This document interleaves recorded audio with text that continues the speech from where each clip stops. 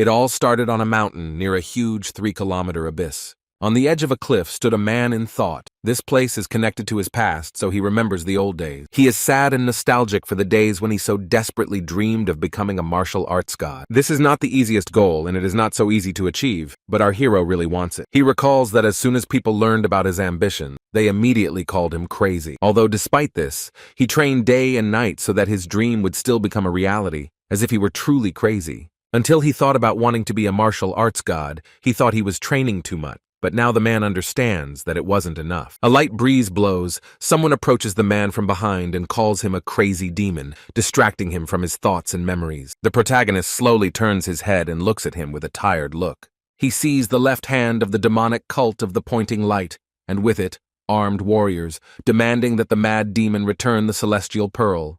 But the man is not going to do this and asks if they listened carefully to everything he said. The left hand of the pointing light asks what the story he told them could change, because his end has come. The crazy demon has been running away from them all this time, but there is nowhere to run now. A man with a serious expression holds a red pearl in his hands and seems to have something planned. He holds the precious pearl with only 3 fingers and is about to throw it into the abyss. Then the left hand changes his mind about pressing him and is ready to listen to the story further. The crazy demon in the red square proudly and casually stands on the edge of the slope without a drop of fear. He explains that he knows all their mind game, strategies, traps, and lies well, so it's simply impossible for him to fall for the bait. And he adds without undue modesty that he is very knowledgeable about drinking and has excellent control over his body. Although the cult member was not impressed by these words in the slightest and assured his interlocutor that he was deceiving himself. This is especially true of the baits because the only reason he didn't fall for them was because all the beautiful women were simply incapable of acting like they liked this jerk. Therefore,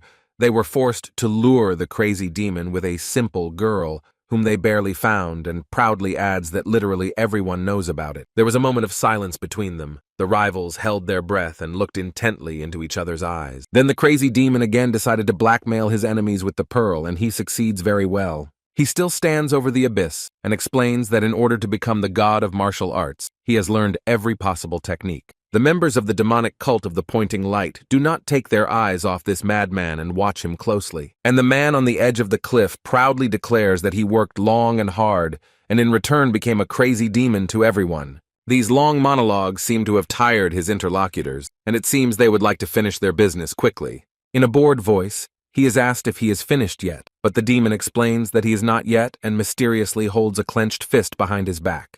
And he goes on to say that after he had gone through this whole thorny path, everything became meaningless to him. He spent his time traveling the world in the hope of bringing a little justice. But these words surprise the cult member, because it is this crazy demon who is the most wanted enemy of the Murim Alliance, even higher on the wanted lists than the left hand. And with no small amount of contempt, he adds that it seems that this sect was the first to call him a crazy demon. At this moment, the man on the cliff picks up the pearl and asks if they really want this valuable artifact to fly down.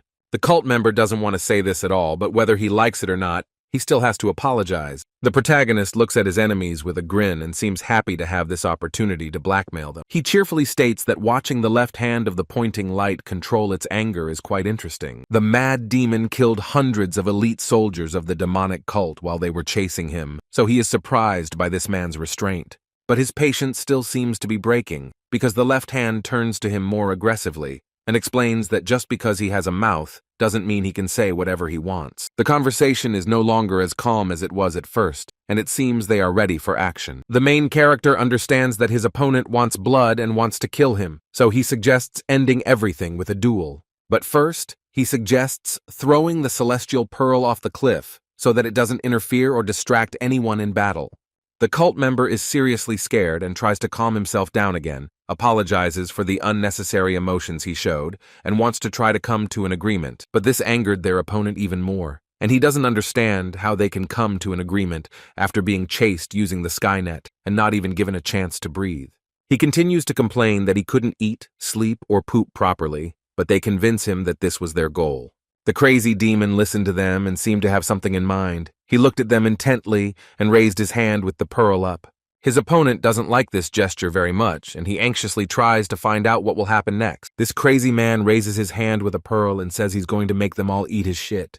But quickly and unexpectedly for everyone, he stuffs an extremely valuable heavenly pearl into his mouth. He still hasn't taken a single step on this rock, and it seems like he's at a dead end with nowhere to run.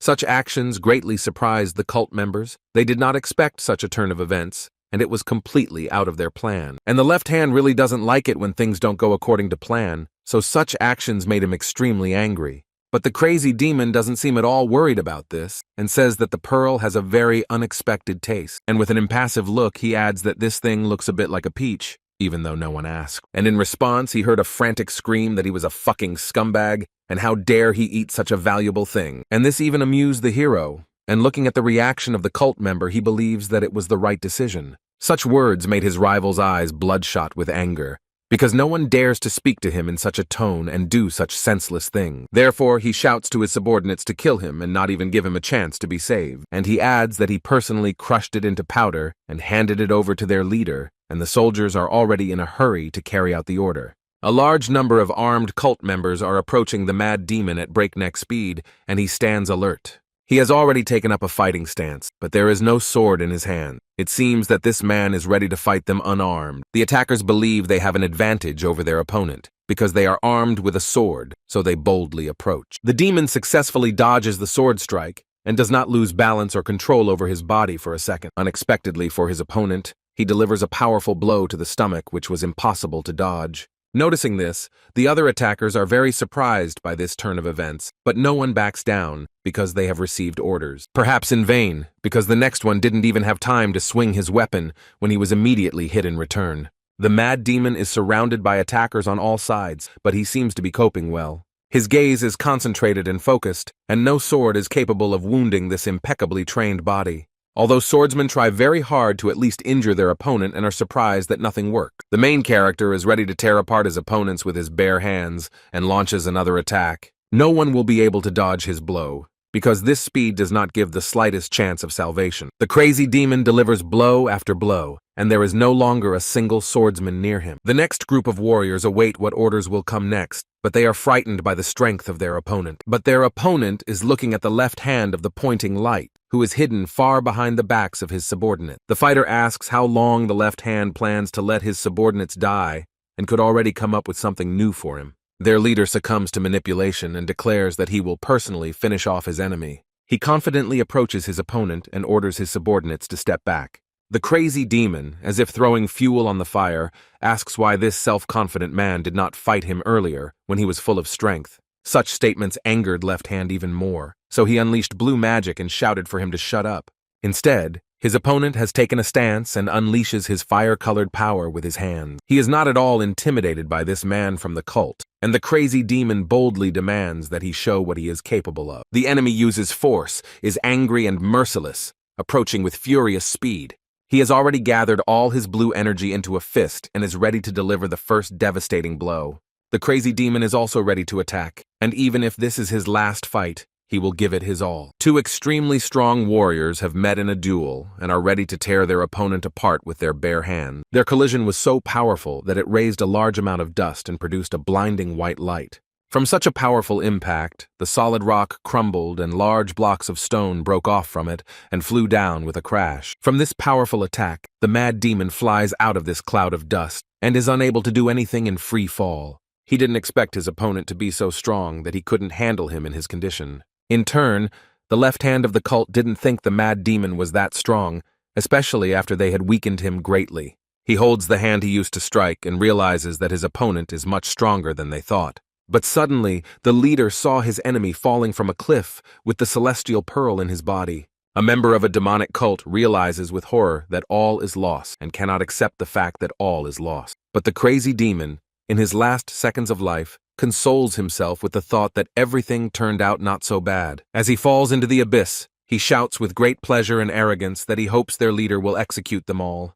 The leader cannot hide his surprise and disappointment. He is speechless. This turn of events has driven him into a stupor. This man sits on the edge of a cliff, staring into the abyss, trying to figure out what to do now, how to get the precious artifact back. He couldn't think of anything better than to order his warriors to descend into the abyss and find the body of the mad demon, his frantic voice echoing throughout the mountain. In free fall, the main character thinks about why he shouldn't have given up so easily, and that he should have fought before leaving this world. But he remembers that before that, he destroyed many elite soldiers, and on top of that, he ate a sacred object of a demonic cult, so he concludes that his life was quite exciting. He suddenly wondered if, when everyone found out about his death, the martial artists would be paid a year's reward for him. But he is even more interested in why he still didn't have a passionate lover. Is he really not that good and not worthy of anything good? But suddenly, in the next moment, he found himself in a snow-white space filled with warm light and standing on his own 2 feet. He doesn't understand what's happening, looks around and asks himself what kind of strange place this is. The crazy demon looks from side to side and does not understand where he is, because he has never heard of such a place. An elderly man dressed all in white appears behind him and says that only a madman would eat something with a soul inside without thinking twice. This appearance greatly surprised the boy, but upon closer inspection, he realized that this man was not standing with his feet on the ground, but rather was waving in the air. He looks at her with a surprised look, barely able to utter a few words. The boy quietly tells the mysterious man that he is incredibly strong, but the old man ignores his words and explains that the celestial pearl he ate contains countless souls of the greatest martial arts master. He explains to this fool the consequences of his actions. From now on, souls who cannot ascend will unite with his personal soul. From now on, if a mad demon falls asleep, the souls can immediately wake him up, and if he eats, the souls will share the meal with him. But that's not all. These souls will also cling to anything he touches. The guy is sincerely trying to understand what will happen to him now and how he should deal with it. The old man understood this and tries to explain that from now on his chi will be mischievous all the time. He looks at his interlocutor with a serious expression and seems to be beginning to realize all the consequences and the full effect of the celestial pearl. He enthusiastically reports that he likes this result, because it turns out that now he has become much stronger than he was before. This older man doesn't share this enthusiasm and thinks the guy is completely stupid for thinking that rebooting chi is a good idea. He stares at this weirdo for a moment longer, trying to understand something. He has one question for the guy. With anger and aggression in his voice, he asks him why this idiot swallowed the heavenly pearl. This transformation scared the boy very much, and it even seemed to him that this old man could destroy him with just his breath. The man in white seems to be enveloped in his own power and energy, which clearly surpasses the capabilities of the mad demon. He is very scared and understands that if he doesn't give the answer this man wants now, he will be immediately ground to powder.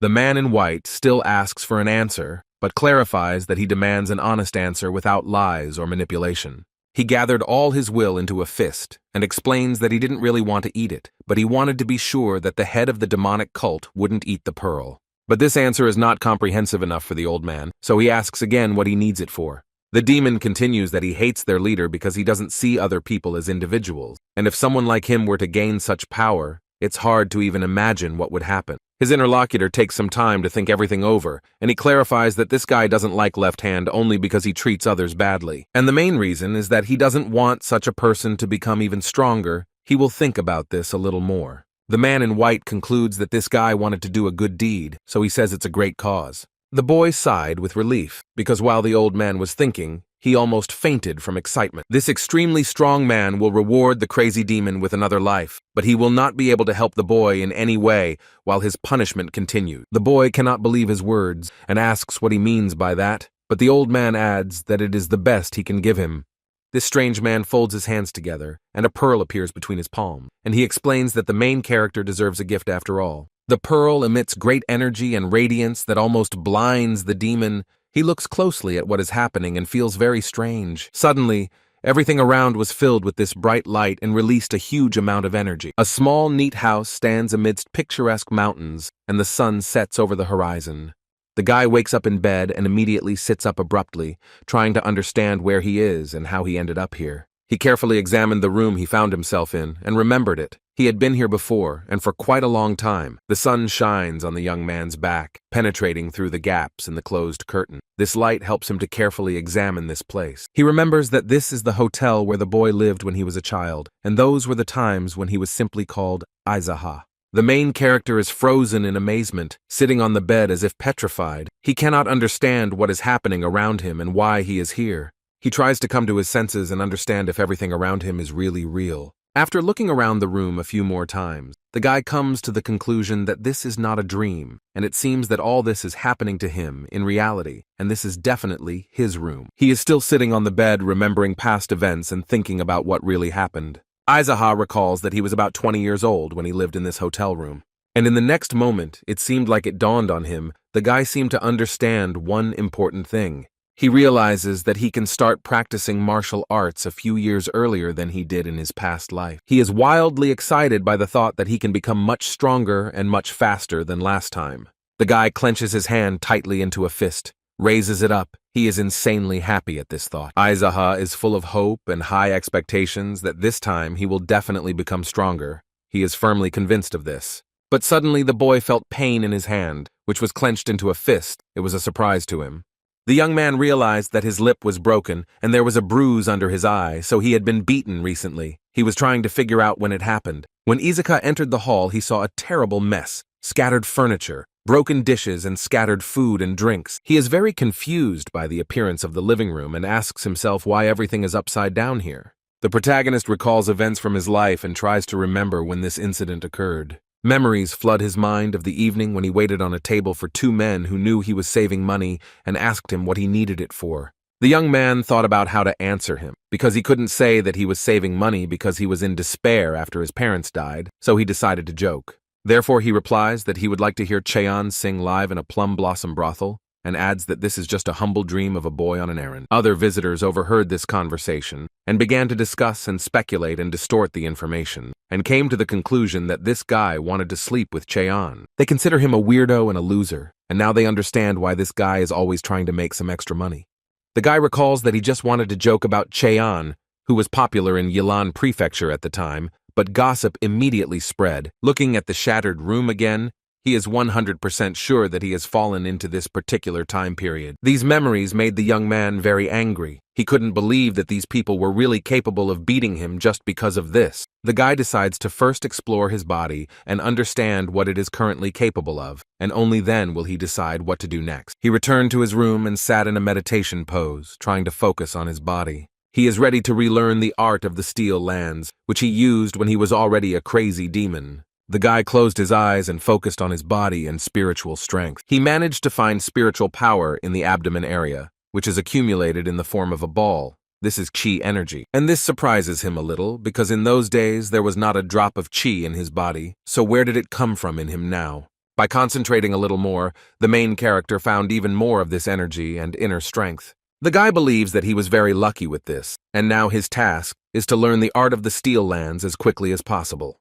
This kind of work takes a lot of time, so he focused on it and nothing distracted him. A lot of time passed, the sun had already set behind the high mountains, and a warm summer evening had arrived. After completing the meditation, the boy looks at his hands in surprise and cannot believe what just happened. Even though his mind was well versed in this art, he was able to reach the first stage of the art of the steel lands extremely quickly. He remembers the old man's words, who said that this was the best he could give him, and that he still deserved some gift. Now the young man finally understood what this strange man in white was talking about. He feels a strange energy in his body, and for a long time could not understand what it was. But now the boy thought that it might be related to the celestial pearl that he swallowed. But after this meditation, the main character realized that most of the energy in his body was stagnant, and this was such a shame for him. But then the guy relaxed a little, thought about something, and smiled slightly with his eyes. He understands that there is no rush, and on top of that, he already has a strong base to start with, so he can become much stronger in a much shorter period of time. These promising dreams and plans of the young man were interrupted by the hunger in his stomach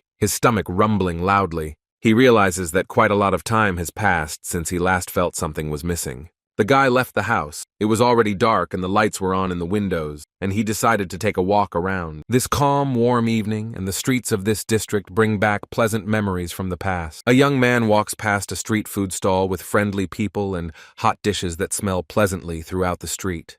With a smile on his face, he walks through the streets and slowly begins to remember how things used to be. The boy was noticed by a man picking his teeth. Apparently he had just eaten. He was looking very intently at Isaac. While the young man is walking peacefully and not bothering anyone, he just wants to enjoy this pleasant moment. And two men are sitting at the table and discussing the guy. They remember that this is the same kid who was badly beaten in the hotel. They heard that this guy was beaten up a few days ago. He must be very strong. because now he can walk around so freely. And the young man understands that this is how he used to be.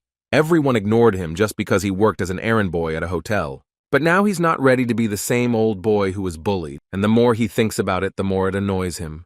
The young man slowly turns around and sees a very beautiful building in front of him that reminds him of something. The guy raises his head up and realizes that this is exactly this building. This is the Plum Blossom Brothel. The poor guy remembers how they beat him up and called him a scoundrel because they couldn't let such a fool have the best girl in the brothel. He was brutally mocked, kicked, and threatened, and the boy tried to protect at least his head.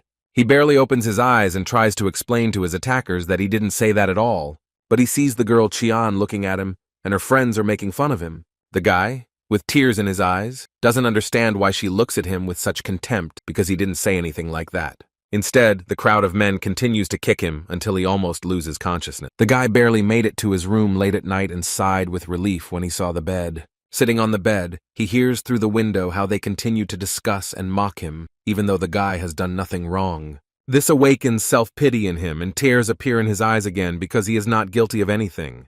The guy now has a simpler attitude towards this situation, and perceives it as an experience that he had to go through and become stronger because of it. He understands that he has returned at the perfect time. This is a chance and a great start to change everything and put everyone in their place. The young man looked at the house again, and desperately and fearlessly declared that he would put everything in its place. A man with a toothpick approaches him and asks what this loser wants here. He lets it slip that he's here to set fire to the Plum Blossom Brothel.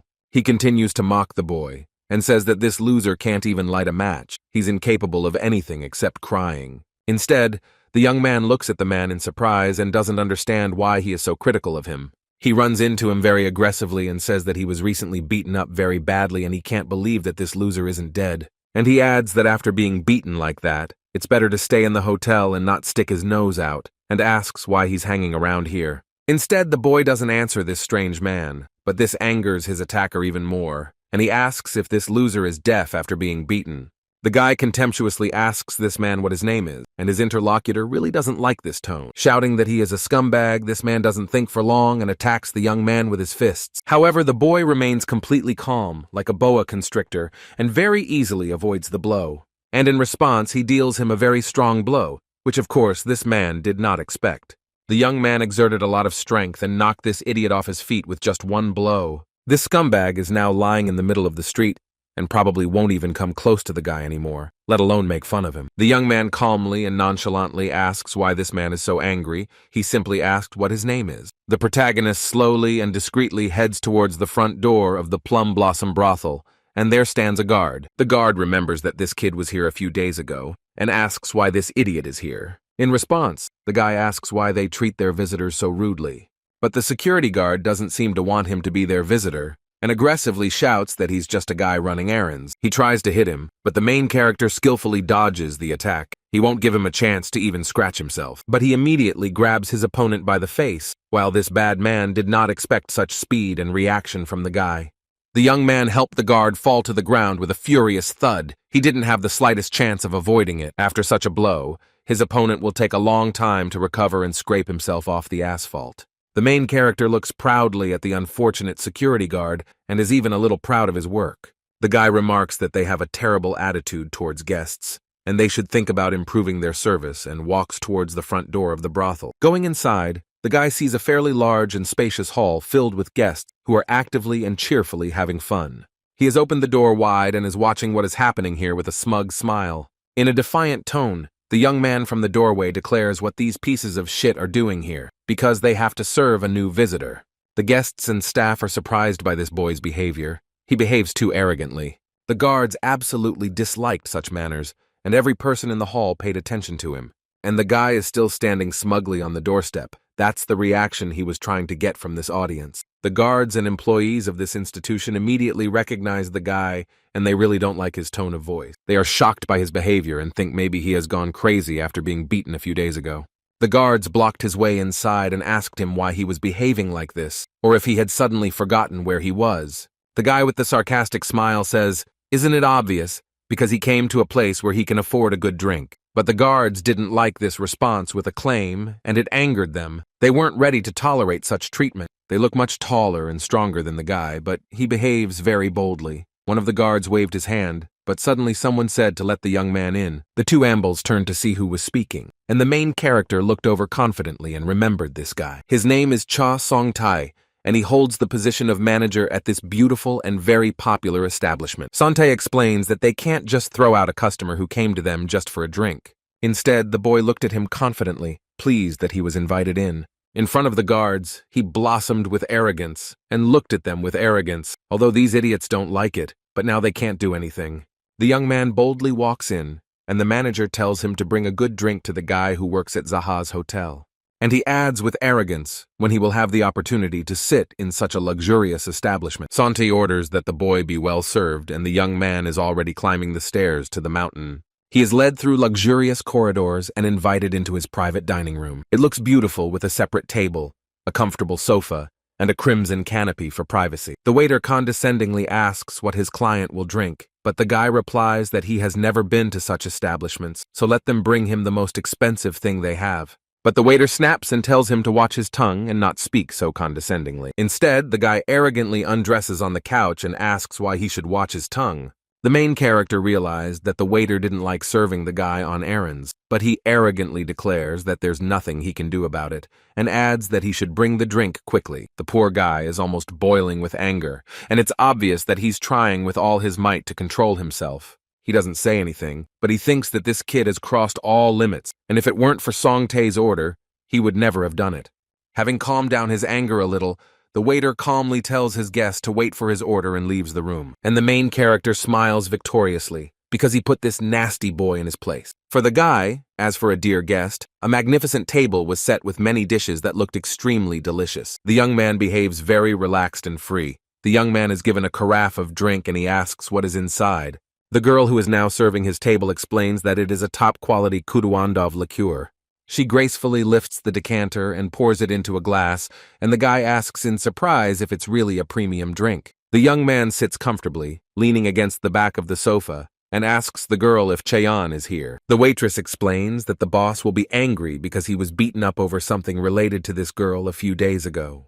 The guy asks if everyone in this place already knows that he was beaten, and adds that she shouldn't worry. Let him bring Chayon to him. The girl looked at her guest in surprise, probably waiting for him to change his mind. Realizing that the young man had not changed his mind and she would have to do it, she sighed heavily. Then she put a sweet smile on her face and said she would ask if she could invite Chayon.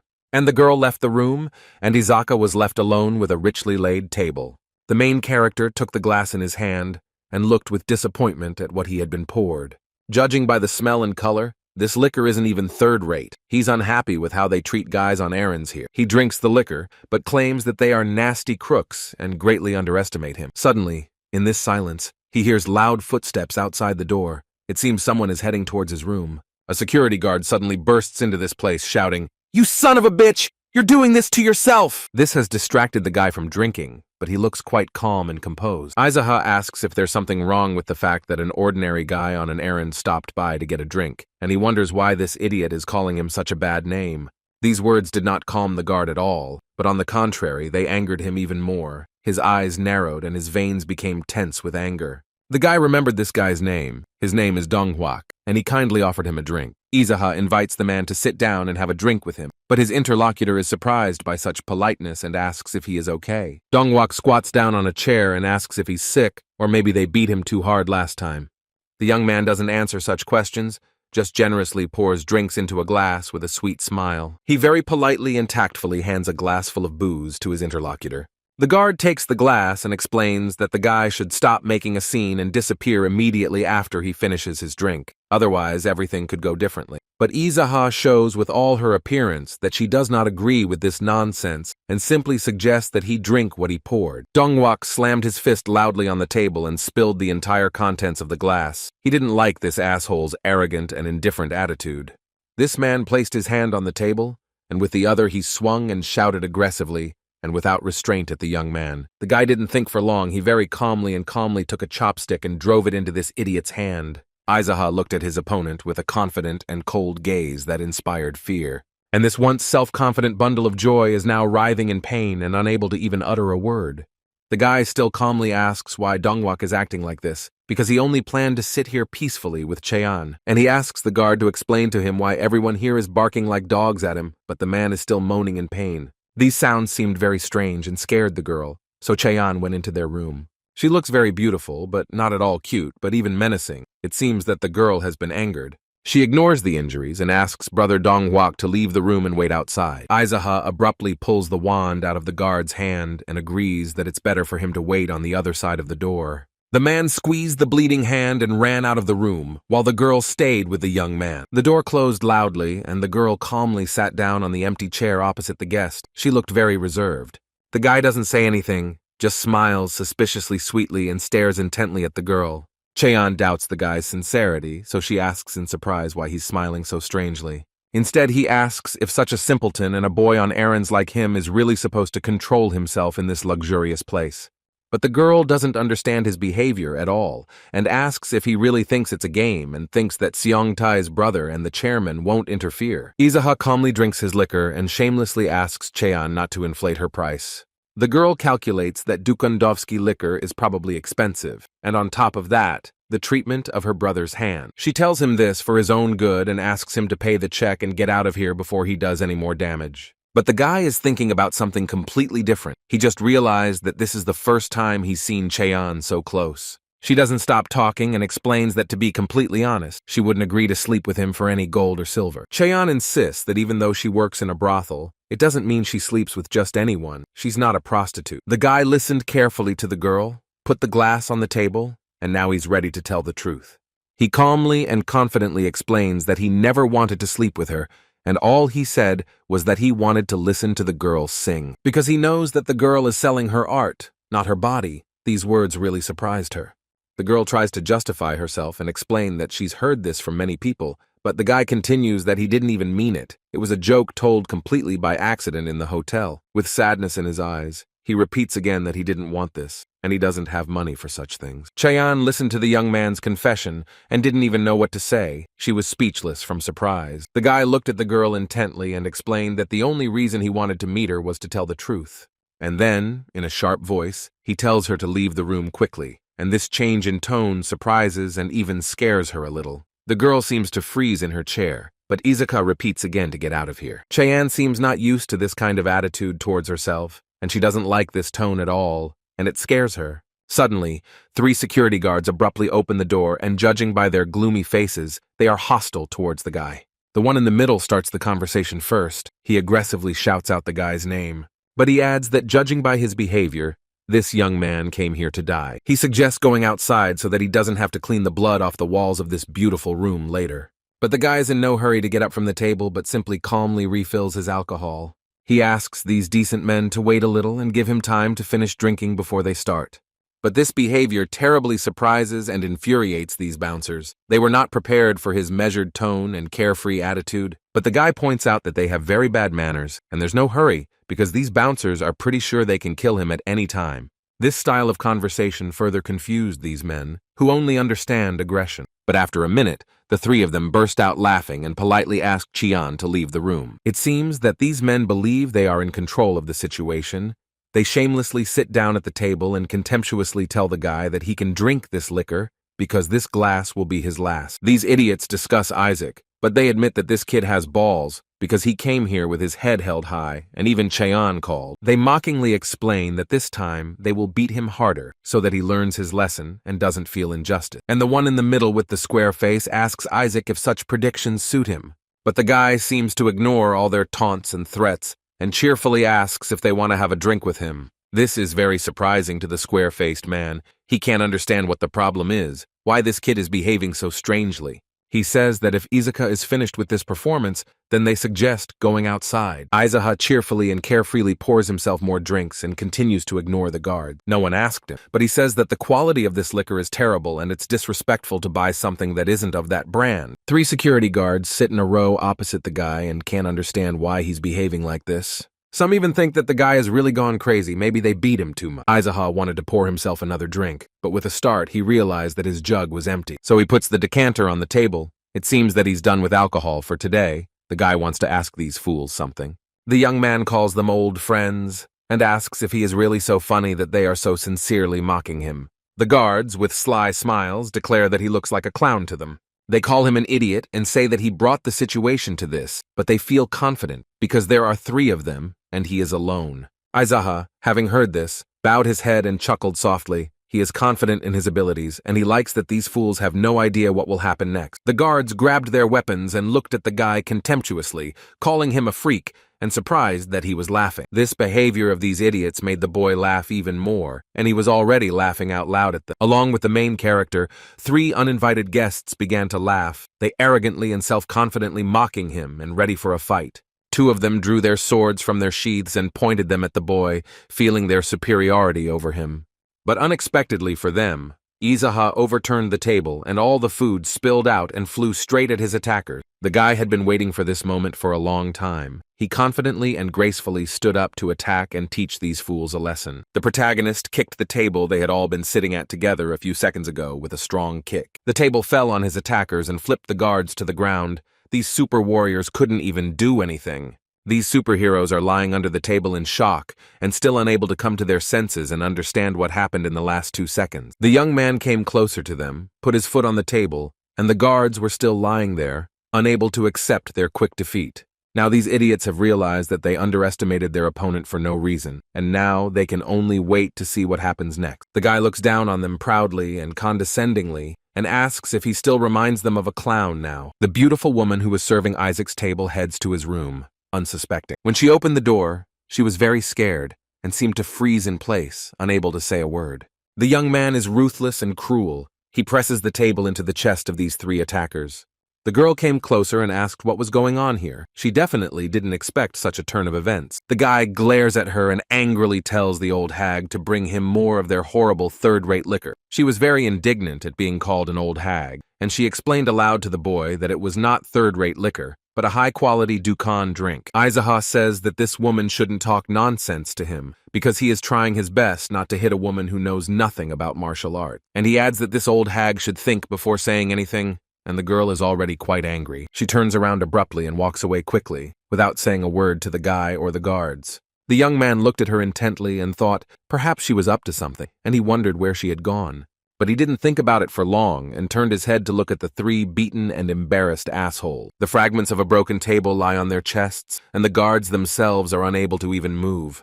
The guy likes to look at them and asks why no one is laughing now, because they were the ones who said he looked like a clown. With a cheerful smile and an unwavering gaze, he asks when these idiots will start laughing. And a whole squad of guards from the Plum Blossom brothel is already heading down the corridor to Isaac's room. The manager of the establishment, Cha Song-tai, enters first, looking menacing and angry at his guest. His lips are pursed, and his gaze radiates anger and ruthlessness. Son-tai is ready to resolve this situation once and for all. But Isaac is not at all frightened by this look. He cheerfully and carefreely asks why they walked for so long. The manager and security guards are still standing in the doorway and have a great opportunity to inspect the room and assess the damage. Son-tai looked coldly at the broken table, scattered food, and broken dishes. Then he glanced at his 3 beaten guards, who were lying almost unconscious on the ground, barely breathing. Then the manager asks the guy if he's completely out of his mind to behave like this and do something like this in his establishment. With an evil look and a low voice, he threatens the boy that at this rate, Aizaha will not get out of here alive. Instead, the young man somehow even asked, somewhat indifferently, if he was going to die because of all this. Santi coldly and very succinctly replies that yes, he thinks it will instill a lot of fear in the guy. But the young man stands boldly in front of his interlocutor and does not try to justify himself or escape. This man and his bodyguard do not scare him at all. Isaac even has a blissful smile on his face. It seems he would be happy to fight with the manager. Instead, Son-tai is surprised to see such a smile, and this carefree expression on the boy's face really annoys him. He doesn't think for a long time or give any warning, but immediately swings his right hand, hoping to hit the target straight away. However, Izaka is not an easy guy. He easily avoids the blow, crouches, and with his other hand grabs the decanter containing alcohol. The young man looked at Song-tae with a sly smile and quickly got up with the jug. The manager noticed this at the last second and seemed to understand what the guy was up to, but he didn't have time to prevent the blow. The jug went straight for his head, hitting his forehead and shattering into many small pieces. The guards behind him did not expect such a turn of events at all. They cover themselves with their hands from the shrapnel and are full of surprise. Beneath Songtae's feet lie numerous sharp pieces from the vessel in a pool of their boss's blood. They are in a state of shock and ask with surprise if everything is okay with him, while the manager can barely stand and is bleeding. Instead, Aizaha stands proudly and looks at them with a cold gaze. He feels his superiority over these idiots. The guy boldly asks if anyone else wants to fight him, but none of the guards show any interest, as they are afraid since he has just defeated the strongest of them. The young man stands calmly and burns them with his sharp gaze. He is now ready for anything and shows it to them with his whole appearance. None of these brave fools wants to fight someone much stronger than themselves, because they can only mock the weaker ones, so they all swallowed their anger and pride and stood silently. The manager is simply burning with rage. He is ready to tear this scumbag apart like a dog, and declares that Aizaha probably really wants to die right now. He draws his sword and is ready to draw it to end this problem that has already seriously hurt his pride. Only the main character calmly warns Sontai to think twice before taking the actions he intends to take. With a cold gaze and an ominous voice, the guy threatens that if his rival completely exposes less, he will definitely die. After thinking carefully and assessing the situation, the manager realizes that the guy is not joking at all, but at the same time, he wonders what has happened to Isaac in the last few days. The young man very politely asks Songtae if the most socially adjusted person in the prefecture could cover up everything that just happened here. He points to the 3 security guards and asks the manager if he really thinks they're just lying here in food and debris because they're out of luck. The protagonist continues and asks if maybe he thinks his eye looks like that just because the guy is lucky. But the manager can't answer any question because he understands that the guy only succeeded because he's strong enough. Izaha says that if Sontae doesn't want to die here and now, then he should think carefully about his actions, and he sternly adds that if his opponent doesn't want to, then let him draw his sword and die right away. This man looked intently at the young man and seemed to be assessing how honest he was and whether he was even capable of it. But after thinking carefully, he realized that these were not empty threats, because Sontai didn't even notice his movements in battle, so his opponent was very skilled and not worth fighting.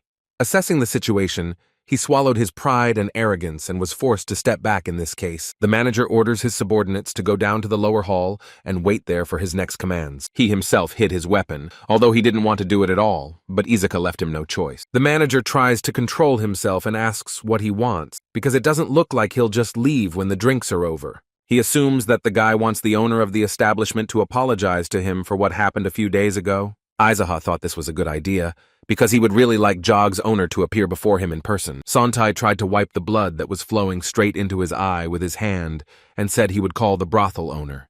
The guy saw this gesture, looked intently at the interlocutor, and curiously asked how his eye was. The manager explains that fortunately he can see well with it, but Aizaha pretentiously claims that he thought he was going to die when they kicked him. Sontai didn't respond to this, only remaining eloquently silent and frowning when he heard such a remark. And then he turned to the girl who was standing in the corridor and asked her to prepare a table for them in the next room. He looked again at the guards, who were still lying under their feet, and said that if the guy wasn't planning to kill her, they would take them away to cure them.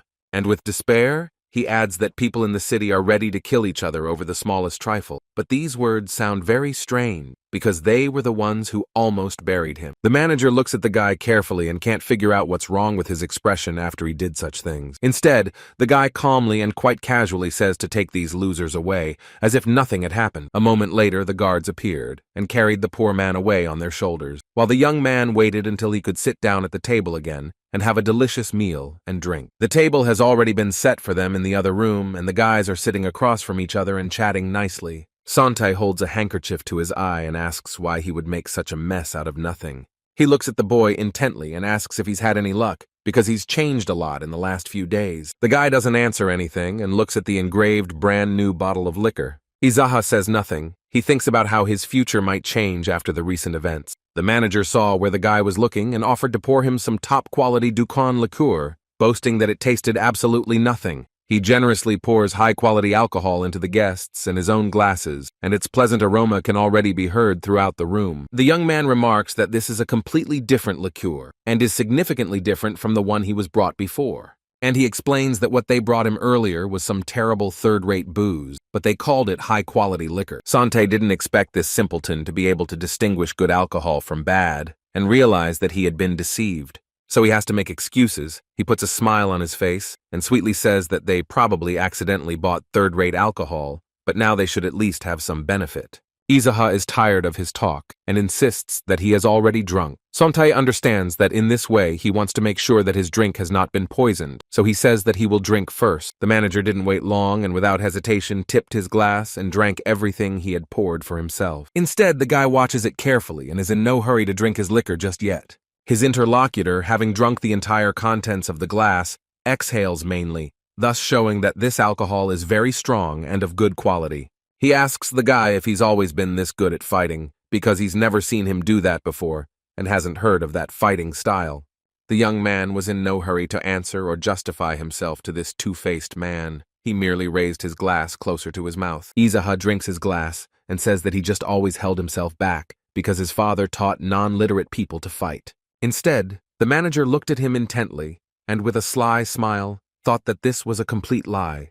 With the same smile, he apologizes for what his subordinates did to him a few days ago, so you can understand why he is behaving this way today. The guy doesn't seem to like his apology very much and angrily thanks this bastard ironically for his understanding. And he adds that he's starting to get a little annoyed by this jerk's excessive apology. Instead, the manager looks at him with contempt and smiles very condescendingly. Izuha reaches out to him and says maybe he should break a few bones so the manager will change his attitude towards the guy. At that moment, Sontai stood up from the table and fell to his knees in front of the boy, bowing his head to the ground and apologizing for his behavior. He adds that this is the first time in his life he is kneeling in front of someone and he is truly sorry. At this moment, Chayon enters the room and looks at her brother Songtae in great surprise. In contrast, the man is not very happy to see her and even seems a little embarrassed that she saw it. She doesn't understand why her brother is so scared that he fell to his knees in front of a guy running errands and has such a wound on his face. She assumes with surprise and shock that her brother Songtae also lost in this simpleton.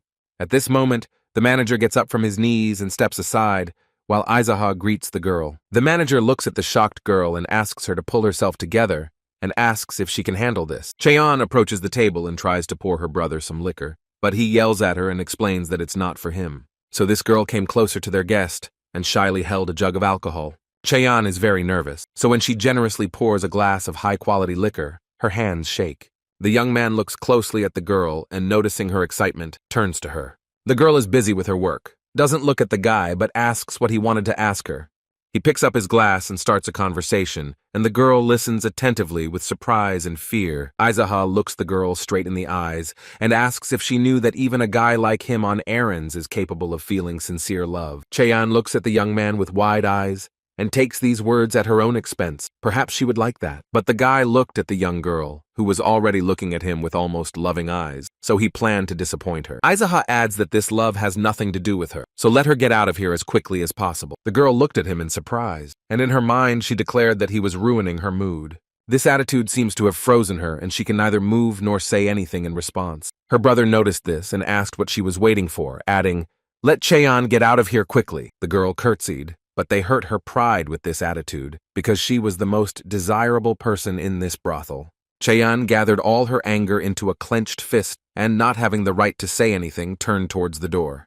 Sontai watches his sister leave the room. He sees tears in her eyes. The manager explains to his guest that his sister cried as soon as she heard these words addressed to her, but Izuha acts as if he doesn't care about other people's feelings and starts the conversation with a stony face. With a stern expression on his face, he declares that he is tired of this disrespectful tone, and it is already becoming uncomfortable for him to look at his face. His interlocutor bowed his head and said he understood everything, but a sly smile froze on his face. Of course, the young man noticed this and was already fed up with this disrespect and mockery. And the brothel manager seems to be deliberately testing the patience of the guest who has given him and his subordinates a good beating. Izuha declares that this man knows how to use a sharp tongue, and at this point, Sontai bows and thanks him. The two of them are still sitting at the table, and the guy asks when the owner of this establishment will finally come.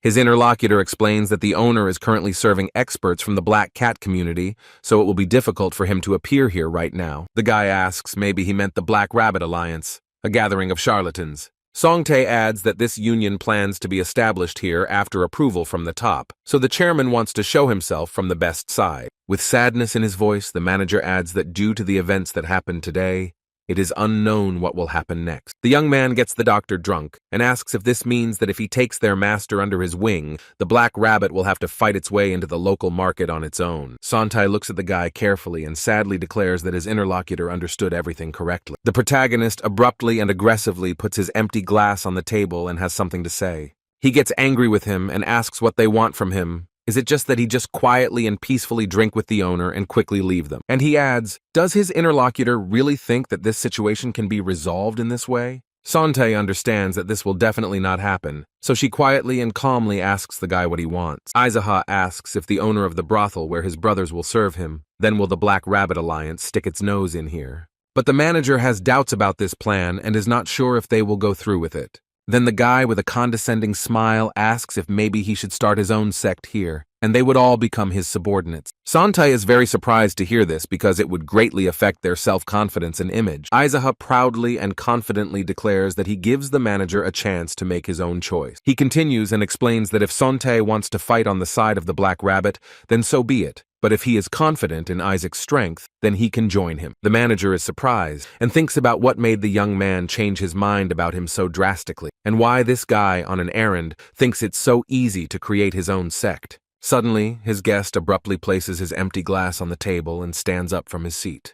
Sontai asks with a smile why the guy doesn't want to wait a little longer. Is he really in a hurry somewhere? But the young man asks why he should wait any longer, and adds that the manager really thinks he's running away somewhere. The manager looks at him from under his brow and says in a voice filled with disdain that's exactly what he thought. But the young man is not swayed by such provocation and asks if Sontai is asking for rudeness. The man didn't answer, just watched his guest go with a look full of distrust and arrogance.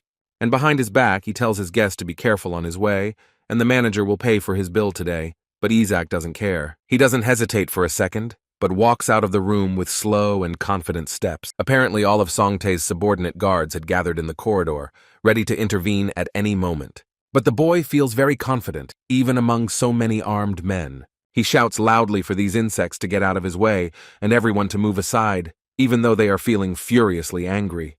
And the boy proudly and haughtily walks past them, Izaka not hiding his pleasure at being able to afford to behave like this. The young man goes down the red stairs and hears that it is somehow too noisy below. He hears someone screams. Aizaha hears one of the guards shout where the boy is, and this catches his attention. In a furious rage like a bull, the man with the square pike is furious at how this snotty man dared to raise his hand against him. The guy approaches this jerk and asks if he's recovered from their last meeting. Seeing Isaac, this bastard swung at him in a fit of rage and was apparently ready to beat him half to death. But his fist didn't even have time to touch the boy, because he received a slap so hard that it knocked out his tooth. This brave man didn't even have time to understand how it happened before he fell face down on the floor. This blow was strong enough to send such a package flying halfway across the room and crashing headfirst into the table. After everything that happened, no one dares to even say a word and everyone stays away. Aizaha speaks loudly enough for everyone to hear him. He asks that someone explain to this fool what's what, because otherwise he'll do it himself. But he muttered to himself that he shouldn't expect anything more from these uncouth idiots. No one dares to object or make excuses, and the guest leaves the establishment proudly and with a smile. Without turning to them, he waves his hand and adds that the boy had a great time running errands today. Instead, every employee of this establishment is burning with rage. They don't seem to share his thoughts because they weren't having fun. But all they can do is mutter behind his back and hope the guy doesn't turn around and see it. Izaha is satisfied with how he spent the evening and is now walking through the quiet and deserted streets. There is no one on the streets, only lights shining in every window. And the boy suddenly noticed something interesting for himself. He saw a sign on the door with a dragon silhouette and stopped in front of it. The guy stood for a moment, looked closely, and remembered this place from his past life. He thinks about the fact that he will need a weapon if he starts a battle with the Black Cat Alliance. Izaha goes inside and sees exactly what you would expect when you head to the armory to see the blacksmith. The vice chief of the Dragonhead Forge, Guak Yunga, looks at the boy who has visited them with surprise. He recognized him and asks if the guy running errands from Zaha's hotel came to pay back the debts. But the young man says he wants to buy something and we suggest that Young buy a sickle or a kitchen knife. Then the guy has to explain that he is thinking about starting a fight with the Cho family, so he is looking for a weapon for himself. But the vice chief of the forge is very skeptical about this. He knows that he was badly beaten a few days ago, so he suggests that he calm down a bit and not let his hot head push him to his death. However, the young man did not come here to listen to his notations, but immediately declares that he needs something like a one-handed or razor-sharp dagger. Gwak Yunga is still very skeptical of the guy's request and asks if he will use everything at once. Izaha explains that this is just his preference for weapons, and he asks for respect for it. The vice chief of the forge returns to his subordinates and asks them to bring the black dragon sword, the white dragon whip, and the cloud dragon dagger. Yunga turns to his guest and says, among other things, that he really liked the chicken noodles that his grandparents used to make, and the vice chairman doesn't understand why this guy is such a bad cook. The guy explains that now is not the time to talk about chicken noodles. Then the guy ironically asks if they can discuss the union of Murim with a simple guy running errands. Izuka only looks intently at his interlocutor from under his forehead and does not respond to such claims. It was at this moment that the blacksmith boys approached them, fulfilling their boss's request. They line up with boxes containing elite weapons, and Gwak Yunga explains that the boy can take as much time as he wants to get a good look at everything. The young man hasn't even touched what was brought to him. He immediately confidently declares that he will buy everything and adds that he will hurry. The vice president of the forge is surprised by his buyer's decision, but doesn't think for long and names the sum of 90 nyangs. Izaha is a little shocked by this number. It seems like it's too much for him. He was expecting less. Yunga explains that he already gave him a big discount because the guy is local. The young man offers him a deal. He offers 50 nyangs and will take the failure temporarily, and as soon as he is done with everything, he will return everything. But the vice chairman is simply furious at such a proposal and declares that it is literally theft. Someone approaches the men and asks in a threatening voice why there is such a noise. Izaha stands as he has been, and Gwak Yunga is surprised to see someone approaching, his eyes showing respect and humility towards this person. This is the headmaster of the Dragonhead Forge, Kum Chulong. His physique is impressive, because he looks like a rock with that mountain of muscles. All the workers at the forge, including the vice chairman, bowed their heads to Kum Chulong as a sign of respect, but not Izaha. Yunga immediately began to tell them that this young man was going to wage war against the Cho brothers, and even rented weapons for 50 nyang. The chef looked at the customer and asked if he was the same eldest son of the Zaha family that owns the hotel, and Izaha explained that it was a long time ago. Chulong remembers loving his grandparents' chicken noodles long ago, but what this kid is making is absolutely terrible. Gwak Yunga turns to his boss and explains that he already told him about this, but standing so close to that mountain of muscles, this guy looks like a child. The headmaster asks the guest if he really decided to go to war against this family, and adds that if it's because the Cho brothers are annoying him, then he will ask them to stop what they're doing. And if they refuse, then Kum Chulong will be able to protect the boy, because no matter what he says, he has a small debt to his grandparents. Izaha doesn't understand what debt he's talking about, but Chulong says there's no reason to worry too much about it now, because it's not important anymore. The main character carefully studies his interlocutor and cannot understand if he has always been like this. He doesn't remember speaking to him like that in his own forge in a past life, and suggests that perhaps he has already changed the future with his behavior. The young man bows his head and explains that he appreciates Mr. Kum's concern, but wants to figure everything out on his own. Instead, his interlocutor asks in surprise what this boy is going to do. Izaha proposes to gather all the local blacksmiths and found a clan of steel dragons. Instead, workshop head Kum Chulong asks what the guy means when he suggests starting a clan. The young man explains that if the Cho brothers form an alliance in the prefecture, they will extract a large sum of money from the forge, which is why Izaha wants to establish a federation of clans. This is all so that the Black Rabbit Alliance does not have any power here. Chulong asks what kind of clan federation it is, and the guy explains that the brothels are going to create their own clan. Instead, they, in turn, will unite all blacksmiths into a federation of steel dragons. The guy continues. The recently formed Architects Union plans to submit to the sect of brothers. In response, he plans to unite all the workers into a clan and create an even larger union. After Izaka told all this, no one was ready to respond to it, because such information surprised those present a little.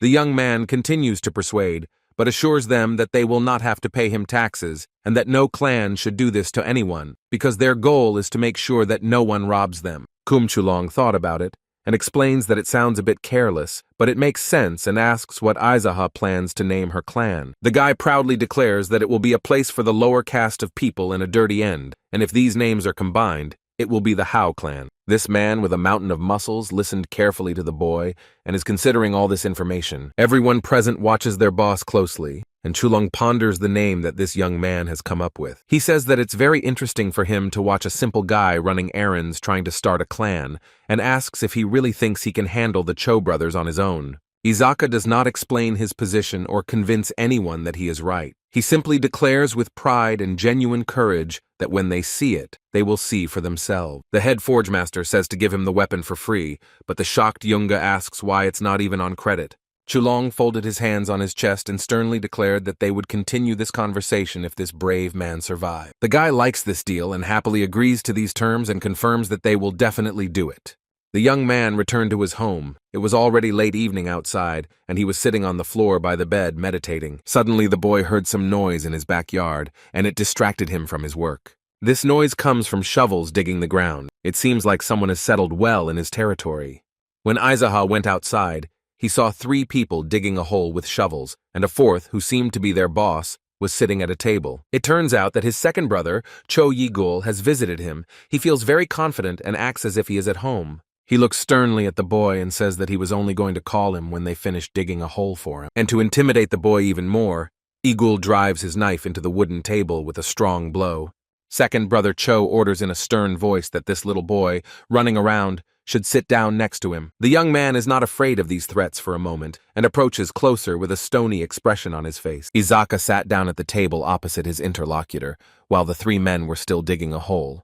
The guest starts speaking first and explains that today is a good day for the Cho brothers, as they have received confirmation from the Black Rabbit Alliance to settle here in Iliang Prefecture. The guy sits proudly in his seat, doesn't respond to anything, and waits for what happens next. Eagle explains that some piece of shit who can't even cook chicken noodles properly made a big mess in his brothel. He looks the guy in the eye and asks him to give him at least 3 reasons why he should stay alive. But the young man was not at all frightened by such threats. He chuckled quietly to himself at this man who considered himself very respectable.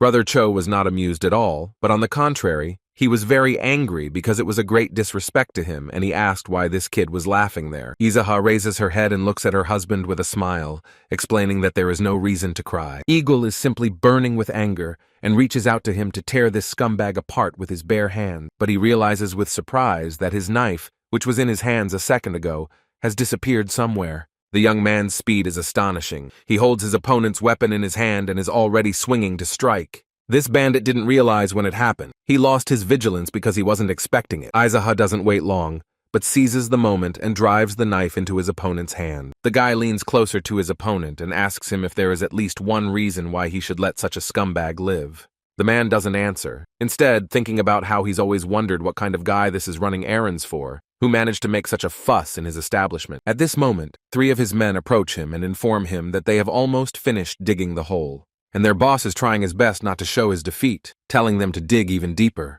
He probably thought the guy was scared, so he smiles slyly and tries to take matters into his own hands. This dumbass reaches out to the guy to grab his neck as hard as he can. Izaha, still armed with a knife, inflicts a wound in the biceps area of the big boss, and this was again unexpected for him. Red blood splashed before Brother Cho's eyes. He couldn't regain consciousness and concentrate. The guy now owns the situation. He has the advantage. Izaha grabs his opponent's hand, but with a sharp movement, without any hesitation, he stabs her through with his knife. Blood immediately spurts in all directions, and only cold cruelty is visible on the young man's face. Yigul screams in pain. This is the second time this has happened. This loser has both his hands injured. The guy is still holding the blade and asks why they need this hole in his yard. The opponent feels excruciating pain and says through gritted teeth that it was just to scare him. But Izaha knows the Cho and Yigul brothers too well to believe such blatant nonsense. The young man pulls out the knife with a sharp movement, and the man groans and almost faints from unbearable pain. Izaha is clearly the winner in this situation and behaves accordingly. He asks why he should leave this piece of shit alive. Yigul, who was so confident in his abilities not long ago, is now trembling with fear and unable to utter a word.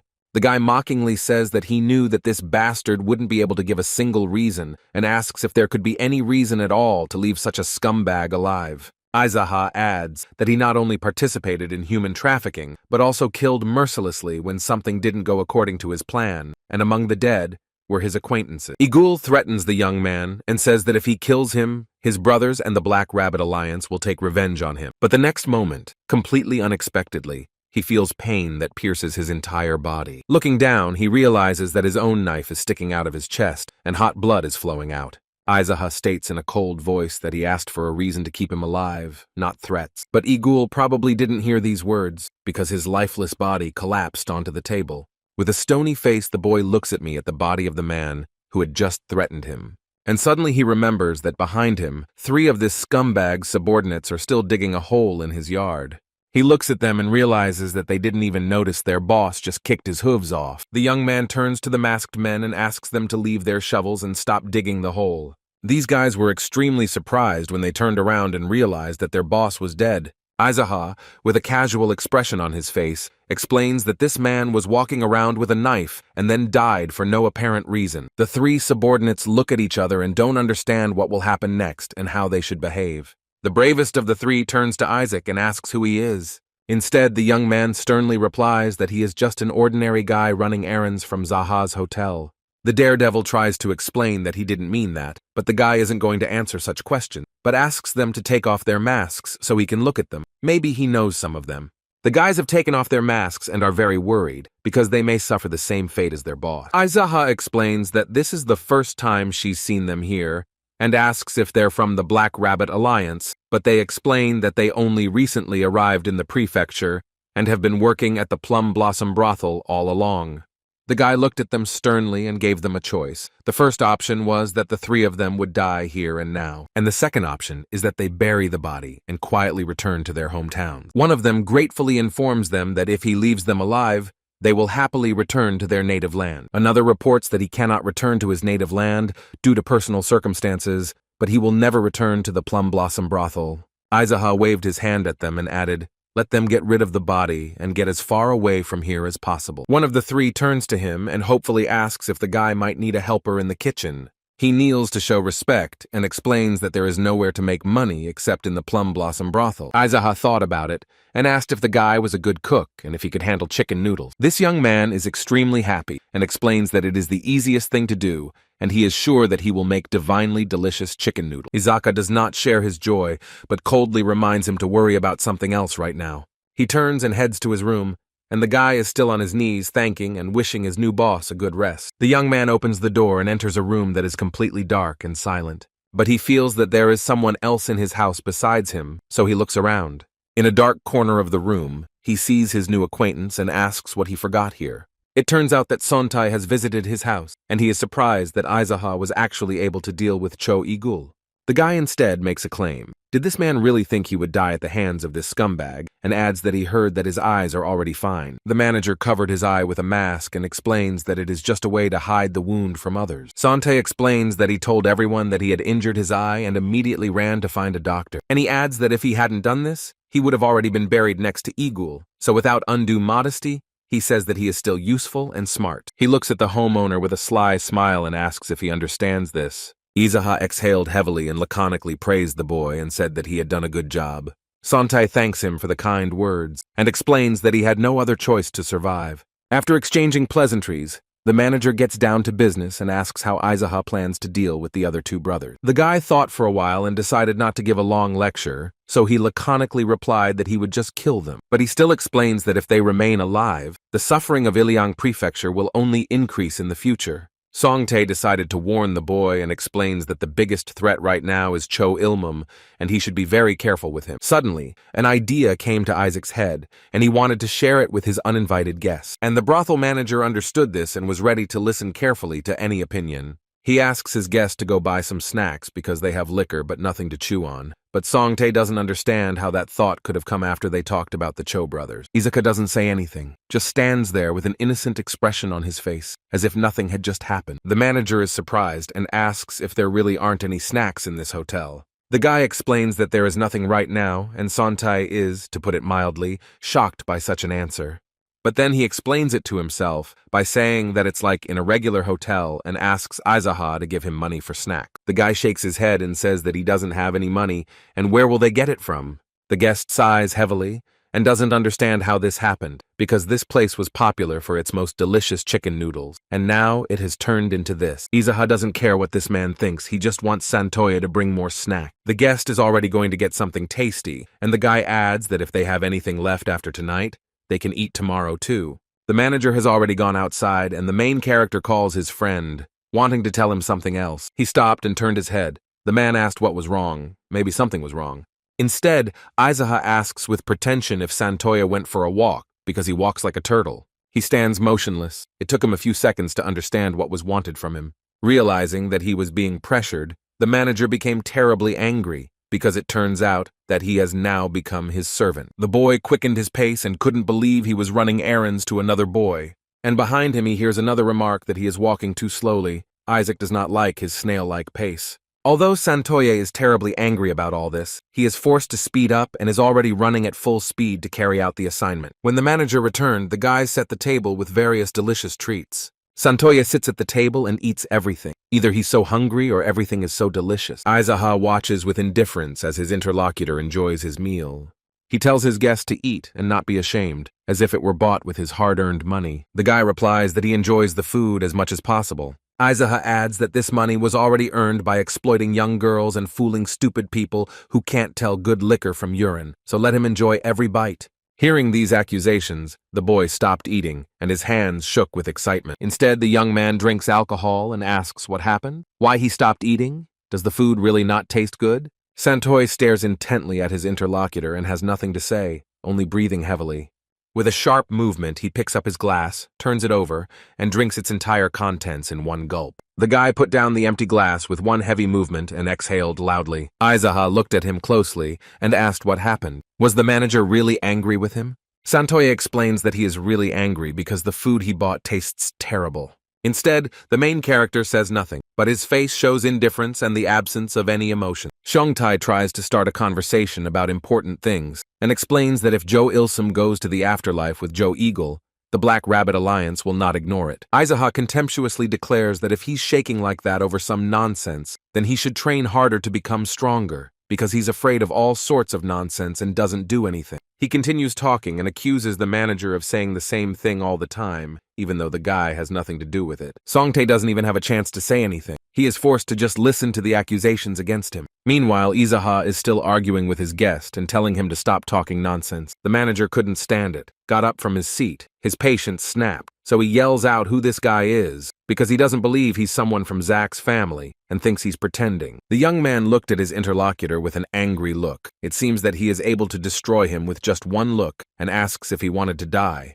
These words quickly quelled the man's ardor, and the protagonist explains that perhaps death will bring him enlightenment. They stayed in silence for a while. Sontai was silent for a while and tried to calm down. Then he tells his interlocutor that he doesn't care who he is and suggests simply killing all the scum from the Black Rabbit's alliance. Instead, Izaka calmly chewed his food and was silent for a moment, not responding to his friend's words. Then he exhales heavily and says that he is ready to forget about this incident. He wants to finish eating and will go deal with Cho Ilsum, since he does not know where Cho Sampyeong is. Sontai is very surprised by this guy's tone, because it sounded like he was going for a normal walk in the park. Izaha explains that since he promised to get even with them, he will, but right now the biggest problem is Cho Sampyeong, as his whereabouts are unknown.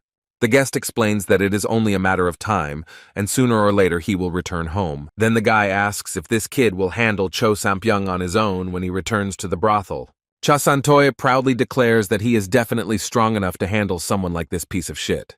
Such proud and bold statements surprise Izak. He opens his mouth in surprise, because he remembers what this guy is like in battle. But here the manager tries to back down and explains that it will be somewhat problematic for him to deal with him because he has a damaged eye.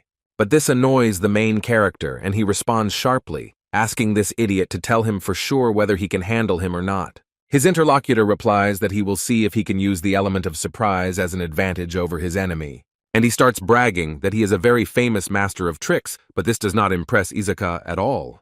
The guy doesn't want to hear his bragging anymore, and asks if he can handle the 3 brothels once they deal with all the Cho brothers. This man has taken on a dignified look with a languid gaze and declares that he is Cha Song-tai.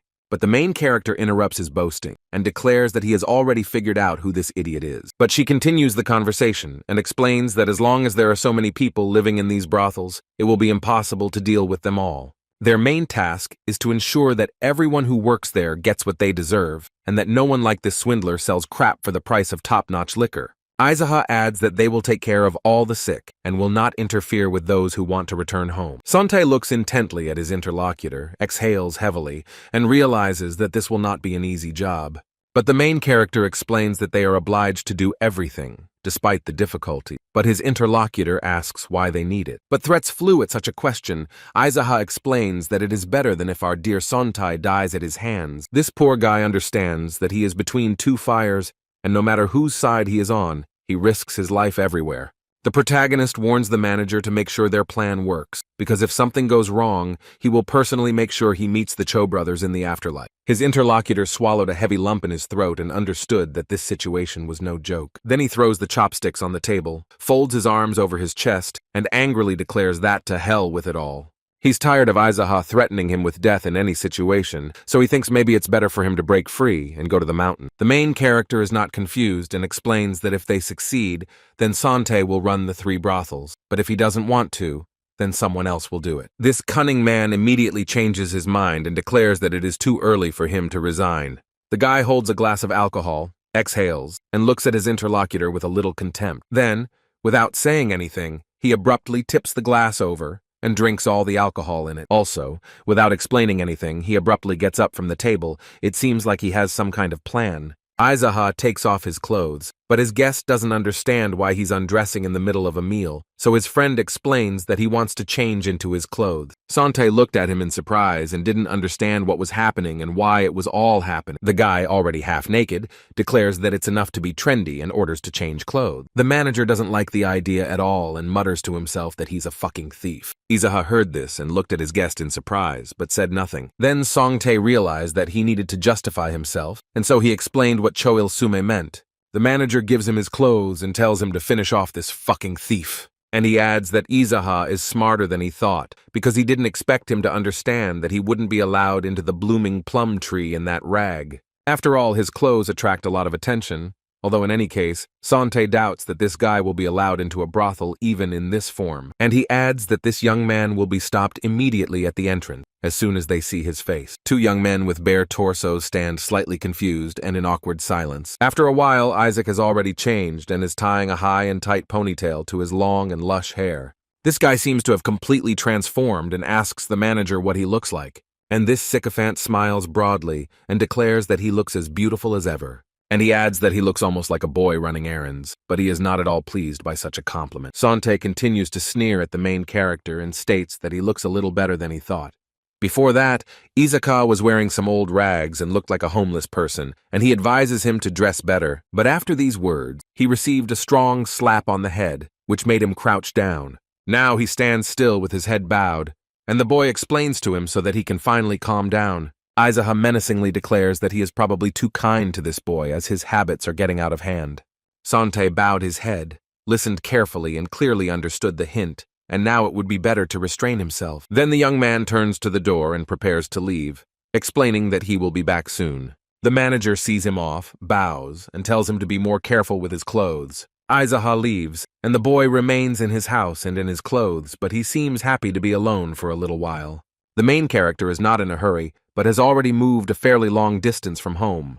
And only when Sontai is sure that he won't be heard does he quietly call him a fucking idiot. At that time, the main character has already reached the Plum Blossom brothel and approaches the guard. Everyone bowed politely and greeted him, but Aizaha, holding a sword behind his back, asked if Cho Ilsum was here. One of the guards asks if their guest really wants to meet the owner. He is surprised, so he asks where he is from. In a confident voice, the boy announces that he is from the Black Rabbit Union and asks to be taken to Cho Ilsum. Another one of them asks if he is really from the Black Rabbit Alliance and asks his name. Instead, Aizaha doesn't answer, but instead gives a strong slap to the guard who asked, and now he demands that this bastard stop wasting his time and stop pulling the cat by the tail, so he orders that he simply be taken to their master. And surprisingly, his tactic works, as he is apologized to and the door is politely opened. The security guard enters the hall first and invites the distinguished guest to follow him. Aizaha seems to float in this expensive outfit. It really suits him, and the rest of the guards politely stand aside and don't seem to recognize him.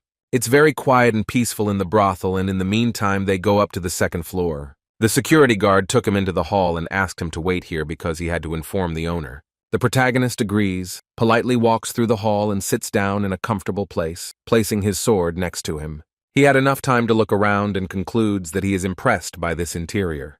He suggests that the plan was to adopt the Black Rabbit Alliance here, so that the Cho brothers could create their alliance in Marima. Suddenly, the door opens abruptly and a dignified and stern man emerges. He frowned, looked intently at the boy, and declared that he was seeing him for the first time. And in his mind, he was already angry with the guest, because this brat dared to come to him at such a late hour. Izaha is still sitting and hasn't even gotten up to greet the owner. Brother Cho is very surprised and angry by this. He doesn't understand why this guy is sitting in his chair. But before he does anything, he needs to know who he's dealing with. So he politely asks how high this guy's status is in the Alliance hierarchy. But the main character asks with a smile who told him that he belongs to the Black Rabbit Union. Ilsuma frowned, and in a stern voice reported that his subordinates had told him this. Instead, Izaha looks at his interlocutor with a sweet smile and asks if he really doesn't recognize him. And at that moment, the owner of the establishment realizes that it's that idiot running errands from the hotel, Zaha.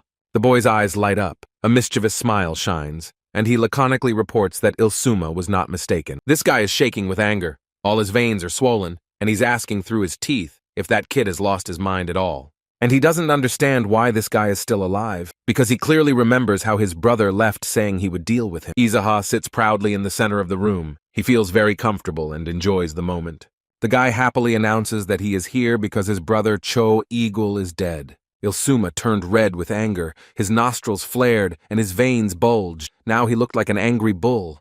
It took him a few seconds to understand what this rascal was talking about.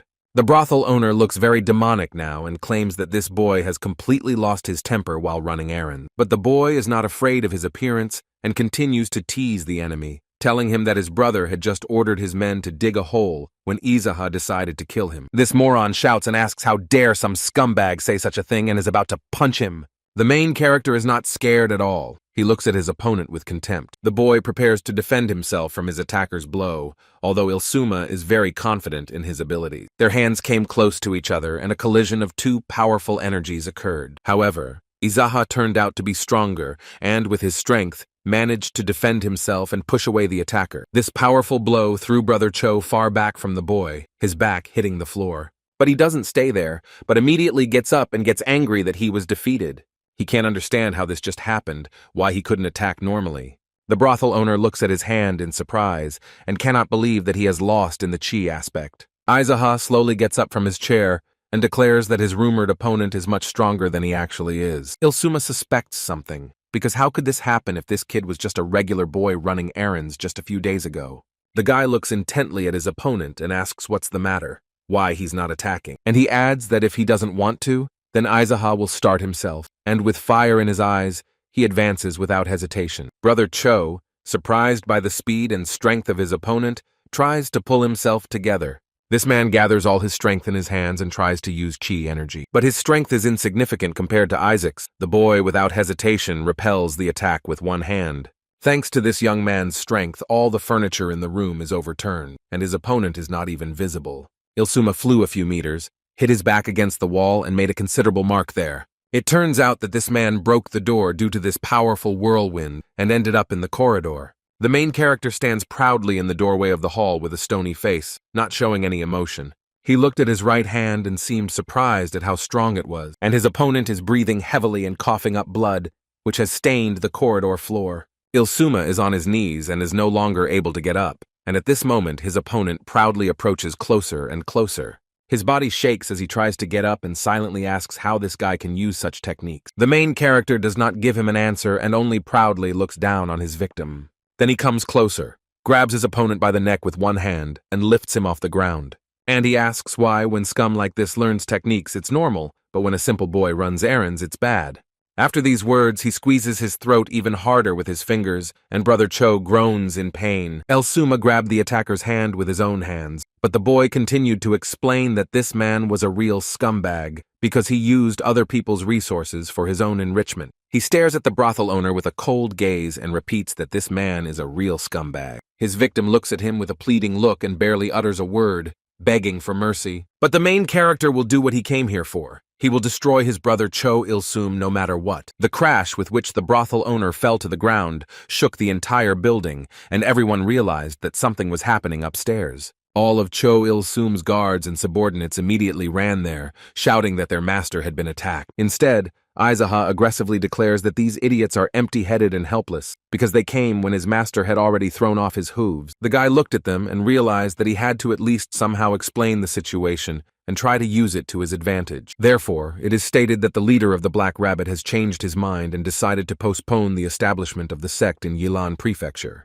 And he continues that they decided to use the Cho family as an example of what would happen to them if they questioned the Black Rabbit's decision. Everyone present listened to this in silence, standing quietly aside, frightened and unable to even move. Aizaha shouts menacingly for everyone to get out of the way if they value their lives. The guards lined up neatly against the wall and made a wide passage for the man who had just destroyed their boss. Suddenly, behind his back, the guy hears that someone recognized him and calls him the guy running errands from the Zaha Hotel.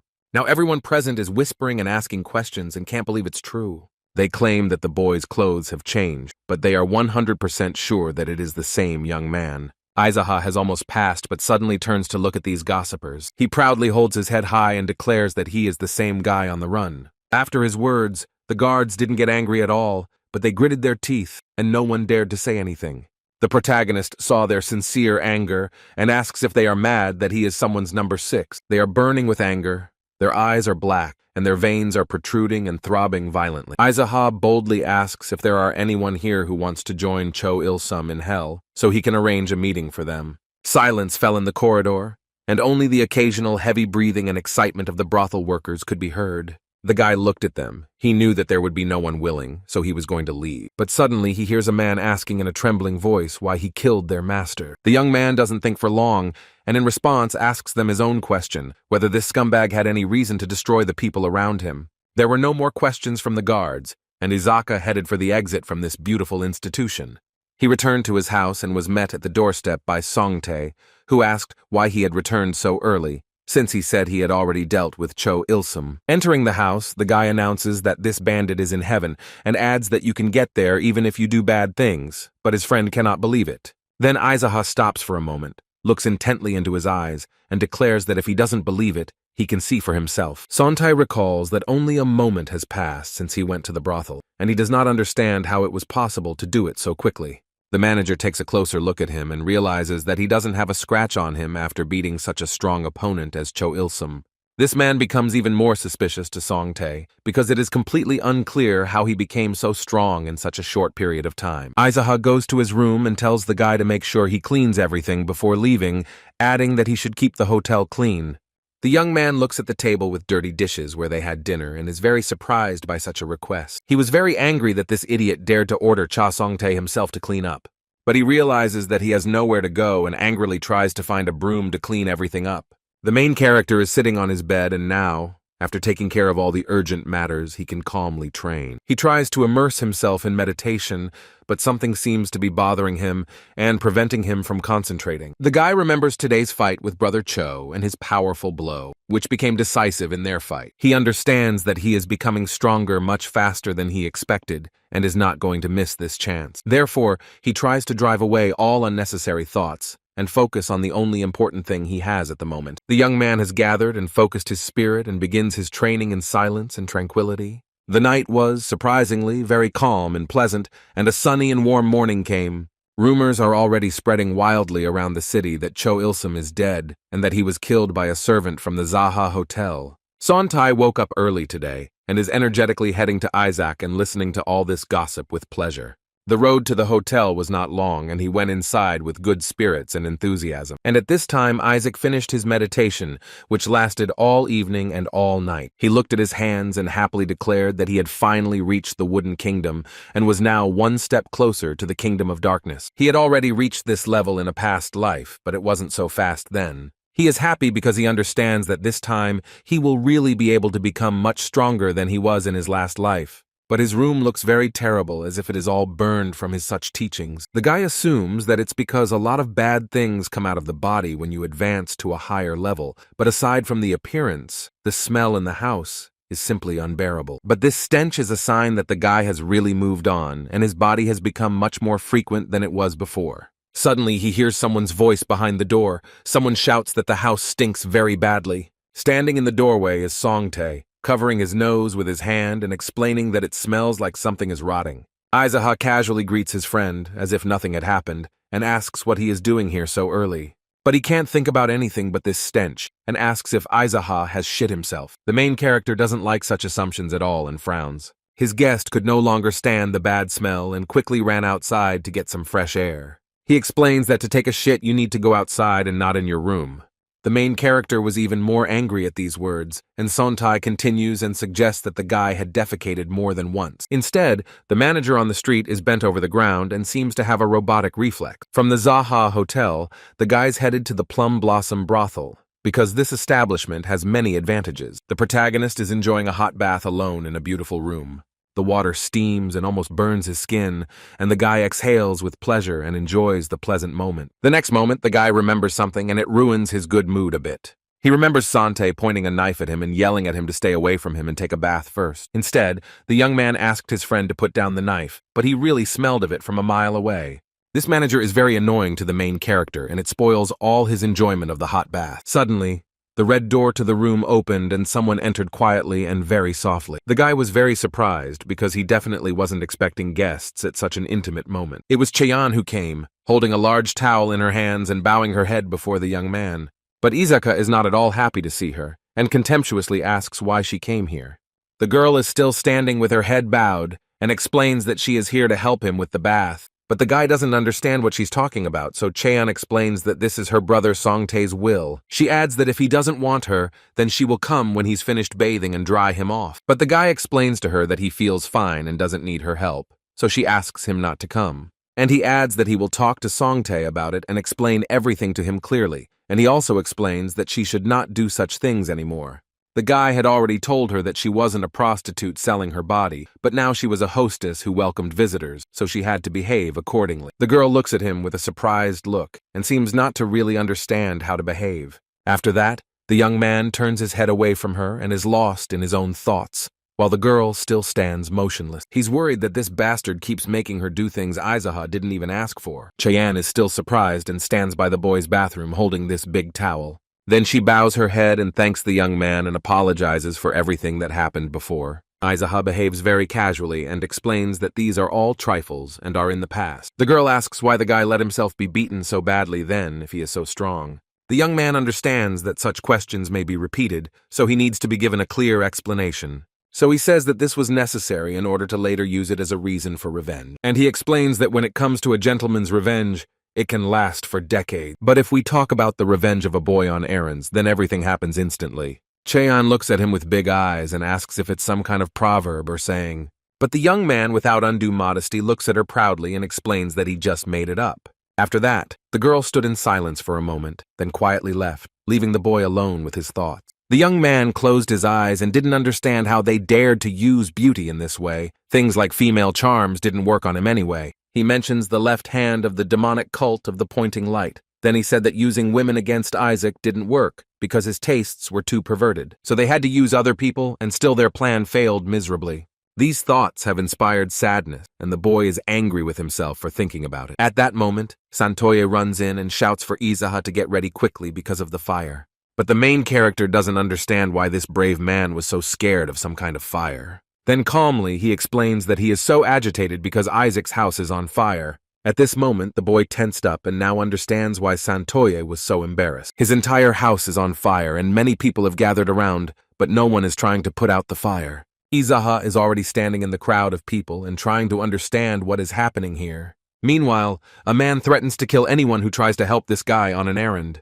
And at that moment, someone from the crowd shouts to him whether it's a good idea to burn the house down without taking his brother's body, which is buried in the backyard. These words made the bandit very angry. He almost seethed with anger and asked who dared to say such a thing. Izaha approaches him and boldly says that he said it and calls his interlocutor a piece of shit. Cho Sampyeong looks at the guy and can't understand who he is and why he dares to speak to him in such a tone. A second later, he asks who the boy is, and the question frankly surprises the young man. Instead, the stone-faced boy asks why he's doing something wrong with these people. Sampyeong can't believe his eyes. Is it really Izaha, that pathetic son of a bitch?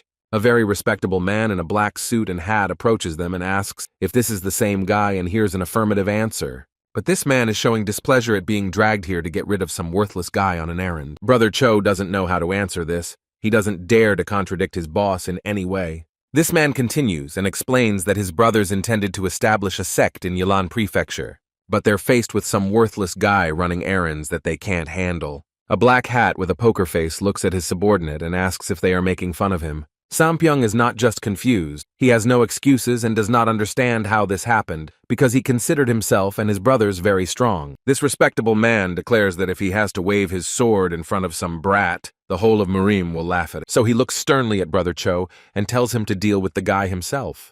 But this statement by Cho Sampyeong was terribly surprising and seriously frightening. And the man continues and explains that if his abilities are so weak that he is unable to handle this six, then perhaps he should join his brothers. The poor guy tries to say at least a few words in his defense, but he's so shocked that he can't say anything. At this moment, Izaha approaches him and explains that this man is right, and Sampyeong should have at least a little common sense. In order not to make others do the work for him, the guy asks to fight him himself. The protagonist adds a condition for the battle. He explains that the one who loses will go into the fire, but this prospect does not please his opponent at all.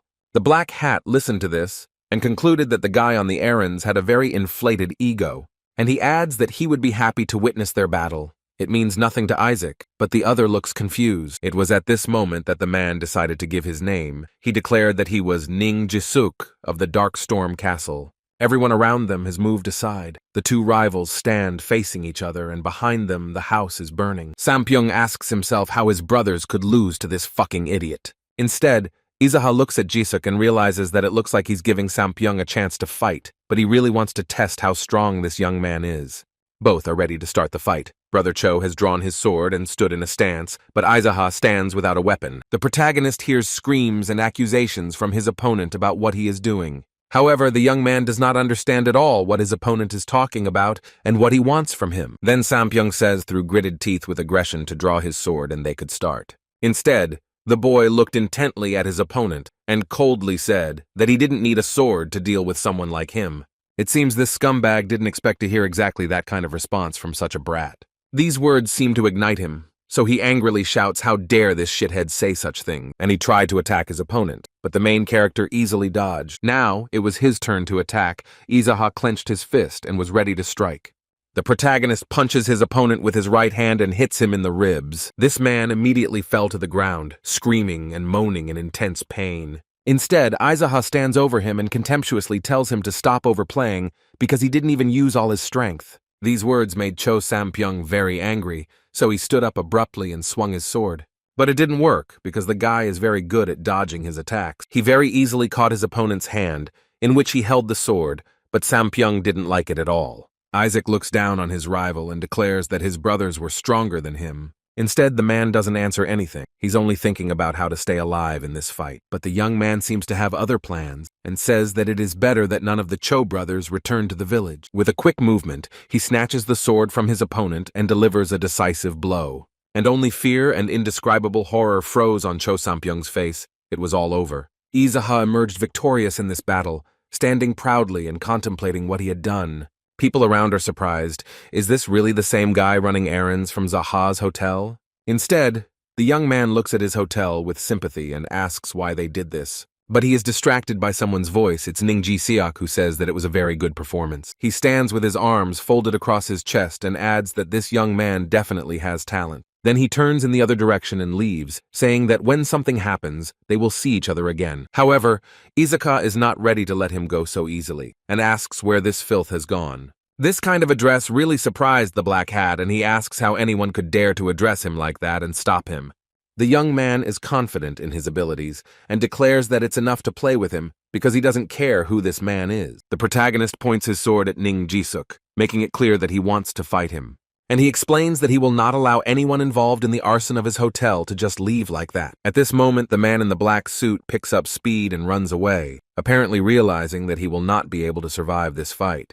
Izaha is a little surprised by the behavior of this man, who at first seemed very respectful and serious. But the guy isn't going to just let him go, so he runs after this jerk. The main character clearly runs better than his opponent, as he's already in front of him in a few seconds. Ning Ji-seok realizes that he has nowhere to go, tries to gather all his strength and strike. He directs all his energy at his opponent with the hope of having at least some advantage. But these efforts had no effect on the main character at all, and the guy doesn't feel any strength in him. The young man turns sharply and combines his strength with his sword, cutting through the space behind him. This wave has not just affected Ning Jiuk. It seems that he is no longer capable of anything and is losing touch with this world. The next second, red blood spurts from the places where the blow occurred, and it is clear how powerful it was. His opponent falls to the ground with no signs of life, and thus the fight is over before it even begins normally. Izaha stands firm, his expression stony, still holding his weapon. By this time, his hotel had almost burned down. The roof had collapsed, and there was nothing left to save. The main character still remains near the two bodies of people who only recently seemed so strong and formidable to everyone. This turn of events greatly frightens and surprises the audience, who are still standing and watching all the events. Sontai is among them, but there is no fear visible on his face, only surprise and suspicion. He is still thinking about who this Izaka really is. He thinks that now Cho Sampyeong has also gone to another world following his brothers. But now he is looking intently at another lifeless body and has a much more important question. Cha Songtai has no idea who the hell this guy is and what he needed here.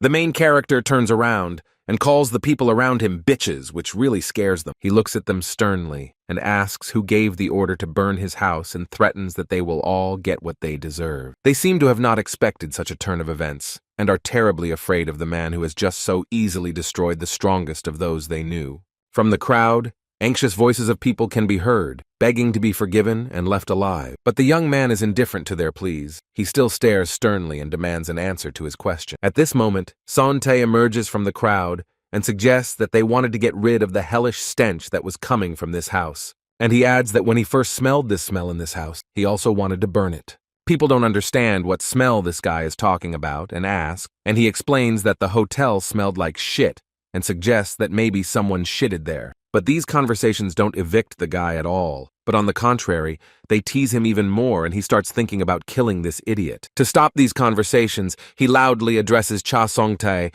and at that moment, everyone instantly fell silent. He orders to gather all the idiots here and rebuild Zaha's hotel with them. But the manager doesn't understand why he has to deal with these matters. He definitely doesn't need these problems. But the young man menacingly declares that this guy really thought that Izaka would just sit back and do nothing about it. Sante stood in silence for a moment, pondering his master's words and realizing that he had no choice at all. Since he will already be doing this, they will all have to put in more effort to do everything well. Now there is more space in the yard, so the young man plans to build a large 2-story house there. Izaha suggests building a wall on the edge, so there will definitely be plenty of space. He says he wants to have a separate space for classes and training. Sante looks at him in surprise and asks if Izaha wants a dojo built for him instead of a hotel. But the guy looks sternly and in a menacing voice declares that they should build both in the same place. He thought about it. He had no choice but to agree, so he promised that he would come up with something. He raises his head and adds that it could be called the Dojo Zaha Hotel, and then waits for the head's opinion. The guy doesn't answer anything, just asks that he look for talented people during construction, and explains that he still wants to organize a sect. His subordinates are surprised by this decision and ask if he really thinks the Black Rabbit Alliance will stand aside. The main character smiles slyly and explains that if they climb, he will worry about them. The guy asks with genuine curiosity what he plans to name his sect. Without thinking for a second, the protagonist declares that its name will be the Full Moon Sect. And in his mind, he remembers that this sect was the first one he created in a past life, and that is how it will be created now. Cha Songtai tilted his head and carefully considered the name he had just heard. He seemed to like it. He comes up with a brilliant idea, so he looks his interlocutor in the eye and asks if he can now call him the owner of the moon. But the guy doesn't seem to care. He says, without much enthusiasm, that he can call him whatever he wants. Sontai fell silent, seemingly sad that the boy didn't appreciate his efforts for a moment. But suddenly one question dawned on him. He explains that it is obvious to him that Izaka is not at all the same as he knew him before. Therefore, he has one question for the guy, and the main character listens to him carefully. This must be an important and serious question, because the young man pauses to collect his thoughts. And finally, he asks why Izaha left him alive, because the more he thinks about it, the more it is not obvious to him. But this young man won't be beaten so easily. He jokes that he left him alive in order to mock him. This poor guy's eyes widened in surprise, and at first he didn't even know what to say. They both look at the remains of the house, and Sontai concludes that perhaps this is better than death after all. It was already evening, and since Isaac was no longer at home, he returned to the hotel of the Plum Blossom. He sits in the lotus position again and does his meditation training to increase his level. The guy sits with his eyes closed and thinks only about the fact that he must improve his ki technique. The young man knows from his previous life's experience how important it is to protect others. Instead, Sontai sat down with papers, apparently contemplating the layout of his master's future home. A warm and bright morning has arrived, and the place where the Zaha Hotel once stood has been nicely cleared. Santai has gathered people around him and is giving them commands to complete this task as quickly as possible. And at the Plum Blossom Hotel, Isaac spent the entire night meditating again, and only now has he finished it. They came to the guy's room, but he doesn't like it at all when someone bothers him. This is Songtae. He explains that the Black Rabbit Alliance visited the hotel and reports that the Cho brothers always greeted them very honorably. And he adds that the two of them had welcomed them with joy before, but he doesn't know how to treat them now. The host abruptly gets up from the bed and announces that he will go greet the guests. His interlocutor hastily asks if Izaha is going to fight these men. The protagonist explains that these people will most likely turn a blind eye to the death of the Cho brothers and will simply demand tribute, and may also invite him into an alliance. Santoye seems to panic and asks what he plans to do if they didn't just come to say hello, because he doesn't want to have any problems with the Black Rabbit's alliance. Izaha, on the contrary, does not panic at all, and proudly declares that perhaps this is a problem for the manager, but not for him. But the boy can't calm down and angrily asks if they should just accept death. The protagonist heads for the door and explains that their guests will try to kill him first, and without an ounce of fear or hesitation, he boldly declares that he will not die under any circumstances. These words silence the poor man, but the fear in his eyes remained. They have already arrived at the hall, where the members of the Black Rabbit sect already feel at home. Santoye didn't stay in the room. He wished them a pleasant time and left. Instead, Izaha sat in the center chair and looked down on his guests. The first man with a flat peak introduced himself as Chong Pang from the Golden Peak Division, Black Rabbit Alliance. Another one with a round face says his name is Han Go Wook, and he is also from the Golden Peak Department. But the owner of the establishment is in no hurry to tell his name and who he is, and this surprises the guests very much. They are not used to such an attitude. However, for now, they are politely chatting and asking if he killed the three Cho brothers. Instead, the young man is very laconic and briefly, in one word, says that he did it. The men from the Black Rabbit Alliance are very surprised by this reaction and behavior. Izaha asks why they need this information and how they are connected to the Cho brothers, and then asks what they are doing here anyway, because this is a completely different department. These two faces look at each other, and then at the guy, not understanding what the problem is and why they are being spoken to so rudely. Wonder who this guy thinks he is. Does he really think that if he dealt with the Cho brothers, he can deal with anyone? But then, after looking closely at the guy, they assume he's so confident in his skills. The main character doesn't mess with him and arrogantly asks why they kept quiet. The young man has already done a lot to throw these bastards off balance, but they are still holding their own. So Izaha thinks they probably came here just to take the money. The man with the flat pike explains that the Cho brothers promised them to establish a sect in this province, but he destroyed them. The guy doesn't answer them, but just waits to see what they'll talk about next. Jungpong explains that if they tell everything to the Black Rabbit Alliance, this situation will become very complicated, because this guy has hindered their work. Izaha calmly looks at them with a smile on her face and understands what they are leading to. But he cheerfully asks if they want the guy to pay them bribes now, like the Cho brothers did before. These bandits smile cheerfully and explain that it seems that this young man is not doing so badly. The guy encourages their cheerful mood and suggests they have a few drinks to start, so he calls Miss Sun. Immediately the front door opens and a girl enters the room and crouches down in a curtsy. The guy with the complaint asks why they haven't been brought this horrible Dukan drink and snacks yet. It took her a moment, because at first the girl didn't quite understand what their host was talking about, but I quickly realized that he meant the precious, top-quality Dukan liqueur. He immediately bows his head in humility and explains that their entire order will be ready in a minute. Miss Song immediately left, and the guests from the Black Rabbit sect stared intently at the new hotel owner. Han Go Wook, with a round face, declares that alcohol is fine, but they hope to resolve all issues before they leave. It seems the main character is still teasing them and asking why they don't focus on alcohol. The guests became angry. One of them slammed his fist on the table and asked how he dared to speak to them in such a disrespectful tone. Izaka doesn't say anything. He stares intently at the hand that hit the table and endures the pause. And then he menacingly asks if they really want to try their hand at battle with him. These words completely threw these bandits off guard, and they assume that the guy has some kind of plan because he's acting too self-confidently. The protagonist asks, "Do you think his guests will believe that the Black Rabbit Alliance will come here to rescue these bastards?" And that stunned them even more. Izaha had already scared these two idiots enough.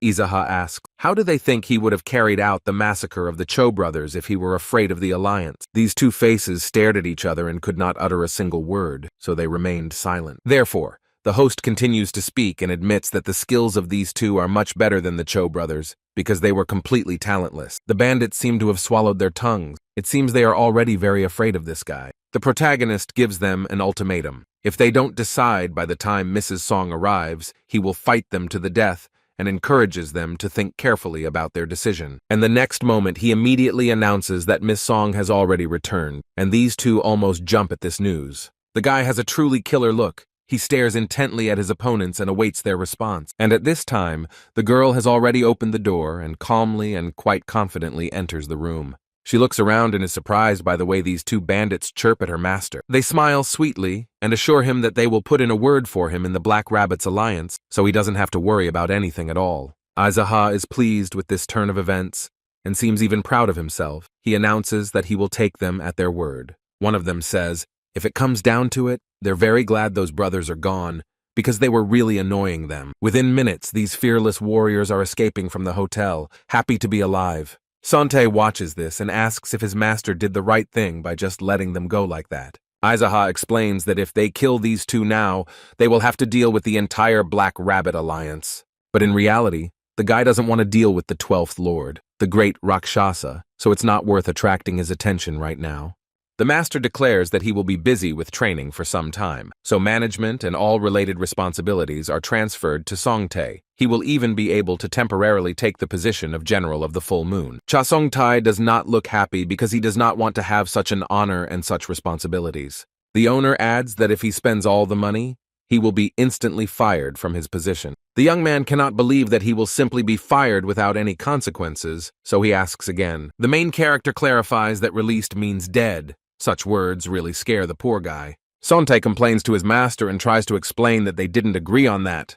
However, the boy hears in response the undeniable fact that this is Isaac's place, and therefore his rules. The main character had already moved quite far away, and it seemed like the conversation was over, but he still wanted to say something. He turns to Songtae and congratulates him on receiving the position of general. He is the first to have such an honor.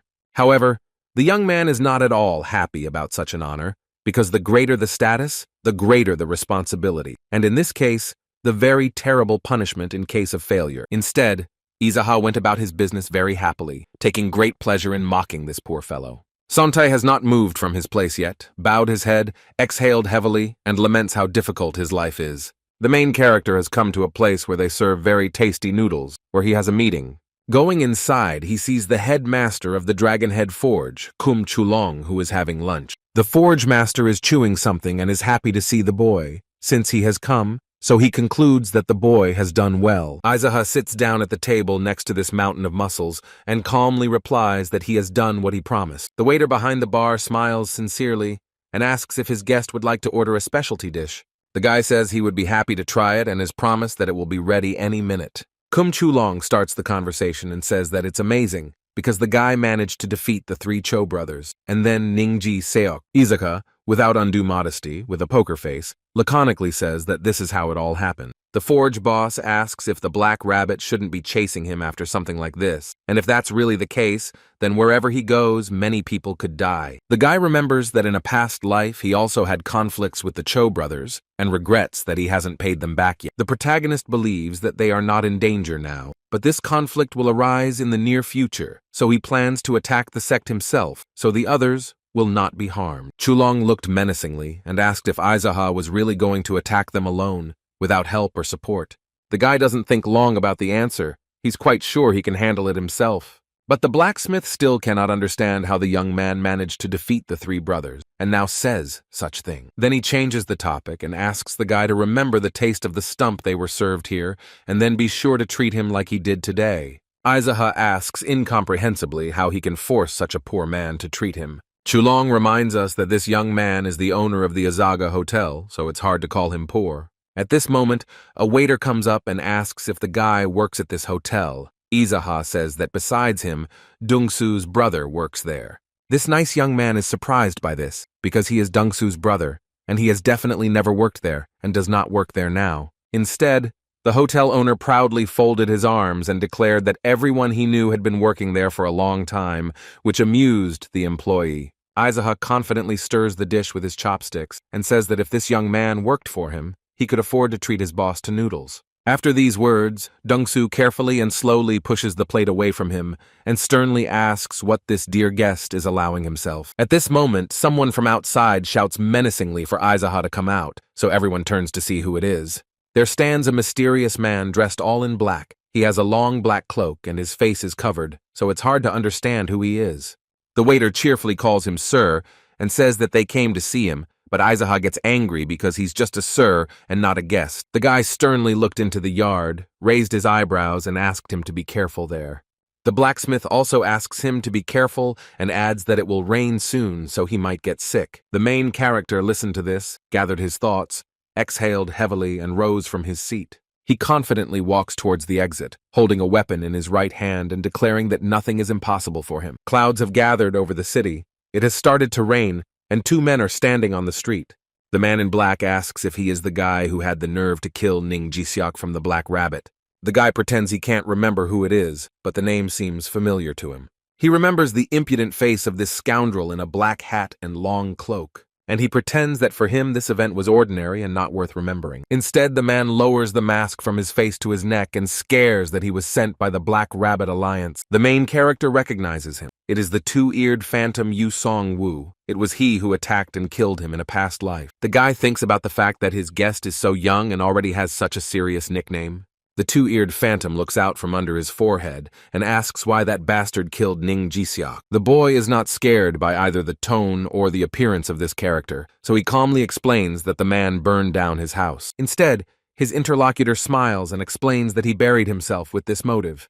The guy asks if his rival really thinks that if he destroys him, everything will be in his hands, and he adds condescendingly that it's a pity that he was deprived not only of his hair, but also of his mind. This annoys Wee Seong-woo, so he threatens that before killing him, he plans to teach the guy a lesson. And in a moment, a bright bolt of lightning strikes between them, blinding everything around. This man is very skilled and extremely fast. He is approaching his opponent headlong. She attacks Isaac, but the guy is also quite skilled, so he dodges without fail. The protagonist takes a step back to increase the distance and have more room to maneuver. The attacker didn't expect this boy to be so good at fighting and be able to avoid injury.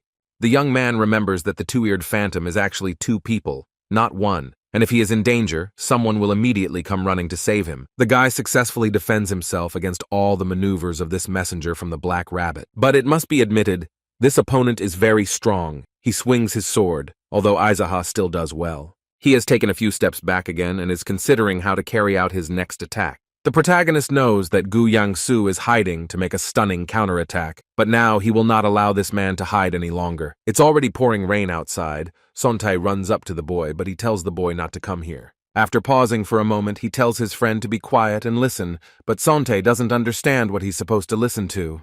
The rain has wet his hair, and now it's hard for the guy to see, because all his hair is stuck to his face and getting in the way, so he takes off his eye patch. Phantom Yu Song-woo wastes no time and quickly approaches the boy and swings his sword again. Aizaha successfully dodges and warns Sontae that there is a second one hiding somewhere nearby, so he should be careful. This information scared the boy, so he frantically shakes his head and tries to figure out where another one is hiding. Suddenly, a well-trained and agile man with a gun jumps from the roof of the house. He lands next to the first attacker, and now they are both at full strength, ready to fight the young men. The manager is surprised by such a surprise and remarks that his boss was right after all. Aizaha, with a smug smile, is happy that he has finally lured this scumbag out of hiding.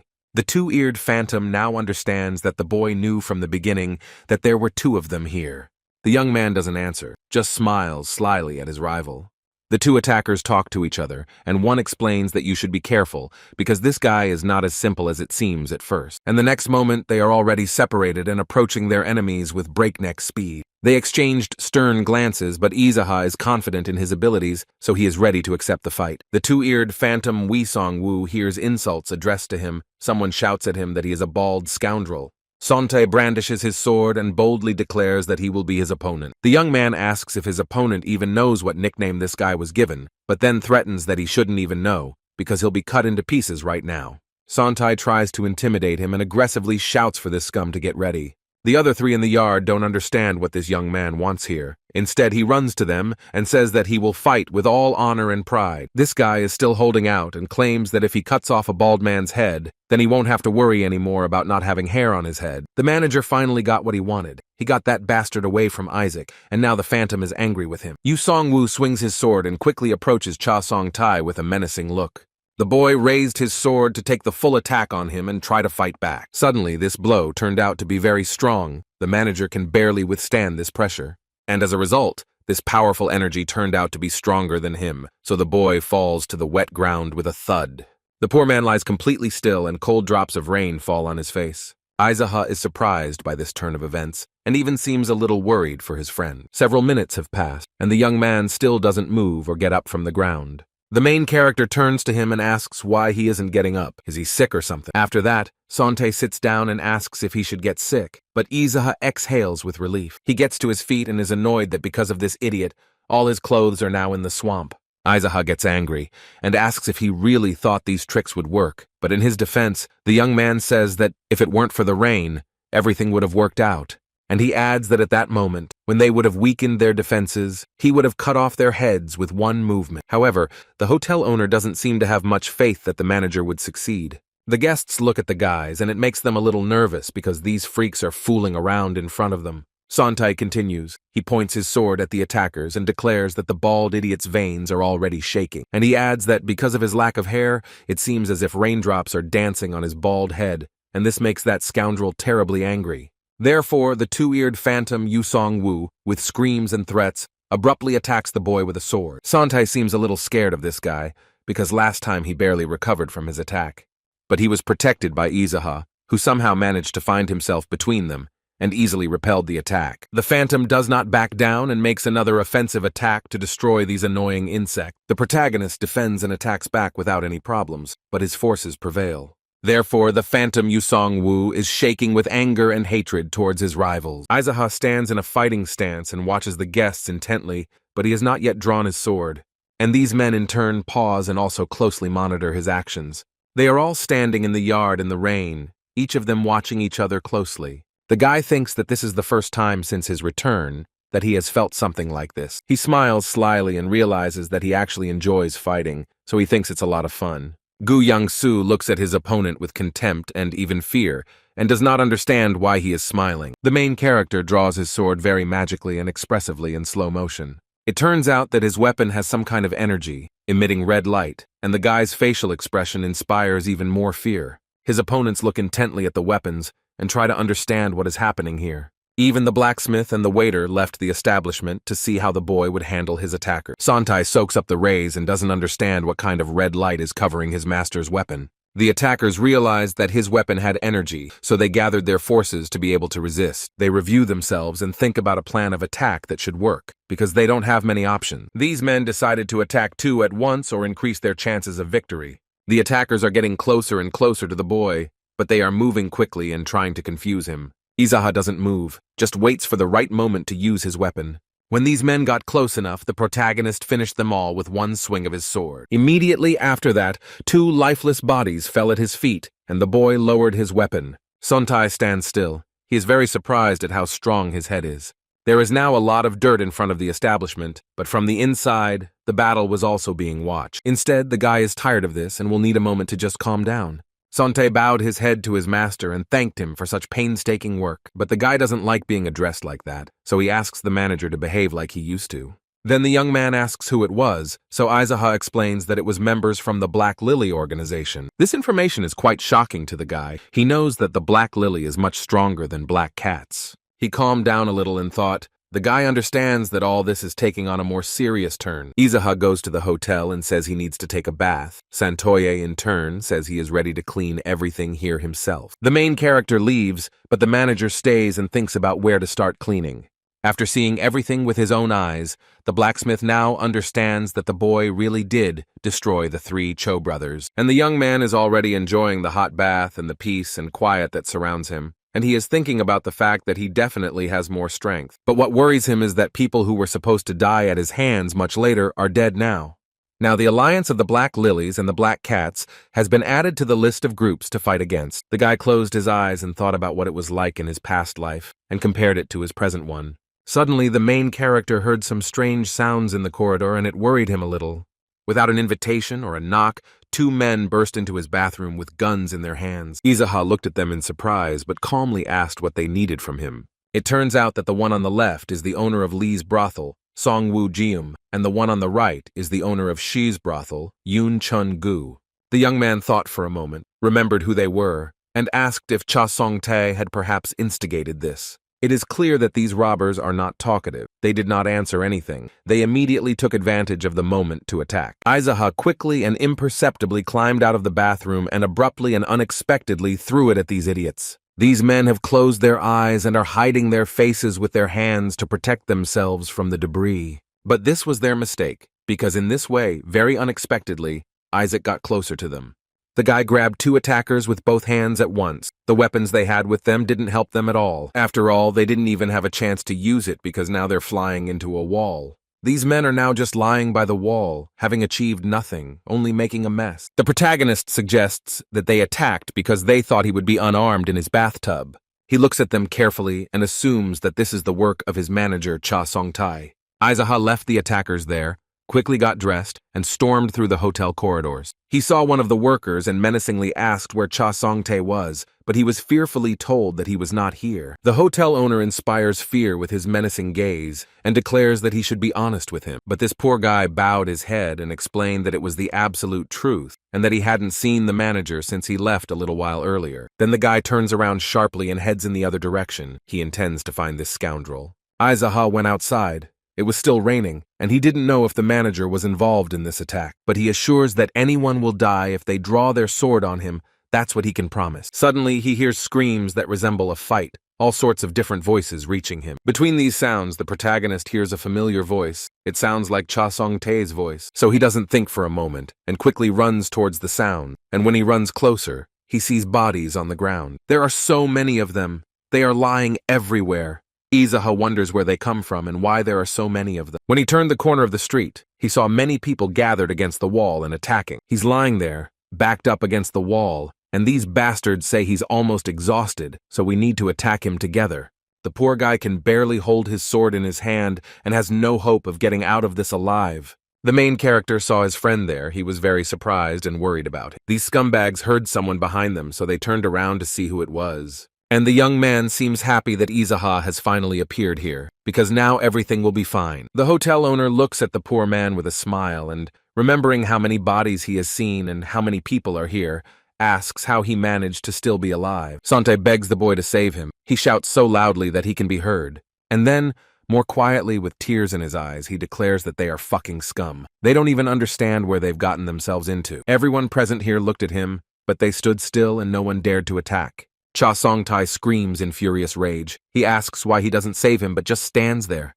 But the boy looked sternly at his friend and asked if this was really the way to ask for help. The young man still has his weapon ready, and all the attackers have already turned towards Isaac. He looks at them sternly and asks why they are just standing there, then adds that they should take up their swords and attack. One of these men shouts that they shouldn't be afraid because he's just a regular guy running errands. They plan to attack all together to make it easier to defeat their opponent and win for sure. Although the boy is not at all scared by this, he even looks at these madmen with contempt. These men dared to approach, but immediately received what they deserved from the main character. They don't even have time to understand how this is happening, because Izaha is giving everyone, some in the stomach, some in the face, a few quick strikes, and then he used chi energy, so all the attackers were pushed away from the main character. But they fell hard and hit their heads on the ground. They had no chance of defeating such a strong opponent as him.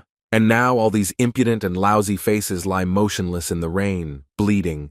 The hotel owner looks at them closely and contemptuously declares that they are pathetic scum. Cha Song-tae stands with a sword over these men and shouts how they dared to stick a knife in his back. And then he raises his head and looks at his savior, and he looks at him intently. Then the guy doesn't hold back his emotions and asks if Izaha really came here to save him. Instead, the guy frowns and declares that no, he wanted to kill him with his own hand. Cha Song-tae was angry when he heard this. He was almost killed just now, and he doesn't understand why his master wants to destroy him. The hotel owner explains that he thought this guy had something to do with the attack, but the guy asks if they really came to him too. The chief said that he was enjoying a hot bath when Jun-gu came after him with Wu Golm. The young man guesses that they still can't understand how strong his master is, because masters with a higher level than the Cho brothers have died at his hand. He looked intently at Isaac and explained that he was in a terrible state now, and this was proof that he was no match for these bastards. After these words, the leader confirms that he is probably right after all, and the boy is angry with him because he wanted to kill him. The master thought for a moment, and it seemed that something was bothering him deeply, and he wanted to share it with his friend. The young man noticed the confusion on his master's face and was ready to listen. Izaha sadly notes that he doesn't belong to the Black Rabbit Alliance, so why does he have to kill so many people? And he adds that they probably think he's easy prey, so how many more men from Ilian County do we need to kill so that such incidents don't happen again?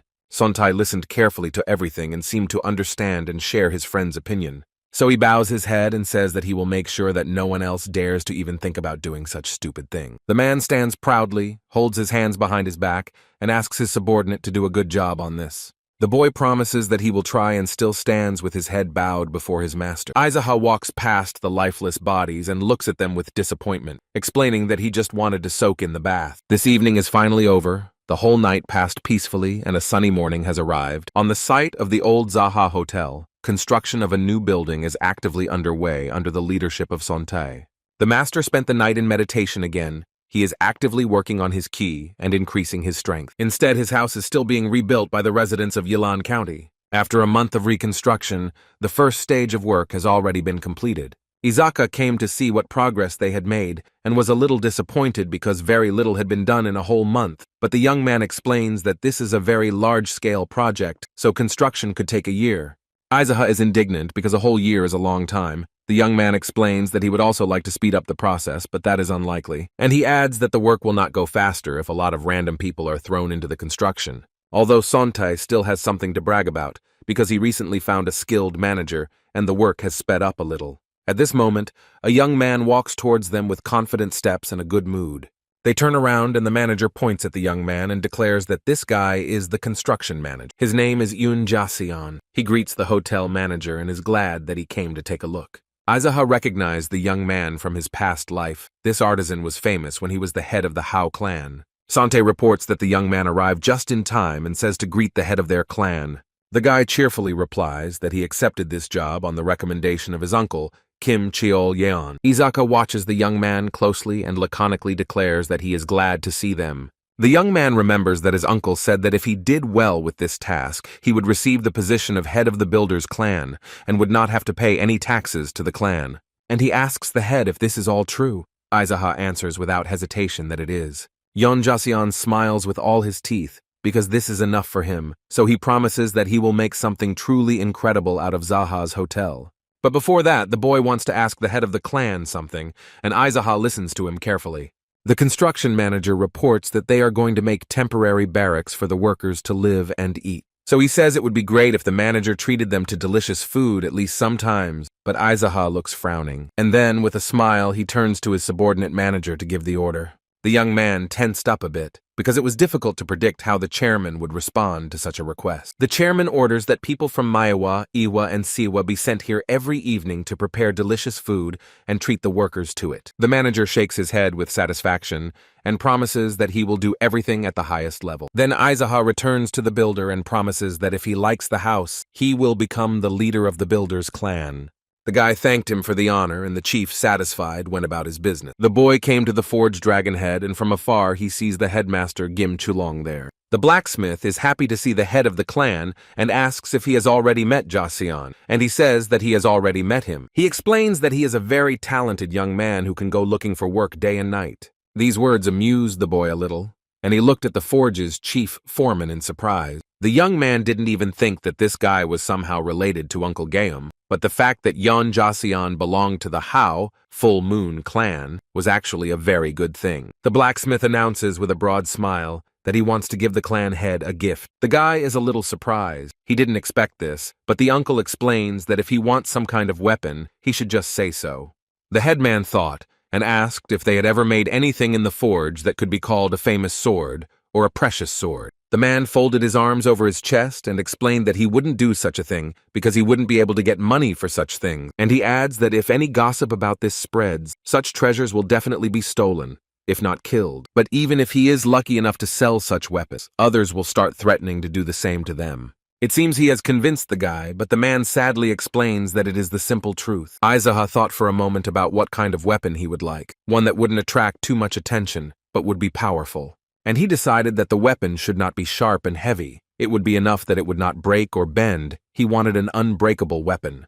The man ponders everything his boss told him and assumes it could be a cane, a club, or a spear. He looked at the boy again and asked if it really didn't matter what shape it was. The young man looked intently into the blacksmith's eyes and confirmed that he didn't care what the shape would be. Then the chief forge master promised that he would think it over and someday give him such a weapon. The boy in turn thanked him and noted that he would look forward to it. After this conversation, the young man went about his business, satisfied with the outcome of the conversation. The guy headed to the Plum Blossom Hotel. It was warm and sunny outside and very calm. But when he reached the hotel, he was met by two men who blocked the hotel owner's path. They look at him sternly, and one of them has a brooch with a picture of a rabbit on his belt. The guy is no longer in such a good mood as he was before, and he asks what's the matter. One of the men frowned and sternly asked if he was the owner of the Zaha Hotel. The guy carefully examined the newcomers and thinks about what he should do in this situation. And the young man decides to say that he is just a guy running errands, and then turns around and walks briskly in the other direction. The man quickly politely begs the young man to stop and not leave them so hastily. Hearing these pleas, Isaac couldn't help but look around. He didn't think they would speak to him so politely. The stranger exhaled with relief and gathered his thoughts to explain who he was and what he needed as best and as quickly as possible. He bows respectfully and explains that he is from the Black Rabbit. His name is Hyung Ren Hong, and he wants to convey the words of his leadership to him. The clan head's eyes lit up when he heard that these guys were from the Black Rabbit Alliance. This man seriously declares that the boy is invited to a meeting by the master of the Golden Phoenix Pavilion, but with a sly smile he adds that he sent the invitation, not the killers, so he had better accept it. And then he threatened, saying that if he returns with nothing, it will be worse for the guy. Aizaha understands that he has another challenge, and that his fight against the Black Rabbit Alliance has only just begun. The two of them stand in silence for a moment, and then the young man asks if he really has to come if this master of the Golden Phoenix Pavilion invites him. Hyung Ren Hong smiles sarcastically and explains that if he doesn't accept the invitation, the only way out is to run away. And he continues that in that case he will remain alive, and the people around him will not suffer. Everyone wins. Aizaha asks, what does it mean that if he wants to continue being the head of the Ilian district, he has to bow his head to the Black Rabbit Alliance? And with a stern look, he clarifies that if he doesn't do this, he must leave Ilian. His interlocutor slyly smirks and declares that he understood everything correctly. The guy didn't think for a long time and explained that running away wasn't manly, so he would meet him. This man asks if he needs time until evening or if he is ready to leave with them. Aizaha politely explains that he cannot go to meet such a respected person empty-handed and in such a bad shape. And he adds that he will get there himself if they tell him where the meeting will take place, where he needs to go. The guest explains that he was invited to a mountain hut in the hunting grounds of Mount Jongho. The young man remembers where it is and concludes that it is not far and agrees to come. After that, believing the conversation to be over, he heads in the opposite direction. The man from the Black Rabbit tells him that if he still decides to run, he will have to run with all his might and as far as possible. Without turning around, Aizaha proudly declares that he has already said that he will not run away, so they have no reason to worry. The clan head slowly gathers for the meeting, and Songtae nervously shouts because he can't believe that he will go to the master of the Golden Phoenix Pavilion. The guy doesn't hold back his emotions and calls this man a murderer who is obsessed with money. The chairman clarifies that he was not called, but that he himself decided to leave, but the manager clearly remembers how he said that he was invited. But then he frowned and suggested that everyone gather and wage war against them. However, Aizaha is against it, because he is not going to send all of Ilian's young men to their deaths, so he will go alone. Songtae exploded with anger, because he believes that if he goes alone he will definitely die. And he adds that this scoundrel won't leave him alone because some boy running errands has really pissed him off. He saw that his master did not answer anything, so he wanted to go with him himself. Aizaha gave a stern look and asked if his subordinate was seriously talking about this now. The young man looked at him intently, then paused for a moment to gather his thoughts and think carefully.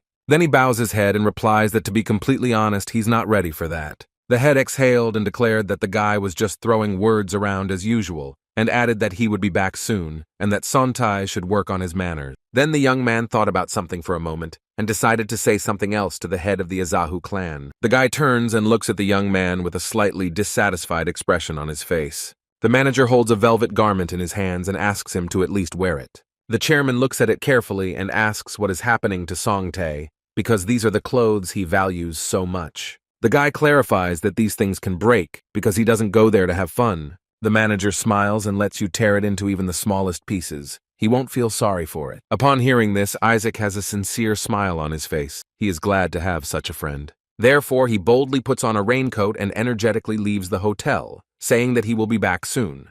The manager bowed his head and folded his hands in respect for his master, and guided him with his gaze toward the exit. Heung Ren Hong will be found near a large wall protecting a mountain hut in the hunting grounds of Mount Jongho. He stands at the entrance, frowning, waiting only because the pavilion master ordered it, but he himself is sure that the guy will not come. But suddenly he sees a young man approaching him from afar. Aizaha, dressed beautifully, confidently walks along the forest path to her destination. The man is surprised that this simpleton hasn't run away and assumes that he plans to bow his head and be a subordinate to the Black Rabbit. But I frown and think that this boy is too greedy for errands. The guy has already approached them and proudly and fearlessly declares that he has already come to the meeting. Those men look at him very frowningly and think that this guy is so cocky only because he killed the Cho brothers, but they are sure that it won't last long. The man smiles slyly and invites the guest to come inside because the master is already waiting for him. The head of the clan is not worried at all but confidently follows his guide inside. There he sees a very handsome man in expensive clothing sitting in front of the fire. This is the master of the Golden Phoenix Pavilion, Ban Sa-un, and it can be seen from him that he really loves money. Heung Ren Hong bowed his head to his master and announced that he had brought the hotel owner Isaac. This pig-faced man laughs at these words and declares that this ignoramus is not the owner. Then he raises his head and looks closely at the newcomer, his face filled with disgust. The guy proudly and without a drop of fear sternly looks at this fucking and narcissistic idiot. Ban Sa-un reports that he was curious about what the guy who took over 3 brothels looked like, but he looks even younger than he imagined. Since the boy came here, the master concludes that he wants to be taken care of. And then, in a very menacing voice, he declares that this boy doesn't know his place and is very greedy. The guy doesn't say anything, doesn't even say hello, but just stands silently and contemplates. Then he takes a chair and calmly sits down opposite this disgusting pig's face. This made the owner furious and he shouted out who let him sit on the chair. But this reaction doesn't scare Isaac at all. He confidently asks if he needs permission to sit down.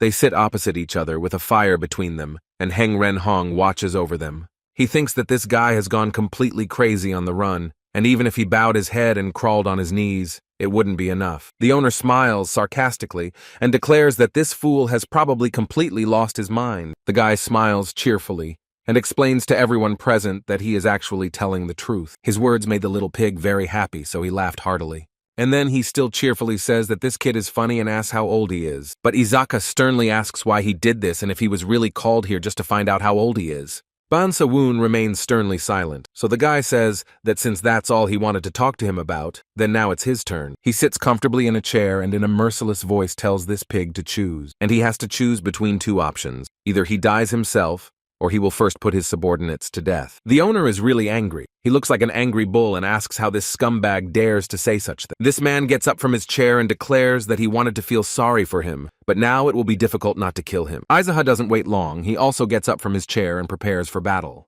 He immediately approaches his opponent with quick steps and unexpectedly. And the next moment, Aizaha releases his chi energy and pushes it into his opponent with furious pressure. Then, when the guy added more energy, Ban Sa-un couldn't defend himself against it. But finally, with a loud thud, this little pig couldn't stand on its feet and fell heavily to the ground. But this proud man did not lie on the ground for long, but rose abruptly to attack this little boy. Ban Sa-woon can barely stand and his body is shaking, but he doesn't drop the sword from his hand. His eyes are burning with fire, and with his fangs bared, he cannot understand what is happening here.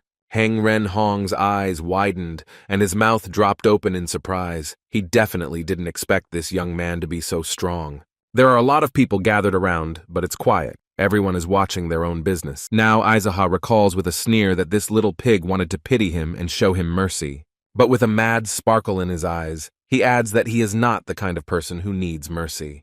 This little boar frowned and even looked at the boy with a little fear. He had underestimated him. The young man looked at all this with surprise, and he was afraid of how events would unfold further. The master of the Golden Phoenix Pavilion doesn't understand how it's possible for such a scumbag to be so strong. He looks at him intently and remembers exactly that this boy was running errands at the hotel.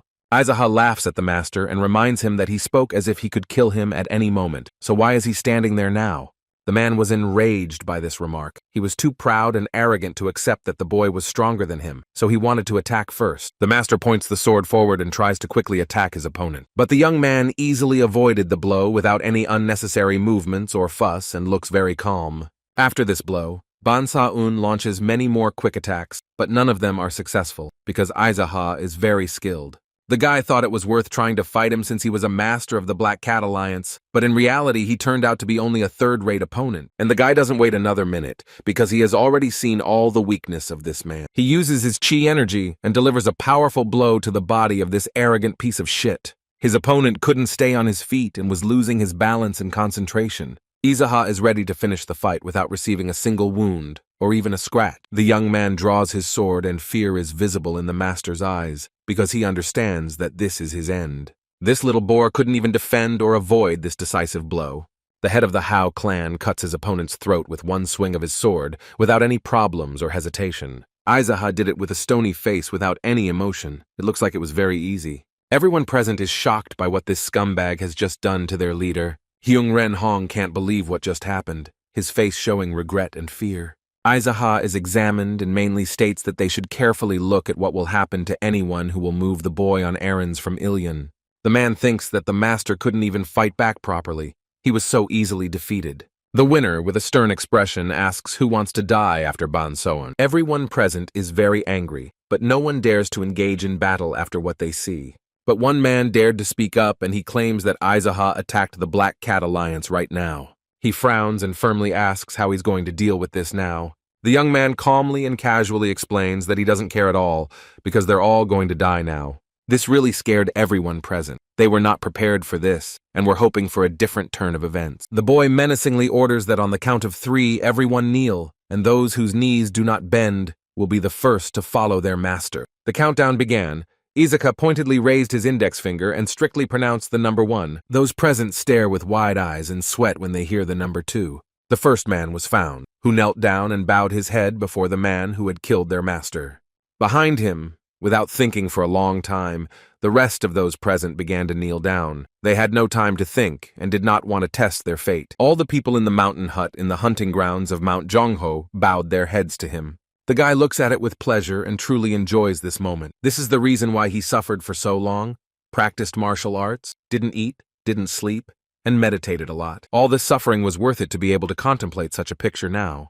He worked very hard on himself to become a demon, and the guy is proud of his work. While he silently looks at these pitiful men, they don't move or even let out a breath. One man dared to ask if Isaac would have mercy on them and not destroy them. But the boy looked at the daredevil carelessly and asked where he got it from and why he had to do it. The man's eyes widened, and he remembered with surprise that he had promised that if they would kneel down, he would have mercy on them. Aizaha explains that he said he would deal with those who would not bow their heads first, but he said nothing about pardoning them, and at that moment, their hope that they would be able to survive died. This man is still trying to come to terms and begs Aizaha to let them live. The boy, with genuine surprise and incomprehension, asks why he would do this. Then the man growled that if they were going to kill them, they had no choice but to fight to the death. The young man looked at him and explained that before trying to negotiate, it's worth at least introducing yourself and then proposing a deal. The man calls himself Sima B and explains that he is a secret inspector. Aizaha carefully and very carefully studies the face of this Sim B and tries to remember. But he doesn't remember this idiot from his past life. Maybe he died with Ban Sang-un when the Black Cat Alliance dealt with his dark deeds. The daredevil continues to diligently convince the young man that if his powers are close to those of the master, then together they could win and change the course of the game. The demon is interested in such a proposal and ponders Simbi's words, because changing the course of the game is exactly what he is working on. The man, frowning, explains that it seemed to him that their guest had not shown all his skills and that he was restraining some of the hot-tempered boys. The young man ironically states that they are probably amazed by the fact that a simple guy running errands hides such strong martial arts skills and possesses chi techniques. The poor guy has nothing to say, so he remains silent in embarrassment, and no one else dares to say anything. Aizaha looks at the boy with a smile and informs him that he is accepted. If he thinks quickly and tries to survive, it is natural.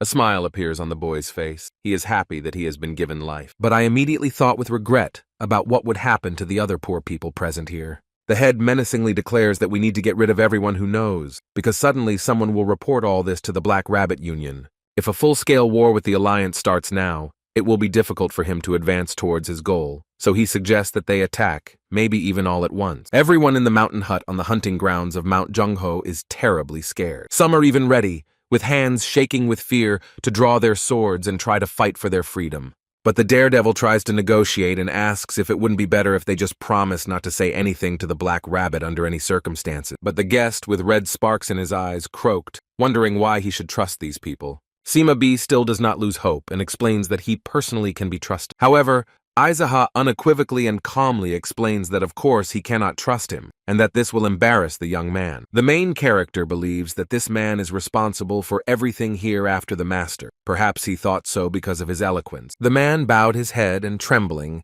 said that the guest had thought correctly. The guy arrogantly explains that his boss is dead, and if he comes to his superiors without a single scratch, they are unlikely to leave him alive. Sima B didn't seem to think about it, but now he realizes that this man has the truth. And then Aizaha turns to the rest and says that they all just watched their master die and didn't even try to help. Even if they manage to survive, the stigma of a half-traitor will remain with them, and their life in the Black Rabbit Alliance will be unbearable. This made the brave man think carefully about how to act further, and his face showed sadness and compassion. The protagonist doesn't wait long, but immediately draws his sword and offers to start right away. But suddenly, he hears this man say that he has come up with a way. He begs the owner to listen to his words, and then make some decisions. Aizaha is very surprised that this man came up with a way to solve this situation so quickly. The man happily declares that they just need to take all the money from the hut, that is, commit an open crime all together. After these words, silence fell. Everyone was very surprised and did not understand how this would help them. Then the daredevil explains that in reality this hut is full of money that the master has appropriated for himself. If the higher management finds out about this, then everyone here must die because they collaborated. He continues and explains that this money was obtained in Ilion County. Since they themselves will openly transfer the stolen money, then they will become accomplices. Aizaha clarifies that since they are accomplices, then they won't go tell the Black Cat's Alliance, so they ask not to kill them. And the daredevil explains that it's better than dying right now.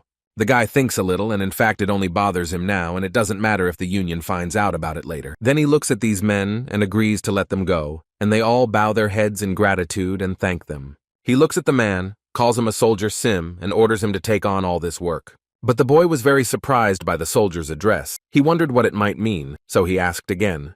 Aizaha explains that he said his last name is Sima, so he is a soldier of Sima, but it seems that this is not what the guy wanted to hear. He then explains that since ancient times, people with the surnames Sima and Yuga were the best when it came to recruiting soldiers into the ranks of powerful organizations. The young man looked at the man in surprise and asked why, but Isaac didn't know the answer to this question, so they agreed on this and began to fulfill their promise, each doing their part of the work.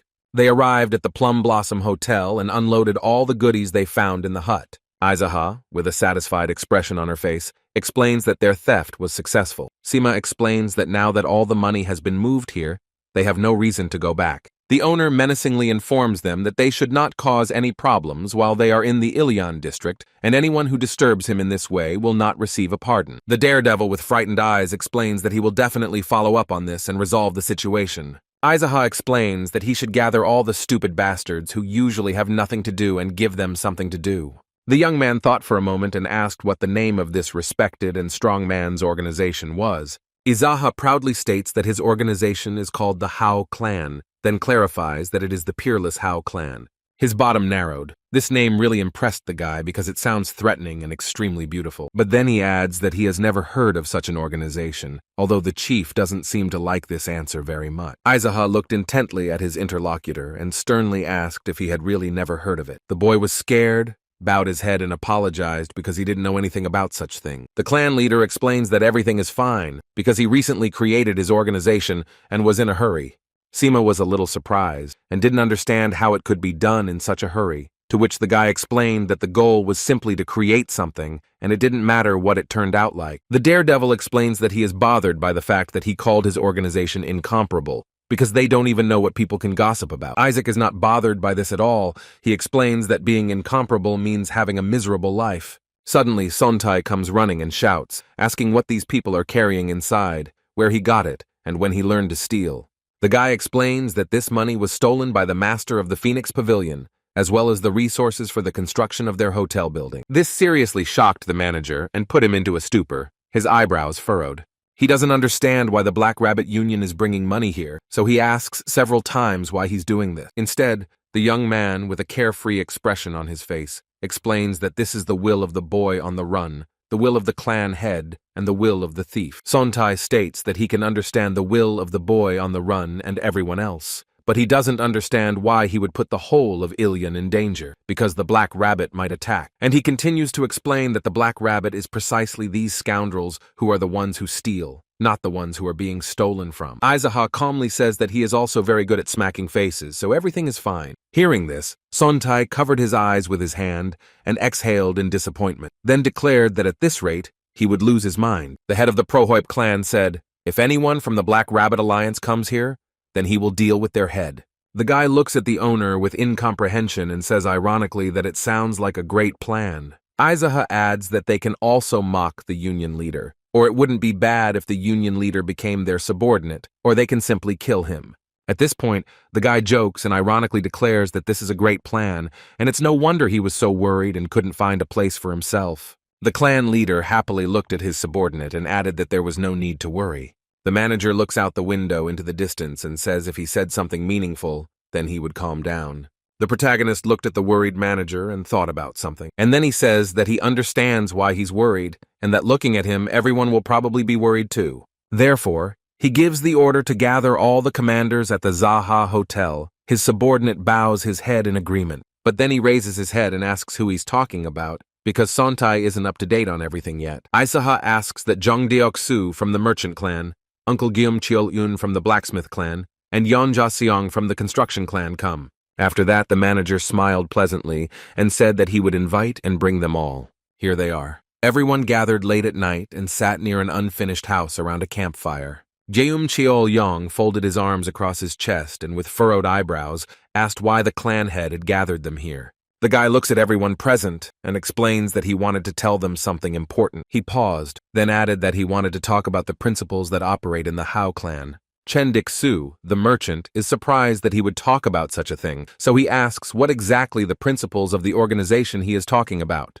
The head explains that from now on, everything that happens in the Howl clan is his fault, and if any problems arise, they must say that it was all the work of the clan head. This news surprised everyone so much that no one present could say a word. Therefore, the guy continues and explains that if someone comes and asks where the head of the clan is, then you shouldn't remain loyal and silent, but simply tell him where he is. And if someone questions them, let them say that only the head of the clan knows about this. This is the first principle of action in the clan. The four people present can't understand whether their leader is saying all this seriously, or maybe it's some kind of joke. Jeum Chul-yong is very skeptical about this rule because telling everyone that everything is the clan head's fault sounds a bit strange. The guy then explains that since he has no talent for making noodles, he will have to focus on influence. And these words caused a storm of emotions and discussions, his subordinates asking if he had finally admitted that his noodles were so-so, while others confirmed that they were indeed very bad. The guy is a little surprised and disappointed that these words evoked such emotions. But then he decided to close this topic and move on, explaining that the owner of the forge, or the manager of the Chunyang Hotel, have no aspirations to become influential. Both unanimously confirm and say that they wouldn't even think about it. Then the clan head turns to the other two and asks if they think the same.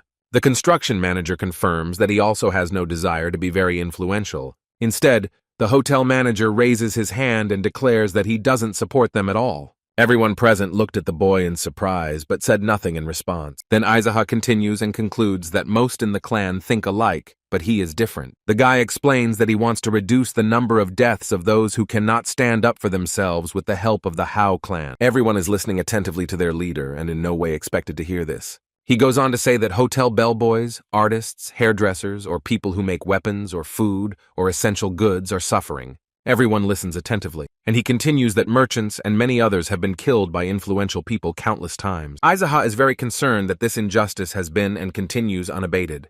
The head of the Howl clan suggests that this may continue to happen in the future. The protagonist proudly declares that if there are people who died unjustly, then he, as the head of the Howl clan, plans to find out, no matter who his opponent turns out to be. The commanders are surprised and ask if he is really going to fight alone, not only with the Black Cat, but with all existing forces. Izaha adds that if anyone dies at the hands of one of the Hikdo, he will kill them in return. If it's someone from Benko, he'll go to Muramen and kill him before the trial can take place, because he's the head of the Howl clan. After listening to all this, some people look very surprised, others are scared, and the rest think it's too much. Izaha remembers her past life and what happened when Mage, Muramen, Hikdo, and Bakdo met. Every time they encountered each other, a lot of people died, as if a real war had begun. He has no sympathy for these crazy apes who have mastered martial arts only to die fighting each other. But he couldn't accept that a guy running errands, who was mindlessly carrying drinks and snacks, was beaten to death for no reason. As a result, he killed all these crazy monkeys and easily earned the nickname of the Crazy Demon. Izaha recalls with despair how he was arbitrarily pointed at and constantly criticized. No matter what he did, he was still called crazy, and there were even crimes he didn't commit but took upon himself. And later, there were many cases when he stopped explaining anything simply because he was bored. And in addition to that, thanks to his work, he became a martial arts master in a very short time. Now everything has changed a lot. He has become completely different, and now he finds his own reason to fight. He can't accept this injustice in the world, so he's going to become a defender for the weak. Sontai timidly raises his hand and asks, all these principles only make sense when he is incomparably strong, and continues, as the guild leader, he is going to fight all the clans and the greatest martial artists in the future. And he looked at his subordinate with admiration and was silent for a moment to gather his words. And then he very confidently declares that when he becomes the best master in the world, this will not be a problem. No one expected to hear this. They are very surprised by the self-confidence and ambition of their leader. For a while, no one dared to say anything, perhaps even unable to recover from these words. But then Sontai exhales in disappointment and explains how to stay calm when he's thinking such nonsense. The blacksmith, folding his arms over his chest, happily declares that he will support his boss because he must have great ambitions. Yun Jaseon will also be happy to support his master and become an assistant to the clan. Chen Dixu looks on in surprise and asks if this is even possible, since there are so many different clans and masters. And he adds that there are also many geniuses with outstanding martial arts skills, and it is said that most of them start training before they can even walk. The main character is not at all impressed by this. He casually agrees with this and says that there are people like that too. The merchant continues and explains that it is also difficult for them to become peerless, and they say that peerless come from heaven once in a generation. When the guy heard this, he thought with surprise in his eyes about what his subordinate had told him. He now understood, but timidly declared that it was he who had come from heaven. They don't seem to believe him and are very skeptical of what their leader says. Then Izaha continues and explains that it doesn't matter whether he becomes incomparable, but only how much effort he puts into it. The chairman states that the boy on the run has chosen the goal of being the best in the world, and he appeals to his subordinates to think carefully about what they will live for in the future. No one else had any questions for the head of the Howl clan. They were thinking about what he had told them. After the meeting, Izaha returns at night through a dark and empty street. He compares himself in the past and now, and realizes that the difference is that in the past he didn't have any plan, but now he does. I only believe that if he takes good care of the Howl clan, then he will be able to fight against Murameng Yi and Mage in the future. Because he will be a representative for the weak, there will be no more reason for bullying. You have to have a reason to fight Bekdo for justice, and the crazy scum from Hikdo can just be beaten to death. This is the whole power of reason and purpose for life in this unjust and cruel world. When someone voices an opinion that differs from the opinions of others, in case of success, they are called a revolutionary, but in case of defeat, they will simply be a crazy idiot.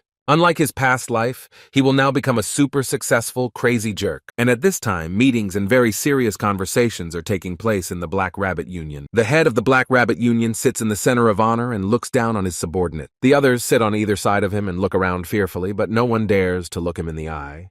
He was told that the master of the Golden Phoenix Pavilion had embezzled the Alliance's money and had died at the hands of a boy running errands. The man standing opposite him explains that evidence of a kidnapping and his lifeless body were found in the master's house, and it appears that he died with little resistance. And he adds that his subordinates were captured by Isaka from Ilyan Prefecture. The chairman asks who Isaka is, that the master of the Golden Phoenix himself was unable to resist him. The man, with excitement in his voice, timidly explains that this is a guy running errands. The masked man can't believe that the leader of the Black Rabbit Union died at the hands of some guy on an errand. The subordinate timidly confirms that his master understood everything correctly. The head of the union thinks that maybe one of the 12 heavenly generals has decided to play a cruel joke on him. So he assumes that perhaps one of the heavenly generals, or some master from another province, sent this boy. So he asks where he is from. But they object and say that this cannot be true because this boy has always lived here. This subordinate asks his master to let him resolve this situation and end this guy. He promises that he will kill him and return all the funds that the master of the Golden Phoenix has appropriated. The union head thought for a while and seemed to have other plans, so he refused his subordinate. But he turns to another. He calls master. And this boy immediately gets up from his chair. The masked man explains that he has heard that he has been training very hard recently, but the boy explains that he has always trained like this. The chairman knows that Master So's skills are much better than the Golden Phoenix Pavilion's masters, so he asks how long it would take him to defeat him. Master of the Golden Dragon Pavilion, So Noon Peng stands proudly before his leader. He thinks that even though they held the same positions, the boar wasn't that strong, so he could defeat him faster than the tea could cool down. But he doesn't want to tell it like it is, so he modestly states that he has never fought the Master of the Golden Phoenix, but adds that he would find a way to defeat him. The head of the union looks down on the guy and declares that he wants to hand this case over to him and at the same time test his skills. The guy is very surprised that he will be the one to deal with this, because his opponent dealt with the Master of the Golden Phoenix very easily. Seo Noon Peng does not express his doubts and bows his head obediently and announces that he will carry out the order. The boss explains that it's not worth taking subordinates with you and making a big fuss to beat some kid on an errand, so he should go alone. The master is very surprised by this and is a little scared by the thought of being sent there all alone. The masked man menacingly declares that if he fails, he may not come back, and it's better for him to kill himself. This scared the boy even more, and even made him a little angry, because they told him right to his face to just go away and die. But he has no choice but to simply bow his head in agreement and explain that he will die anyway if he is defeated. And all he thinks about is that they just want to throw him away when no one needs him anymore. Meanwhile, Izaha calmly strolls through the city and does not suspect anything. Chen Dixu serves someone a hot dish, his most delicious noodles in all of Ilian. Izaha enters the establishment. The employee greets him and adds that he hasn't been there in a long time and asks what he will order. The clan leader explains that he doesn't want anything ricey today, so he'll have spicy noodles today, and the owner of the establishment promises with a friendly smile that it will be there soon.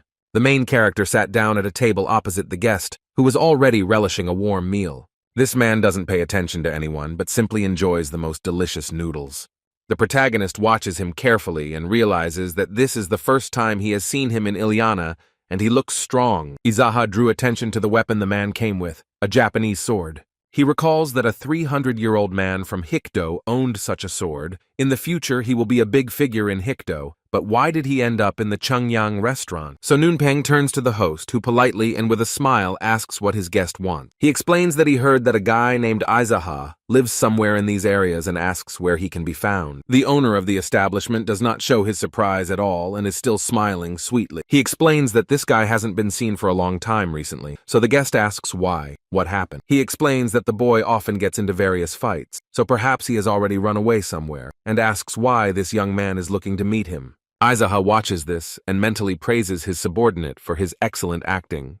The guest smiles and explains that he has heard a lot of different things about Ilian Prefecture, and also heard that people here are completely crazy, and now he is raving that this is actually true. The owner of the establishment looks at his guest in surprise. He doesn't understand what he's talking about. The man, with terrible anger, asks how they dared to lie to his face when Izaha is sitting across from him. The main character was not at all surprised or embarrassed when he heard this, and realized that he was recognized by face. Instead, The owner of the establishment frowned in disappointment and realized that he would not be able to get anything. Now the guest turns to Isaac and asks if this boy running errands knows who he is. The guy is angry that this son of a bitch allows himself to switch to informal language and says that this is Seo Gun Pung from the Black Rabbit Alliance. This man is extremely surprised and does not understand how such a simpleton knows his name. So he insistently and menacingly asks him who this man is. The main character condescendingly reminds us that this man has already said who he is. Maybe he has mental problem. This angered the master, and he furiously explains what he means by who he is. Izaha folded his arms across his chest and explained that this was a very philosophical and spiritual question. He jokes and pretends to think about an answer, then explains that he needs more time, and then he raises his head and explains that he has to think carefully before answering the question of who he is. The guest realizes that he is being mocked and nervously declares that he is a crazy idiot. And then, with frowning eyebrows, he continues to eat what was brought to him and watches his interlocutor. The head of the clan asks the owner of the establishment when he will be served his order because he is hungry. Jong Deok-su is angry because they are about to be killed, and that idiot wants something to eat. So he puts on a smile and explains to the dear customer that there are no more noodles, but Izaha is very surprised why he wasn't told this when the order was taken. The guest is finishing his meal and finds this area very funny and the people in it very interesting. Then he places the completely empty plate on the table with a loud big crash. The guest wipes his mouth with his hand and asks the host to pay him for his lunch. But the man seems afraid and explains that there will be no bill, and it is enough for him that the dear guest ate his noodles deliciously. The master explains that if he ate it, he must pay, shows him the money, and asks him to come over and take it. The man is already sweating from fear and doesn't know what to do in this situation. Seo Gun Pyong looks menacingly at the man and realizes that he doesn't want to approach him, so he decides not to waste time on it, but simply loudly puts the money for lunch on the table. And then he turns to the guy running errands and explains that it's cramped here and suggests they go outside. After that, he looks intently at the owner of the establishment and wants to tell him something else. With a stern look but warmth in his voice, he explains that the noodles were incredible and he will definitely come again. After these words, the master takes his weapon and quickly walks outside. Izaha asks the owner of the establishment to give him a kitchen knife, but I don't understand why, so the guy explains that he simply didn't bring a weapon with him. These words made Chen Dik-su's heart skip a beat. He opened his mouth but couldn't say anything. The men have come out into the street. They are standing opposite each other and ready to fight. Seo Gun Pyong mockingly teases what his opponent is going to do with the kitchen knife. The protagonist blithely explains that he simply doesn't have his weapon with him. The master doesn't like this tone, because he behaves as if he can handle everything easily. The guy slowly raises the kitchen knife to his nose and inhales the smell coming from it. And he explains that the knife smells like garlic, and if the garlic juice gets into the wound, it will be quite painful. Then, with a menacing look, he warns this third-rate man from Hikdo to prepare himself, because if he touches the guy on the run, he will immediately be stabbed with a kitchen knife that smells of garlic. His opponent can't believe that the master of the Golden Phoenix Pavilion lost to this sick idiot. Izaha asks why this brave man came alone, since attacking in a crowd is one of Hikdo's strengths, but Gunpeng replies that he doesn't need anyone to get rid of some little boy.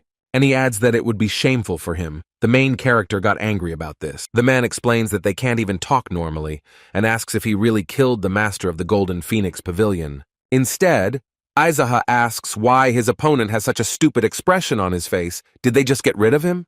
The man doesn't answer, but the veins on his neck have enlarged and are pulsing even more violently. Therefore, the head of the clan is convinced that he told the truth and they really kicked him out. His opponent looks at him sternly and declares that he is not going to listen to this nonsense anymore. So without warning, he pulls out his sword and is ready to start a fight with this asshole. Then he says he doesn't understand why the guys running errands in this area are so rude. Instead, Izaha folded his arms and declared that he didn't understand why someone as third-rate as him could be so self-confident. With these words, he irritated his rival and he will definitely not forgive him for this. Therefore, immediately after hearing what he heard, he attacks the guy with a sharp sword for a regular knife. But the main character avoids the attack without any fuss or problems by stepping back a little. The guy understands that his opponent has a very strong and sharp sword, and he cannot repel the attack with his knife because the blade will be worn out. Therefore, he keeps his knife behind his back and continues to successfully avoid all of his opponent's attack. And at this time, I have time to think that putting energy into the knife will not be effective at all.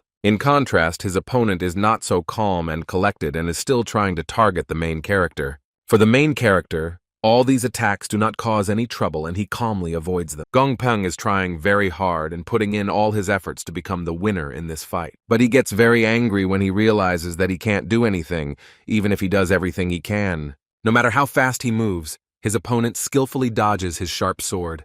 Aizaha seems to anticipate his every move so the opponent can't get to him, no matter how hard he tries. The master is very angry because he realizes that this guy is not as simple as he initially seemed. He had hoped that this time everything would work out, but the clan head again escaped injury. The main character assessed his opponent's skills. They are quite good, but there is still a lot to learn. Then, with one light movement, the boy used his ki energy and pushed the attacker away from him. Master Gong Peng sighed heavily, as he could barely stand on his feet from such force. Aizaha looks at him and wonders if this man has finally realized that he is the only one who has lost his mind and used his stupid attacks that don't work at all.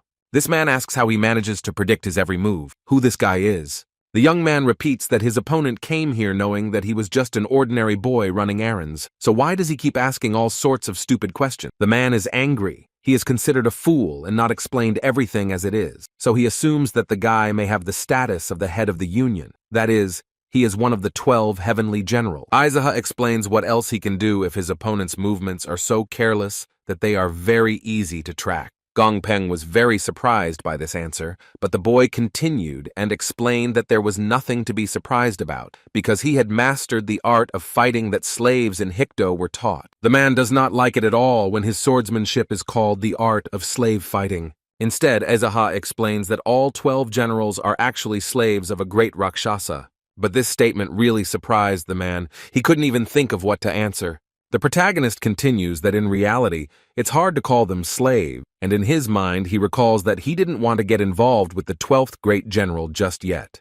With a menacing look, he adds that they are all puppets, or even pawns of the great Rakshasa. Gong Peng is still in a stupor, his eyes narrowed and his veins swollen. He is seriously angry, but he is still holding himself together. The head of the Howl clan continues to tease and calls them fighting cocks and toys of the great Rakshasa, a mere collection of idiots who obey him. His opponent says nothing, just stares intently and ponders everything he says. Aizaha claims that they are simply an organization that provides a variety of services for their big boss. And with a twinkle in his eye and delight in his voice, he adds that they lick their boss's ass. This was the last straw, and his interlocutor got angry and shouted at him to shut up.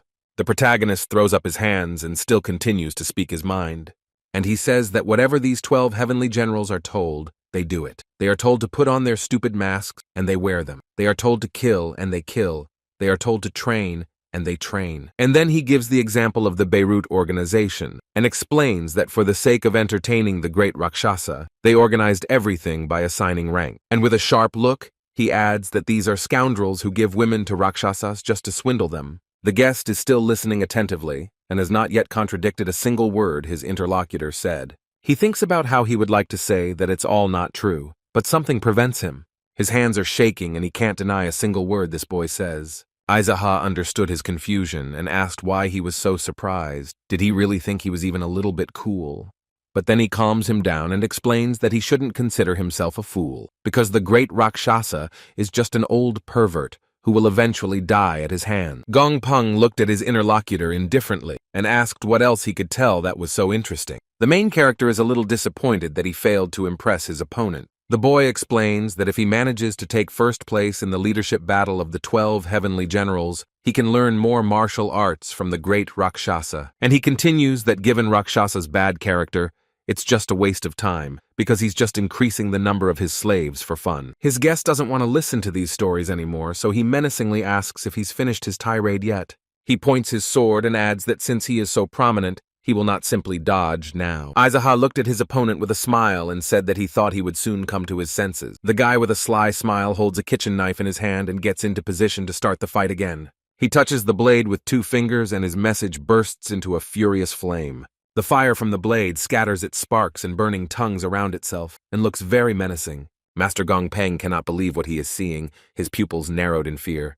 The protagonist confidently swings his blade through the air and leaves a long trail of fire behind him. The master knew that this was an opponent he would not be able to defeat, but he would never back down, even if he died in this battle. The guy explains that he calls this technique fire bite, and this name surprises his opponent a little. Aizaha holds the weapon and remembers that the official name for this technique is actually chlorinated incense. His opponent has also raised his weapon and is using all the energy he has.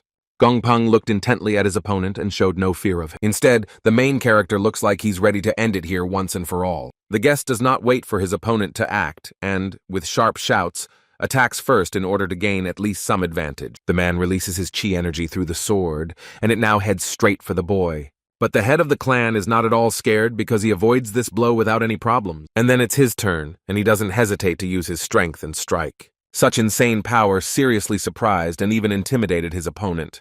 Master Gongpeng tried to fight her off with his sword and hoped that he would succeed.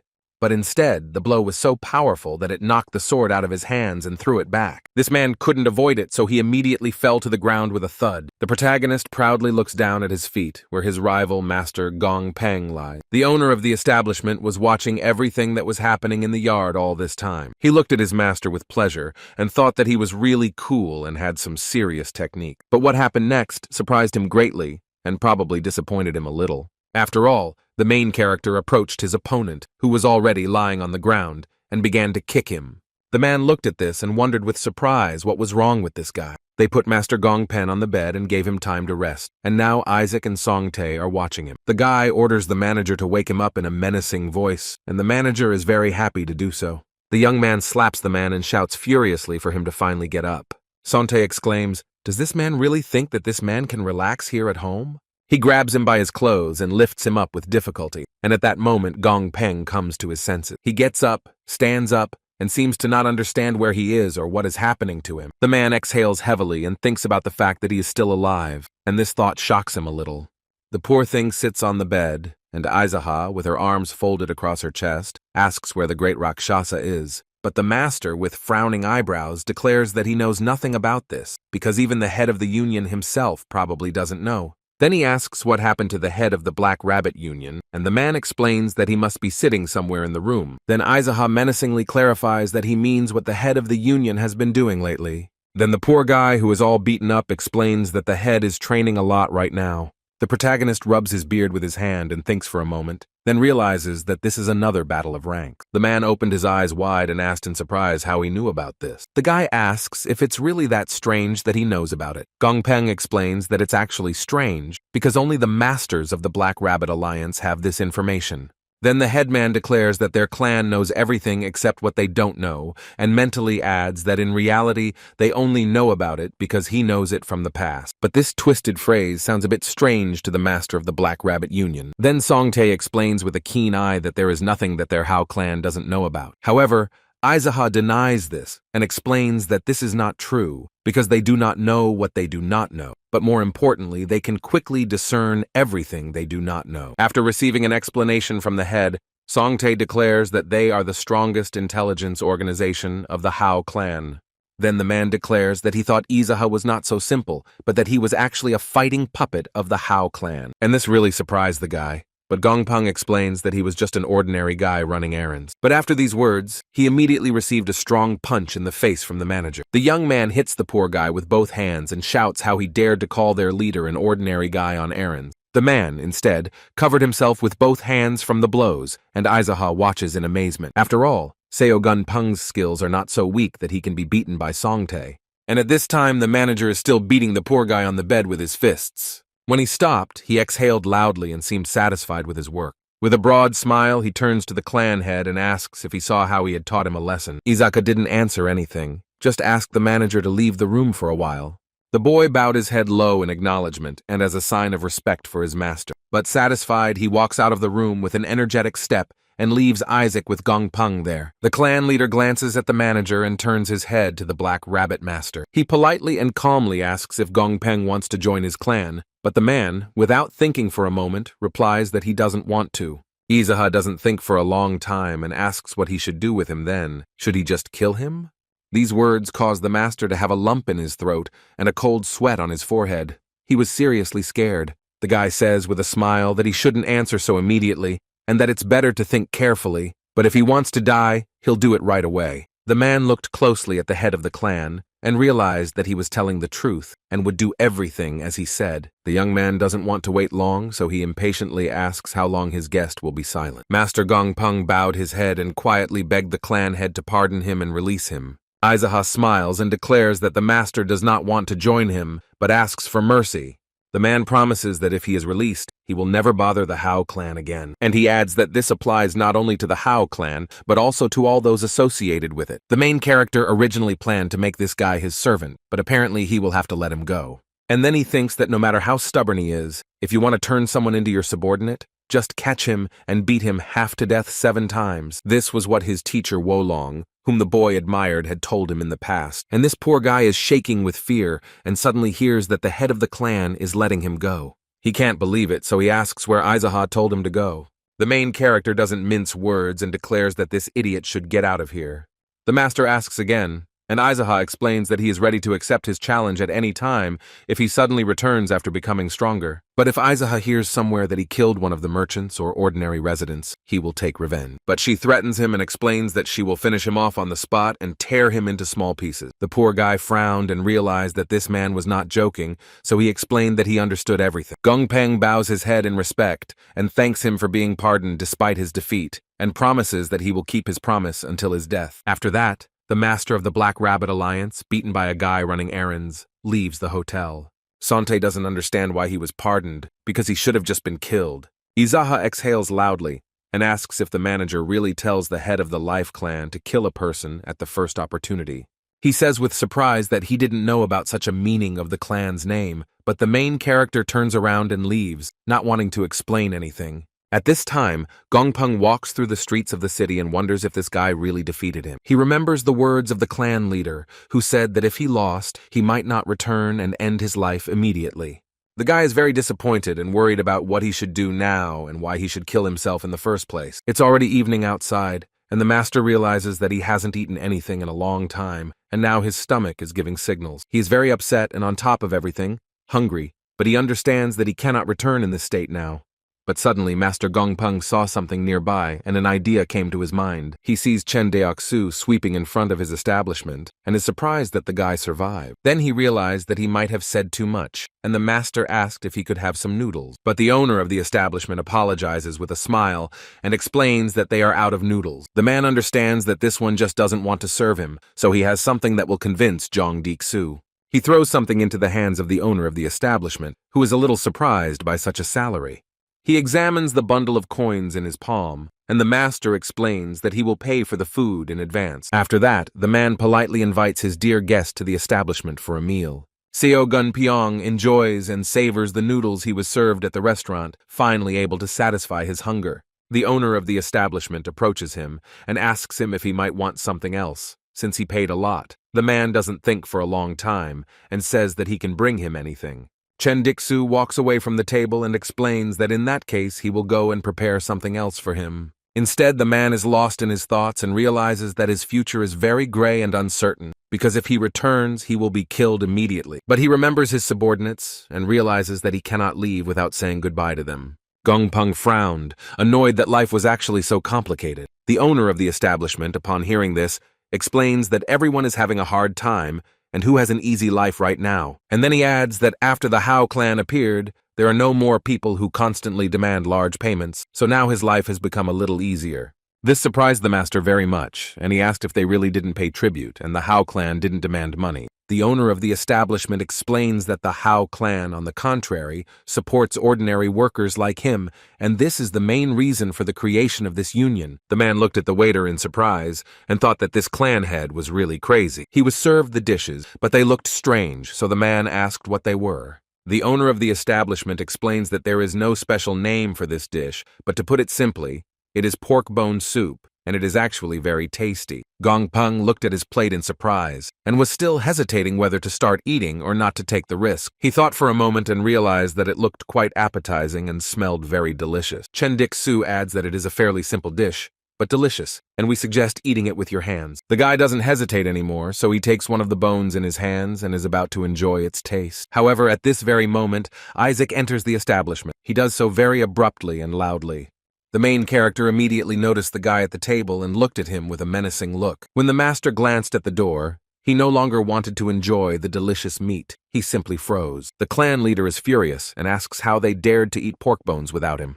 Gong Peng immediately put his hands on the table and, frightened, did not know what to do now. The owner of the establishment is also seriously scared and can't move or say anything, and the next moment, the three of them are sitting at the same table munching meat on both cheeks. Aizaha turns to the master with the pretense that he generously gave him salvation, and he sits here and chews bones. Instead, the man doesn't answer anything, quietly bows his head and doesn't even look into my eyes.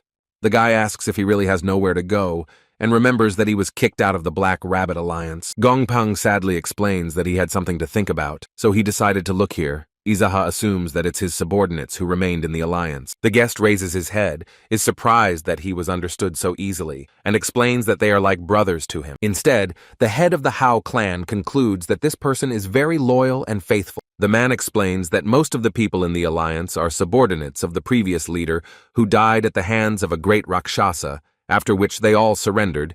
He killed all the leaders and replaced them. The main character looked at the guest with sympathy and asked how he managed to survive, and the guest explained that he did not hold any leadership position at the time. The clan leader understands that if Gong Peng doesn't return, other idiots will come here, and maybe even the head himself will show up, and that would just be unnecessary trouble. So he came up with something different. The young man has a different idea and wants to share it with the man across the street. Aizaha insists that he take him to the Black Rabbit Alliance later. But his interlocutor is very surprised, because Izuka was not going to attack the Black Rabbit Alliance alone. However, it seems he has now changed his mind and boldly declares that this is exactly what he wants to do. Gong Peng is definitely convinced that this guy is crazy, because he was going to attack the Alliance himself. And the main character warns that after he takes him there, he should take care that his subordinates do not die, because he will definitely get rid of the head of the union, but others may also suffer. The master frowns slightly, but then asks when the time will come to go there. Izaka abruptly gets up from his chair, bangs his hand on the table, and loudly announces that they are leaving. The owner of the establishment is embarrassed and asks if he's in a hurry to go there without any preparation. But the guy explains to everyone present that a sudden attack always happens in a hurry. The two men only gasped and were unable to say another word in surprise. The protagonist thinks that he must attack first, then Ilyang County will be safe, especially since if Gong Peng's subordinates are killed, he will definitely not become his subordinate. It's a dark night outside, and the action takes place in the territory of the Black Rabbit Union. Aizaha instructs the master to wait a while and then worry about his subordinates. The next moment, Gong Peng runs away from the door and hides around a bend in the darkness, while the head of the Howl clan remains in front of the main gate.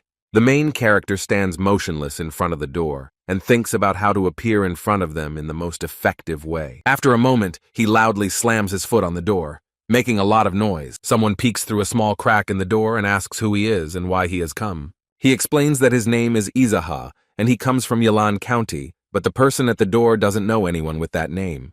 The guy exhales loudly, his patience runs out, and he asks them to open the door quickly or he will break it down himself. But from behind the door, they tell him that enough is enough and that he should go and have a drunken brawl somewhere else. But they close the window so the main character will have to come up with another way to get inside. He doesn't think for long. He immediately jumps so high that he reaches the top of the fence. He gracefully touches the top with his foot and looks very confident and pleased with his actions. The guy easily jumped over a 5-meter wall, surprising the guards. And the next moment, she calmly walks towards the building, and such directness drives the men into a stupor. But one of them immediately came to his senses and screamed at the top of his lungs that a stranger had entered their home. Not even a few seconds have passed when a large number of soldiers are already gathering in the square. They all surrounded the boy with weapons on all sides and menacingly asked who he was, but he menacingly shouted that he had already said that he was Izaka from the Ilyan district. Suddenly, someone from afar recognized his name, then all the soldiers stood dumbfounded before him. It's the head of the Black Rabbit Union who comes out and asks if he's the same boy on the errands. The protagonist ironically thinks that in a verbal duel, answering a question with a question is a worthy decision of a strong person. Instead, the guy asks if he is the same rabbit slave of the great Rakshasa and is glorified as an old asshole. But the great and powerful head of the Black Rabbit Union does not respond to such insult. The guy thought for a moment and asked, maybe he was mistaken, and the correct word would be not a rabbit slave, but a slave rabbit. This directness and impudent behavior greatly surprises everyone present, but they give up and fear the wrath of their lord. But then he adds that it doesn't matter because how dare the leader of some gang, whose duty is to be a slave, send a murderer to him? The main character glared at him and snorted, wondering if he even had the brains to do such a thing. Izaka doesn't stop behaving brazenly and doesn't show a drop of fear, which surprises everyone. The guy with sparks in his eyes brazenly asks why they are silent, and he wishes the rabbit, who doesn't know its place, would open its mouth already. The head of the clan is still silent, and the people are outraged and consider him a crazy idiot. Then the masked man asks why he assumes that since Isaac is here, it means Master So, who was sent to deal with him, lost to him after all. But the main character is not going to waste time and offers to finally deal with this and start a fight. However, the head of the Black Rabbit Union does not attack, but instead asks why he needs all this. Therefore, Aizaha decided to address the soldiers and point out that if their leader fought him one-on-one, he would be a good leader, regardless of his skills. And he continues, it seems the head has some guesses about what skills he has, so he will most likely order them all to fight him.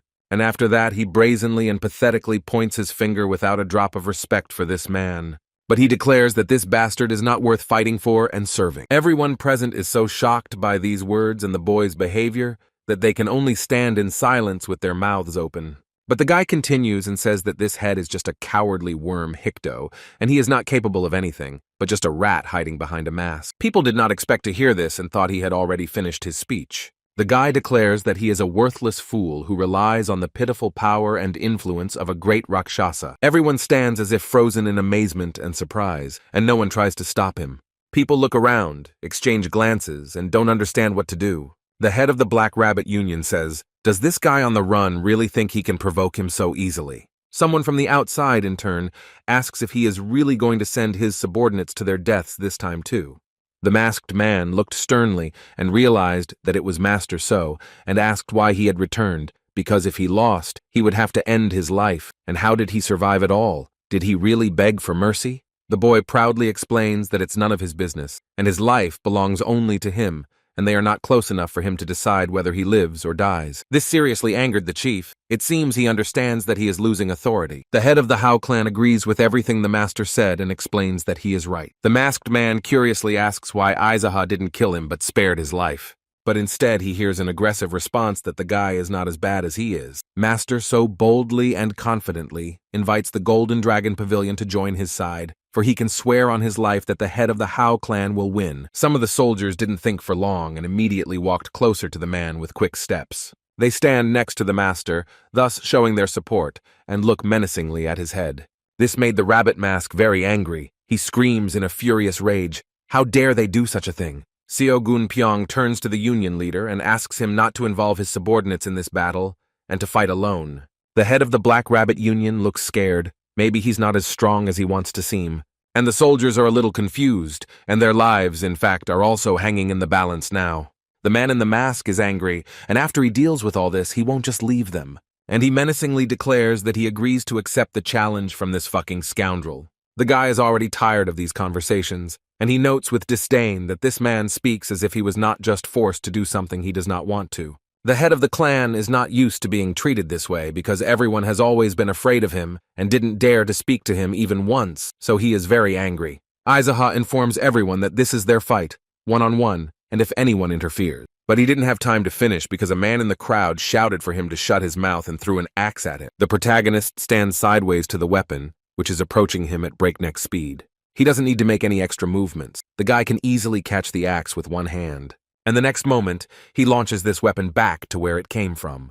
The man who threw it was very scared and did not expect such a quick reaction from the newcomer. The weapon hits the target directly, and the soldier doesn't even have time to do anything or dodge. Now all that's left of him is a wet spot near the wall, and the rest just look around in fear. The protagonist exhales sadly and explains that he was going to say that if someone doesn't intervene, he will die. And the head of the Black Rabbit Union stands among the people and looks very scared. Looking at it, he realizes that his opponent is not joking and is indeed very strong. There, he looks at him menacingly and says that this boy is very noisy. The head of the Howl clan is not at all frightened by his gaze, but only smiles smugly. Everyone stays away, but someone approaches the main character with a slow and measured step. He holds a beautifully framed sword in his hands and hands it to the head of the clan. Master So asks to use his weapon and adds that the union leader's sword is definitely sharp, but this one is also not bad. Aizaha looked and understood that when a warrior hands over his weapon to someone else, it is equivalent to him trusting them with his life. In addition, he remembers from a past life that it was said that Seogun Pang greatly valued this sword. The main character really liked this gesture of respect and faith in him, so he smiled sweetly. He approaches with a smile and explains that he will borrow his weapon and will definitely return it. The guy draws his sword and asks when this worthless rabbit is going to start fighting. The head of the Black Rabbit Union is already fed up with such insults and insolence, and he is very angry.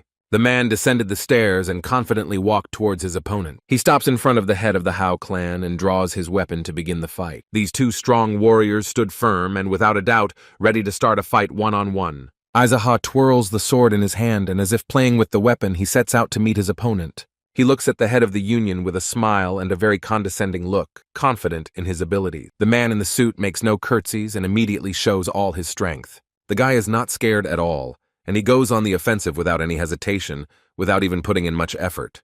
The young man approaches quickly. He repels the attack without any problems and is still quite confident in himself. But the next moment he was already nestled next to this masked man and was happy about it. Aizaha attacks and looks very carefree, as if fighting this man is not difficult at all. The men crossed their swords and each of the rivals used all their strength. A tense struggle continues between two fairly strong and worthy rivals. They stand close enough to each other to exchange fiery glances. The head of the Black Rabbit Union is trying very hard to become the winner in this fight. But the head of the Howl clan does not give in, and is a strong enough opponent to easily deal with him. Their struggle sends out bright sparks in all directions, blinding everyone around them. Each of them uses their energy and chi power, but the fight continues to be intense. Everyone present is terribly surprised that some guy on a run is fighting their master on equal terms. Master So is closely watching this battle and listening to the comments of the surrounding soldier, and he doesn't agree with the fact that the head of the clan is fighting the master on equal terms, because this boy hasn't even put in any special effort yet. Gong Peng suggests that the clan head is deliberately allowing the clash to take place in order to carefully examine the martial arts of the alliance head and the fighting techniques of the great Rakshasa. Instead, Aizaha looked closely and realized that there was nothing more to look at here. Therefore, he is ready to put in more effort and defeat this arrogant scumbag. The master of the Black Rabbit Alliance is already finding it harder to fight and is trying to resist such force. His hands are shaking, and he wonders if this scumbag has really hidden his abilities. The protagonist, with a smug smile on his face, declares that his rival has finally gotten the message, but he delivers the main and decisive blow to end this battle. The head of the Black Rabbit Union almost fell and only gritted his teeth in annoyance, because he understands that he is the weaker one. Aizaha looks at his opponent with pleasure, and understands that he already understands his end. The guy strikes again, and the masked man tries to block it and defend himself. But the man cannot withstand this insane pressure and falls straight to the ground. The man in the mask can barely stand on his feet, while Aizaha stands quite confidently. Out of desperation, this vile man orders his subordinates to kill this scumbag. Instead, Master So reminds him that he himself said that in case of defeat, one should commit suicide. So why is he acting so meanly now? The head of the Black Rabbit Union, in a fit of rage, shouts for this idiot to shut up. Most soldiers are in no hurry to help, but some are ready to draw their weapons and help their master. Gong Peng pleads for everyone to stand still, and if they ignore the chairman's order and just stand still, he will fix everything. None of the soldiers even moved, and everyone stood still, just as they had been. Their leader angrily shouts, "What are you doing here?" and tells them to quickly carry out the order. At that moment, the boy attacks again, and puts even more effort into the blow, while the masked man begs the leader to stop. The main character asks if he really just called him the head of the clan, and not just a guy running errands. That vile man in the mask understands that this fight will not end in his favor, and this annoys him greatly. He makes every effort to defeat his opponent, but he almost never succeeds. Aizaha deals a strong blow to his opponent, but he doesn't have time to defend himself. I want the head of the union to have his hands in the wounds, but he still doesn't let go of his weapon and holds on tightly. This blow was clearly too strong for him, and although he is angry, it will not help him win in any way. The man in the mask gathers all his strength and hopes that he can deliver a blow of similar power. As a result, a violent flow of energy is directed at the head of the clan, but behind him are soldiers. The guy understands that if he dodges this blow, then Gong Peng and his group of subordinates will suffer greatly. Therefore, the main character proudly stands at the ready with his sword burning with energy. The head of the Howl clan makes a very interesting maneuver that surprises this scumbag in the rabbit mask. Then suddenly there is a big explosion and a lot of dust and bright flashes rise. And the next second you can already see the head of the Black Rabbit Union hit the wall. This blow caused him severe damage, as the man groans in pain and spits out blood. He bowed his head and no longer raises it because he already lost to some guy on the run. The soldiers are shocked by this turn of events, because they considered their master strong, but this guy is much stronger. Even Master So is surprised by such strength, because he did not even suspect that he was so superior to the head of the Union. Izaha stands proudly with his flaming weapon and looks at the defeated leader of the alliance. Then he slowly turns his head and calmly addresses Master Seogong Pen. The man is surprised and even a little scared, because this guy has just shown everyone how strong he is. But the young man doesn't want anything. He just reports that Master So has saved many lives with his word. The man approaches, bows his head, and thanks him for saving many people thanks to his warning. The main character is pleased to hear such words, but suddenly he turns his head and looks at everyone who is here. He addresses them and explains that those who have a great desire for revenge and who are deeply disappointed by the loss of their head should take a step forward. But with a smile, he adds that with a pure heart, he will send them to heaven along with their heads. No one is in a hurry to even move because everyone is scared to death. Izaha continues to explain that today is the perfect day to die, and it would seem that there should be at least someone who wants to go to heaven. And he adds that it's not every day that you get the opportunity to challenge a simple guy on an errand. And then, with a slight disappointment, he says that it's a pity, because this was the last opportunity to challenge him. Everyone present here is terribly scared and does not understand what will happen next because their head is no longer with them. After that, the guy walks slowly and confidently without unnecessary fuss and chatter. The soldiers nervously watch what this guy is going to do next. He approaches the wall and lifts the soiled rabbit mask of the former Union leader. The protagonist puts on a bloodied rabbit mask and menacingly declares that from now on, he is the head of the Black Rabbit Union. And he sternly adds that it doesn't matter at all what they want, because he has already decided so. Everyone present is watching him closely, and none of them dares to object. Then, with a sharp movement, Izaha throws the sword to Master Seogong Pen and thanks him for the borrowed weapon. Instead, he leans down to pick up the weapon of the former head of the Black Rabbit Union. Master So explains that this sword is called the Black Rabbit Fang, but Izaha thinks it's a very stupid name. And the next moment he realizes that this sword is now his, so he immediately takes back his word. All the soldiers present are still watching what is happening with wide eyes. And the guy gives his first order as the head of the Union and asks them to get rid of the body of the former head, and also wash the floor and wall. And he adds that they should remember that if they want to be successful in Hikdo, they need to clean up well first. The people are still in a stupor and don't say a word, just looking at everything in shock. Therefore, the head of the Union looked at them menacingly and asked if they would continue to remain silent like this. The next moment, everyone unanimously declared that the order was understood and would be carried out. And the next step is to gather all the managers in honor of the fact that they now have new bosses. Gong Peng explains that he will come when everything is sorted out here, and that the other leaders should come in first. The Black Rabbit Alliance masters rush into the building, while their new leader watches from afar. The protagonist raises his sword up, stands in a fighting stance, and thinks that from today on, he is now the head of the Black Rabbit Union, and he will rule here until the great Rakshasa reveals him. After these thoughts, the boy concentrates on wielding the sword of the former head of the Union.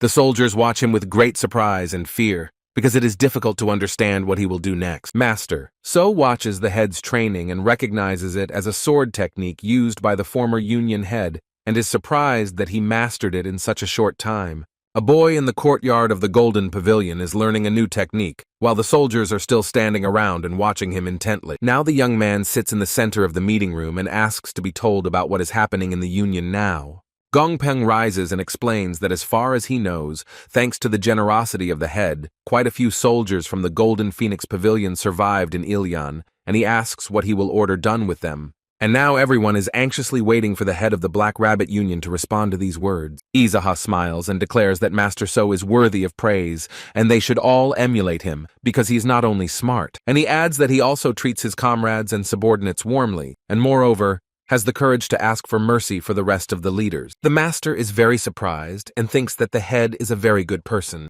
and he did not expect that he would even recognize the servant. And then the head of the Union adds that this guy is also very resilient, because he got a lot from him. As for the survivors, Izaha explains that Master So will take care of these guys. The guy bowed his head respectfully and humbly and said he would take care of them. The chairman explains that since Peng is talented and very intelligent, he will be the manager's representative in the future, so he must train a lot, and today he will give him a bonus. And then he thinks that it's not his money anyway, so he doesn't care about it. This greatly encouraged the master, and he happily announced that he would work even harder. And on such an occasion, the head of the union menacingly asks why they don't applaud. Are they really afraid of breaking their wrists? So everyone put on happy faces and clapped their hands loudly, but they were still scared. The next moment, the protagonist sternly tells them to stop, and there is dead silence. He explains that by training and encouraging each other to train, they all become stronger together, and that is the meaning of Hikdo. And during this process, they will inevitably develop a deep attachment to someone, and thus, kindred spirits will appear that were not there before. He explains that this is where Hikdo's power lies. At least it was during Isaac's time. The guy draws attention to one of the managers and aggressively asks if his words seem uninteresting to him. The man shakes his head in panic, but Izaha shouts that if this idiot is bored, then let him get out of here and he doesn't have to be the leader, but he can pour dirt on the destroyed wall or get rid of the body. The poor man was already sweating from fear, bowed his head and begged his master for forgiveness. The main character declares that one should not behave like this when the head of the union is speaking. They tensed up again, fell silent, and bowed their heads to avoid being hit by the hot hand. And Izaha continues his conversation and tries to remember where he stopped. And he asks who the commander is here. A man with a sharp beard stands up and introduces himself as Commander Beck. The young man orders that Master So be given his award and warns the man to put himself in order, because if any violations or deception are discovered, he will be the first to die. The man is scared, but I bow my head with a smile and inform him that everything will be done. Suddenly the guy remembers that there is going to be some sort of rank battle and asks when it is scheduled. Everyone present is very surprised how he knows about this and notices that he behaves as if he has been the head of the Black Rabbit Union for a long time. The master explains that there is no scheduled date yet, but it is expected in the near future. One of the heavenly generals who occupies a low position has issued a challenge, namely the Red Monkey. But if Izaha wants to raise his rank, this time he will have to fight a white rooster. The boy became curious about his current rank and was told that he was in 5th place among the 12 heavenly generals. The main character curiously notes that this scumbag did have a high rank, and then, by the way, asks where their boss is now. Commander Beck explains that the celestial general Red Snake found a blue-eyed beauty somewhere and went with her to the great Raksha mentor, so he must be with her now. Izaha wonders if this old fart still has enough strength for the blue-eyed beauty. After that, he fell silent, stopped smiling and carefully observed everyone present here. And then, with burning eyes, he menacingly declares that suddenly he is bursting with anger, which seriously scared everyone present, so they bowed their heads again and fell silent. Master So can't follow his thoughts because first he called him a mentor and then an old fart and got angry. The union leader asks if Mariman knows anything about this man still getting poor women through his students and wonders why this jerk isn't being caught. Looking at the reaction of everyone present, Izaha asks if he said something wrong, and Master So is quick to assure him that everything is fine. But the main character abruptly rises from his chair and declares that, although he is a great Rakshasa and his teacher, this old man is obsessed with alcohol and women, so the head of the union intends to stand against him. This really surprised the leaders of the Black Rabbit Union. They definitely didn't expect this. They wonder if this man really wants to commit treason just because the big boss is old and leads a dissolute life, and they believe that he only has such thoughts because he is in a good mood right now. The boy threatens to say that if anyone holds on to the great Rakshasa or stands in his way, Izaha will not leave them alive. The men are terribly scared, and of course no one will dare to stand in his way. And after that, he calmly asks how things are going in the Hiksanbu Department of Dark Magic. One of those present explains that they are usually involved in the gaming business and stocks, and it seems that there is no force nearby that could overcome their financial power. Since they are still holding slave auctions, Izaha can't just turn a blind eye to such vile things happening. The leaders still look in awe at their new Black Rabbit chief ally. The boy declares that they will defeat Hiksanbu to put Hikdo on the true path, and in the future they will become the leaders of the front line in freeing the slave. Everyone present is simply stunned by such a decision, especially since it was made so easily. And these leaders also don't recall that Hikdo had any moral standards at all. One brave man decided to ask why their leader suddenly decided to attack Hiksanbu. The main character doesn't mince words and asks if this idiot thinks it's right to buy and sell people. The man is frightened and explains that this is wrong. Then Izaha shouts why this idiot is asking if he knows everything himself. And then he turns to everyone else and asks why these morons even studied martial arts and explains that he will not tolerate injustice. They all stand scared and can't say a word. It's all very surprising to them. They're used to different leadership. However, the head of the union does not want them to remain silent and asks them to answer him, because anger is getting the better of him again. Everyone bowed their heads and in one voice explained that they understood everything and would take it into account. The protagonist also announces that he will use elixirs and all the means that the Black Rabbit Alliance has, and if anyone objects, he can decide it in a one-on-one battle. And with a menacing look, he asks those present if there is at least one person who would be against it. It is clear that no one objected to him, and there was silence in the hall, and this completely satisfied the young man. And he cheerfully adds that he's glad he won't have to get his hands dirty in their blood. The newly elected head of the Black Rabbit Union goes out to look at the yard after the meeting. He put on the mask of a black rabbit and feels complete satisfaction and peace. He recalls his first meeting in this union and the respect and honor with which he was treated. He is glad that he ended the meeting on a positive note, and very productively. A servant approaches from behind him and announces that the preparations for dinner are complete. But the guy stands there unmoved and declares that he won't have dinner, he just wants to wash up. During the fight, he got a little dirty, but he hadn't had a chance to wash up yet. Then the protagonist takes off the black rabbit mask and turns to face the servant. But this poor guy was terribly scared when he saw the head of the union without a mask. Aizaha ironically asks if he really impressed him with his beauty, but the servant bows and apologizes. He is shaking with fear, and beads of sweat are running down his face, but the boy is still standing there. The main character calms the poor guy down and explains that he won't harm him, and from today on he is the new head of the Black Rabbit. But this didn't really calm the boy down. He was still shaking, and could barely put the letters into words. Aizaha explains that today is his first day as their leader, so he asks to be shown where their private training room is and where the miracle cures are stored. And after that, he washes himself and the boy bows his head and says that he will do everything. The guy enters a room with cabinets with lots of drawers and various boxes. And at first glance, the main character notices that there is quite a large choice here. He is terribly curious about what miraculous medicines are here and what he will find here now. He recalls that among all the miraculous medicines, there is such a rare type that all the strong masters had, but it was impossible to detect it. But only a few of those masters dared to take this extremely powerful medicine. Most even very strong masters took ordinary low-level medicine. The boy carefully examined the contents of many drawers and found some types of medicine. But after examining everything in more detail, he realized that there were only low-grade drugs here, although this was also not bad.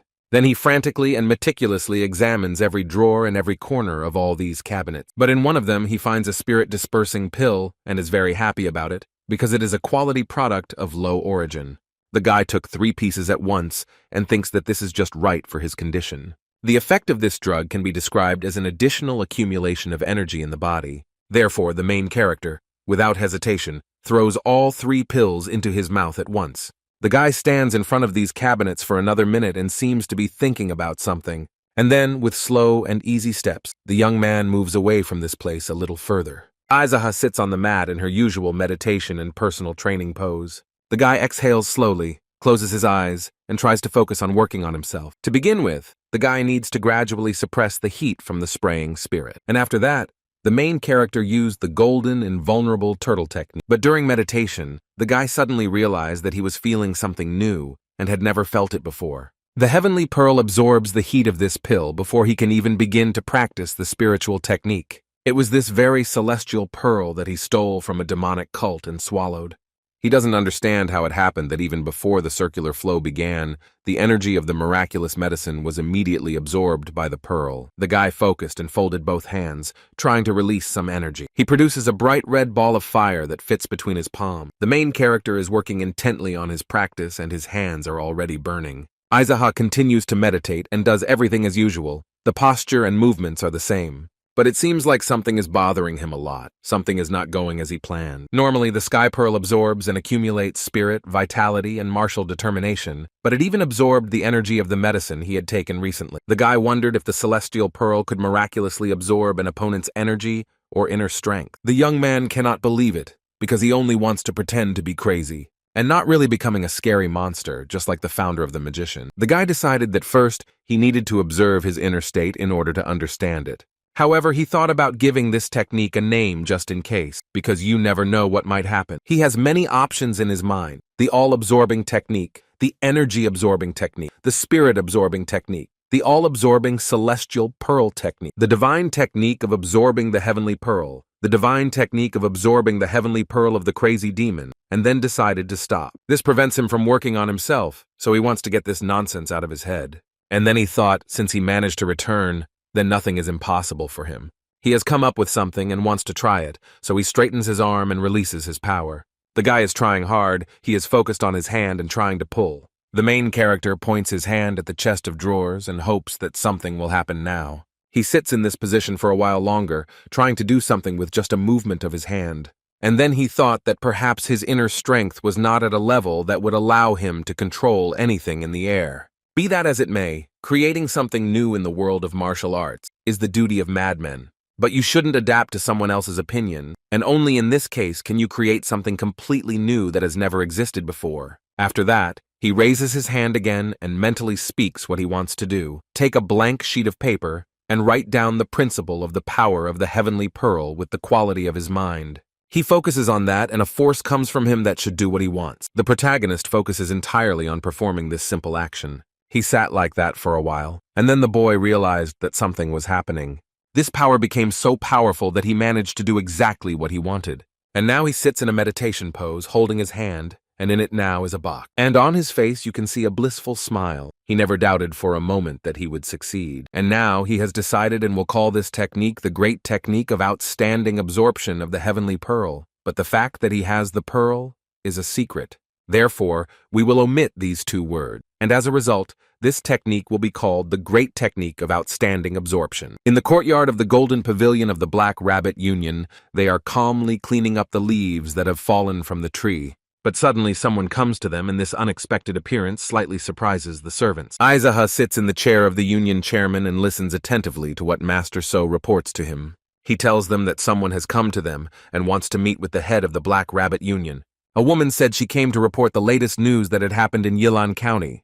If she hadn't mentioned Ilian County, the master would have kicked her out of here immediately, but he thought Isaac would be interested in hearing how things were going there. But the guy is skeptical about this. Since the Black Rabbit Alliance is under his leadership, there shouldn't be any problems in the district. The man asks whether to let the girl into the hall, and the union leader takes a moment to think about it. After a short thought, the guy says that he can leave it out, because he's curious about what's going on. The next moment, the door from the courtyard opens and a lady enters the hall with energetic steps. She stands in front of the head of the Black Rabbit Alliance and bows her head in respect. It was Mrs. Sun who came to him, very frightened and alarmed. She had not yet said a word. The main character was very surprised when he saw her. She was not visible for some time, but he does not understand what she forgot here. Master So turns to her and insists that she tell him everything that happened, and the girl humbly agrees. She starts by giving her name as Song Soso, and saying that she comes from Iliang County. It seems that the clan head is hearing this girl's full name for the first time, and he thought about it for a while. And then he says that she has a beautiful name, and this remark is a bit surprising to the newly arrived guest. The guy waved his hand, asking her to ignore it and continue her story. Miss Song says that there is a place in Ilian called Zaha Hotel and a local guy running errands. When she said these words, everyone's eyes opened wide in surprise and fear. They looked carefully at the chair in which their head sits and pondered what this girl had said. They all know and understand that this boy running errands from the hotel, Zaha, is their boss. The girl continues and says that this servant dared to interfere in the management of the Black Rabbit Union. She tells everything she knows and everything that happened in her district and is related to Isaac. Instead, the guy listens carefully and understands that she has no idea who is behind that mask. Master Siogun Pang is surprised to realize that this woman is reporting to the head of the union about himself. Everyone present bowed their heads, terrified of what their new leader might do. Instead, the girl unsuspectingly and treacherously tells about all his actions. No one dares to stop her and explain who is hidden under the mask. They only watch in fear. Izaha does not reveal her identity, and pretends that this is the first time she is seeing her and hearing about this guy on the run. Then Izaha sums up and declares that the guy running errands from Zaha's hotel killed all the brothel owners and completely captured Ilian, and asks if this is not good news. But the girl doesn't think so, and she looks at the Black Rabbit's head in surprise. And then with a smile on his face, he adds whether this brave lady has anywhere to go to stop. The girl bowed her head in disappointment and sadness, and explained that she had nowhere to go. The guy adds with irony that it's a shame it happened this way, because such a beautiful lady has no place of her own. And then he generously offers Mrs. Song the position of housekeeper in this house. The girl is extremely happy to have received such an offer from the head of the Black Rabbit Union. The chairman explains that such brave girls are very valuable, and if she doesn't mind, she can start working in the Black Rabbit Union. He adds that she is now of the right age, and plus she worked at a Mekwa hotel, so she has a lot of experience. The girl is very happy and happily accepts this offer. and promises that she will not let you down and will do her job diligently. But that's not all. And the boy asks that Mrs. Song promise him 2 things in return. And he goes on to explain, firstly, that if she betrays him, then she will die immediately without any mercy. The girl, with a smile and respect for her boss, explains that she would never dare to do that. But the guy is looking very intently at the newcomer, and his mood seems to have changed a bit. He no longer politely states that she should pay special attention to what she says. She thought about what he said, and as he said it, the girl felt like she had heard it somewhere before. After she doesn't answer, Izaha asks if it's really that hard for her. Then the girl bows her head and explains that she will always obey his will. Then the union president decides that the newly arrived Miss Song is hired. And then he repeats louder that this woman with a brave spirit has been hired by them. This woman is extremely happy, thanks her boss, and explains that she will serve him wholeheartedly. The guy explains that she should be grateful that he gave her another chance and hopes that they will work out. The girl doesn't understand what he means by saying he gave her another chance, so she asks again. Izaha adjusts his mask and pretends that it prevents him from seeing properly. And then, with one easy movement, he removes the mask from his face and straightens his hair. When the girl saw who was really hiding behind the mask, she turned completely pale and broke out in a cold sweat. Instead, the guy smiles and ironically asks if she's really that impressed by his beauty. Miss Sun Soso cannot utter a word and is terribly frightened by what she has just done. She remembered everything she had just said about him and felt very sick. Izaha is surprised because the girl fell and simply passed out, and Master So approached her. He placed 2 fingers near her nose to feel her breathing and understand what had happened to her. And then she explains to the head of the union that it seems she simply fainted from severe fright. Izaha orders the servants to take care of her, then states that it is very rude to faint after seeing the head of the alliance. This boy doesn't understand why Izaha is giving such an order. Does he really want her to take care of him? The chairman asks with complaints what he proposes to do. Just leave the person who has fainted, especially since she has nowhere to go. It seems that no one present can understand why their leader is acting this way, but they don't dare ask any more questions. The main character realized that they were a little confused, so he decided to explain to them. But he aggressively, through gritted teeth, declares that he is a very compassionate person and wants them to see it. But these words did not calm the leaders of the Black Rabbit at all, but only frightened them even more. All the men in the room are still watching their leader in amazement. There is a training session in the courtyard of the Black Rabbit Guild, and everyone except the warriors of the Golden Dragon Pavilion must perform 500 basic push-ups. The head of the union conducts training and explains that Hikdo is firstly training, secondly learning, and thirdly competition. The guys who are training are already terribly tired, and sweat is flowing from them like a river. Izaha explains that from now on they will focus only on increasing their income and will only have time to eat and sleep. He believes that no one takes Hikdo seriously right now, so they need to become stronger. And he orders the warriors of the Golden Dragon Pavilion to go to the backyard, prepare sandbags, bring them here, and put them on the backs of the guy doing push-ups. He asks Master Seogun Peng to go with the boys and follow them. The guy bowed his head in agreement and explained that he would immediately carry out his order. The warriors of the Golden Dragon Pavilion go to the backyard and are surprised by such brutal training. The protagonist orders those who have already finished to take up wooden swords and beat those who try to dodge. But he adds that you don't have to beat him to death, but you can break a few bones, and these words terribly frightened those who were training. The 2 boys have completed their training and are happy to have the opportunity to take up a wooden sword and beat their brother. These guys ran to the sword stand extremely quickly, as if they weren't tired at all. Izaha watches this and thinks about the fact that there are a lot of very strange idiots in Hikdo. Instead, the rest are still doing push-ups, and the union head says they'd better speed up their push-ups. And he explains that soon the Golden Dragon Pavilion will bring sandbags, and then the rest of the push-ups will have to be done with the bag on your back. And then he adds menacingly that it's probably easier to do push-ups now than it will be later.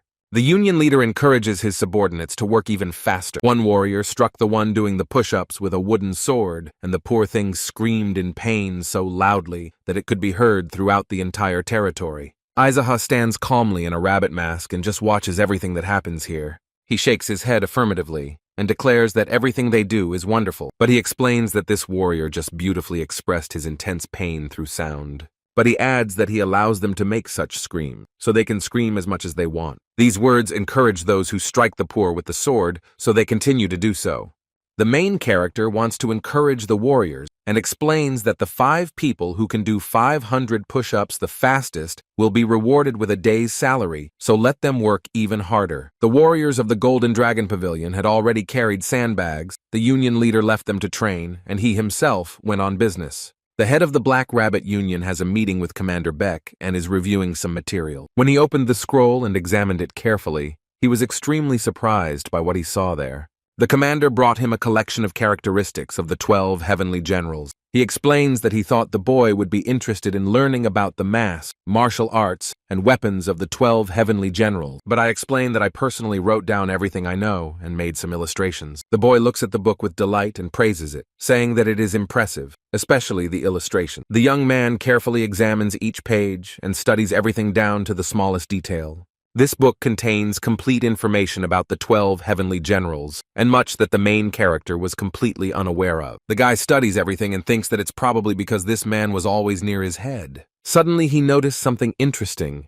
and asked if the red monkey was really a woman. Beck explains that the red monkey is a special disciple. He steals items on behalf of the great Goraksha. This woman asked him to teach her martial arts in exchange for payment for the theft, and he adds that she is much lower in rank than Izaha. But thanks to the outstanding skills of the Tsengong, there is no general who could easily deal with her. Izaha asks if she really knows the Qinggong technique so well, and manages to make her body much lighter. The commander explains that from time to time a genius is born in nature, and it seems that the red monkey has a natural talent, after which the protagonist asks if he has any information about the Rakshasas. The man explains with a smile that this information is at the very end, because the boss always leaves something for dessert. The guy smiles and looks forward to learning a lot of interesting information about the summit itself. She praises Commander Beck for his excellent work and promises to give him gold.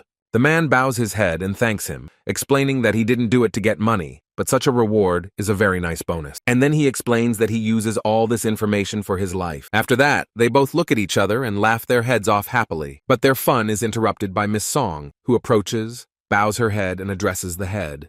He explains to Beck that this is their new head servant, Sun Soso, and adds with irony that she always speaks very elegantly. The girl fearfully explains that a masked man has come looking for the head of the union. The guy is surprised that someone wearing a mask has visited him and asks what kind of mask this person has. The girl briefly and concisely explains that this someone came in a monkey mask. The commander frowns and declares that judging by all this, a red monkey has come to them. The guy opened the book again and studied in detail the page where everything about this person is described. He read that the red monkey had incredible qigong skill, strong kleptomania, became the latest disciple of all, defeated several generals, and rose in rank. She also has the audacity to demand a draw and avoids using Qinggong when she finds herself at a disadvantage. It is also said that she stole a miraculous medicine and now accumulates internal energy at an incredible speed, and her Qigong is better than even the best general. Izaha smiles smugly and explains that the research on this girl and the assimilation of information are over. So he went out to meet his guest, who was politely sitting in a chair in the hall, waiting for him. The girl folded her arms across her chest, and when she noticed someone approaching her, she turned her head sharply. The main character also hasn't forgotten about his mask, so he's already wearing his usual black rabbit. He walks very slowly and deliberately, showing with his whole appearance who is the boss. The protagonist sits in the central seat, which is intended for the head of the Black Rabbit Union. The red monkey folds his hands in greeting and asks how his little brother, the rabbit, is doing.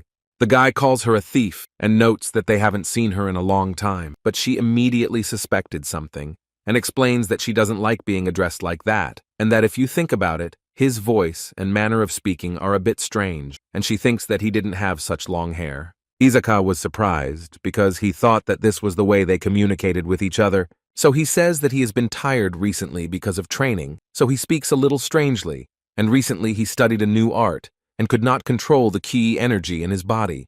Therefore, he had a sore throat and a rather high temperature, so his condition is different now, but the girl is glad that he suffered internal injury. The guest explains that she came like last time, to ask for money, and if he gives it to her, she will leave peacefully and not fight with him. The guy understands that she knows that he doesn't need to overexert himself before the decisive battle with the White Rooster, so he simply asks for money. He is surprised that she demands them in such a mean way, so the Hikdo is a complete mess. The girl folded her arms across her chest and explained that he had to fight a White Rooster soon, so it was better not to fight her to avoid getting injured. The guy rudely asks if she still goes around demanding money from others and if she's really poor. But the girl, with a menacing look, declares that his words today are more harsh and rude than ever, and she adds that it looks like she'll have to give him a good fight today and teach him a lesson. Instead, the guy defiantly addresses her as his little sister and asks if she even knew anything about him before coming here. The red monkey explains that he will simply take 30 silver bars and not come near this place for a while. Otherwise, they will have a fight. And he thinks about the fact that he said he suffered internal injuries while training, so he will most likely avoid the challenge. The guy smiles and calls her a monkey and also wants to offer her something. He declares that if she gives back all the money she has appropriated, her head will let her go unharmed. The guest clearly did not expect such a turn of events and was very surprised to hear such a threat. She looks intently at the man sitting across from her and asks what he's saying. There is anger in her eyes and she says that she really hopes he was just joking. The head of the Black Rabbit Union declares that he is not joking at all and, moreover, is not going to accept her challenge to a fight until she brings him money. But if she manages to defeat him at least once, he will return all the money he took from her earlier. The red monkey can't believe what he's hearing. This is definitely not what he came here for. The guy explains to her in simple words that they will have a fight for money. The young man thinks that the desire for easy money is essentially the root of theft, so she simply cannot refuse his offer. It seems the girl is curious because she asks what the conditions of this fight will be, and the guy easily informs her that it's up to her to decide. The interlocutor thinks about why he is so confident in himself. Maybe he still has some problems with his head. But then I think that it doesn't matter if it doesn't happen. It's in her favor anyway. So she explains the rules to him. If he can take off her mask within 450 seconds, then that will be a sign that she has lost. And he adds that he can use any method, and the meeting place can be the territory of the Black Rabbit Union. And the guy agrees to this. Under the mask, the girl is terribly happy, as she is confident in her Jingong skills. They did not put this fight on hold and went out into the street to resolve everything. The girl waves her hand and invites the guy to come closer and start.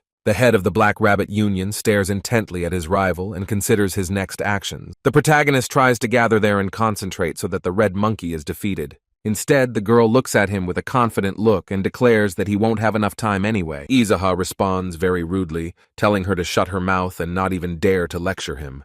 And he warns her that today he will teach her a lesson, so she should prepare well for it. He told her that after the battle she would leave here safe and sound, but it seems someone has forgotten where he belongs. The girl ironically spreads her hands and explains that she should have said the last sentence, but the boy no longer wants to talk and without warning begins their competition. The guy instantly approached his rival and was already holding her mask in his hand. It seems that the head of the Black Rabbit Union has already won because the mask is in his hand, but the red monkey was faster and managed to avoid it in a split second and proudly asks what he is trying to do here. The protagonist looks around to understand and see where his rival is now. He tries to repeat his movements and try again, but he fails again. The girl performs a backflip and moves away from the boy in the black rabbit mask. She stands confidently on her feet and looks at this self-confident fool with a sneer. They are watched by Master So, who is given a good assessment of the red monkey's Jingong skills, and Beck adds that even the head of the union will have a hard time fighting her. But the guy doesn't give up and picks up speed again to get closer to his rival as quickly as possible. He approaches the red monkey, but it stands still and looks like easy prey. The girl is so confident in herself that she is already thinking about how she will spend her money. Instead, the young man approached her again, close enough that I was ready to remove the mask from my face. And he will be defeated again. This girl is quite clever. It will not be as easy with her as he thought. But the girl is surprised that the guy suddenly became much faster than he was a minute ago. It's becoming harder for her to avoid his attacks, and the union leader suddenly appears very close. She has to do a backflip again to quickly retreat and hold on a little longer. The red monkey landed and kicked up a lot of dust, behind which it did not notice its opponent. He caught her off guard, approached her, and again reached out his hands to her mask on her face. The girl barely managed to avoid it by turning her head, but now fear appeared in her eyes. The red monkey jumps again and maneuvers to avoid the union leader. The main character, as always, missed it by a fraction of a second. She slipped away from him. This girl is very agile and has good control over her technique, so it's not that easy. The red monkey looks around and glares menacingly at the boy in the black rabbit mask, but Izuha seems to have come up with something. It can be seen from his burning eyes peeking out from under the mask. The protagonist decided to use a new technique, the Great Absorption technique, and grabbed the girl by the leg. After using his technique to bring her closer to him, he reaches for her face with his other hand. The poor thing is trying to break free and do something that might save the situation. But all in vain. Her leg is firmly clamped in the hand of the head of the Black Rabbit Union. The main character doesn't think for a long time, so he throws the poor girl from high to low. The red monkey hits the ground and immediately tries to get up, otherwise it loses. About how when she stands up, she meets the gaze of the head of the Black Rabbit Union. But in a strange way, he avoids his opponent, and after doing a somersault, lands with his feet on the ground. After that, the red monkey gathers its strength and arm energy to strike. The guest approaches the protagonist at breakneck speed, but he stands motionless. The guy looks at her with menacing eyes and reaches out and uses the great technique of outstanding absorption again. The red monkey can no longer avoid this because the crimson rays have already reached its mask. It was as if Isaac's hand had managed to touch the mask, but the girl hadn't even had time to use her power yet. The game can be considered complete because the head of the Black Rabbit Union did it. He took off his mask, but besides that, as he promised, he didn't stop there and wants to teach the girl a lesson with a fireball. The maskless red monkey falls to the ground with a thud and coughs blood from its mouth. Her impact on the ground raised a large amount of dust and made a lot of noise around. The poor girl lies motionless, all beaten and disappointed that she lost, even though she was so confident in her abilities. The two men watching this saw how strong their union leader was. Izaha declares with a smile that he won easily, and without any tension or even the slightest hint of danger. Everyone present is so surprised that they cannot say a word, but then they congratulate him on his victory. The main character looked at the mask and at the girl, wondering if she had already come to her senses or was still unconscious. Beck approaches the girl cautiously and with fear and tries to understand how she is. Looking closely, he realizes that the girl is still unconscious. The warriors present are also slightly frightened and ask if it wouldn't be strange if she were conscious. Izaha, with a threatening look, explains that she may come to her senses in the middle of the night after they take her away from here. The soldiers present just look around and can't understand what their leader means. Therefore, he adds that she could rob their storehouse of precious elixirs in the middle of the night, or this sneaky girl could steal valuables from the Black Rabbit Union Fund, and then, without haste and calmly, escape with all the good that I robbed from them. The protagonist adds with a stern expression that such manipulations will not work on him. Therefore, he warns his subordinates to be careful, especially when it comes to her sweet trap. The warriors of the Black Rabbit Alliance are surprised and frightened by this story, and unanimously declare that they understand everything. But at this moment, the voice of the red monkey is heard, explaining that she has learned a lot today. Although the girl was beaten, she managed to get to her feet and even take a few steps. With a smile on her face, she neatly wipes the dirt from under her nose and looks at everyone with big eyes. The guys looked at her. They see the red monkey without a mask for the first time and realize that she is very beautiful. And after that, everyone looked at their leader of the Black Rabbit Alliance with frown. Master Seo Gunpeng and Commander Beck also glared at their leader. Everyone agreed that their leader had clearly gone too far with this sweet girl. Instead, the protagonist now realizes that she is literally that sweet trap. They didn't think for long and tied this cunning kleptomaniac to a pole with coarse threads. The girl is having a hard time because she is tied up so tightly that she cannot even move a finger. She has enough time to remember and analyze everything that happened during the day. It seems to her that this is definitely not the brother she knew. His abilities, manner of speech, and even the aura around him are different. The girl knows for sure that this definitely does not belong to her little rabbit brother. The red monkey frowned and felt sad that she hadn't realized this sooner. Stroking his long and well-combed beard, Commander Beck enters the room. He explains to the poor girl that he came here on the orders of the Union chairman and apologizes for being so rude. The red monkey is very angry and cannot understand what nonsense this old man is talking about. But suddenly many more boys enter the room after him, which really surprises the girl. They brought a table with papers and a chair and are looking very intently at the beautiful girl. And then they smile strangely and theatrically show that they have completed their work. The commander asks them to go out the door and thanks them for handling everything so well. After that, Beck sat down in a chair, picked up a pen, and was doing something very concentrated on paper. He stares at the girl intently, mumbling to himself and frowning from time to time. The girl doesn't like this and asks with great aggression what he is doing. And this man calmly explains that the chairman asked him to draw in great detail the face of one of the heavenly generals, the red monkey. But she adds that he was told to do it, so he does it. And in fact, the boss is much scarier than she might think. And this old man is simply following orders, so she asks not to hold a grudge against him. But this didn't calm the poor girl down at all, so she screams why they need her face. The man does his job and explains that she became famous for being a thief. Therefore, the chairman said that if the red monkey ran away or refused to help the Black Rabbit Union, its portrait would be handed over to the Murim Union. The man leans out to get the right angle and asks the girl not to turn her head, but she aggressively shouts why he's showing off his asses to her. But he regretfully explains that he won't be able to draw her without looking at her, because when you draw mountain, you look at mountains. He needs a model. This whole situation makes the girl terribly angry, but she has no choice. The only thing she can do is scream at this old man to stop drawing her, although the man pays no attention to it. Beck explains that even though she is just as much of a celestial general as their leader, he is not at all pleased when a person who is fit to be his grandson addresses him so impolitely. This did not upset the girl at all. On the contrary, she asked with a smile what he could do for her. After these words, the man innocently asks if she wants him to draw her naked.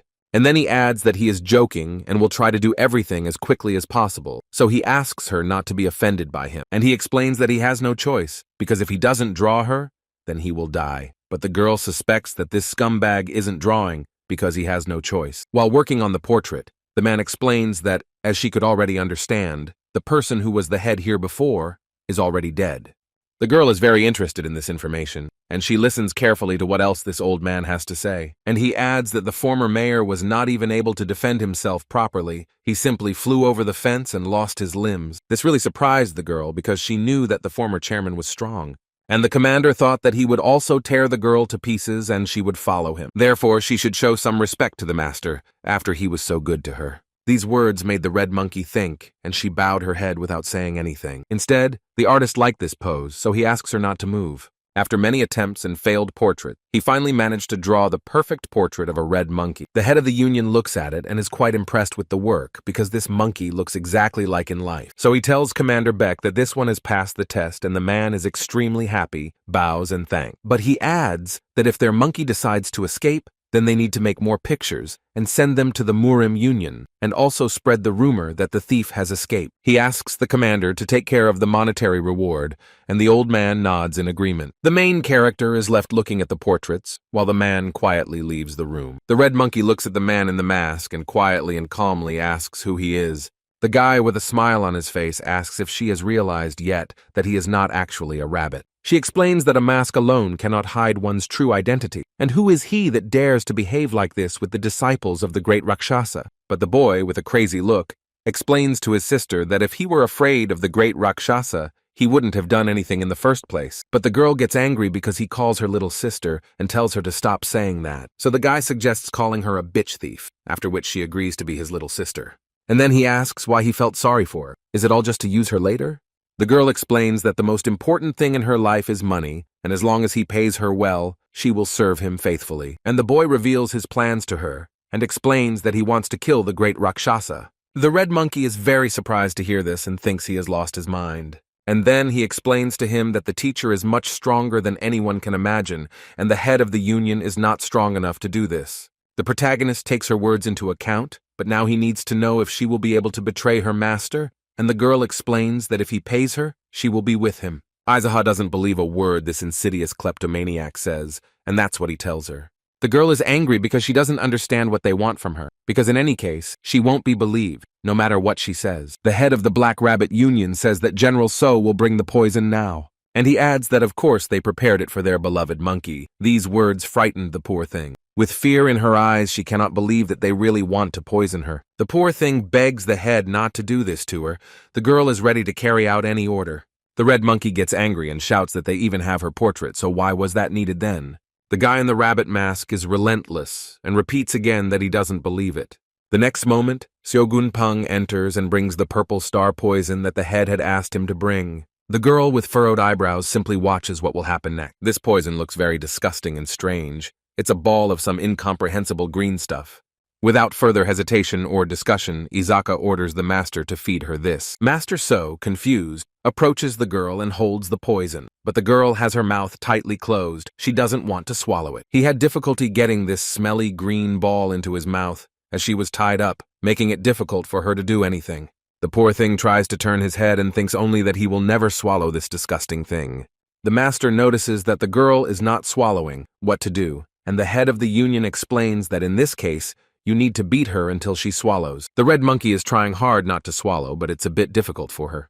The next moment, she announces with disappointment and annoyance that she swallowed and now asks what they want from her. The protagonist gives her 10 days to kill a white rat, a green dog, or a yellow horse. Only then will he give her the antidote. And she adds that duels to the death are common among the 12 celestial generals, so she doesn't anger the great Rakshasa by doing so. The girl notes that these three do only evil. They are bandits. The union leader approaches the red monkey and notices that it is very perceptive. The guy bends over to his guest and, in one motion, unties the ropes that tied her to the post. She stands up, rubs her hands together, and asks who he really is, perhaps a former member of the Murim Union. And the head sincerely replies that he's just a friendly neighborhood boy running errands. Master So is surprised and cannot believe that this man laid all his cards on the table so easily. The girl thought for a moment, raised her eyebrows, and at first didn't comment at all. The guest exhaled in disappointment and realized that he wouldn't tell her that, and then added that he would return as soon as he killed one of the three. Then we could talk. The man standing to the side cannot believe that the girl did not take him seriously. The red monkey is about to leave the building, and the head of the union is escorting her and wants to say something else. He explains that even though she swallowed the poison, she still has a choice, because she can tell everything to the great Rakshasa, get the antidote from him, and lay all her cards on the table. She senses some kind of ruse, so she asks what her benefit is from him winning. The protagonist modestly declares that there is no particular benefit and believes that she is also tired of silently carrying out the pitiful orders of the great Rakshasa, but he asks if she really enjoys doing all the dirty work and giving him all her money. The girl did not comment on this statement, but simply turned around and left the Black Rabbit's union. Only the union head and the master remain in the courtyard, who explains that the poison he prepared is so-so. The guy asks what he made it from, and he explains that he simply mixed a laxative and something for the stomach and made a ball out of it with his hands. But with frowning eyebrows and very menacingly, she adds that she wouldn't be surprised if the shelf was filled with gravy while she ran. Izaha mockingly notes that he expected General So to take on this matter very diligently. At that time, the girl smiles cheerfully and runs away from the territory where the Black Rabbit Alliance is located. The red monkey, without its usual mask, hurries between residential buildings. But suddenly the monkey feels something wrong. She feels some discomfort. The poor thing holds his hand on his stomach and realizes that something is wrong with his stomach, but assumes it's because of the poison. She is already feeling very unwell, and the girl is asking herself why this idiot made her swallow this very strange thing. She is still running somewhere without stopping for a moment, and her thoughts have now returned to what the Black Rabbit's head told her. The girl ponders the words, saying that she too is tired of silently following the Rakshasa's pathetic orders, doing all the dirty work and giving away all her money, which she loves so much. But she definitely wouldn't risk her life or betray her teacher for some fool. She smiles cheerfully, not realizing that she managed to escape from this sick idiot. But suddenly it seems like she felt completely sick, because the expression on her face is quite frightening. The poor thing looks at her stomach and realizes that something is not very good for her.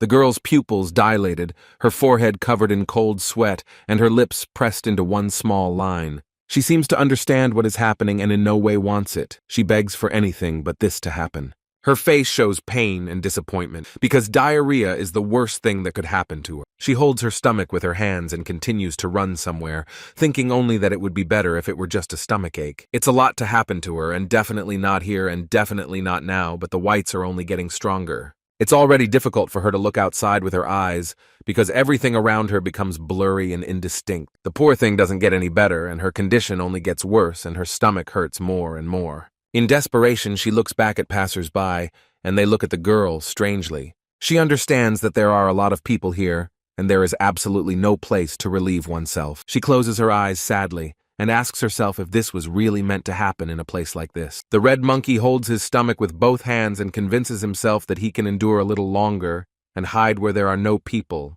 And now she needs to concentrate and gather all her internal ki energy into the sphincter. The girl barely managed to reach the forest, and finally she could relax and breathe. Her stomach hurts terribly, and she feels like her inner demon is about to break free.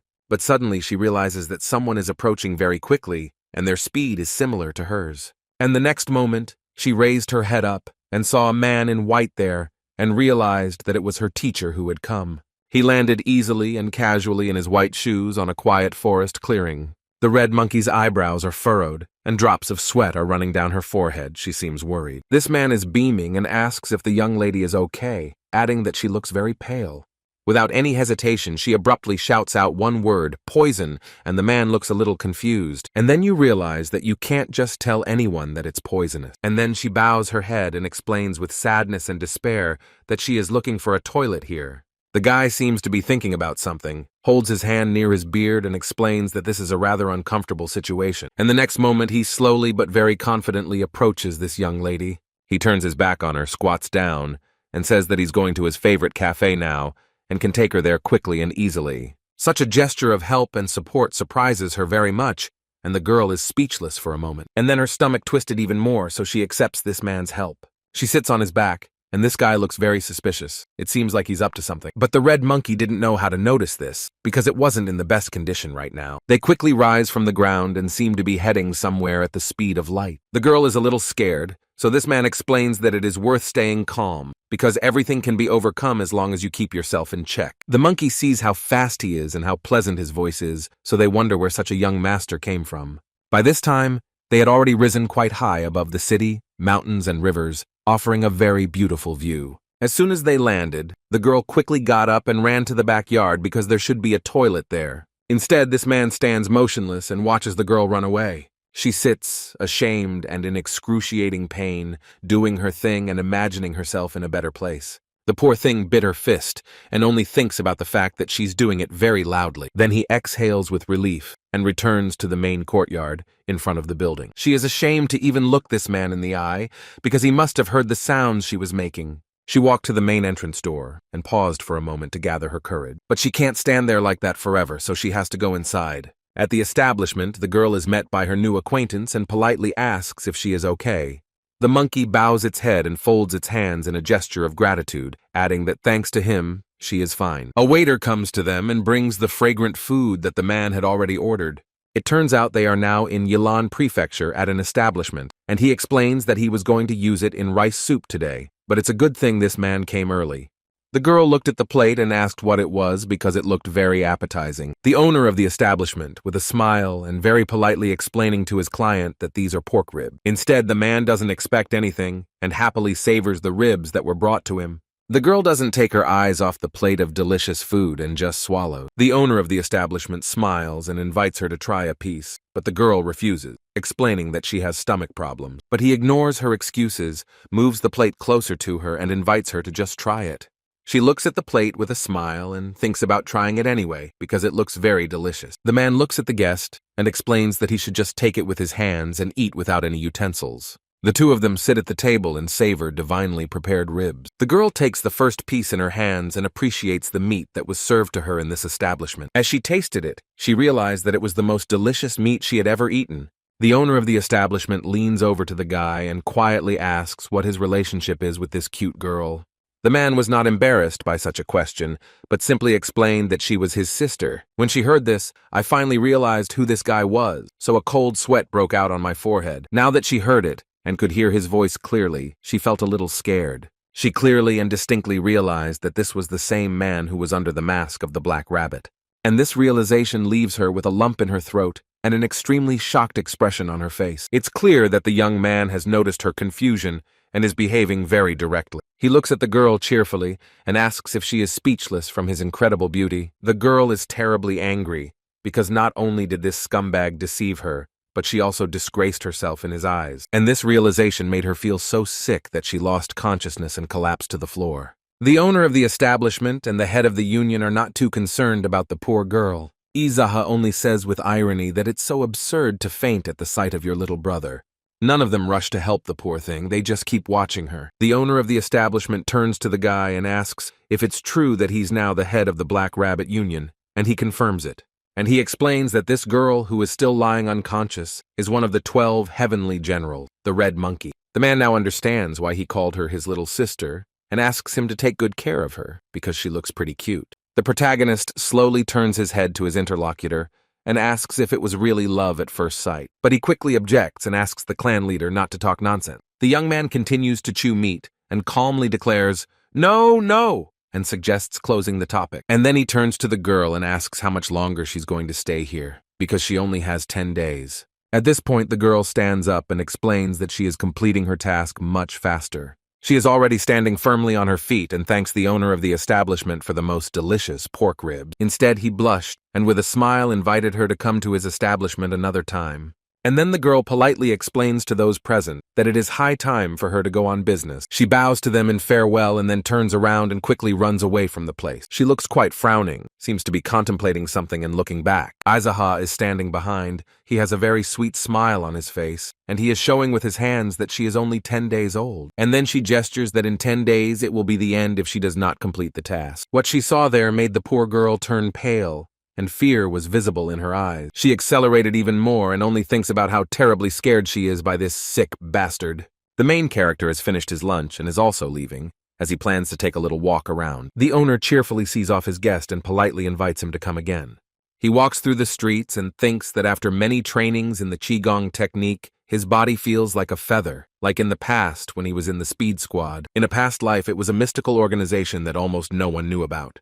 Only those whose Qigong skills had reached their peak had the right to enter it, and there were many madmen in it who were ready to train even to the point of death. Everyone competed with each other in the possession of Qigong, regardless of what alliances they were in, and it was all for the sake of obtaining the title of the fastest of all. In reality, he was called King Speed, or the head of the Speed Squad, and in the past, he managed to join this squad thanks to his skill, but he never managed to reach the throne of the king. Aizaha now can't wait to meet the speedmasters he knew before. The guy reached the construction site and saw the construction manager, Yoon Ja-seon. The man smiles sweetly and greets the main character, calling him his brother. Then I thought that maybe it wasn't worth calling him so familiarly in front of so many people. The man explains that his brother Sante told him that the clan leader had invaded the Black Rabbit Alliance, and the headman asks if anyone here has caused him any problems, and if they have sometimes come from the Black Pearl Fort. The construction manager explains that Soldier Sim often patrols Ilyang County with his subordinate. Therefore, no one has a chance to cause any trouble here, and the chairman only now remembered Sim B. And then the man with a friendly smile asks how his dear friend Cha Songtae is doing. He is told that he is currently sparring on wooden swords against Soldier B and has been losing to him shamefully for the past 10 days. This event has become quite a popular entertainment. As always, when Saima and Songtae fight, many spectators gather around. Aizaha frowned and didn't understand how he could call himself the leader of the clan and allow himself to be killed in front of everyone. And then suddenly he throws a bag of something into the boy's hands and he asks what it is. When he pulled out the contents of the bag, he realized that they were gold plates. The young man was surprised. Aizaha insists that the guy always keep them with him and buy people drinks from time to time because they work to live. But if they overwork themselves, they will get sick. But the construction manager is shocked and thinks it's not too much money for such things. Instead, the head of the union is not concerned and explains that there are many people in the clan and he can use this money for anything he needs, but now he has to leave. The manager immediately shared the good news with his subordinates and they all rejoiced together.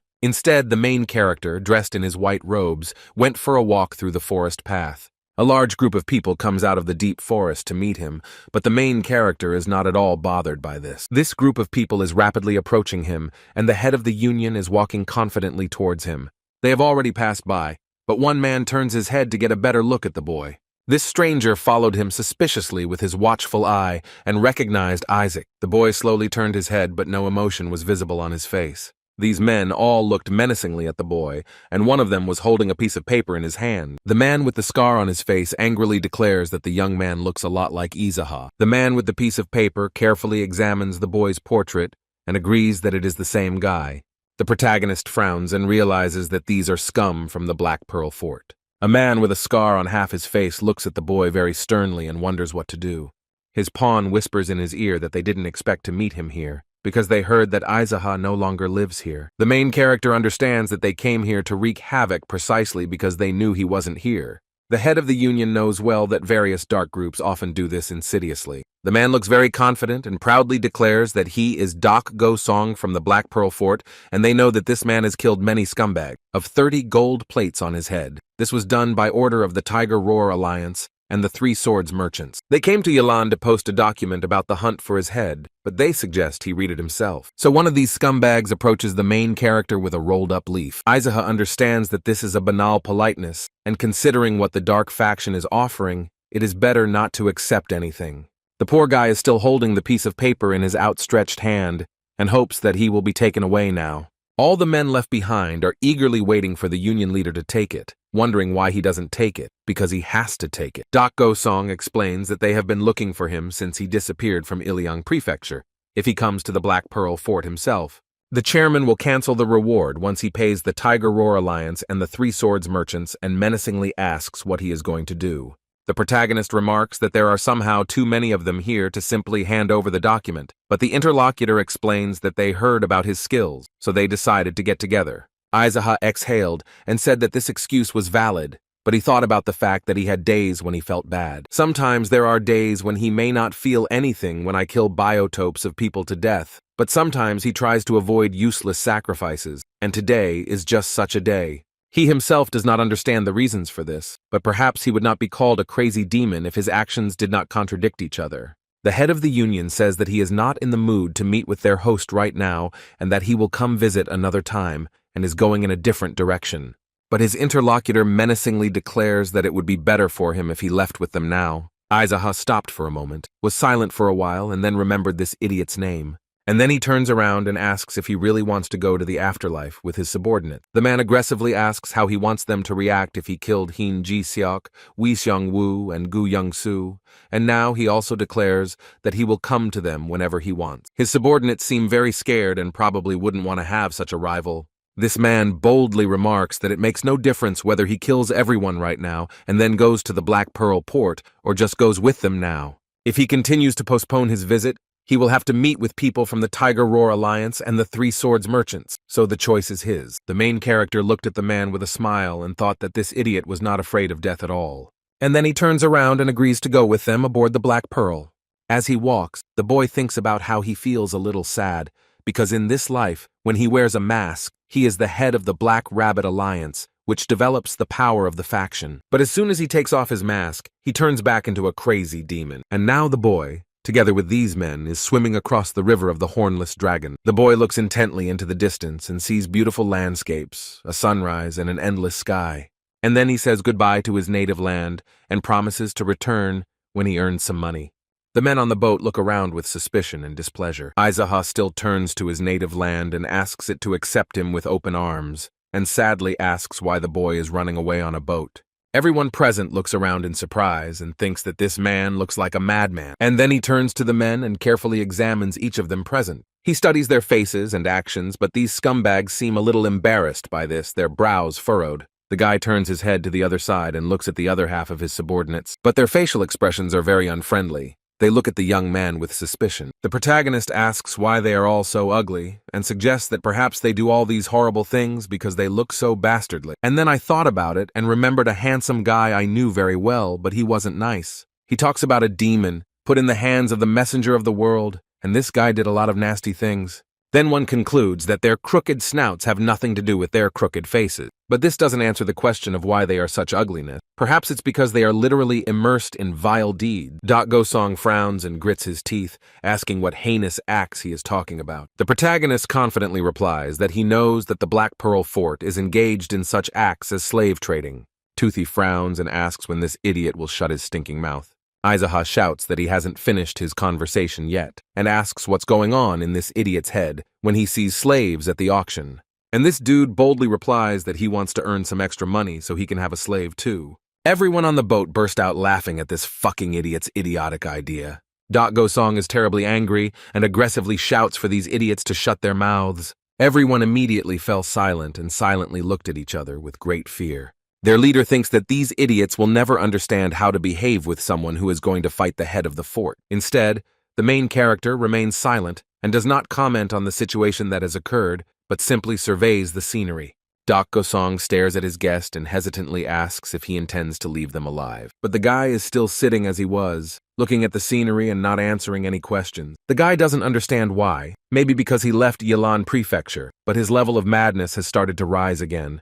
He used to think that he wouldn't behave like he did in his past life, but he realizes that he's turning into a crazy demon again. And this man persistently asks if he really intends to leave them alive. Then the guy coldly declares that they should fight each other, and he will have mercy on the one who remains alive. Gosong looked at everyone on the boat with a glassy look and said that he agreed to these terms. But his subordinates, noticing this, were terribly frightened and covered in a cold sweat.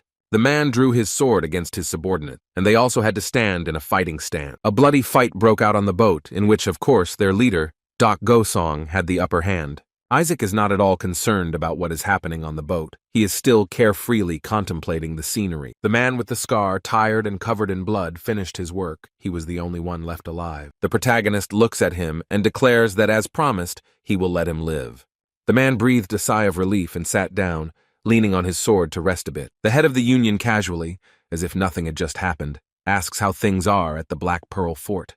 The man with furrowed eyebrows explains that there is nothing good. It is just teeming with all sorts of idiots. Izaka doesn't comment on his answer at all. He remains silent and just smiles sweetly. They sail to the old city of Black Sand, which is the military headquarters of the Black Pearl Fort. The guy carefully watches as they sail closer to this city. Their boat is moored to the shore and they are ready to get out to meet their boss. But some guys immediately ran up to them, weapons in their hands, ordering them to stand. The man with the scar aggressively shouts for them to get out of the way because he brought Izaha as ordered. The guys immediately parted on both sides, and these two boldly walked forward. When they passed through the gate, Izaha noticed residential buildings with people there. These white-tailed deer that live here look miserable and very scared. The main character did not know that ordinary people lived in the ford of the Black Pearl, but this seems logical, since they could kidnap a person at any moment and sell him as a slave. The two men reach the main house, which looks much better than the residents' quarters and homes. The boy standing guard asks why the commander came here, and the commander explains that he brought Izaho and asks the young man to pass this on to the head of the fort.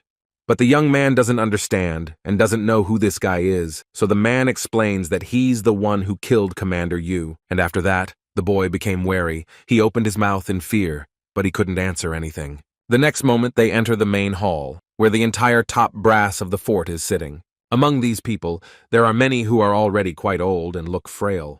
The main character enters and asks aloud why those old people engage in such vile deeds if they are no longer capable of enjoying wealth and fame. Instead, the commander greeted them and explained that he had brought Izaha in accordance with their orders. These grandfathers looked at each other and at the boy who had come to them in surprise. The head of the Black Pearl Fort sits in his central position and stares intently at the newcomers. The main character approaches one of the old men and tells him to give him his chair. But he wasn't going to do that, so the guy slapped him hard and took the chair for himself. And this poor man fell to the ground with a thud. It must have hurt because he screamed. Everyone present was very surprised by this behavior, but no one objected to it. The main character has taken the now vacant chair and is pushing it to where it will be more comfortable for him to sit. He decided to place a chair in the center of the hall and sit directly opposite the head of the fort. The bearded man rose from his chair in a fit of rage and shouted, "How dare this scumbag do such a thing?" But the head of the Black Pearl Fort calms him down and asks him to order. After which this man, with his arms folded on his chest, was forced to sit down, but he is still angry. These men look at their guest with suspicion and wait for what will happen next. The head of the fort guesses that the guy had a long way to get here, so he suggests getting down to business right away. He knows that this guy killed 3 people from the fort because they set fire to his house. But she explains that since their people were the first to act, Izaha will be able to leave after they cut off 3 of his fingers. The boy denies it and explains that they cannot chop up his body, which his parents gave him. Then the head agrees to cut off only 1 finger and the boy must still pay 100 gold plates. And then he adds sternly and definitively that this is the end of their conversation. His subordinates bow their heads to this old man and thank him for his hard work. Instead, the guy smiles sarcastically and wonders if they really think they can decide everything unilaterally. And he rejects their offer and adds that he doesn't have that much money, and even if he did, he wouldn't give it to them. The subordinates are very surprised that someone dared to speak like that to their respected boss, and this man explains that the Black Pearl Fort always takes his money, so if he doesn't give it back, he'll have to pay his family. But the guy carelessly explains that he doesn't have a family, but one day he will definitely have one, and he also dreams of chicken noodles. This conversation seems very strange to everyone present and seriously alarms them. The head of the fort decides that since he has no family,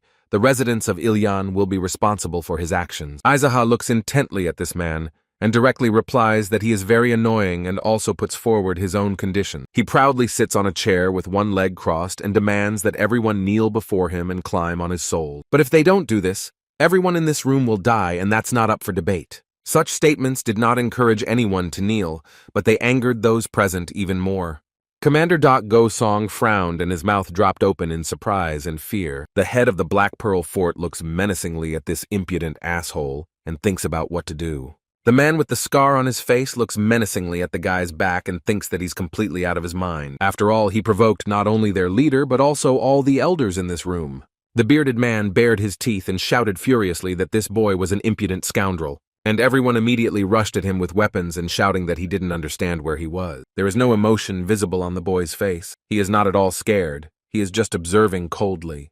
And then he just got up from the chair he was sitting in and waited to see what would happen next. The head asks, "What kind of fool is this?" Because he was given a chance to survive, and he craves bloodshed. Instead, Izaha declares that he is an old fool because the boy gave him a chance to survive and he wants bloodshed. The frowning captain with a scar on his face watches the boy's actions and does not intervene. The head of the Black Pearl Fort cold-bloodedly gives the order to be killed.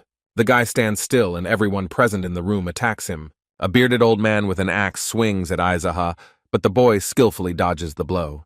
The main character responds by punching the man in the stomach and he flies back. The bearded old man falls to the ground with a thud and there is no chance of escaping. And at this time, another bearded man attacks the head of the union. He uses an axe against the guy. The man has a crazy expression on his face. He swings an axe at the boy. But the young man is not worried that they have weapons, and he does not. He easily deals with them with his fists. The next man attacks with a spear, but the boy goes around his back and stabs him in the back. The protagonist uses his chi power to hit this man, and he flies far away. However, they are not afraid of his strength and do not stop attacking, and the next attacker follows him. The old man launches a multitude of sharp blades at the boy that should have mortally wounded him, but Izaka skillfully deals with these things and uses her energy to push them away from her. And as a result, a multitude of razor-sharp blades cut into the ground, not the guy. The number of his rivals is not decreasing. They are still getting closer and closer to the young man. Isaac noticed the sword of one of his rivals and, using force, pulled it towards him. Now he holds a sword in his hand, and from his look, it is clear that he is ready to end it all quickly. The main character reached two old men with his sharp sword in one movement. Blood has been spilled, and these poor people are already lying motionless in a pool of their own blood. The boy looks at them proudly and haughtily, holding a bloodied sword in his hand. The other idiots didn't attack right away. They just stood there scared and didn't know what to do. Instead, the head of the Black Pearl Fort sits unmoved on his throne. The two bearded men wanted to attack, but now they just stand and watch. They think this is some kind of demonic thing. The main character also stands motionless and waits for the first action from his rivals. Commander Gosong pursed his lips and frowned. He really didn't like this whole situation. Instead, Izaha, with an impassive expression, asks them why they don't approach him now.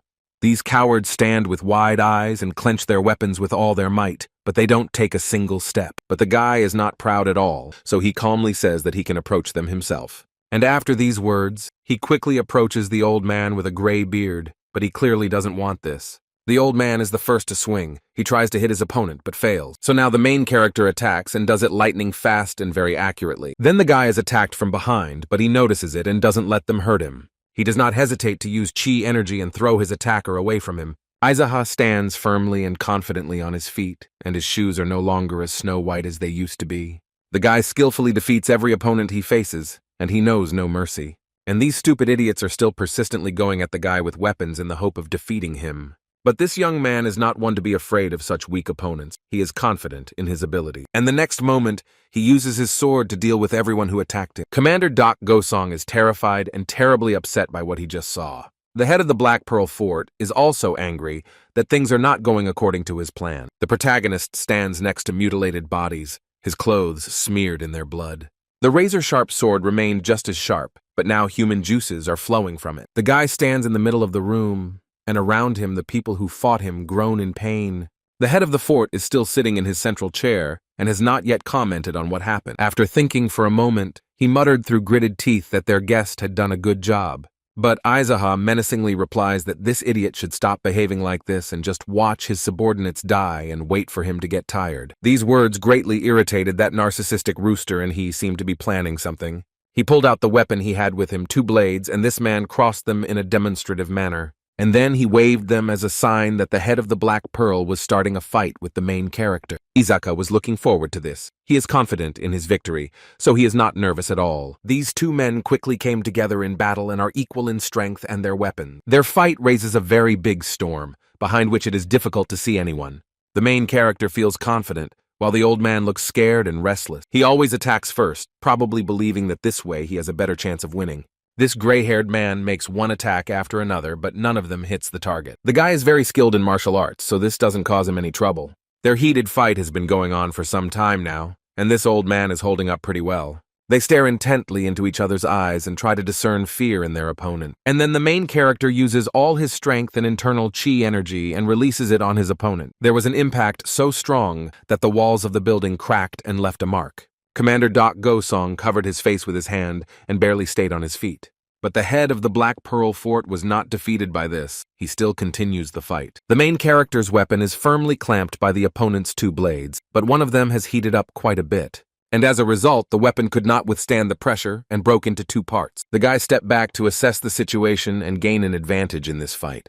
The main character is not going to give up or retreat. He only wants victory and nothing will stop him.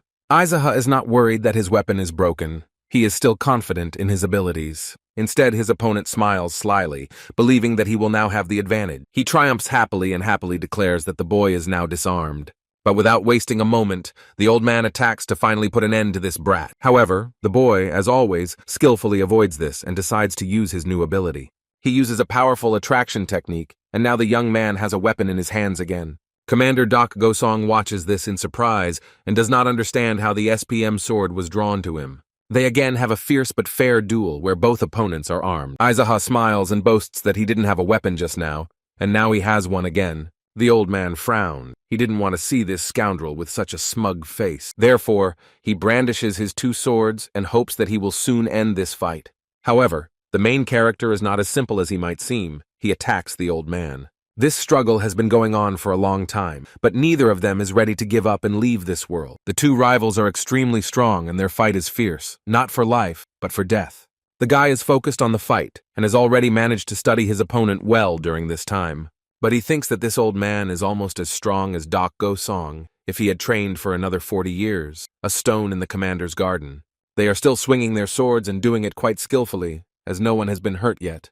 The old man attacks, but Aizaha skillfully repels all attacks, so they do him no harm. This man is very persistent. He does not give up and continues to attack, because defeat will mean death. The main character looks closely at his opponent and notices something very interesting. He analyzed the old man's fight and movements and came to the conclusion that he was sick with something. And because of his illness, this old man's movements are very restricted. He can't move very skillfully. In addition, the main character noticed that his opponent's breathing was uneven, which also made it difficult to fight. Aizaha has no doubt that he will be the winner in this battle, but his old man is still not very good with weapons. Although it is clear that it is becoming increasingly difficult for him to fight, this battle has already gone on for too long for the head of the fort. The guy understands this and knows what he has to do next to gain an advantage and then victory. The old man attacks, but to no avail, because he doesn't have enough strength and energy to even injure his opponent. The protagonist uses his ki energy and wants to finally end this fight. The head of the Black Pearl Fort flies back from the pressure and force that Aizaha unleashed on him. But the boy jumped after him so that this scumbag wouldn't have any chance of escape. This man still managed to somehow keep his weapon in his hands so he can still repel the attack.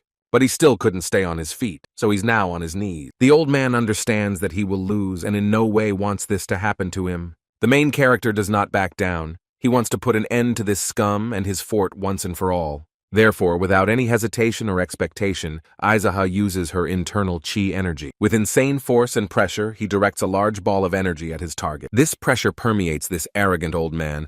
He probably didn't expect such an end. Now the protagonist uses his sword against him coldly and with a firm gaze. The guy points his weapon at his opponent and only has one move left to finish it all off. The head of the Black Pearl Fort looks intently at the young man and realizes that he can no longer do anything. His pupils narrowed and his eyebrows furrowed. He definitely didn't want to accept that this was the end, but this does not worry his opponent because Aizaha does not hesitate to pierce the body of the head of the fort. A bloodied man is hitting the wall and groaning from the excruciating pain that pierces his entire body. The old man coughs up blood and cannot believe that this scoundrel managed to defeat him. The head of the fort has bowed, his arms unarmed, and he can barely breathe. Commander Dak Gosong doesn't understand how this could have happened to their leader and what will happen next. The beaten old men are in shock, their mouths open, and they cannot say a word. Instead, the head of the Black Pearl Fort gathered all the strength he had left and begged the boy to stop. He explains that if the young man allows his subordinates to treat him, then he will appoint him as the next head of the fort. And he convinces him that the boy will not be able to completely conquer the Black Pearl Fort if he kills him now. The old man continues to explain that there are a lot of imbeciles here, so he must lead them and rule here. Aizaha concludes that this man does not want to die, because his speech is filled with horror. The main character's gaze terrified the old man. His pupils narrowed and cold sweat broke out on his forehead. Aizaha explains that this man lived a very good life on the money he received from kidnapping people and selling slaves. He turned the lives of others into a living hell. The guy assumes that this scumbag has killed many people who also begged not to be killed, just like he is now, and this man bowed his head because it's true. The protagonist raises his hand and uses his internal chi energy. He looks at the old man with burning eyes and explains that it's better for a scumbag like him to die. And that was the last thing this scumbag saw in his worthless life, and his body was filled with fear. And the next moment it was all over, the head of the Black Pearl Fort was completely destroyed. Commander Doc. Gosong is terribly horrified by what happened here. He did not expect such an end to the battle. Everyone in the room doesn't dare to say a word, because they don't know what awaits them. The protagonist slowly and smoothly turns his head and looks closely at the men. The old people are scared to death. They stand as if rooted to the spot and are covered in cold sweat. The commander dares to say that now Aizaha should become the head of the Black Pearl Fort. All covered in blood, the guy looks very menacing. He waves his finger and tells this daredevil to come to him. And surprisingly, Doc Gosong boldly approaches the main character without hesitation. But the next moment he gets a punch in the face from the strongest man in the room. This kick was so strong that the poor man fell with his whole body to the ground. The poor man on the floor is moaning in pain, blood is flowing from his mouth, and a red stain remains on his cheek. Aizaha leans down, lifts his head by the hair, and furiously asks, what kind of fearless white man is still dripping on his brain?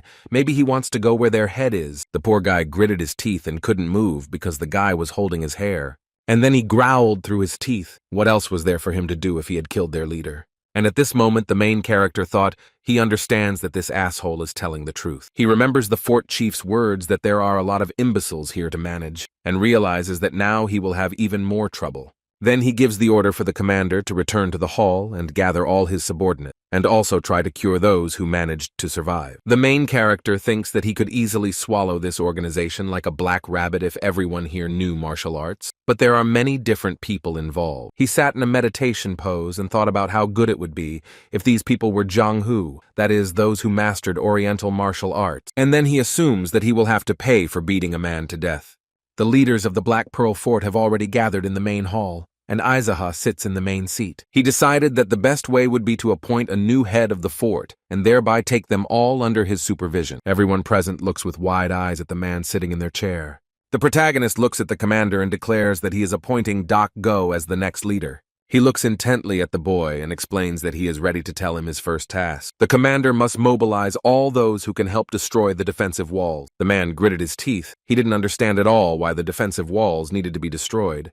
The main character ironically asks if he really needs to chew everything over so that he understands. And the next moment, everyone present unanimously declared that it was because they didn't understand what was wrong with these walls. Aizaha has to explain that these walls may seem to protect them, but they are completely useless against the masters of Jianghu. And he continues, the fact that the strongest person among them was the head of the fort, and he couldn't stand up for himself, proves that they are helpless. This was a strong enough argument, as none of those present objected to it.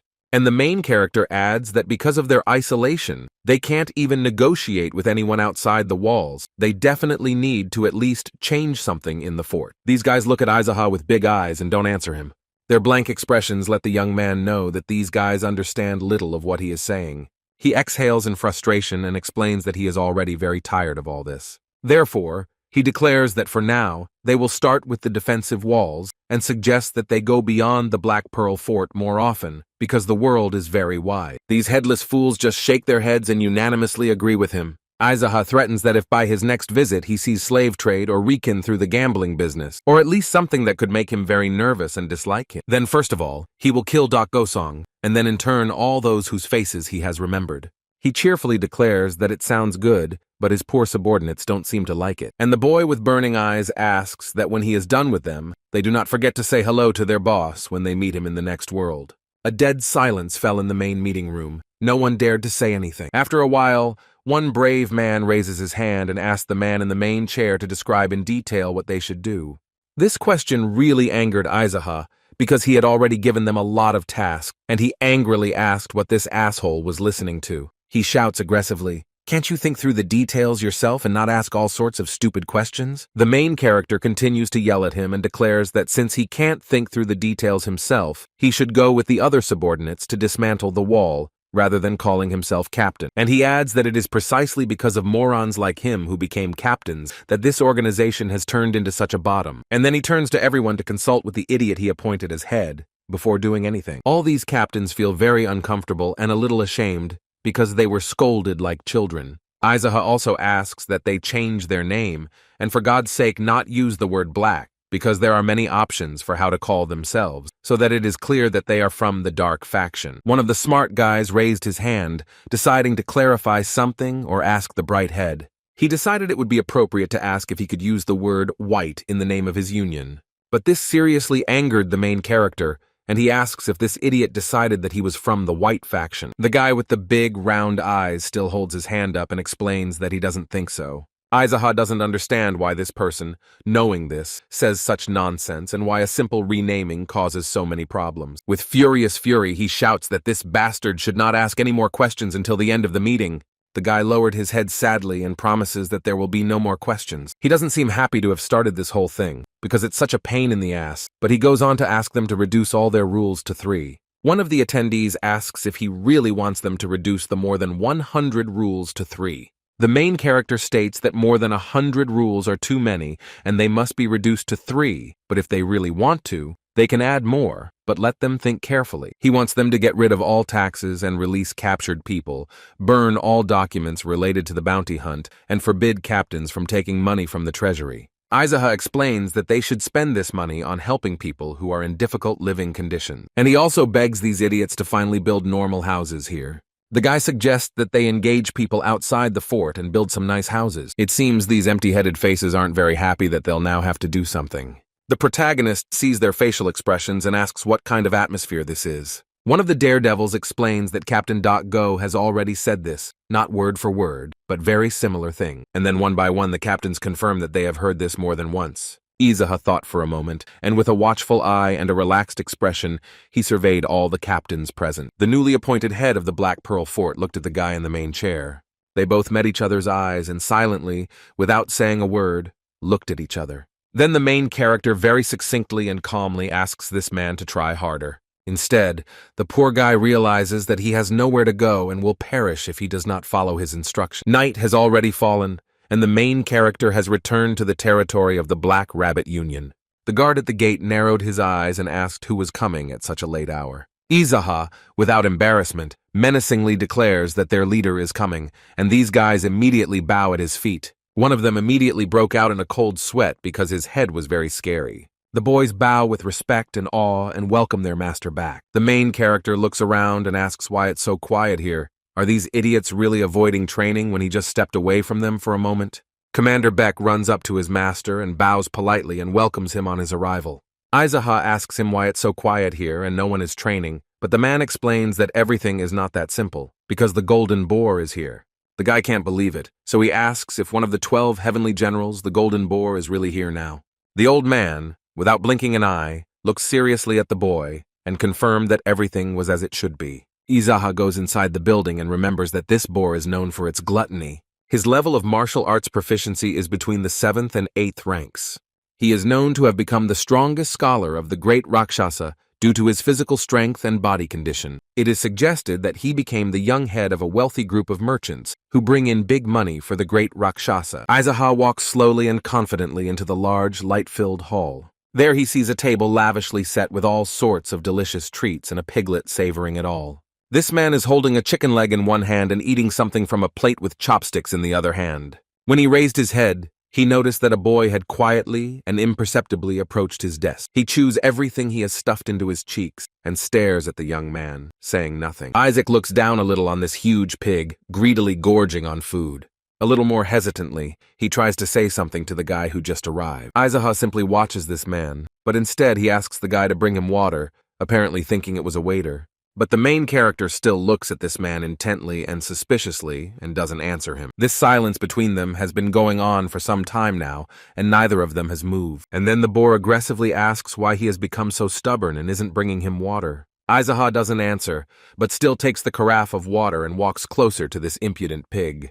The protagonist pours a full cup of water and thinks about why this man behaved so impudently and self-confidently. It seems that the golden boar is not afraid of the black rabbit at all, but now everything is different because the black rabbit has changed. This man remarks that he has never seen this guy here before and asks where their head brother, the black rabbit, has gone. Aizaha says in his mind that this man has gone to heaven, but nothing matches the golden boar. But the next moment, without explaining anything, he turns around and heads for the exit from the room. The boar considers this guy arrogant and impolite, and if it were in his house, he would never tolerate it. The protagonist walks down the corridor with Commander Beck, who reports that he prepared clothes for him, thinking he would need them. This fat pig sitting in the room at the table seems to have already eaten, because it is breathing heavily. He holds his big belly and looks back to see who has entered the room. Aizaha had already changed clothes and put on a rabbit mask on his face and returned to the golden boar. This man smiles and cheerfully greets his rabbit brother and adds that they haven't seen each other for a long time. Instead, the boy remains silent. He does not greet the man sitting in the chair opposite. And then he asks condescendingly why this pig or snout came to him, what he needs. The man just frowned and didn't understand why his friend was talking to him so rudely. The guy doesn't answer him, but in his mind he confidently declares that he's right. The man explains that his trading guild found some kind of elixir. Since his battle with the rooster is just around the corner, he decided to ask the black rabbit if he might be willing to buy it. The guy asks what kind of elixir it is, and his interlocutor explains that it is a 300-year-old white flame herb. And then he declares that the black rabbit is trustworthy, so he is willing to sell it to him for 50 gold plates, and will even add 10 boxes of ordinary white flame herb to the order. Aizaha thought for a moment and said that this man should bring this grass here, because he accepts the offer. The boar praises the boy for making the right choice, and then apologizes for wanting to make the same offer to his brother, the white rooster. This upset the main character, because he didn't expect these people to only do what was beneficial to them. And he had already forgotten how lousy the interpersonal relationships and the relationships between them were. He thinks that 50 gold bars is a lot, but the more useful the elixir, the more expensive it is. The guy decides that from now on he will not take any assets from the Yilan Prefecture or the Black Rabbit Treasury. Therefore, he doesn't have any money. Even if the Union has it, he doesn't have it. A man looks at the world around him and thinks about what he understands and plans for such a world. The golden boar has already returned and placed the chest on the table. On the other side of the table stands the main character with Commander Beck. In a large chest on a velvet cushion lie 4 small roots of magic grass. The boar explains that these elixirs are very difficult to obtain, but also difficult to store, so the boy must use them as soon as possible. The protagonist doesn't answer anything and reaches for the precious herb. He raises his hand to his mouth and eats a single root of white flame grass in front of everyone. The boar is very surprised and asks what he is doing, but the boy calmly replies that everything is fine. His interlocutor understands that it seems that the black rabbit is already familiar with this herb. Aizaha thinks that in his past life he chewed a lot of this, but the problem is that the grass was a century old. But the guy doesn't believe that he would just let him eat one of those precious foods like he just did. Therefore, the head of the Black Rabbit Union orders Manager Black to check the quality of the product. The man bows his head obediently and explains that he understood the order and will carry it out immediately. The boar is a little skeptical of his abilities and knowledge of how to test the elixir, but Izaka politely asks him not to underestimate his subordinate. He points his finger at the man behind him and explains that he is an elder and has dedicated the last 30 years of his life to Jianghu. The man bows in gratitude that his boss rates him so highly, and the boss declares that this man is a legendary evaluator of elixirs. He continues to praise his subordinate and says that he is a wise potions master, an elixir magician, and a genius. The man listens to this praise and blossoms before his eyes. These words warm his heart. The protagonist notes that this man will be able to find a hidden elixir 100 kilometers away just by smell. And also he became one of the Jianghu people just because he is the best at evaluating elixirs. He looks menacingly at his interlocutor and concludes that this is who Manager Beck really is. Instead, the bearded man bowed at his master's feet and thanked him for such an honor and praise. The golden boar listened to all this and tensed up a bit and declared that this was truly incredible. Commander Beck prepares to begin his work. He puts on gloves and approaches. On a velvet pillow in a chest lie 3 roots of a precious herb. The elder approaches them and begins his research, which he intends to do at a higher level. He inhales through his large nostrils the rich scent of the roots of the white flame grass. Then he examines and carefully examines the contents of the beautifully decorated box from all sides. When finished, the man explains that all the roots have the same smell, but he noticed something interesting. If you look closely at one of the roots, you can see a sloppy cut. That is, we can conclude that someone had already tried it before bringing it here.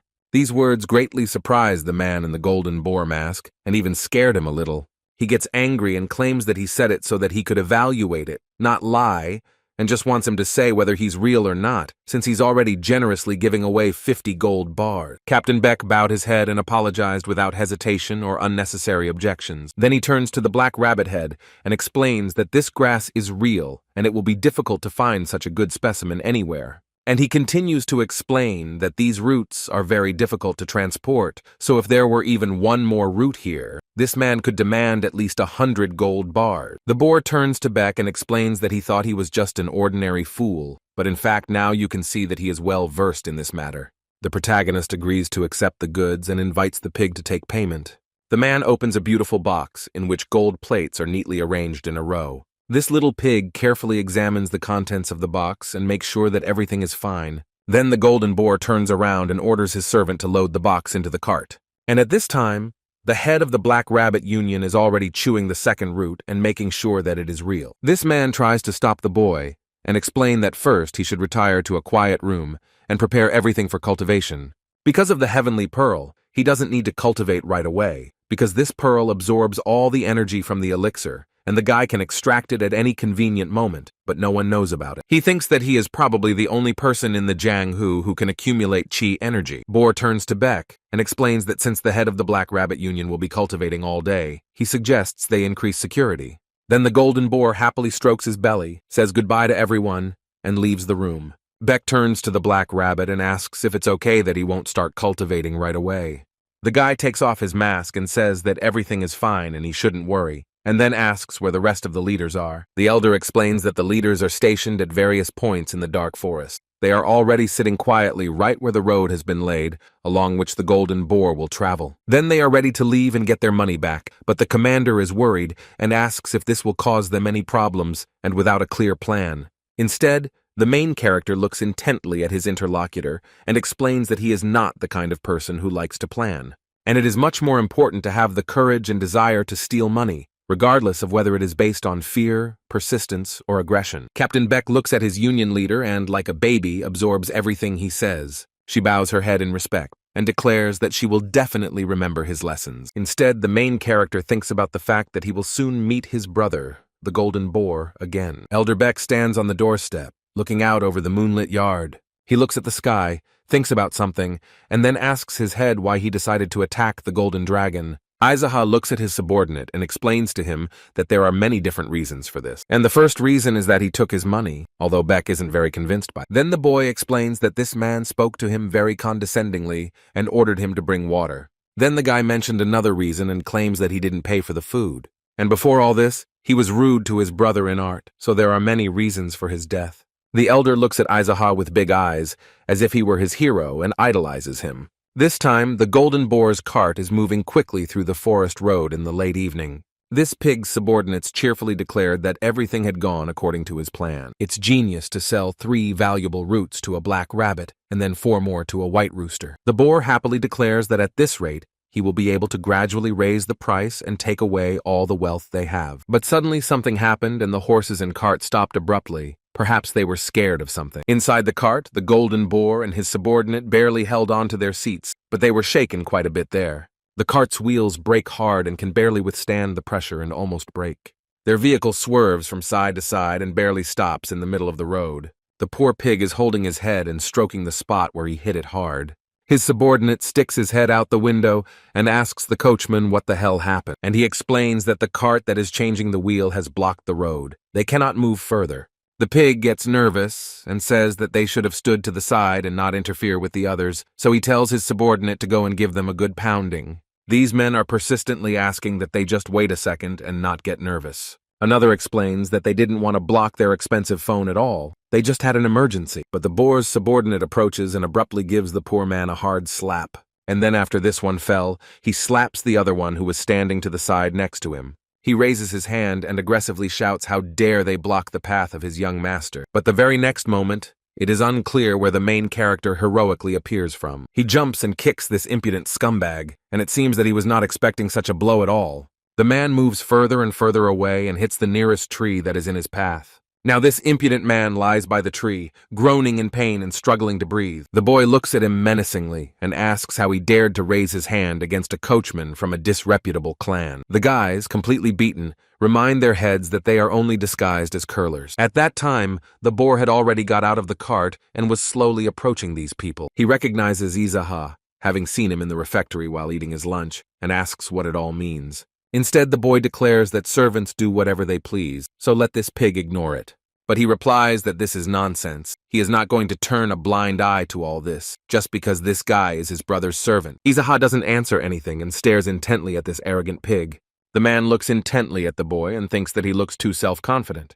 For a moment, they stand in silence, each of them thinking about how events will develop further. The golden boar frowned and declared that he seemed to understand what their task was. He says that they probably already know that he is a disciple of the great Rakshasa, as well as a representative of the Golden Mountain Merchants Guild. If they are all representatives of the Black Rabbit Union, then they will not escape the wrath of his master. And if someone paid them to do all this, then the boar will definitely find out. Then he points a finger at the main character and declares that he doesn't look like a servant at all, but he will definitely find out who he is and where he got the money from. The guy suddenly gains momentum and heads towards the golden boar, declaring that he deeply doesn't care what he's going to do. The man seemed a little scared, as he had not expected such a sharp attack from this scoundrel. Therefore, he concentrates and uses his chi energy to launch an attack. Then these two brothers in art each use their own strength and attack each other. They are so close that their palms almost touch, but there is a tremendous pressure of force. Their energy comes out and tries to knock their opponent off their feet, but for now both of them stand confidently. The golden boar looks at this guy with suspicion, because he is much stronger than he expected. This boy of mine is not at all inferior in strength to the disciple of the great master Rakshasa. Their palms have not moved even a millimeter. They stand still, but their power rages all around. He calls the guy a scumbag because he thought he could challenge the golden boar, the one who ate an incredible amount of elixirs. Izaha does not respond to such claims, but only quietly does his job. The boar goes on to say that if this is a battle of internal ki, then he is certain that he cannot lose even if he stands against any disciple of the great Rakshasa. But it becomes harder for him to fight, and he feels how strong his opponent is. Izaha doesn't waste time and energy on useless chatter. He only works with his inner energy in a focused manner. It seems he has just realized another possibility of the celestial pearl that is within him. His palm emits a lot of energy, and strange balls of power fly around his hand. He understands that the ki energy of the golden boar is somehow penetrating his body. The boar does not understand what is happening. He is scared because the ki energy is leaving his body. He tries to concentrate and yells for this idiot to get away from him. They are still standing in the same place, but energy and devastation are raging around them. The golden boar could not withstand this pressure, and its mask cracked in half. The man realizes with horror that no matter how hard he tries, he still can't push this guy away. Izaha is very focused and thinks about the fact that the pearl absorbs enemy ki much more ruthlessly than he could have imagined. Instead, this impudent little boar is already on the edge. He can't do anything to protect himself. Izaha does all this with a focused and relaxed expression on his face, but he thinks that if he stops now, he will receive many internal wounds from the golden boar's energy. But if he doesn't stop now, the golden boar won't survive, although that's not a problem, because the main character was planning to kill all 12 heavenly generals anyway. But the boy doesn't want this pig's soul to be locked inside a heavenly pearl. And if this happens, the main character will be no different from the leader of a demonic cult. The guy exhales heavily, and it's clear from his expression that he's having a hard time making this decision. He is still thinking about what to do, so he doesn't stop and continues to take all of his opponent's energy. It seems that the guy understands what he will do next, so he gathers his thoughts and strength. And the next moment he breaks contact with the energy of this boar and throws it far away. With his hands, using chi energy, he makes a large ball of fire between his palms. And this ball of fire is getting bigger and seems capable of causing a lot of chaos. The guy stands confidently on his feet and uses his inner energy very gracefully. He does this in front of the beaten poor man, who watches in fear at what may await him next. The guy thought with irony that he wanted to steal some money, but he managed to steal some chi energy. The golden boar, covered in cold sweat and frightened, asks what this guy just did to him. Instead, Izaha stands confidently and proudly, looking down on her husband. And then he replies to the pig that he just saved him out of his generous kindness. The man is surprised and scared, not understanding how this guy manages to look at the situation that way. The main character proudly thinks to himself that it is impossible to find a more noble warrior in the world than him. The guy turns to his subordinates and suggests they search the cart and take everything there with their hands. The boar shouts for them to stop, because there is something in the cart that needs to go to the White Rooster, and asks if they are sure they can handle the consequences of their actions. The protagonist contemptuously asks if there is really anything there for the celestial general of the White Rooster and orders his boys to make sure they get everything out of there. When they started pulling out some kind of chest, Izaha noticed it and became interested. He recognized this box and understood that it contained centuries-old roots, a unique elixir. He orders this small box to be brought to him, but the golden boar asks him not to take it. The main character is given the very small box he asked for. The boy opens the box and sees 4 unique and precious roots. He notes that he doesn't like the way this man conducts his business, because first he sold him 3 roots, and now he wants to sell 4 to a White Rooster. Heavenly General Golden Boar was covered in cold sweat. He had nothing to say in his defense. Izaha knows that this man is involved in gambling on deadly fights, as well as in match fixing, and he asks the boar if he wants to use these games to eliminate the Black Rabbit from the game. This arrogant man dares to claim that he does not have the slightest proof. The main character becomes even angrier after such carelessly thrown words by the boar. So he comes closer and punches him in the face and explains that of course he has no evidence. The guy explains that if the head of the Black Rabbit clan had anything against him, he would order all his subordinates to attack the Golden Mountain Merchants Guild. But the Golden Boar is sure that his great teacher will not tolerate this. However, Izaha thinks differently. He believes that the great Rakshasa will most likely turn a blind eye to this. One young man wants to try to answer why Rakshasa won't do anything. The main character plays the role of a teacher and gives the boy the right to express his opinion. He explains that if they give him half of the wealth of the Golden Mountain Merchants Guild, he will turn a blind eye to it. The guild leader praises the boy for the correct answer, and he is sincerely happy about it. A poor little pig with a red cheek from a slap watches all this action. Izaha demonstratively asks the guys who he should talk to better, the Black Rabbit Alliance or go straight to Rakshasa. Everyone unanimously declares that they don't care who it is as long as they punish the scoundrel. One of his subordinates offers another option. He asks if it's possible to tell 2 people at once. The chairman explains that it will be a little harder because he does it to enjoy life, but if he does it like that, it will be boring. The men standing opposite him don't seem to quite understand what he means, but they don't ask any. Izaha turns to the Heavenly General and suggests that he choose himself.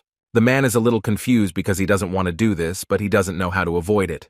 The guy forms a kind of drum beat and urges the boar to decide fast. This pressure drives the man into a stupor. He doesn't want to do it, and this rush irritates him. The man menacingly asks what this man wants from him, because he would have already killed him if he had. At this moment, someone approaches them, addresses the boy as a brother, and announces that she has returned. The red monkey approaches them and looks in very bad shape. The little pig turns around and asks in surprise why the red monkey is here. The girl looks at the man without sympathy and asks if this golden pig was also caught. In the hands of the red monkey is a beautiful mask of one of the heavenly generals. She explains that her ambush failed, but she fought him anyway and won. The main character is pleased and takes the mask in his hands and praises the girl for her good work. Then she is embarrassed to ask him to take pity on her poor sister and give her the antidote. The fat pig is still sitting on the ground and can't believe that the red monkey is his sister. The girl complains that she can't fight normally because she needs to go to the toilet all the time, and this diarrhea has completely tormented her. The men wonder why this girl so easily talks about having stomach problems in front of everyone. The head of the clan clearly fulfills his promise, because the girl has done her part of the work. The man can't stand it and aggressively asks who this man is that she treats him like this. The red monkey looked at Izaha and thought about explaining to this fool what was going on. Without hesitation, she walks up to the golden boar and gives it a hard slap. This man couldn't hold on because the girl hit him really hard, so he fell. While all this is happening, everyone else, including the main character, is watching it closely. The white man doesn't understand what's going on and never gets an explanation, just a red cheek. The girl aggressively asks how he dares to show such disrespect to his brother in art. He doesn't understand which brother she's talking about and why he should show respect to this man. Izaha turns to her sister, saying that she did a wonderful job. The girl bows and thanks her. The main character orders his subordinates to load all the boxes into the golden boar's carriage and to also take the unconscious man near the tree with them, because when he comes to, they can talk. The head of the clan asks the boar to call his coachman because the 3 of them have an interesting trip ahead of them, but the man tries to argue. Then the black rabbit exchanges a look with the red monkey, and the girl immediately understands everything. She immediately approaches the golden pig and tells him to stop bothering their brother. The little pig no longer objects. He bows his head submissively and silently looks at the girl. But it seems that the red monkey decided to hit him on the other cheek, either as a precaution or for symmetry.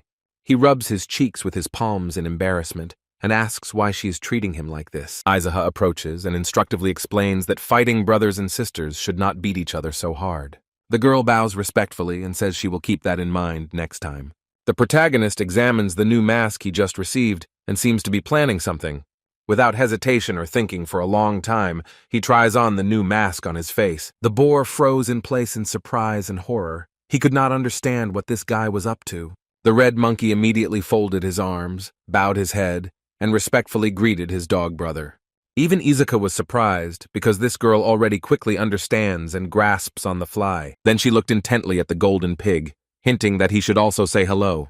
The man understands that he has no choice, so he folds his arms and bows, greeting his brother dog. The guy is pleased with their behavior and allows them to raise their heads. The girl immediately stood up and confidently and loudly said, "Yes, sir." The man hesitated a little at first, but then answered in the same way. The three of them are riding in a carriage, the girl chatting happily, and the man is thinking about what is happening here. He stares at the masked boy and wonders how he managed to become so strong in martial arts. But it's not just this that bothers him so much. There's another thing that's really bothering him. The little pig looks at the red monkey and remembers that she doesn't dare to open her mouth in front of the great Rakshas. But why is she behaving like this with this guy? Suddenly the golden dragon hears someone addressing him, which makes him a little confused. The man didn't think or wait for long, but immediately responded to the request and was ready to listen. The chairman states that he thinks very seriously, and adds that just because he is very smart doesn't mean he will understand everything.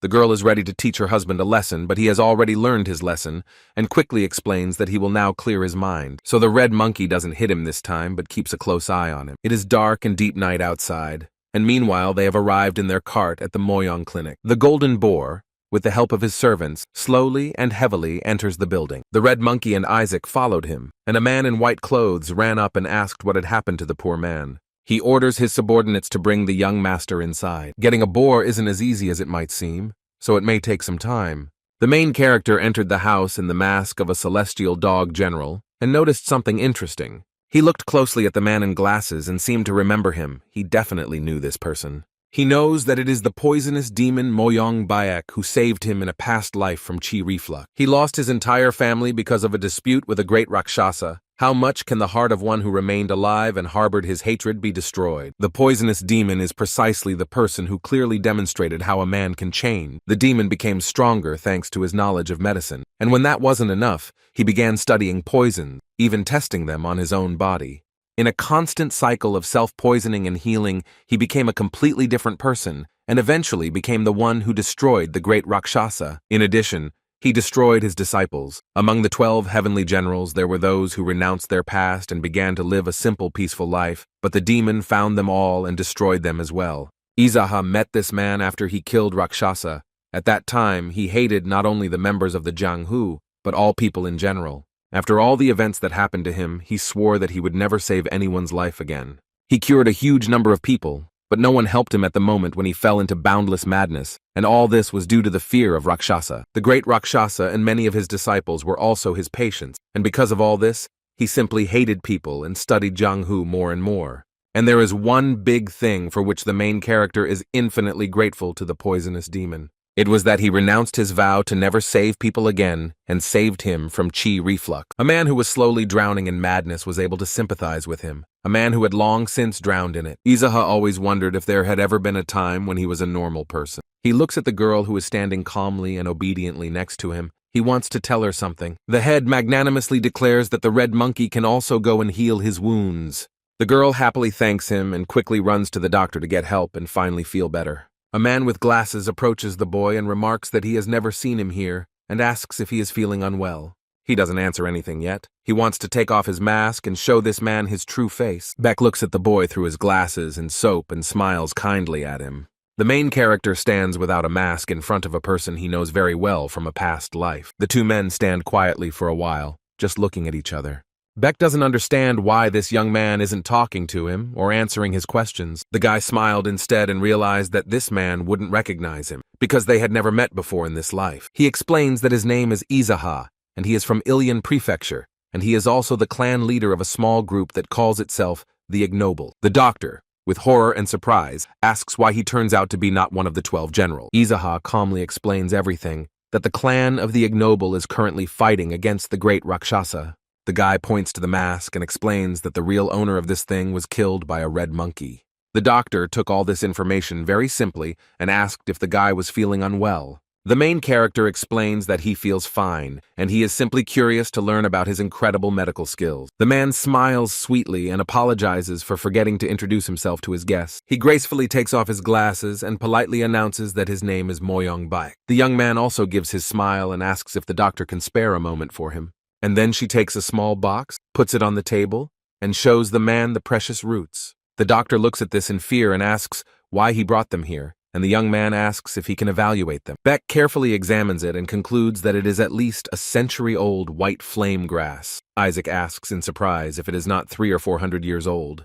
The man gently explains that this would be too much. These roots are very expensive, and everything they find is sent to the Central Plains, and even century-old grass is quite rare. The main character frowned because he understands that the golden boar lied to him. He assured him that they were 300 years old. Isaac blithely boasts that he has already eaten 3 such roots, and the man opposite him congratulates him on this. Since these roots contain a lot of power, consuming them in large quantities can lead to rabies. Izaha is not too concerned about these consequences and explains that there is no problem because he is always angry. The doctor notes that if he has a tendency to rabies, he should use them with even greater caution. The guy explains that he releases his anger properly, and the man opposite asks in surprise how he does it. But he clarifies that those who practice medicine do not have the right to disclose their patient's secret, so he can safely confide in him. Then the main character begins to tell the story. He decided to start with how his house once burned down. This building was an ordinary dwelling, as well as a simple hotel, and the boy recalls feeling furiously angry at the time. Moyong Baek believes that this is indeed a reason to get angry, and it is a good reason. And then the guy explains that because of this, he didn't hesitate to kill the person who set the building on fire. The doctor lacked the words to say anything. And Izaha says with a smile that at that moment he felt true peace. The guy across from me is sitting and a little confused and trying to support his interlocutor. Later, the protagonist learned that those he killed were planning to organize a black faction with the support of the Black Rabbit. And because of this, the Black Rabbit thugs kept coming to him and threatening him with death. The doctor asks what he did next. The guy casually replies very simply and succinctly that he just killed him. He explains to his interlocutor that as soon as he did this, he felt peace in his heart again. This poor guy looks very confused and doesn't understand how to behave with such a strange man. The story didn't end there because the Black Rabbit Alliance sent an assassin to it. The guy clarifies that he left the killer alive because he was a tough nut to crack, but after they ate the pork ribs, they broke into the Black Rabbit's union. Izaha recalls that, to be honest, he was quite excited at that moment. Clearly, he had no intention of leaving the head of the Black Rabbit Alliance alive. But what this scumbag said made the main character think for a moment. However, the guy immediately replies that no matter what he said, he still went to heaven, and his interlocutor politely corrects him to say, to heaven, correctly. The main character doesn't pay attention to this, puts his hand to his chest, and remembers that he felt a strong sense of peace at that time. The doctor is extremely confused and scared, so he replies that the clan leader has handled his anger extremely well. The guy looks very calm and even happy, so his interlocutor explains that this is very clearly visible on his face. The protagonist recalls that when he encountered the poisonous demon, he was completely devastated inside. This is a terrible misunderstanding of what to do next after everyone has been killed and the feeling of revenge fades. You understand perfectly well that the people you loved, as well as the people you hated, are no longer alive. Izaha decided that he would not allow all these events to happen again because he was in debt to Moyong Baek. The guy drinks and thinks that even though he has become a crazy demon again, this guy doesn't need to turn into a poisonous demon again. Having drunk a little, he puts his cup back on the table and is completely absorbed in his thoughts. He thinks that one madman will be enough for this world. Suddenly, the main character hears someone in the office very politely thanking him for the treatment. He smiles pleasantly and realizes that this is a red monkey whose wounds have already been healed. He thinks with a wry smile that perhaps she is so grateful because she thinks this terrible diarrhea will end soon. From this office, Dr. Moyong Baek looks out into the corridor again and looks at Izaha. He tries to calm the boy down by explaining that his two friends do not have any serious injury, but the main character in no way shows that this thought makes him very happy. Beck approaches the table and notes that although their injuries are not severe, their psychological state is quite unstable. He is especially concerned about the condition of the Red Monkey Celestial General, Apparently, she hasn't slept for several days and keeps asking what he is doing now, and on top of that, she has terrible diarrhea. The guy calmly answers clearly, but the doctor notices that the poor thing was begging him on her knees to stop the diarrhea. The main character has absolutely no response to this. He seems to have no sympathy for the girl. The doctor is still standing and hopes that his interlocutor will still comment on this somehow. The guild leader is still silent and just stares intently at his lovely interlocutor. And then he answers completely honestly that he fed her a laxative and made her think it was poison. And then she declares louder so that this doctor understands clearly that the guy fed her a ton of laxatives and nothing will stop her diarrhea. The guy honestly tells this doctor that he ordered her to kill one of the 3 most brutal celestial generals. He tries to justify himself by saying that he would have no choice but to kill her if she continued to resist. The head is sure that only the laxative kept this girl alive, but the doctor doesn't understand how he managed to twist the situation like that. Izuka is seriously angry and looks very menacing and fierce. He continues to explain. He waves his fist for persuasion and declares that this is exactly what he calls the laxative theory. Moyoung-baek was seriously confused and scared. Now he thinks he needs to be careful with this guy. He bows his head and reflects on the fact that he didn't even know about the theory of a laxative saving people. But since she has already fulfilled her part of the promise, the guy asks the doctor to help her. His interlocutor smiles cheerfully and nods his head in agreement. When the man squats down, Izuha asks him to stop talking about shit. He doesn't like that their conversation has descended into this. The doctor moves on to the second patient and explains that the golden boar experienced severe shock, which is quite noticeable on its face. The main character quite naturally and honestly tells that this man lost a lot of internal energy and money when he fought him. The doctor wanted to ask something else, but he's not sure if it's okay to ask him that. But Izuha says he can ask him anything. So Beck dares to ask, since Izuha is the enemy of the great Rakshasa, why did he bring his disciples here for treatment? The guy makes a remark that this man is hitting the target and he is not missing at all. The protagonist is ready to explain his logic, and his fingers must somehow help him. With these fingers, he pretends to walk and explains that if someone walks in the Jianghu, then this is just a simple person. Does this doctor know and understand what will happen if this person starts killing everyone in a row, both the wicked and those with diarrhea, and also those people who can be pardoned or just strangers who don't deserve it? He looks intently into the eyes of his interlocutor and tries to understand whether he is listening to him carefully. Moyoung-baek looks at the man sitting across from him through his glasses and listens intently. The head of the union explains that such a person will certainly become part of a demonic cult. This has left the doctor in a stupor, and he can't find the words, so he just sits in silence. But the boy's explanation is not yet complete, so he continues his story. But he explains that if you kill only the bad guys and leave alive those who can be useful, for example, a woman with a foul mouth, a murderer who paid for a meal, or a person who hasn't figured out how to live because he was kidnapped at an early age, are all people he pardoned. The doctor asks if this is the path of the dark faction, but the boy explains that it is a position that pertains to their life path. This answer really surprised the man, because it sounded as if he had the right to control their lives. He explains that he treats people in the hope that they can improve, even if he risks being betrayed. Then his interlocutor concludes that this man is from the white faction, a knight, the one people like to talk about. The guy sadly announces that he does not belong to the white faction, and it would be very difficult for him to get there now, because he is not one of those who does good deeds. On the other hand, Moyoung-baek does not believe that everyone in the white faction is courageous and brave. But Izuka knows that among the leaders and founders of this faction, there are a large number of such people, and besides, they are all very strong. People who lack courage and are still in the white faction, then they are their students or students of students. This is the power of heredity. And Izuka is not like that at all. The guy explains that his home was a hotel, and he was just an ordinary guy running errands there, and because he lacks heredity, it takes time and strength to become part of the faction. This sincere and frank speech made his interlocutor think. Izuha admires this man, can't believe he was once so normal, and hopes he understands the difference between the demonic, dark, and light factions. Suddenly, Moyoung-baek notices something on the table in front of him and is very surprised by it. He looks at the chest and asks what it is. The guy explains that it is payment for treatment. This box is full of gold bars. It's hard to tell right away how much money is in there. The doctor can't believe this man is giving it all away.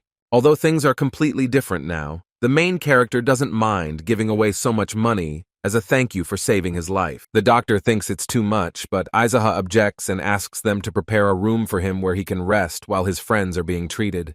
This man is very embarrassed by this amount of gold, so he only takes a few bars. Holding 3 things, he happily announces that even this will be too much. But the guild leader insists that his interlocutor take everything he gives him. The doctor smiles politely and explains that he can't take that much, so he refuses. The protagonist now realizes that it won't be as easy as he thought, even though he does it with the best of intentions. Izuha concludes that Moyongbak was always this stubborn, even before he became a poisonous demon. In that case, the guy suggests that he take the white flame herb, because such a good doctor needs to stay healthy to save more lives. The man explains that to swallow all of this, he will need about 10 days to cultivate and process the energy, and patients come to him every day, so he can't just leave them.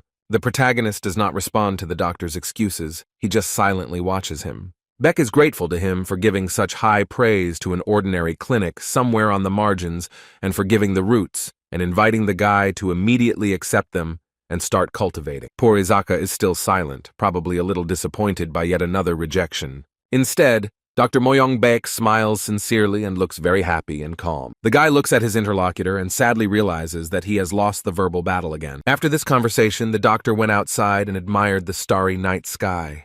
A servant approaches him, telling him that their guest has gone to his room to cultivate and warning her to be careful with him. Then, he looks into the distance and concludes to himself that this guy seems to have some kind of special nervous disorder. The doctor recalls a conversation with him and how easily this young man goes from a calm state to aggression.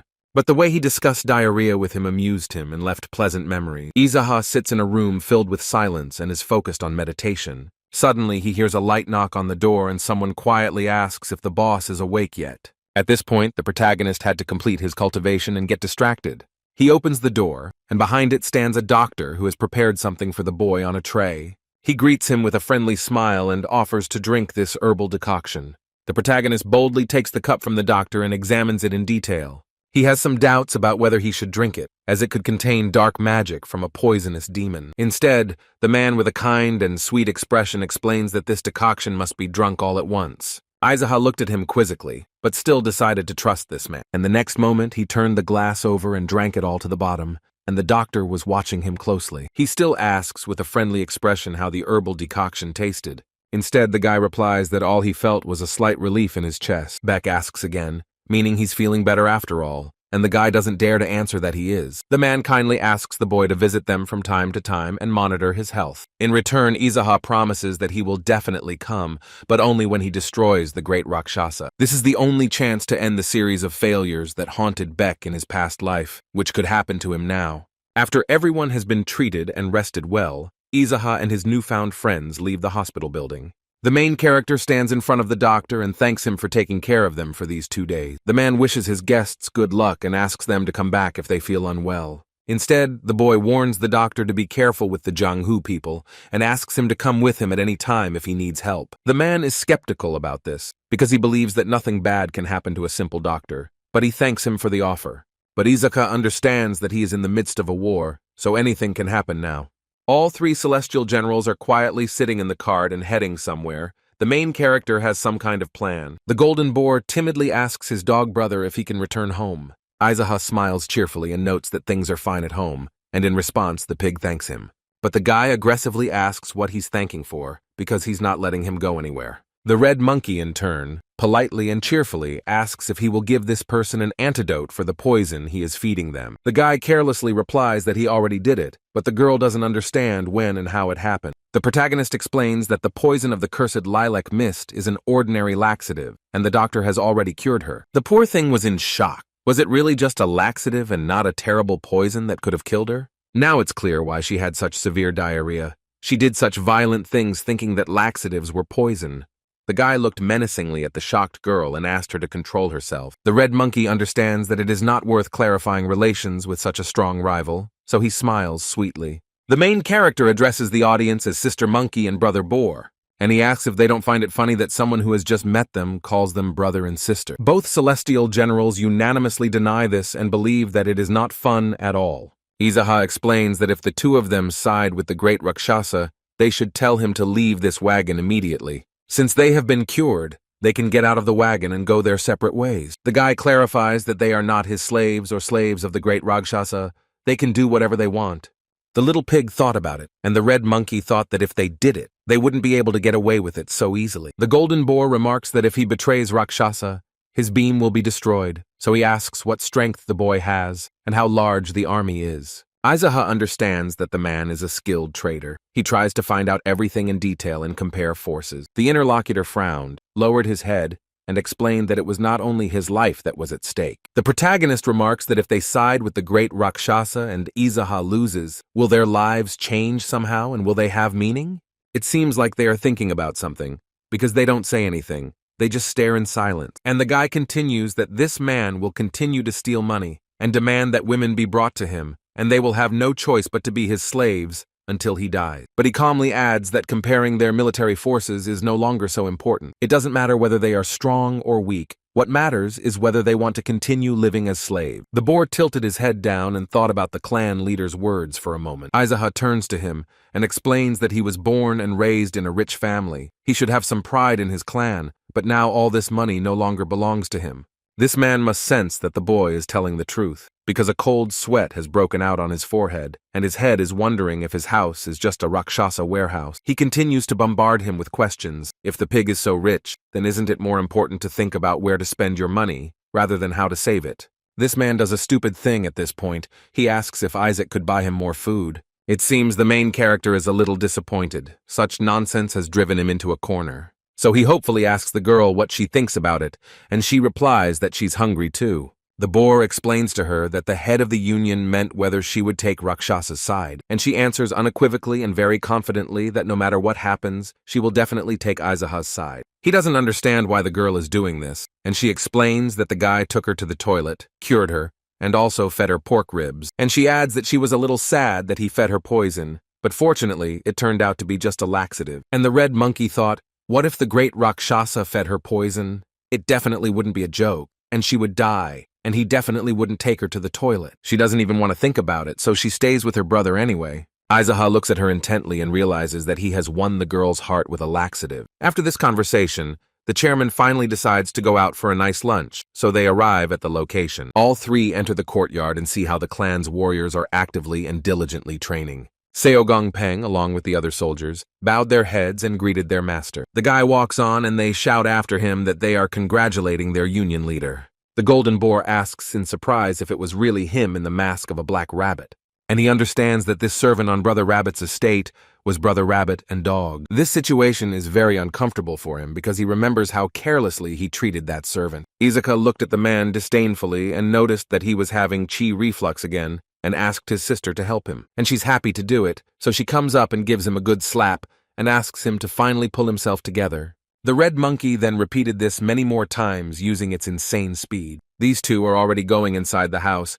and the pig is still standing, and I can't understand how many times she managed to hit him in this short moment. They have already set the table with a large amount of food, and these two are constantly gorging themselves. Izaha holds a glass in her hand and looks at her gluttonous friends with surprise. The guy decided to tell them something, so he asks for their attention for a moment and for them to stop chewing. He explains that they must become stronger because there is nothing more pitiful than the weakness of a Jianghu.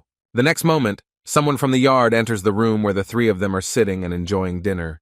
Commander So explains that the celestial generals are a yellow horse, a white mouse, a black bull, and a red goat at the gate of their guild. Izaha frowned, and it looked quite strange that they just appeared out of nowhere. Did they really expose him? He explains that he's not sure about this because they came alone, without an army. The head of the Black Rabbit Union will be interested in why they all came to him together. The yellow boar remarks that the white rooster is probably still on his way here, and everyone else has come here to watch the battle of the fourth of the strongest general. The main character doesn't think for a second longer, abruptly gets up from his chair and says it's time to leave. Izaha puts on a black rabbit mask and goes out into the courtyard where his soldiers have gathered. Other celestial generals are also waiting for him there, all of them also wearing their own masks. They look calm and collected and seem to suspect nothing. The heavenly generals bow their heads to him and greet him, noting that they haven't seen him for a long time. The guy looks at them with a frown and a look of interest, but does not return their greetings. The white rooster stands in the center, smiling and asking how his rabbit brother is doing. The guy replies briefly and concisely that everything seems to be fine and asks in return how the rooster is doing. His interlocutor replies with a sly smile that it's nothing special, but suddenly behind them, someone jumps over the walls that protect the territory. This is how 3 more celestial generals decided to appear, all proudly showing off. The Golden Boar notices that something is wrong here, and everyone around is terribly scared by such a surprise. The main character also noticed them and was very surprised that a white tiger, a red snake, and a green dragon had appeared here. But that's not all, because after them, another uninvited guest appears spectacularly. This is the same person who keeps everyone around him in fear, because he is the great Rakshasa himself. From the expression on the protagonist's face, it's clear that he was clearly not ready for this. The 2 traitors, Rakshasa, are breaking out in a cold sweat and cannot understand what the great master is doing here. But everyone, as one, folded their arms and bowed their heads, respectfully greeting their teacher. Including Izuka, now is not the right time to betray yourself and start a fight against them. He also looks at him intently and thinks about why the great Rakshasa decided to come here today. Instead, this old man, with a bored expression on his face, explains that he had nothing else to do, so he decided to come and watch them fight. Izuha goes downstairs to begin the planned fight with the white rooster. A man in a white rooster mask is already standing in front of the main character and waiting for the beginning. But Rakshasa seems to want to discuss something else with his student, and the latter listens to him attentively. He arrogantly declares that the 4th of the strongest heavenly generals cannot handle him, so let him step aside. Such a request greatly surprises the man in the mask, but of course he does not dare to refuse. He simply bows his head and agrees to step aside and not fight the planned fight. The old man notes that the strength rating was wrong, so let the red snake, white tiger, and green dragon attack him all 3. Terrible surprise and unspeakable horror are visible in the eyes of the red monkey and the golden boar. And the next moment, all 3 heavenly generals went into an unequal battle with one general. Rakshasa announces that today 3 of the 4 strongest generals will fight against the 5th, who seems to have been working hard on his fighting skills lately. But he adds that the battle will be to the death, and none of the students dare to interfere in it. And the main character thinks that maybe the old man suspects something. Izuha raises his hand and wants to talk to the great Rakshasa, but the master remarks that he has completely forgotten about his conscience. But these taunts don't stop the guy, and he explains that the conditions of the battle are a bit wrong, and they are completely unfair. The man ironically asks what he should do, take one or add another white rooster. But the guy doesn't answer anything, just looks at this scumbag in a correct and very stern manner. His eyes narrowed, and it looked like he wasn't even going to be nice and polite to this man. And the next moment, the head of the Black Rabbit clan simply bursts into evil laughter. This greatly surprises the celestial generals, as such disrespect for the great Rakshasa is unacceptable. Izuha contemptuously calls him a fucking old man and explains that the master himself should take part in a fight to the death, not force his students to do so. There are many people in the territory of the Black Rabbit clan, but now an incredible silence has fallen. This behavior of his frightens the little pig and the red monkey terribly, because after this he will definitely be finished. The teacher remarks that his student would never say something like that, so he orders him to take off his mask. The guy makes a remark that he is not a servant, and asks why this old pervert is forcing someone he just saw to film something. Such impudent behavior greatly surprises and scares his friends. They thought it couldn't get any worse. Instead, the great Rakshasa only smiled at these words and planned something against this impostor. With a very menacing look, he orders all 4 heavenly generals to engage in battle against him. The protagonist asks, so the great Rakshasa will stand aside while his disciples fight. Is he really doing his business so dirty? This man doesn't answer anything, but he clearly doesn't like this young man's impudence. And just so everyone knows, the guy explains that if all 4 celestial generals attack, he will run away. He explains that his Qigong skills are very deep, so he can play catch-up games all over the globe.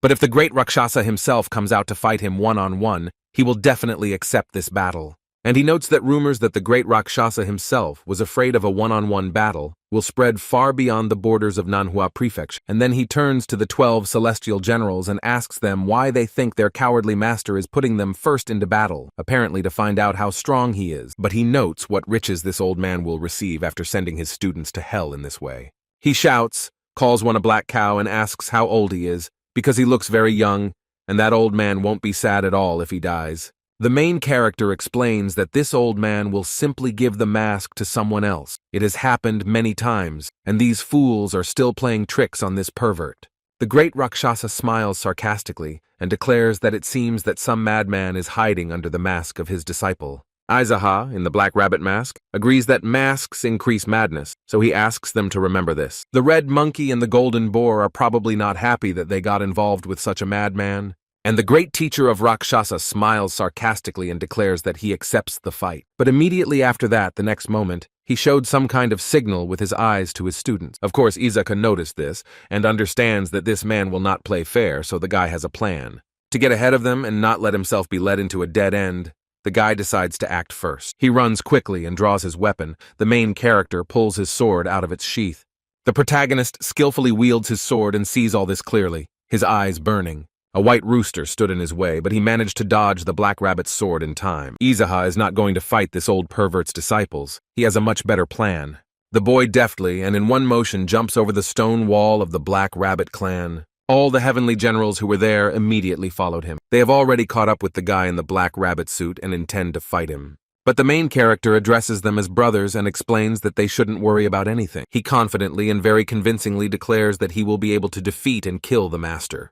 The guy is in front of him, and behind him are almost all the heavenly generals, and Isaac asks them to just trust him. This surprised the men under the masks a little, but it seems they want to believe him. The great Rakshasa master no longer holds back his rage and asks what the hell these idiots are doing, just watching and doing nothing. Instead, the main character ironically asks how this nasty old man dared to sneak into the bonds of brotherhood. Aizaha was moving so fast that they lost track of him, and now they're trying to find the guy in the mask. The heavenly generals are running through the city and hope to see him now. But their reckless actions scare the innocent residents of this small town almost to death. At the bar, a glass shakes from the noise and almost spills liquid, and someone notices that there is a fierce battle going on somewhere. Izaha pours another glass and remarks that there are so many heavenly generals here. One of them is walking down the street and meets a passerby who greets him quite pleasantly. But this man is not so polite. He grabs this young man by the neck and asks if he saw anyone suspicious here. The poor guy is terribly scared and already has difficulty breathing and can barely say that he didn't see anything. And then he turns to Aizaha, not suspecting that this is exactly the one he is looking for. And he doesn't understand how, but this young man approached him very quickly and used his power, which sucks out other people's energy. The poor guy is moaning in pain and can't say a word, but the main character looks very stern. He asks this idiot how he dared to raise his hand against a boy on the run and in front of him.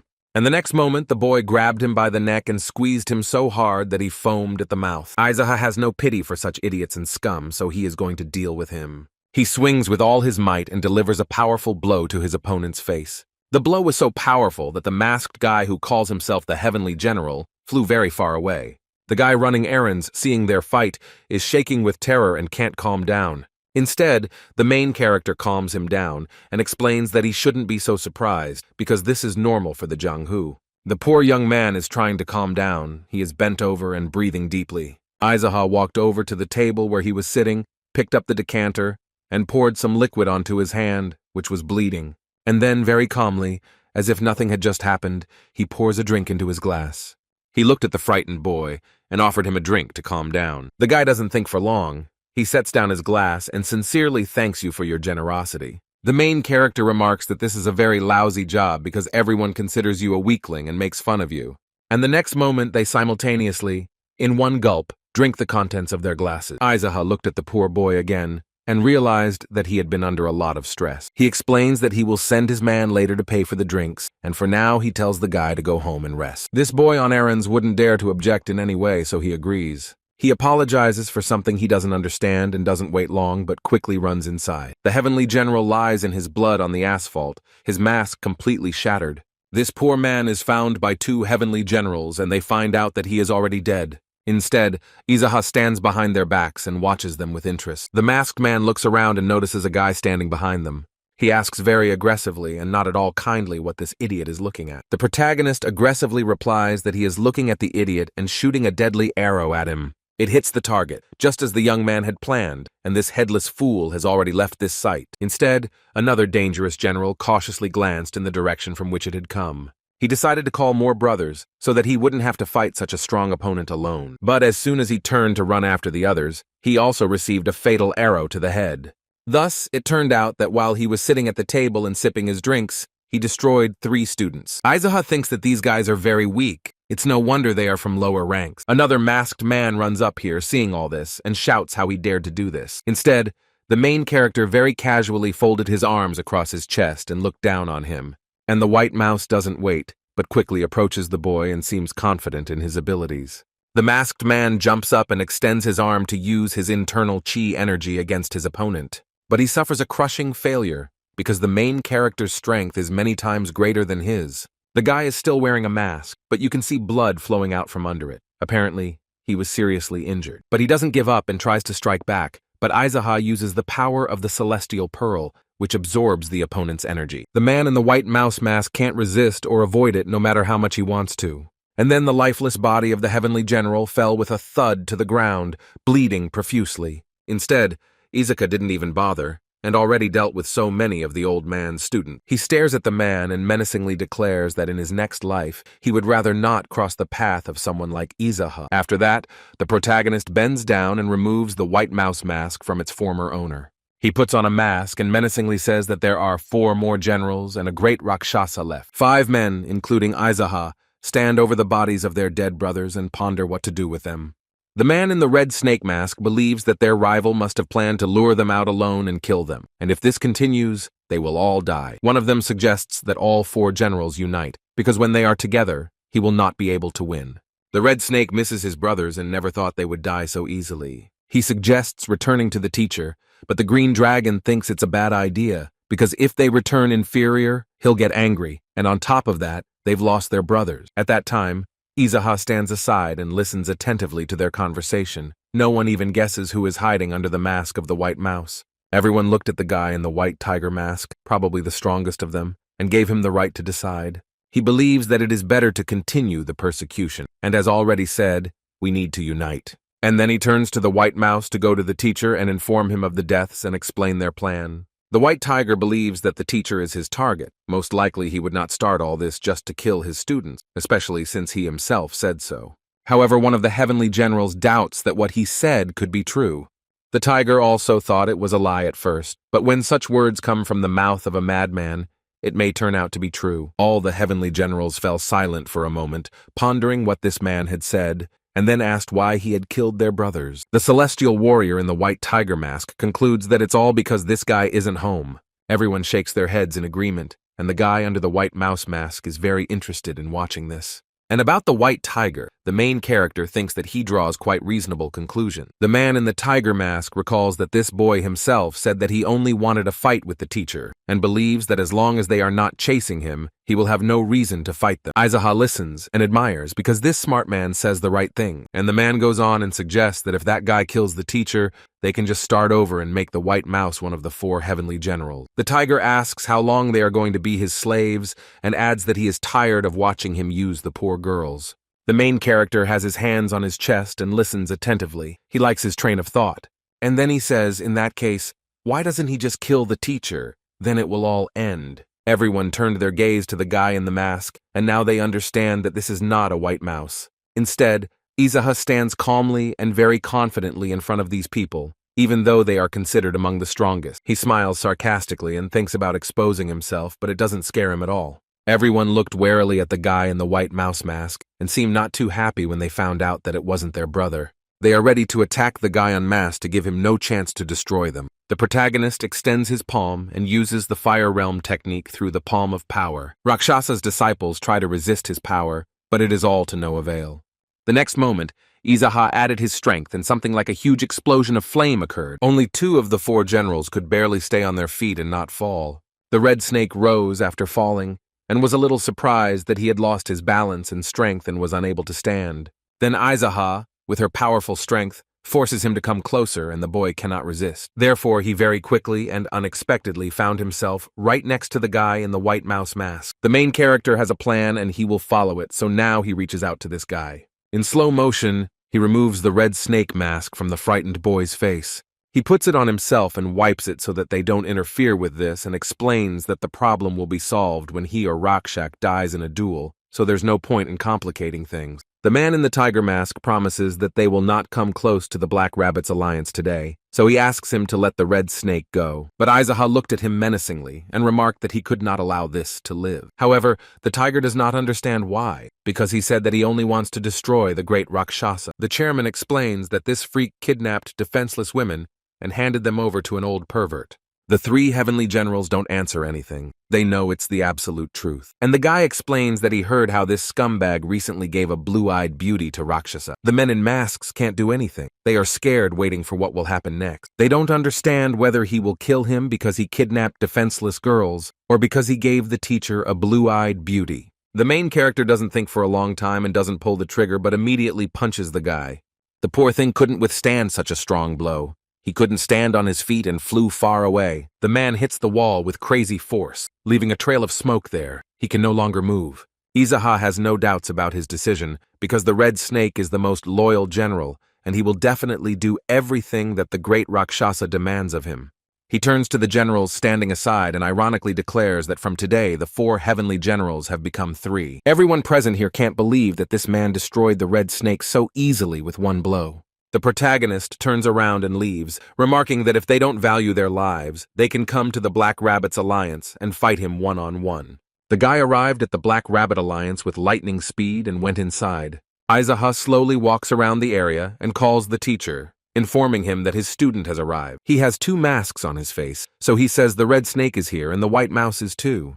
The young man says that Izuka sent a beautiful knockout to the Black Bull and the Red Goat and returned alive. He calls out to his teacher like a maniac, wondering if he's hiding somewhere from him. In the courtyard of the Black Rabbit, he sees a large Rakshasa sitting in the center, surrounded by the clan's warriors. Master So understands that Izaha is back. He knows that this guy is not so easy to defeat. The guy with an ironic smile under the mask very abruptly addresses the large Rakshasa. The men understand that it is their head that has turned, but they are very shocked by such familiarity. The Rakshasa welcomes him back and sarcastically asks what the last moment of the Red Snake's life was like. The main character says that he hugged the wall after he gave him a good rub and is now waiting for his turn in hell, but the teacher notes that it was his favorite. The guy looked intently at the old man and had one question for him that had been interesting to him for a long time. He asks what he's so interested in, and Izaha first silently points his finger at his mask, and then calmly and with interest he asks why we need to wear all these masks. Rakshasa smiles strangely, and it is interesting that none of his many disciples have asked him about this. And he explains that wearing a mask makes it much easier to do terrible things. A person hides behind the mask and believes that it is the mask that is doing it, not him. Since the teacher answered his question, he now wants the boy to comply with his request and show his face. The guy touched the mask with his hand and explains that he has no great desire to do so. But in a menacing voice he adds that he can't because he's about to do something terrible. The teacher seems to underestimate his opponent, so he smiles slyly and self-confidently. He gets up from his chair and walks closer to the boy and explains that he is sorry that someone like him was not his student. Izaha remarks that even if he were his student, he would still kill him, and would definitely ask about the mask. The man proudly walks down the stairs and remarks that this is how a real man should live. The main character thinks about the fact that he has never been popular with the ladies, although he has many positive traits. He stares at this old man and can't believe that this scumbag has probably slept with everyone from the east and the west. Suddenly, the main character felt a huge wave of rage wash over him because of this pervert. Rakshasa approaches and asks how his student wants to fight, with his hands, fists, sword, or chi art. Since he has been training for many years, he gives preference to the younger one. Izaha asks what he is most confident in, and he says that old people are always confident in the art of chi, but he thinks that the boy will be at a disadvantage, so it is better to choose something else. But the main character is confident in his abilities, so I suggest focusing on the art of chi. The teacher smiles and believes that he has already won, because the boy is still young and he has been training his chi art for decades. The great Rakshasa raised his hand as a sign that their fight was about to begin. The main character in turn also raised his hand and is ready to fight this old man. They stand opposite each other and stare intently and menacingly into each other's eyes. The battle began. Each of them released their chi energy and showed what they were capable of. Their palms are close together and release a huge amount of energy. These men stand still, while the ground beneath them cracks and crumbles from such great force. Neither of them is inferior to their opponent, as they are both extremely strong. The great master is watching intently, and he didn't expect this from this boy at all. Rakshasa is very surprised that his chi energy did not move the boy at all. He realizes that this guy has almost the same amount of chi energy as him, even though he has been accumulating it for decades. Apparently realizing that the teacher would not win in chi energy, he pulled out his blade. Without hesitation, he swings his weapon at the boy to destroy him with one blow. Izaha instantly stops his opponent's hand with the weapon near his neck. Another moment, and he would have died. The guy notes that at the beginning they agreed to fight only with ki energy, but the way the masked boy intercepted his blow so sharply and quickly scared the teacher a little. The protagonist adds menacingly and frighteningly that the teacher did not disappoint him at all, and the next moment, with his forehead hidden under two masks, he breaks the nose of his self-confident opponent. It seems that this blow was too strong for the great master because he suffered a lot. Immediately after that, he delivered a second blow. It was so powerful that his mask cracked. Aizaha knows what he's doing, and it seems like this young man isn't going to stop there. He struck another blow at the great master, but he could not avoid it in any way. The red snake mask had already completely broken and fallen from the boy's face, leaving only the cracked white mouse mask. The protagonist is extremely persistent and delivers another powerful blow. This man is screaming in pain. He can't understand how he lost to this idiot. Instead, Izata looks intently at this old man, who until recently was so self-confident. Now the main character is ready to use his strongest ability, which was given to him by the celestial pearl. The old man, now toothless, realizes with wild astonishment that something is happening to his ki energy. The great Rakshasa feels his strength leaving him, his ki energy being sucked out of him. He feels it, but he can't stop it. No matter how much he wants to, he's incapable of it. That arrogant man who until recently thought he owned this world understands that this is the end. He kneels in front of the boy. How hard it is for the teacher to accept the fact that he has been defeated. When the chi energy leaves a man with his body, irreparable things begin to happen. It all starts with his hands. They seem to be drying up and shaking from exhaustion. Rakshasa can't believe it. He hears Aizaha's voice, saying that he was glad to meet him, but the man thinks that this voice is very far away. He looks at the guy, who is already standing without a mask, with eyes full of surprise and shock. The protagonist proudly looks at this old man and declares that he is the head of the Howl clan and his name is Izaha.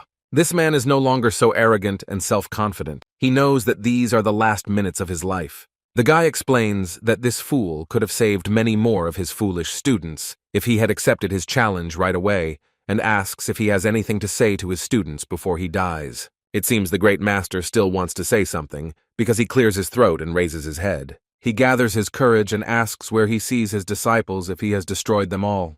But suddenly the old man with the broken nose turns his head and realizes that his students are standing not far from him. The red monkey and the golden boar stood by all this time and watched as their teacher was destroyed. The man looked at them in disappointment and couldn't find the words to say anything. And on top of the brick wall that serves as a defense for the Black Rabbit's territory, sit 3 more of his students. They watch from a height as their teacher dies and make no attempt to save him. The old man raised his head and noticed them there, and declared that this sick scum had left quite a few of his students alive. The man, without a drop of irony or mockery, declares that the head of the Howl clan is incredible. But the main character does not respond to such words, only stares at the man. The man barely raises his head and is ready to say the last words to his students. He explains that his students have worked hard to take care of their teacher, and from now on they must dedicate themselves entirely to serving the head of the Howl clan. And he adds that they can all continue to live without their mask. They no longer need them. His students listen attentively to their teacher's words and cannot find the words to answer him. The great Rakshasa seems to have finished his speech. He looks at this world with a blank gaze for the last time. Isaac liked that this man had warm words for his disciples at the end of his journey. Then the boy approached the great Rakshasa and finished his work. He had been striving for this for a very long time. The clan leader asks them to remove their masks, as this was their teacher's dying wish. The heavenly generals obediently comply with the request. They slowly and without complaint remove these cursed masks. Aizaha appeals to the Black Rabbit Alliance to restore everything that was destroyed or damaged and remove the bodies from the city streets. And the heavenly generals are invited to talk. This also applies to the red monkey, the golden boar, and the manager Beck. They are gathered in a large conference room, with 3 celestial generals sitting on one side, and the other half sits on the opposite side, and everyone carefully watches the man in the center. The chairman sits solemnly and announces that from today on they will call him their big brother. But such a statement surprises everyone present a little. They think it sounds a little strange. The boy explains that he could become their master if he taught them something, but since he is much younger than them here, he might as well be their big brother. The generals are a little confused by this decision, because he is the youngest of them all and wants to be a big brother, but no one dares to say anything out loud. And then the guy will say important things. If he has to repeat something several times, they will fight him to the death, so you need to listen as carefully as possible. The red monkey quickly catches his train of thought, so he loudly and confidently declares that he understands his big brother. He looked at the girl and believed that the people who shared the pork ribs were connected by a strong bond. Instead, the three other celestial generals are a little embarrassed and sit silently. The headmaster says that we shouldn't be ashamed of each other because the teacher is already dead. These words confused the poor people even more. They still couldn't answer him. There, the head of the Howl clan repeats to them much more threateningly so that they don't feel ashamed. After these words, the boys became talkative and reported that they understood their big brother. The guy explains that he doesn't know how many subordinates they have, but asks that they clean up all the crap they've done while following Rakshasa's orders and join his clan. One of the celestial generals asks what clan this is, as he has never heard of it. Izaha explains that the clan is formed by the union of the common working class and asks what they think is the first thing they should do for the Howl clan. There was silence in the hall. Everyone was a little confused and didn't know what to say.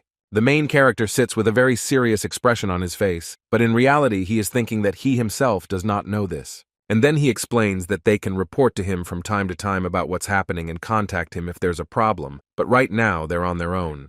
But the only big request is to clean up after everything the Dark Faction has done. One of the celestial generals confidently reports that they will definitely take care of this. The clan leader shook his head affirmatively, glad that they had managed to come to an understanding. He believes that there is no point in giving orders to adults, and that to the extent that they have taken off their masks, they are obligated to change. He notes that he is not a good person, and is also not very patient. It is 10 times harder for him than for an ordinary person to restrain himself and not kill someone. He addresses the three, the white tiger, the green dragon, and the white rooster, and reminds them of the fate of their other brothers. One of them looks at the head and dares to mention that he is a little worried about something. And in general, I look at that man with pleasure and ask him what he is so worried about. They explain to him that the teacher had enemies and allies, and that he had a special relationship with the old king of the hornless dragons and received a lot of money and women from the Rakshasa. And this man will probably be the most angry of all when he finds out about all this. And there's also a rain cloud. They were one of the teacher's greatest enemies, and his right hand was cut off by their leader. Unlike the old hornless dragon king, there are many people who harbor resentment towards the teacher, and it is hard to guess what their reaction will be. But this information doesn't seem to scare the main character at all, because he is confident in himself. The guy looks at everyone present, then exhales with relief and declares that it feels like a weight has been lifted from his chest. The red monkey looked at him and asked with curiosity what was the reason for her big brother's joy. The guy raises his head and cheerfully declares that he's glad there are so many more people he can kill. After these words, a tense silence fell in the room. No one dared to ask or say anything else. The main character wonders whether the word rain cloud in the rain cloud union is written with the same hieroglyphs as the word fornication. One of the men looked at his big brother and timidly reported that this was so. And this confused the guy a little because it looks quite strange and inappropriate, such a lewd name. He instructs Manager Beck to send a letter to the Rainy Village on behalf of the Master of the Black Rabbit Alliance and have him write so that they don't suffer from bullshit and live innocently and morally. The man asks if he should send them a declaration of war under the guise of a friendly letter. The head of the Howl Union confirms his opinion and sincerely praises him for his sharp mind. Manager Beck blushed and felt embarrassed. He was very pleased with such praise. But one of the celestial generals explains that the rain cloud forces are not to be mocked and asks if it is really worth provoking them first. Hearing this, the main character wants to talk to his brother the rooster, and he listens to him carefully. Izaha is not very talkative and not very patient, as he himself noted, so he sharply tells him to shut up. The boy realized that he had said something that his big brother didn't like, and a cold sweat broke out on his forehead. Then the union leader asks what the problem is, that he is going to declare war on the Rain Cloud Union, because they are not friends with them anyway. No one gave him an answer to this question, so Izaka was silent for a moment. And the next moment, the boy was already in a frenzy of rage and slammed his fist on the chair. All the heavenly generals present are terribly frightened and trembling with fear. The man angrily shouts that he cannot leave the alliance alone, which has such a stupid name, and appeals to Beck not to write a friendly letter, but to send an obvious declaration of war. Such anger frightens everyone present, and they wonder if he will declare war on the clan just because he doesn't like their name. The boy stood up and shouted that the Rain Cloud Alliance had torn off their teacher's hand, and that they, as his students, must take revenge on them. This statement greatly surprises Rakshasa's disciples, because they know that Izaha did not like him very much. And it sounds strange to take revenge on someone for cutting off a teacher's hand, even though he himself killed him. The main character looked menacingly at everyone present and persistently asked what their answer would be. No one dares to object to this crazy thing, so everyone says they must do it. After that, the main character addresses everyone in the room much calmer. Those poor people were already looking at him warily. No one knew what to expect from such a person. But Izaka is no longer angry. His aggression has gone away on its own, and he asks them to be a little more cheerful. On a warm and sunny day, the main character walks through the territory of the Black Rabbit Union. People who were also in the yard notice him and look at him a little confused. Instead, the boy ignores them and continues on his way to enjoy his walk. At that time, the Union soldiers, as always, are actively training with bags filled with sand. Passing by, Izaha calmly greets Master So, who bows respectfully in return. The main character notices that the petals from the sakura tree are falling and floating in the air before his eyes. The boy looked around and saw a large sakura tree, overflowing with fragrant flowers, so he decided to come closer to it to inhale its aroma to the fullest. And then the guy decides to sit under this tree and start his cultivation there. And the pink petals of delicate flowers are now falling and covering his shoulders and head. Xiao Gunpeng looked at his master in surprise, as this was a bit unusual for him. This day in the territory of the Black Rabbit Union passed quite calmly and quietly, and a warm evening came. The main character stayed like this until late in the evening, and the delicate petals of sakura flowers covered him. Union soldiers are watching the boy and are amazed by his endurance and courage. Having remained in this position from morning until evening, the main character completed his meditation. He slowly rises from the ground and petals fall from his shoulders, arms, and legs. Without saying anything, the man slowly reaches for his weapon and pulls his sword from its sheath. This action greatly frightens everyone present. No one knows what to expect from this mysterious man. Izaha swings his sword, probably to feel and understand how this meditation has helped him. This lasted for a few seconds, after which he looked at his weapon and thought about something. The protagonist took his eyes off his sword and looked at the delicate pink petals that continued to fall from the tree. After that, the boy focused on his weapon and every movement of his hands. He actively swings his sword and doesn't pay attention to anyone watching him. After cultivation, he developed a great passion for martial arts. Master So watches in amazement as his master works and skillfully wields the sword. All the other soldiers of the Black Rabbit Alliance are equally surprised and amazed by his technique. Instead, the head of the clan moves very softly and smoothly with the weapon in his hands. It looks like a dance. But despite this, his movements remain extremely precise and very dangerous. Together with him, delicate pink flower petals swirl in the air and they seem to merge into a dance. The boy twists the flower petals and forms a continuous pink wave that dances with him. You might think that it is these delicate and weightless petals that are his opponent in this battle. The main character doesn't see anyone. He's very focused on his work right now. It seems that these petals fascinate the main character. All he sees is them. And with a single precise movement of his sword, he manages to cut the delicate and weightless petal in half. It seems that the head of the Howl clan really liked this magnificent tree and its weightless flowers. This is definitely an art, the art of fighting, which the guy is very skilled at. After skillful and graceful movements with the sword, the boy uses the energy to inflate the petals. This gust of wind blew towards the soldiers in the Black Rabbit Alliance, and they had to cover themselves with their hands. They ask each other with great surprise what they just saw. It seems that their union leader has just created a new sword technique. And Zakar came close to the wide trunk and asked what kind of tree was standing there. The soldiers answer him in unison that it is a blooming plum, a sakura tree. The boy put his hand to the bark of the trunk and is still admiring its beauty. So he decides to call his new sword technique the plum blossom technique. The soldiers, led by Master So, are still shocked by what they saw and cannot come to their senses. The head turns to the monkey's sister, and she immediately responds and is ready to listen to his request. He looks at her sternly and declares that she sneaked a look at his personal martial arts as expected. The girl, disappointed, completes his sentence as expected of a thief and asks if that's what he meant. Instead, the man didn't answer anything, just silently and sternly looked at the girl. So she comments that the name of this technique sounds a bit weak, and Big Brother asks if he should call it the Rakshasa sword technique then. But the girl believes that the blooming plum will be remembered better, and the main character invites her to go eat. The red monkey raises its head and says it will stay here for a moment to admire. She feels an incredible sense of peace and tranquility when she looks at these delicate petals of pink flowers, which fall to the ground smoothly and as if in a dance. The golden pig is already sitting at the table and enjoying various delicious treats. Izaha sits to the side and asks him if he became a celestial general sooner than a red monkey. The man took a moment to chew on a piece of meat and then briefly replied that it was true.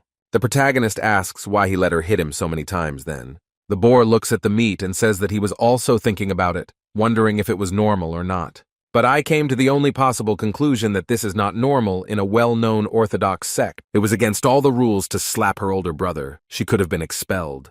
But they do not belong to a well-known Orthodox sect, but to a dark faction. He seriously wondered after the first slap whether this was allowed in their faction. He got very angry after that and yelled at her how dare she do that and that he would definitely teach her a lesson later. Well, at least he thought so. And then Big Brother stole his inner energy. And he explains that you can't laugh at the monkey sister's inner energy because it wasn't the easiest problem he faced. Izaka listens attentively to his interlocutor and does not comment at all for now. This made the golden pig a little alarmed, so he turned to his big brother. The protagonist raises his sad eyes and listens attentively to what his friend wants to tell him. The pig asks if he is tired, and the boy explains that he is a little tired and suggests continuing dinner. And then he comments on the golden pig's speech, saying that he most likely likes the red monkey. The man looks at his interlocutor in surprise and asks if he has been asleep all this time. He looks at his interlocutor with an innocent expression and asks if there's anything he doesn't like. The poor piglet has nothing left to do but breathe deeply and heavily. And after that he calmly continues his feast, while Isaac looks at him in surprise. But with a smile he notes that this person is not bad at stuffing his face with all kinds of food.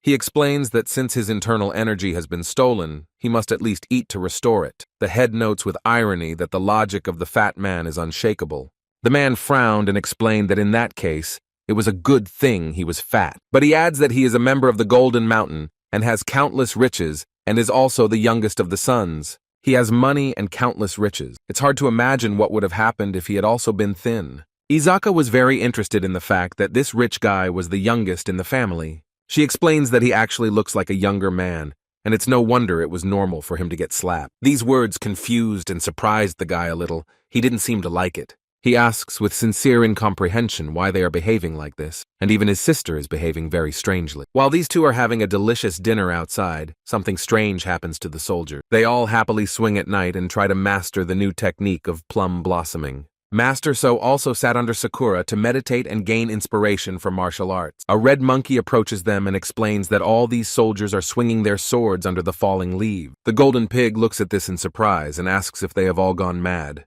Instead, Izuha says that this is great news. It means they are doing everything right. But the guy doesn't seem to share his opinion because now the Black Rabbit Alliance looks more like a crazy rabbit. The Union head explains that they are doing everything very well and, propping his head on his hand, admires it. He really enjoys the fact that his subordinates are inspired by his technique and training. He is pleased that they are trying their best to embark on the path of martial arts that they so desire. It all looks so beautiful.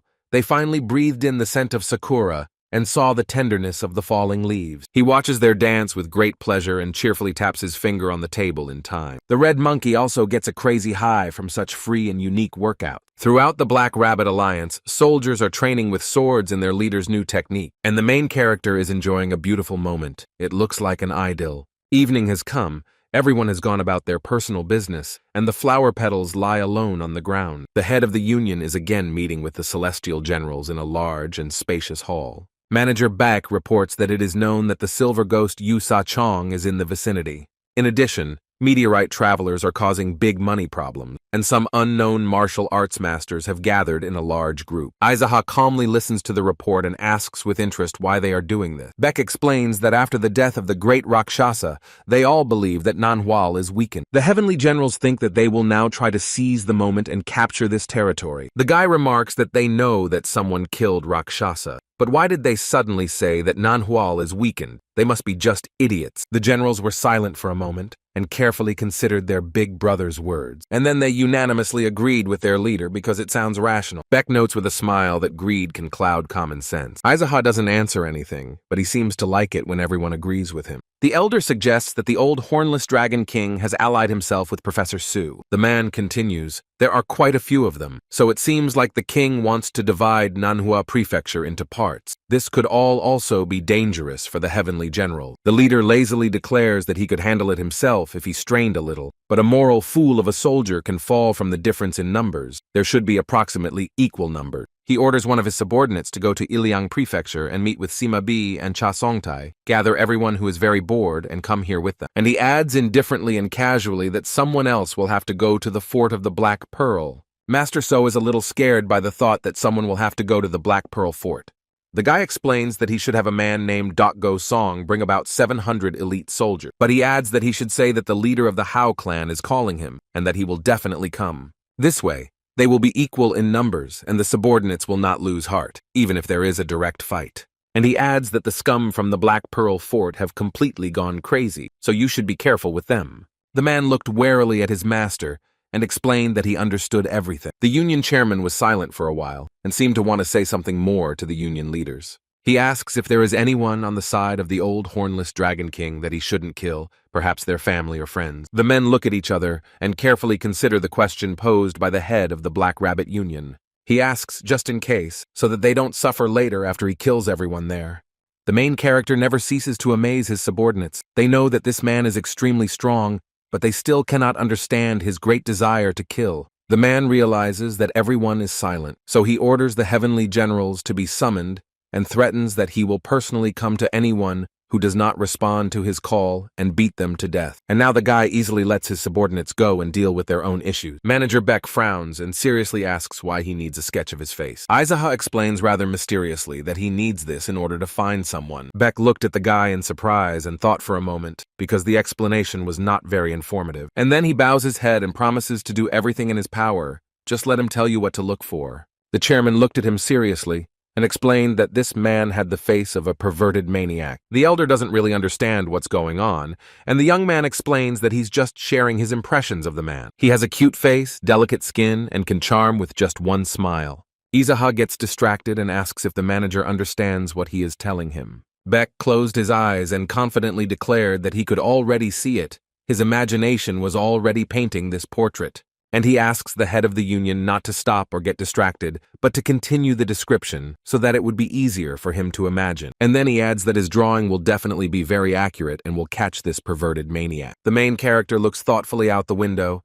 He is heading somewhere in his cart through the forest. Then he announces to his coachman that he wants to change their destination, and now, instead of the Moyong Clinic, they will go to Iwa Prefecture, where the Raincloud Alliance rules. The poor guy asks why the plans changed, and he explains that the fact that they are all committing adultery without him is stressing him out. The coachman driving the cart exhaled heavily. It seemed he was a little frightened by such changes. Izaha sensed the boy's nervous tension and sternly asked what was the matter.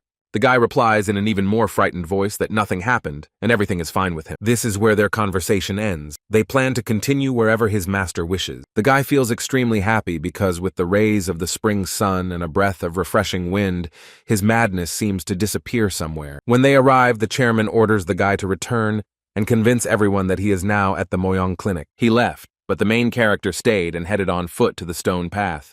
He approaches the tall gate, which is closed, apparently the home of the Raincloud. To start, the guy decides to politely knock and wait for the gate to open for him. An eye appears through a small crack in the door, and someone from there asks who he is. Aizaha looks a little tired. His hands are folded behind his back, and he doesn't answer anything. The man behind the door persistently asks who he is and why he doesn't say anything. Aizaha seems to be thinking about whether it is better to respond, to do it politely, or to show his true intention. And then he leans closer to the door and explains that he has come to collect some debt. Strangely enough, after these words, the gate to the Raincloud's courtyard easily opens for him. He thinks that judging by how easily they let him in, these people are not the kind of people who repay their debts. The man standing behind the door folded his arms across his chest and proudly declared that he could enter. He asks who owes him, and concludes that it can't be the head of the union. Maybe it's his right-hand man who, as usual, drank the money.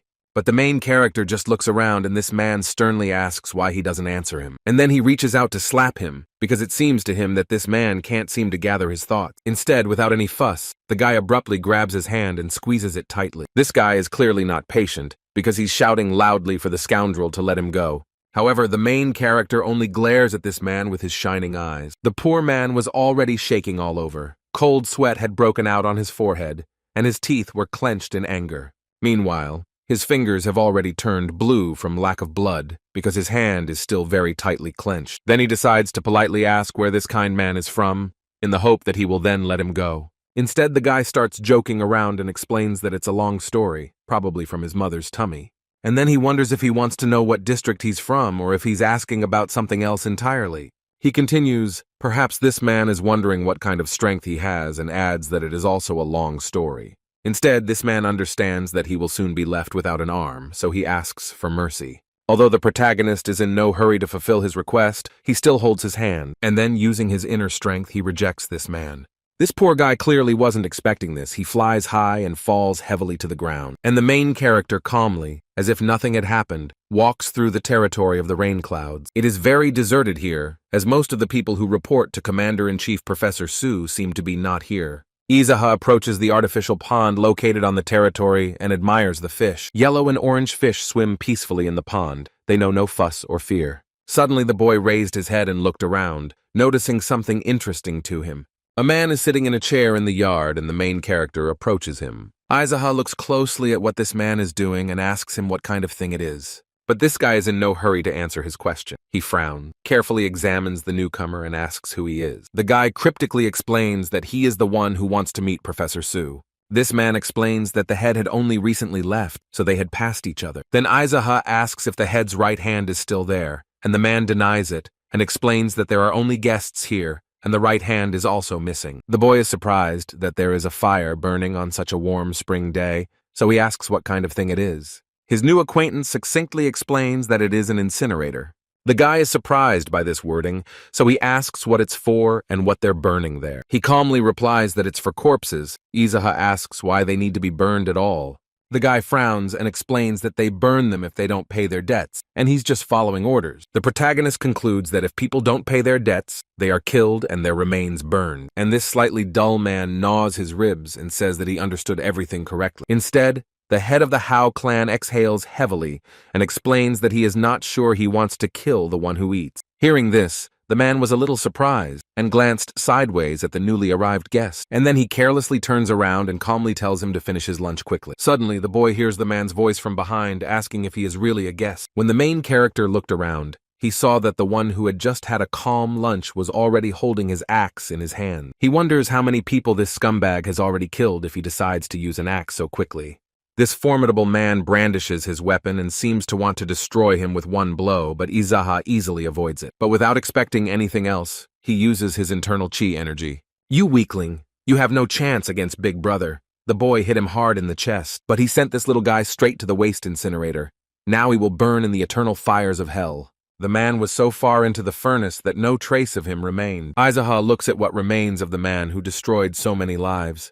But he didn't stay there for long, but took the executioner's weapon and headed further to explore the area. It seems the guy has reached the main building, which must definitely contain some highly respected individuals. The door opens and the main character is ready to finish off these fucking perverts. He sees a stage with girls dancing, and around it tables with people sitting at them. The dancers were seriously scared when they saw a man with an axe, because this could not be a good sign. On the other hand, the men who admire the dances have not noticed anything at all yet. And at this time, the head of the Howl Union is already taking the stage to attract maximum attention to himself. The poor frightened girls ran backstage, and the guy for now just stood in the center.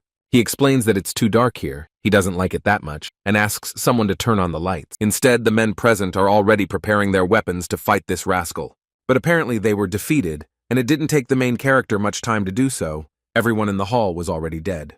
It is symbolic that he used the same weapon used by their executioner to destroy the poor people. This time, the main character is covered in blood, but it doesn't seem to bother him. More guards and soldiers of the rain cloud came running to this noise and screamed, and were ready to deal with him. Their leader stands in the center, and surprisingly calmly, asks what the hell is going on here. There were 5 of them in total. Really nothing for Izaha, and that man is wondering who he is. The main character doesn't even consider it necessary to return to them. He just turns his head slightly. And these soldiers looked at him, and one of them had a bad feeling about this guy. The head of the Howl Union looks at the man and menacingly declares that he has come to collect the debt. Instead, the man asks how much he should be owed to do something like this. The protagonist very calmly and thoughtfully asks how much he can give him. The man doesn't think for long and offers 300 gold plates and asks if that will be enough. Izaha looked at the arrivals and is still considering this proposal and remembering something. He explains that this is quite strange because this is exactly the amount that the head of the Black Pearl Port asked him to pay. This man explains that if he needs to pay a debt to the Black Pearl Alliance, then he can take his money and pay him. But Aizaha explains that he doesn't have to pay anyone anything, although his interlocutor is sure that this madman has been demanding his money back from the moment he borrowed it. The guy adds that the dead have nothing to do with debts. Most likely they don't remember anything, and this man should be grateful to him if he owes him something. His interlocutor is a little scared and thinks that he really killed the head of the Black Pearl Fort. And then he looked at what their supposed guest had done here in just a few minutes. An indescribable terror gripped him, and a cold chill rose to his brow as he thought about what might happen next. Aizaha threatens his interlocutor not to even think about running away or ordering his men to attack him, because he will not care about his subordinates, since he only wants to kill him. This man dares to ask what he wants from him then, maybe money. The protagonist explains that he doesn't need them and understands that their forces will only regroup while he goes after the money, so he suggests setting aside some time for confession. This man is very annoyed by the arrogance and threats of their guest. Instead, Aizaha suggests thinking a little about how they ended up in such a light. He muses that they couldn't have been weak from the moment they were born, so how did things turn out that they are now so weak? Two men are watching from behind a curtain to the boy's right, and it is clear that their forces are trying to surround him. Instead, the main character ignores this and asks why this man is behaving like this and doesn't say a word to him. Instead, he remains silent and thinks only that this man is some crazy scumbag. He looks again at the people lying on the ground and realizes that they all died from just one blow with an axe. And then for some reason the man decides to kick all the people out of here. They can't understand his decision, so they ask why, but the man aggressively repeats the order. All the soldiers obediently leave the hall, leaving only 2 living people in it. Aizaha is still standing on the stage in the very center. This man does not dare to take even a step closer to him. He explains that he kicked them all out, so this guy can now say what he wants and offers to discuss their collaboration and even get down on his knees. The protagonist doesn't miss the moment and decides that this is a good idea, so he orders him to kneel. The man, without hesitation, falls onto the step and kneels before what he believes to be a madman. He is very submissive and calmly kneeling and waiting to see what happens next. Instead, the boy just stares at the man, his gaze menacing and even a little crazy. The man explains that fortunately the head is currently absent, so he can safely ask him for anything he wants. Instead, the boy asks when Professor Su will return, and hears in response that he might be back closer to the evening. Without hesitation or further thought, Aizaha asks his interlocutor's opinion on whether he will be able to kill him. The man mentally hopes that he will somehow manage to convince this guy, and out loud explains that he cannot handle him alone, but if he gets all his subordinates involved, he can. And unexpectedly for him, his interlocutor concludes that this man is a traitor. After these words, the poor man seemed to swallow his tongue and lose his ability to speak, which stunned him. Now he begs the man to believe him, and if he doesn't succeed, he can kill him, because their guest was planning to kill his head anyway. The protagonist explains that there are rumors that he is comparable in strength to the great Rakshasa, and asks if he really thinks he can handle him. The poor guy explains that this is only if you fight them in an official duel, but you can also cheat. Aizaha doesn't look like he liked this guy's answer, quite the opposite. So the next moment, without any warning or concessions, he swings the axe and the poor thing is gone, leaving only his mutilated and weakened body, which falls heavily to the ground. The polluted protagonist believes that no one from the Rain Cloud Alliance will be of any use to him. The next moment, all the soldiers gathered, because the leader's right hand had been killed. But such a large number of soldiers does not bother the boy at all. He only counts how many mutilated bodies will soon be lying there. Now he steps off the stage and walks closer to the crowd of trained and strong people, but it is clear that they are not strong enough to stay alive. After completing his dirty deed, the man arrives at Moyong Hospital. He barely crosses the threshold of the institution when he is immediately cheerfully welcomed back. But the next moment, when the doctor had thoroughly examined the boy, he wondered what had happened to him. Aizaha is happy to have come here and asks if it's too late for him to visit the doctor. Instead, Beck replies that everything is fine, and judging by his appearance, asks if he fought with anyone again. The guy calmly replies that for him, battles are an everyday thing, almost like a daily routine, but his interlocutor should act as if it doesn't bother him at all and offer to drink tea. The next moment, they are already sitting at the table and pouring fragrant and warm tea from the teapot. The doctor smiles kindly and, out of curiosity, asks who this respectable man fought with. Aizaha looks at her reflection in the teacup and asks if the doctor has heard about the death of the great Rakshasa. His interlocutor raised his eyebrows and timidly said that he had heard such information. The chairman explains that all the dark factions united after his death, so he had to visit the Rain Cloud Alliance first. The doctor asks again, meaning it turns out that this man screwed up things in the Rainclouds Union, and the man replies that that's what happened and clarifies that he was swinging an axe. This greatly alarmed the man, and the boy explains that he split their heads in half. Then his interlocutor remarked that murder is murder, no matter how it was committed. And then he asked if the head had killed anyone who shouldn't have been destroyed, and the guy laconically replied that he hadn't. After these words, the doctor beamed. He was glad that good and innocent people were not harmed in any way. But then he notices that it seems like his inner demon is standing in the back of his head. The guy wasn't alarmed or scared by this. He explains that that's why he came to see the doctor, because from time to time, he involuntarily becomes his patient. The guest raises his cup of tea and thinks about what might have happened if he hadn't come here. If he joined forces with Professor Su, he could truly become an unstoppable mad demon. That's why he restrained himself with great effort and came here to visit Dr. Moyong. He wanted to become a rational mad demon who seeks to correct his mistakes, not a mad demon who seeks war. The main character's goal is to become a slightly better crazy demon. The head of the Black Rabbit Union returns home, where he is greeted by 2 guards at the gate. He goes inside and realizes that he feels much better after talking to Moyong Baek. Communicating with someone to whom you can completely open your heart gives an incredibly good feeling of peace. With these thoughts, the guy crosses the threshold of the house. It is already late in the evening and he is quite tired. The celestial generals and leaders of the Black Rabbit Alliance greet him with extremely surprised look. Instead, the red monkey smiles sincerely and seems genuinely happy to see his big brother. Besides her, there are also other celestial generals here, whom the protagonist asked to appear. Besides them, there is Songtae, who also smiles sincerely after seeing his master. And then I fold my arms and bow my head to greet the head. The rest of the audience also bowed in greeting and the return of their head. The main character sits in his central chair, and his faithful friend stands next to him. But the union chairman doesn't pay much attention to him and asks everyone to take their seats. He looks at the audience and asks if everyone has met. Songtae replies that they have. And only then does he turn to his friend and sternly asks why he sat in the chair of the head. Instead, the guy cheerfully announces that he is the general of the Howl clan after all. The main character seems to have only just remembered that he was appointed general of the clan, and this guy is very happy to have such a high and respected position. He will not forget such things. Instead, Izuka looked at the boy with a tired look and now noted with irony that he was indeed a general.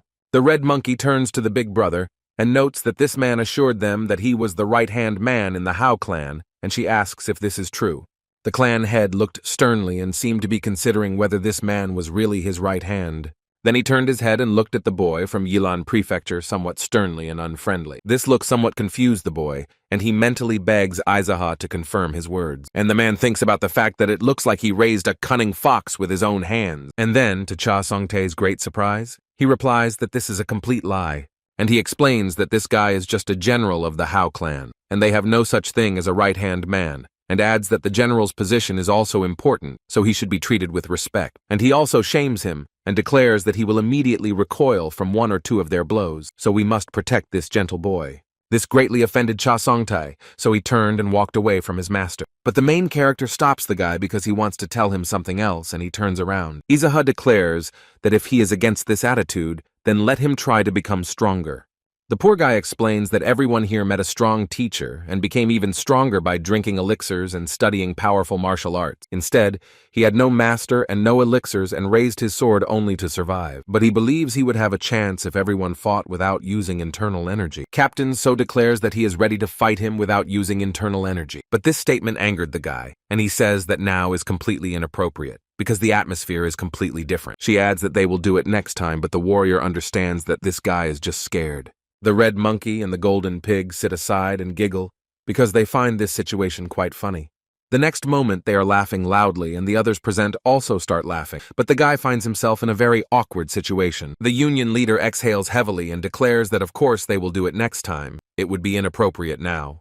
The guy appreciates Izaha's support and bows his head in gratitude, declaring that he will do as he orders. Now the head moves on to more important matters and asks how best to destroy them so that rumors about it spread most effectively, to go after them or to stand on the defensive. Songtae asks who they are fighting against, and Izaha is forced to explain that it is the old hornless Dragon King, Professor So, and several other small dark factions. The guy thought and guessed that they probably had more than 400 or 500 soldiers. His words surprised those present, and they wondered how this clown even knew about it. Instead, Izaha listens attentively to the boy and loudly declares that everyone listened attentively to what he said. Then the man thinks that playing defense would be the best option, and the head asks why. He explains that it's all because they don't have enough people, and it would be a more fun choice. The protagonist nods his head affirmatively and explains that they will then adopt a defensive stance. And he adds that he also thinks this option is the most fun, but if someone has a better option, he will definitely listen. The warriors present are extremely surprised that the only justification for his decision is that it will be fun. But they don't answer anything, so he considers this a lack of other opinions, and his decision to choose a defensive position is decisive. The boy explains that they are evacuating servants and those who have not studied martial arts to Iliang Prefecture, as they could be captured and killed during battle. He then asks who wants to escort those people to Iliang Prefecture, because the enemies can come out even at night, so they must leave here immediately. But there were no candidates. The room fell silent, and no one volunteered to run. Since no one has spoken up, Izaha suggests that Slabtaje do it, as he will be of little use here. But the boy reminds him that he is Cha Song-tai from the Howl clan and wants to stay here as a representative of the Yilan Prefecture. The union chairman sees that everyone wants to stay here, so he will have to decide for himself and turns to manager Beck. The elder smiles sweetly at his master and politely replies that he is listening to him attentively. The chairman orders that he take responsibility for the vanguard and leave the rear guard to Sima B, and Sima B must send someone from the front to scout the way. Two of his subordinates simultaneously and synchronously respond that they are carrying out their boss's order. And the next moment, they walk out of the hall with active and quick steps to carry out the order. He orders the Golden Boar to follow them to the very end, and if anything happens, to report it to him immediately, or let him decide on the situation himself. The man bowed his head in agreement, and explained that he clearly understood everything and was ready to comply. The boar immediately ran out of the meeting to catch up with the previous two, who had already run somewhere. The rest explains that they have nothing else to do, so I suggest they just have a drink. This proposal was liked by everyone present, and they happily declare that it is a great idea. It's a quiet and peaceful evening outside, and in the Union building there's a very cheerful and friendly atmosphere with alcohol and jokes. The main character is holding a cup in his hands and heard some strange sounds, so he turned his head. 4 men enter the building, led by the red-haired, stocky man Dak Go-song from the Black Pearl.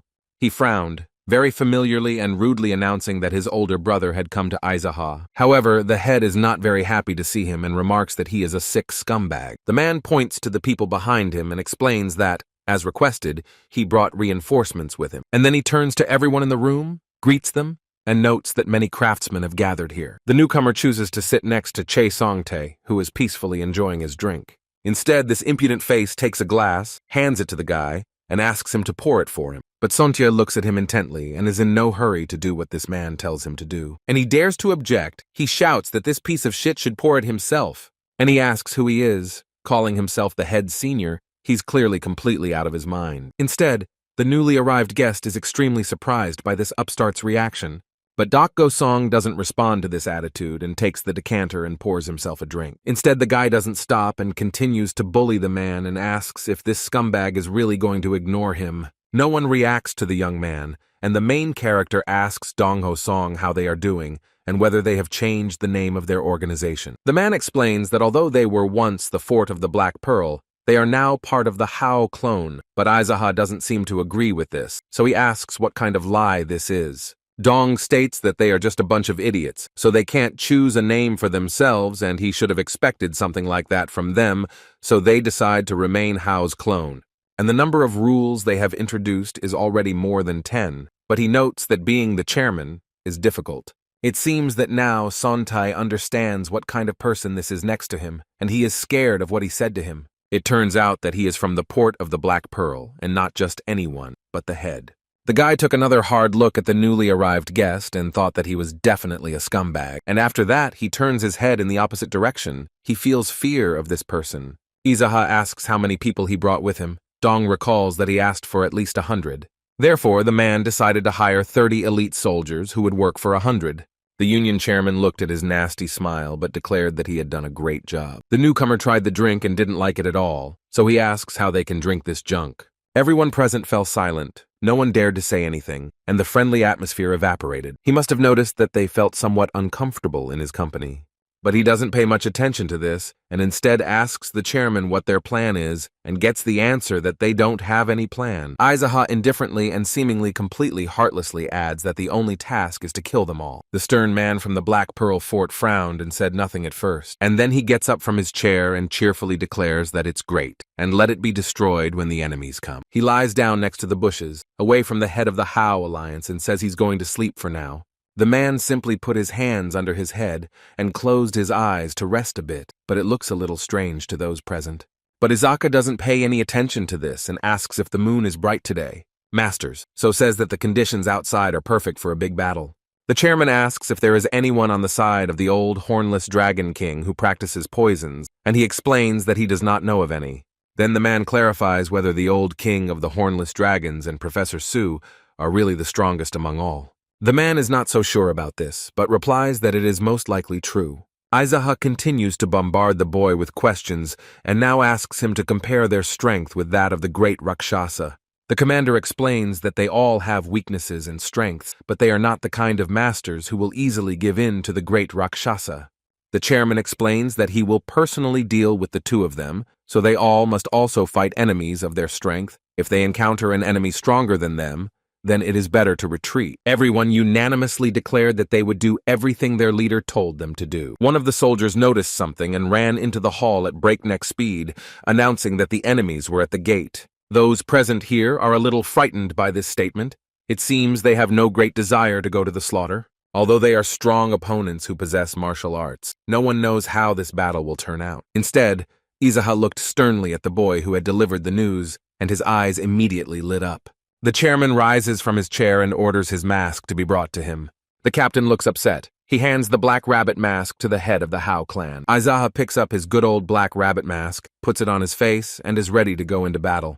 Everyone present, one by one, heads towards the exit of the house to meet their enemies, and the heavenly generals put on masks. The first to emerge from the door is the leader of the alliance, Aizaha, leading his loyal soldiers. They all head towards the gate in a large crowd, where a crazy battle with enemies awaits them. Opening the gate, Izaha becomes the first, and on both sides of him stand a white tiger and Master So. Instead, outside the gates, they were already surrounded by a huge number of their enemy's soldiers. Professor Su stands proudly and declares that they couldn't do anything to him even when the great Rakshasa was with them, so he is sure that they will be defeated now. He doesn't understand why they suddenly decided they could be a worthy opponent for him, but I declare that if they kill the one who killed the right-hand man of the head of his alliance, meaning Isaac, he will be very generous and will take them under his wing.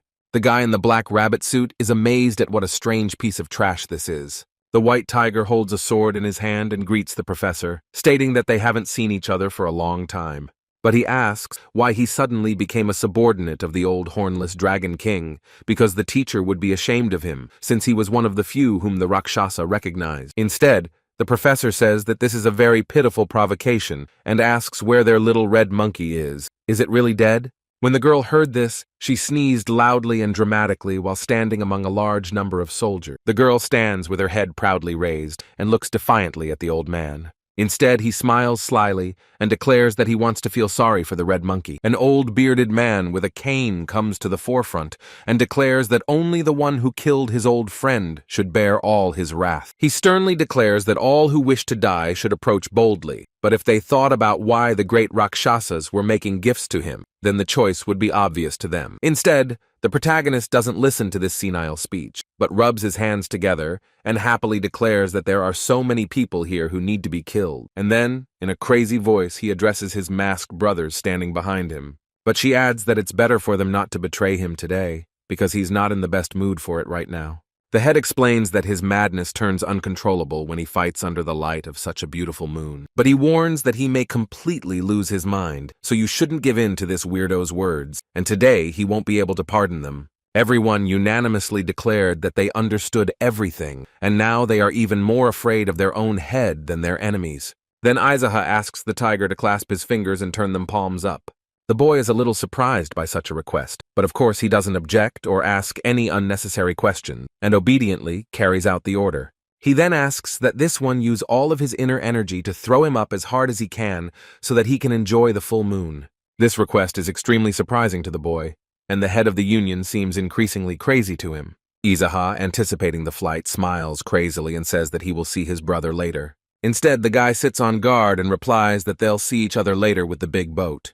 The boy fulfilled his master's request and is now watching him closely. The head of the Howl clan approaches the large moon, which generously illuminates him. The crazy demon is enjoying this moment, and a smile has frozen on his face.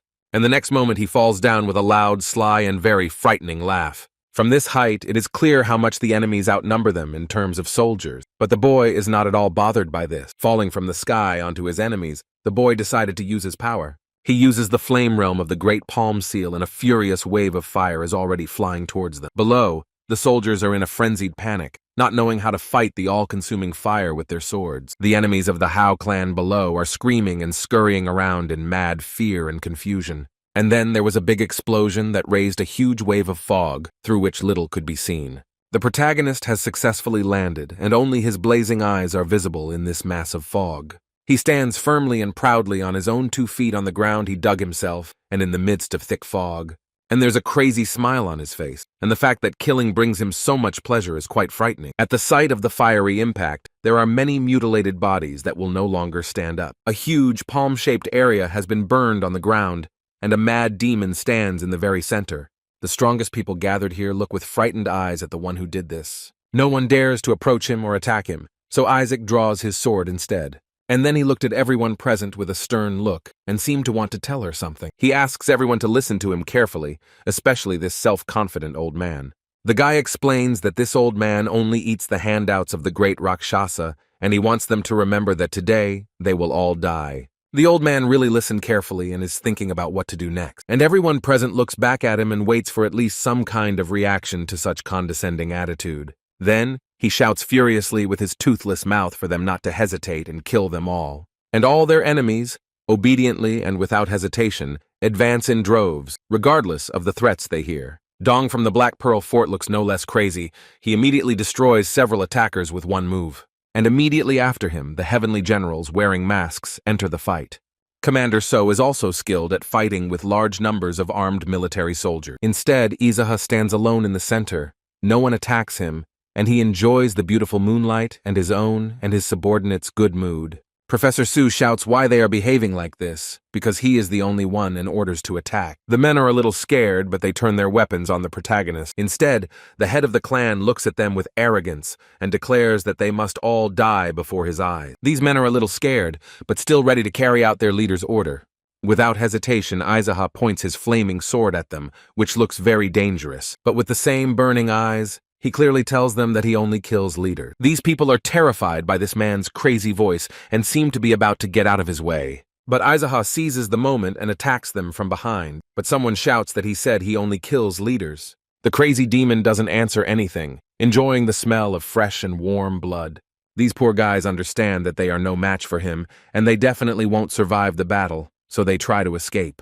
But these are just futile attempts because the main character is not going to let them go so easily. With each swing of his sword, several elite soldiers die at once, their blood spilling onto the ground. A frenzied massacre began, in which ordinary soldiers who were simply following orders were killed. The guy with a wild look and a menacing voice asks why they are all running away from him. The soldiers, terrified to death, try to escape and save their lives, but Izaha keeps his promise, which he made at the beginning of the fight, that they would all die here. The guy smiles sarcastically and asks if these fools really thought they had a chance since the great Rakshasa is no longer there. The crazy demon again grabs some poor fellow and mercilessly destroys him. He asks these idiots if they have ever wondered why the great Rakshasa suddenly died. The place where he appears immediately turns into a slaughterhouse strewn with lifeless bodies, and it scares everyone. The two leaders only watch from afar and do not dare to fight him themselves, but consider him completely crazy. The main character seems to be dancing between the living and the dead and enjoying this moment. His skill and strength really scare the people who came to kill him. They definitely didn't expect to see this. Frightened and completely demoralized, the enemies throw their weapons to the ground. They have no chance, because to save their lives, these people decide to escape from this insane asylum. But their commander-in-chief, who doesn't want to let his subordinates go, stands in their way. In a frenzy of rage, he shouts that anyone who escapes will later die at his hand. And at this moment, more than one of his loyal soldiers dies at the hands of his crazy enemy. The main character truly enjoys the fact that he has an endless number of victims. He raises his head and looks at the beautiful big moon once more, and inhales the smell of blood. The clan chief's sharp and ominous sword is covered in red liquid and burns with fire. The cowardly professor again orders his warriors to attack and kill him immediately. But they are too weak. Even if there are 1,000 of them, it won't help them win. The mad demon uses his power and covers each soldier with red mark. They look at what is happening with wildly frightened eyes and cannot do anything about it. The soldiers are screaming in agony, but they have no choice and cannot escape. Huge cuts form in place of these red marks, and the warriors watch in shock as their fingers separate. And then the main character uses the Flame Realm technique and the unsurpassed sword technique. All of these red marks turned into deep wounds and through cuts.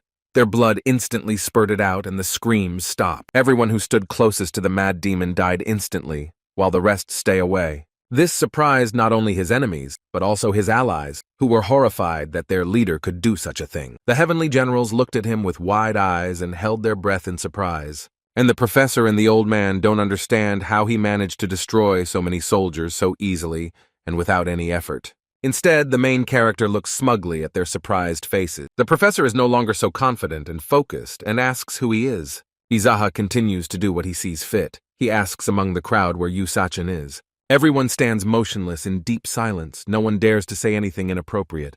With burning eyes, the boy assumes that this person set it all up. But after that, there is still a dead silence on the battlefield. Everyone is silent, and no one dares to attack. And suddenly, amidst this silence, the voice of Cha Songtai is clearly heard, knowing where this person is. He attracted attention, so everyone immediately turned their heads to him, and the guy seemed to have lost his cool a little. And then, boldly and without hesitation, he points his finger at someone in the large crowd. He points to the long-haired guy and says that this is the silver ghost Yusachan. This man doesn't answer anything. He has his head bowed and his eyebrows furrowed menacingly, looking at the boy with fury. Izaha looked at the man and asked his friend why he thought it was him. And the guy has a simple explanation that he didn't do a damn thing in this chaos, just like he himself did. The chairman believed his arguments and cheerfully declares that he is an incredible detective, and he adds that even cow shit can be useful and thanks Sante for her great work. These words did not offend him at all. On the contrary, he took them as a compliment and was glowing with happiness. Izaha turned his head towards this man, who was standing surrounded by his people. Yusachan stands calmly, his hands behind his back, and he looks goldily into the eyes of the head of the Howl clan. And the next moment he raises his eyebrows menacingly and smiles slyly without a shred of fear. Before the battle began, Izahu was informed about the silver ghost Yusachin, but the leader did not know who he was. Manager Beck explains that he is an arbitration expert, but in fact he is just a gambler looking for obvious disputes to make a big profit. The elder continues that he does not have a faction, but he most often gets involved in disputes between dark factions for the sake of big profits. The protagonist thinks that this is the first time he has heard of this man, but he worries him more than the professor and the old king of hornless dragons. Yusachin stares at the man in the suit and boldly declares that he is not a black rabbit. Izaha frowns and looks at him suspiciously, appreciating his courage. And then he replies that the man is right, because it's impossible for some ordinary black rabbit to be that strong. This gambler thinks for a moment about the situation everyone is in right now, and then he turns to Professor Su and the old hornless dragon king and asks if they will continue to fight so ineptly after taking his money. These men seem to have swallowed their tongues, not answering anything, because it seems they did not expect such a turn of events. He reminds them that they recently bragged to him that if they got his money, they would increase their forces several times and capture Nanhua. The protagonist watches this conversation with pleasure. It seems that Yusachin captivates him, and he continues, since they have already seen a lot and understood the situation they are in, why don't they continue the battle to find out who will win? But with a sly smile, he asks what these cockroaches from the dark factions will say to this. This surprised him a little. His tone was very familiar and abrupt, and he didn't like it. It wouldn't bother him at all if it didn't concern him, but now it looks like he ordered it. But then the main character decides to raise his hand and offer a truce. The professor and the old king are very surprised by this decision and do not answer anything. But the people on Isaac's side are no less surprised. The heavenly generals ask if he is sure about this. Master So also shares his surprise because the advantage is on their side. Dong from the Black Pearl Fort cannot believe that when their enemies are almost defeated, he is proposing a truce. And Isaac now understands 100% that it is Yusachin who is behind all this, that it is his responsibility. This man stares at the strongest person he has ever seen and doesn't understand what he has come up with. Still, no one has accepted his offer of a truce, so the man asks why they don't want it, since they are the ones suffering the most losses. The old king of the hornless dragons seems to have gone mad, because he asks why he decided like that. Professor Su, blinded by his arrogance, declares that he has never lost in his life. The man in the black rabbit suit promises that half of their people will die at his hands, but of course he will also suffer losses. These arrogant men stand there thinking that he is right after all, and at this rate their number of victims will be too great just to get rid of this man. And then the chairman adds that they should think carefully about who in this situation has nothing to lose if they lose. And he immediately replies that of course it's Yusachin, who arranged all this quietly and imperceptibly. This cunning gambler now realized that all the arrows were pointed at him, and he was now in danger.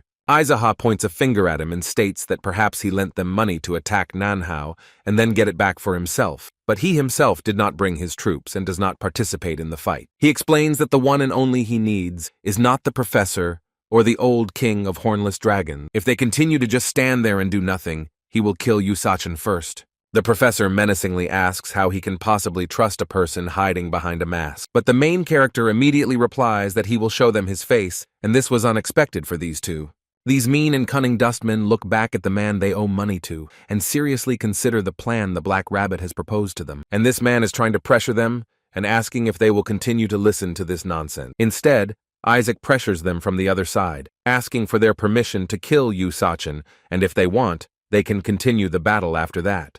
The leaders realize that the guy in the mask is right, and there's no point in fighting this madman. Also, they have no idea what Yusachin is up to and believe that if this madman doesn't die during the battle with this scoundrel, he will at least be pretty tired. While they are thinking about how to do better and get more benefits, the leader takes off his mask. Although it is night, the full moon brightly illuminates his face, which is stained with blood. The professor and the old king carefully examine the man's face and try to recognize him. But neither they nor Yusachin know who he is. These people are seeing this person for the first time. The cunning old man came up with a different plan. He does not accept a truce, but offers something completely different. The man was very interested in what this old king had come up with, so he listened carefully. The old man suggests that they engage in deadly combat, and if one of them dies, he will take his troops. And he adds that only when Aizaha accepts responsibility for Yusachin's death will there be a real truce. Professor Su smiles sarcastically and supports this old man with all his might, saying that he is right. Isaka understands these words to mean that if Yusachin wins, they will capture Nanhao, and if he wins, they will take the troops away. Therefore, the main character agrees with a light heart and adds that he is always happy for one-on-one fights. A white tiger approaches him and explains that they actually want to analyze his abilities by watching their duel. But the guy smiles and explains that he understands this and does not feel any threat. This answer from Big Brother surprised and alarmed the Heavenly General a little. And then he bows his head before him and asks him to be careful in this fight. Before the fight begins, the old king demands that they weave a net around the ring so that no one can escape. The two of them were left surrounded by an army of dark factions with no chance of changing their minds or avoiding this. This man grits his teeth and sternly asks if they've all gone crazy there. The old man sweetly replies that there's nothing wrong with it. He just needs to win. If he's really that strong, he has a chance to prove it. Now the poor guy understands the whole essence of the garbage from the dark faction. They always do what is profitable for them. But now he no longer has the opportunity to understand this, so he stands opposite his opponent. Now there's nowhere to run, and you have to be faster than him, so he draws his sword. But he heads forward to attack and end this battle faster. He seems confident in his ability. Izaha, of course, is no match for him and skillfully fights his rival with swords. His eyes are burning and he doesn't plan to show mercy, but wants to show all his power. Yusachin at some point decided to use his chi energy and gain an advantage in battle, and thus pushes his opponent further away from him, so he now has more chances. This makes him quite happy, and the next step is to attack the guy and weaken him. He uses his strength to quickly approach and attacks the protagonist with his sword, but this doesn't give him any advantage, as Aizaha skillfully dodges all attack. He doesn't give the guy a minute to rest. He carries out another attack, which forces the main character to retreat. The next moment it seems that Big Brother is in a dead end and is about to lose this duel. If he hadn't reacted so quickly, he would have been left without a head. The main character realizes that this is not some sword-wielding technique he learned somewhere on the street. It is very clear that this person studied his techniques for a long time, at least 10 years. The clan leader comes to the crazy conclusion that this person is from the light faction. Yusachin smiles quite confidently. He believes he has the strength to win. although none of his attacks or sword attacks have yet produced the result he would have sought. The head of the union always easily avoids every blow without unnecessary fuss or panic. This man laughs and mockingly asks where his intelligence went. Seiken immediately tries to attack again, but the protagonist does not succumb to his provocation. Aizaha watches with interest as this man tries with all his might to win, but it's not enough. The guy is serious and swings his sword quite skillfully and quickly. However, the main character, as always, repels all his blows without any extra effort or tension. The man has no way of understanding what martial art his opponent possesses. And then he dares to ask, he shouts out loud what style he uses. The main character understands why the other person can't figure out his technique, because it's completely unlike the others. Because it was his difficult journey from the bottom of society to the top that shaped his martial art. It is clear that anyone who relies only on templates will not be able to understand his fighting style. The man is still trying with all his might, and trying very hard to weaken his opponent at least a little. Yu Sa-chung frowned seriously, and his face showed surprise and incomprehension. He has been actively fighting for a very long time, and his opponent still repels all of his attacks very easily. Isaac seems to be fed up with this slow and quiet way of fighting, so he shouts out why so slow, and to let this man attack faster. This made Sachin a little tense. He gritted his teeth and used his internal chi energy in hopes of gaining an advantage. He is making a huge effort, but the head of the Howl clan is watching it very calmly and is not fussing at all. Aizaha is still shouting for his opponent to try even harder and work even faster. Seiken has tensed every muscle in his body. His veins are pulsing and bulging. The guy is exerting maximum effort. He swings his sword and uses all his energy, but this fight has already tired him out quite a bit. As a result, an explosion occurred and he no longer saw his opponent and lost control of the situation. Suddenly, the head of the clan is right next to him, so he barely has time to repel the attack. Izaha tells him that this is the third time he has used the same technique in different ways. Yu Sa-chung is still trying to stay alive in this fight, but he has very little chance. The protagonist has no desire to play with him anymore, so he decides to use his most brutal and powerful technique, which the Celestial Pearl gave him. He grabs the man's neck with his long arm and squeezes the life out of him. This poor thing is moaning in pain and can't seem to break free from this deadly rapture. The guy uses a strange energy that permeates his opponent with green light.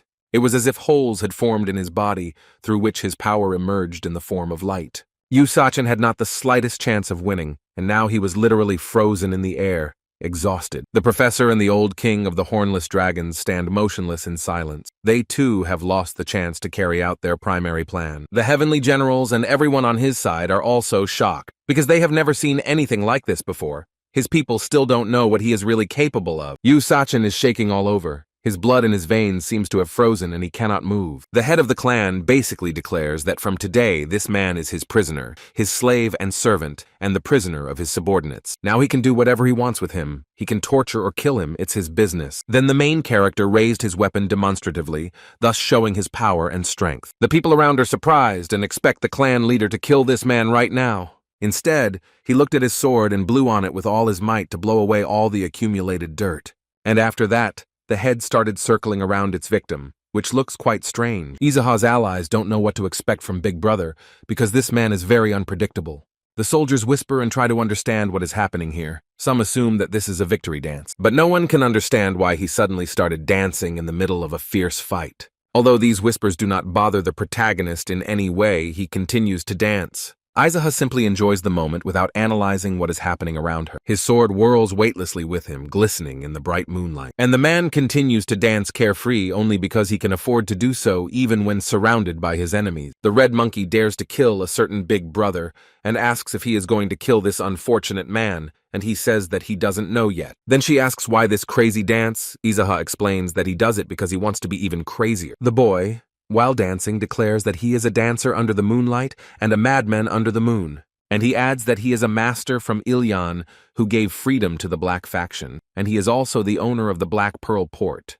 The man uttered every word with pleasure and liked the way people looked at him in amazement. People are scared by this madness. They can't count on staying alive. Cha Song-tai points his finger at the enemies and notes that they are going to flee after all. The poor soldiers are not ready to go to certain death, so they are rushing to get out of here as quickly as possible. But this development of events does not suit the main character, so he stops his dance and immediately used his internal energy and directed it at all the enemies, and they began to fall and scream. The old king watches the boy closely, but no longer forces his men to attack him. Izaha asks why the grandfather is quiet and not saying anything. Then he replies that this is only a temporary truce. The man in the white tiger mask asks the clan head to just finish off this old man and kill him.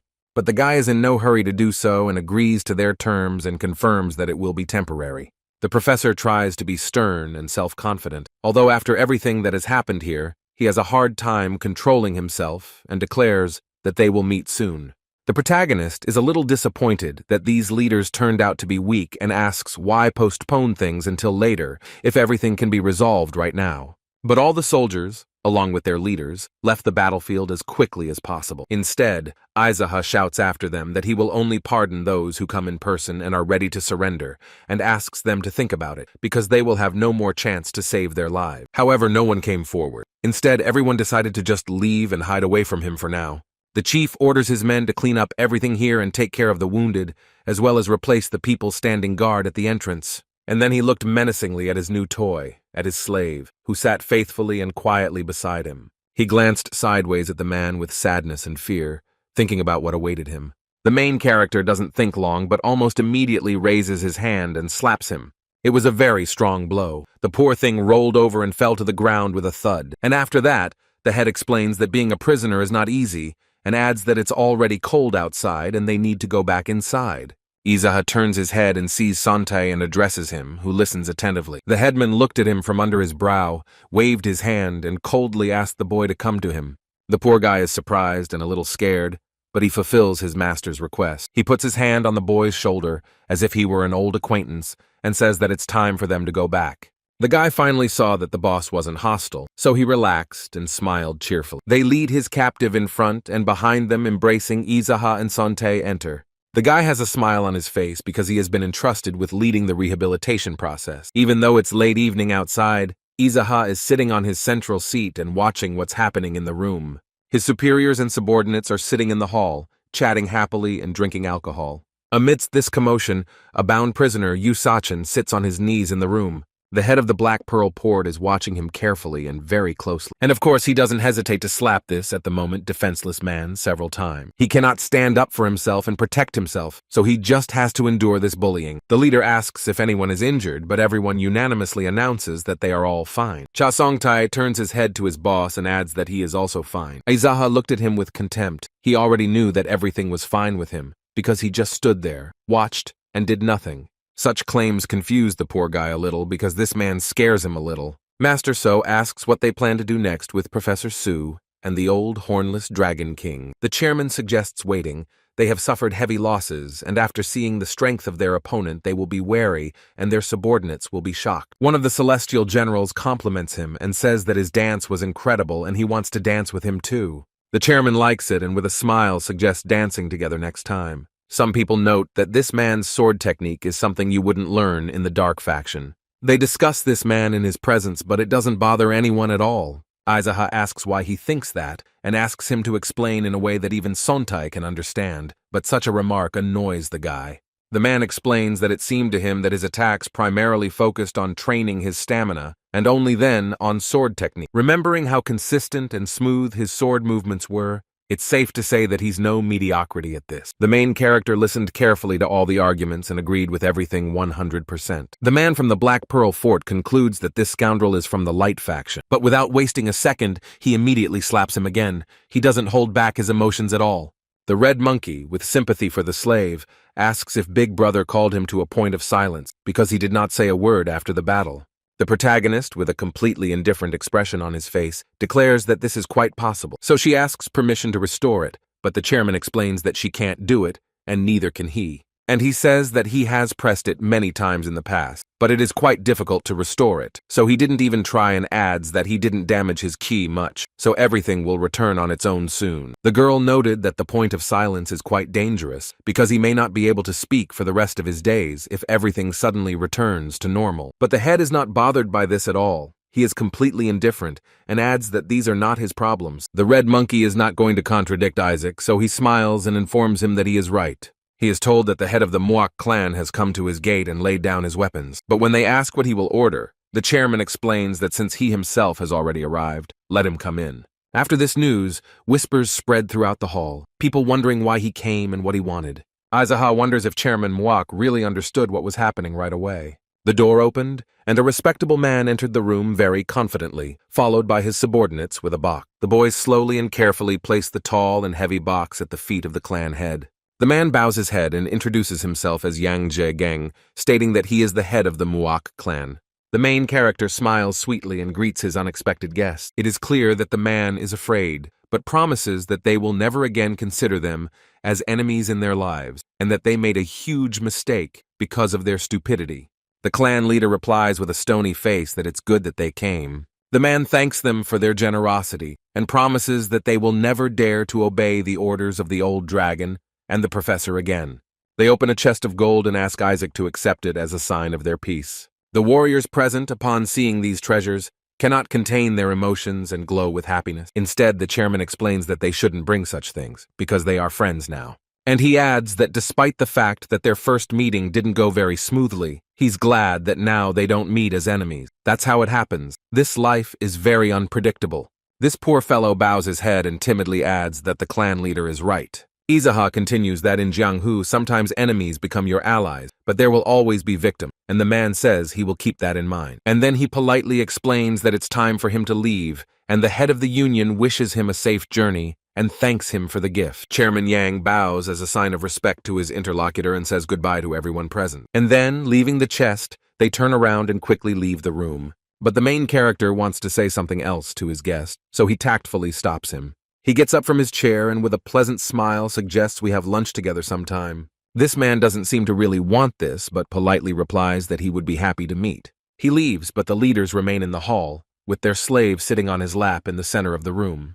This really annoys Doc Gong Song, because they recently wanted to cut them all in half, and now they're stuck with it. A soft laugh can be heard in the room, as the celestial warriors remember this man's past. Aizaha also smiles and explains that it's quite funny to hear such words from him. Immediately after these words, almost everyone present began to laugh merrily and loudly. Their captive raised his head and looked around, trying to figure out what was going on. The fort captain is angry and cannot afford to vent his anger on anyone present. But the only person he can hit right now is their slave, and he takes the opportunity. He hits him with screams, causing him to laugh and try to insult him with words, saying that he is now short of rivets. At this moment, a subordinate comes in and tells the boss that Miss Cho Ilsum has come to visit the boss. Aizaha is angry that he is being asked about such things and making people freeze on the street and orders her to be let in. A very beautiful and elegant lady in a beautiful dress timidly enters the room. The head of the Howl clan sits in the center of the room and greets the newly arrived guest. He says that he saw how skillfully her people threw blades from the darkness, and their riding skills impressed him. The woman apologizes for this and explains that she and her students are going to leave the clan of hornless dragons and settle in the valley of the blooming pomegranate, and she will also warn all her friends not to cross his path. Aizaha smiles cheerfully and is very happy that the entire valley of blooming pomegranates will not be his enemy. Miss Cho Ilsum bowed her head and announced that she would never again dare to make the same mistake she made today. And then, as a sign of their understanding, she gives him the moon dagger, which she treasured very much in her youth. The clan leader looked and pretended that there was no need to bring anything. Then he took it in his hand and added that he would definitely find a way to use it. It was a fitting gift, since he wanted to buy himself a dagger for self-defense. The woman praises him, stating that despite his small size, he easily cuts through a long sword like cheese and is well suited for killing. Aizaha explains that he really appreciates quality product, so he will be happy to use them. Their conversation ended, and this elegant lady headed for the exit from the Black Rabbit's territory.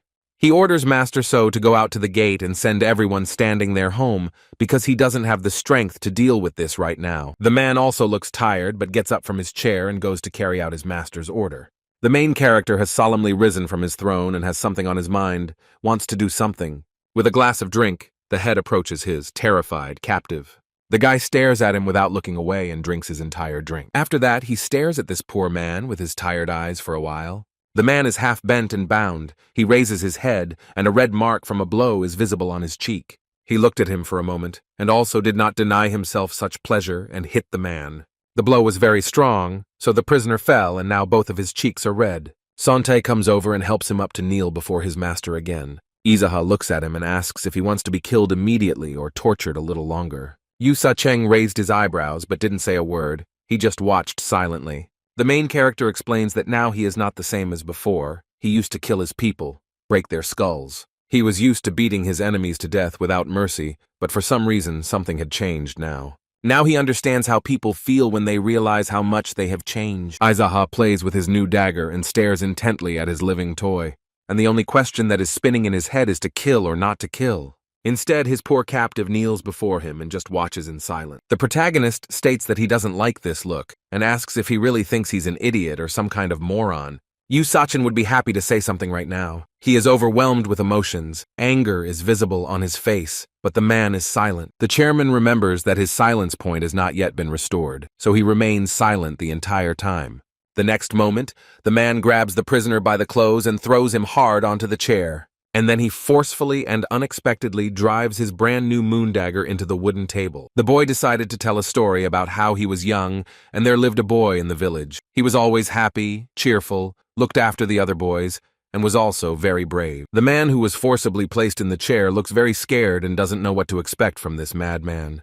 The chairman continues to tell us that in their yard, the battles to the death were very interesting. They first tried to resolve everything with words by slamming their blades into the table. And only when they couldn't manage it did they both pull out knives and try to kill each other. And although he called them fights to the death, people didn't always die in them, even though they were left without fingers. The main character fell silent for a moment, as if trying to remember something or gather his thoughts. He recalls seeing this guy dead on the table one day and not really being very surprised. His grandfather got rid of the body, and he tried to clean the table with a rag, but it kept getting caught on the table, so he didn't succeed very easily. And during this process, the guy noticed a lot of blade marks on this table, and suddenly a thought came to his mind. He was glad that this guy died fighting. This story horrified the man even more, and the head explains that he was trying all the time to understand how to accept the emotion he felt at that time. He couldn't remember the boy's name, and since he was an orphan, he had no chance of finding out. But in any case, a lot of time has passed, and the one who killed this boy was killed by Aizaha's hands in the same way. At this moment, the main character puts on his blade, which has been driven into the table all this time, but he menacingly repeats that in the end, this man walked around and was later killed by him. At this moment, Yusachung, with tears in his eyes, cries out a plea for mercy. These are the two guys he asks if his point of silence has really been restored so soon.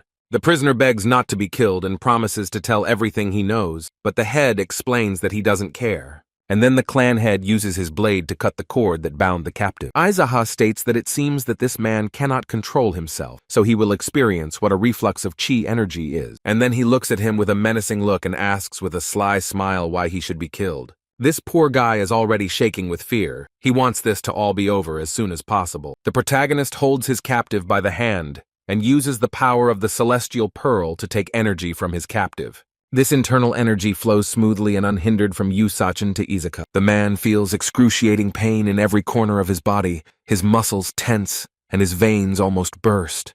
When the chairman finished his work, this poor man was exhausted and had no strength to even sit in this chair. And after all this terrible torture, he also drove his moonblade into his hand, and Saken screams in pain. The head menacingly declares that this one should not scream, because if he wakes up Go, he will break his spine, so it is better to suffer the pain than to die. And then he calmly walks away from his husband, leaving him in such a terrible situation. The head calmly sits down in his crowning place and thinks that after sucking out his internal chi energy, it would be worth cultivating now. And then he looks at his victim and declares that if he is confident in himself, he can pull out his blade and attack him, because he has heard of battles to the death taking place in his village. The guy, of course, won't do this, but instead thinks about what's wrong with this crazy scumbag. And when he realized that Izuka had decided to cultivate right here, he didn't understand how he could do it in front of his enemy. Instead, the protagonist has already immersed himself in his thoughts and sees that he has received much more energy than he expected. The guy spent some time like this, his body recovered, cleansed itself, and mastered new energy. Instead, Yusachin sat at the table all this time with a knife in his hand. Exhausted, shaking, and breathing heavily, the boy looks at his abuser and explains that he managed to stop the bleeding. Aizaha still indifferently watches his suffering and praises him for his good work. And the next moment, without any warning or smooth movements, he draws his blade.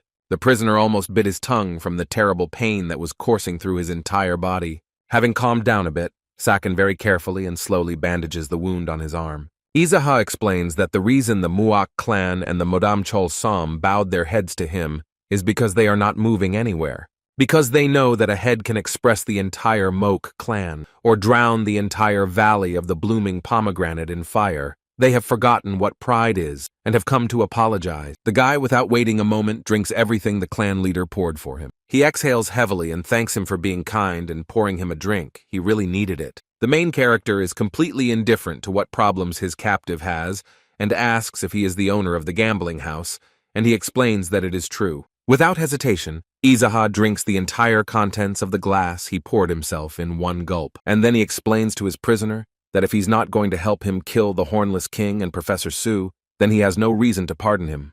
But he adds that his life depends solely on him, and he decides his own fate. Yu Sa-cheng is very angry. He is in a dead end with no chance to stand up for himself. The man is still silent. He is breathing heavily. His eyes are red, and cold sweat is running down his forehead. However, the next moment the prisoner falls heavily, his head on the table covered in his own blood. Izaha looked at this and exhaled heavily, wondering why people kept losing consciousness around him. Doc Gosong woke up and came to the hall. He casually asks if the clan head killed this man, and he explains that the slave lost consciousness. His subordinate looked at his master and noticed that his eyes were red, but she adds that they have some unique shade of purple, so he suggests they go to sleep with him. The head of the Howl clan seems to agree to go and rest, so he turns to leave this hall.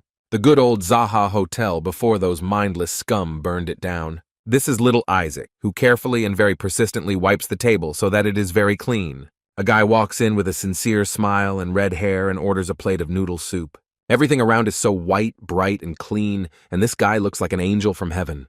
He sits down at the table, and Izaha asks where his friend is going, since he's wearing his best clothes. But he smiles cheerfully and sits silently at his desk and doesn't answer questions. When the young man brought his guest his order, the boy began to eat with great appetite. And when he's eaten everything, he exhales happily and explains that he hasn't eaten such delicious food in a long time. As he puts the chopsticks on the table, he explains that he is sad because Izaha never remembered his name. Then he repeats it. He pronounces his name, but it sounds very blurry and unclear. The boy realizes with great sadness that he cannot make out or remember a single letter. But he smiles cheerfully and sincerely and confidently declares that he remembered everything and will never forget. The guy gets up and thanks him for dinner, but Izuka doesn't want to let him go and asks where he's going in such beautiful clothes, maybe on a date with a girl. But the young man smiles sincerely and explains that he just wants to start over with a clean slate. The young man catches up with him and asks what this means. Is he really not going to fight with a sword anymore,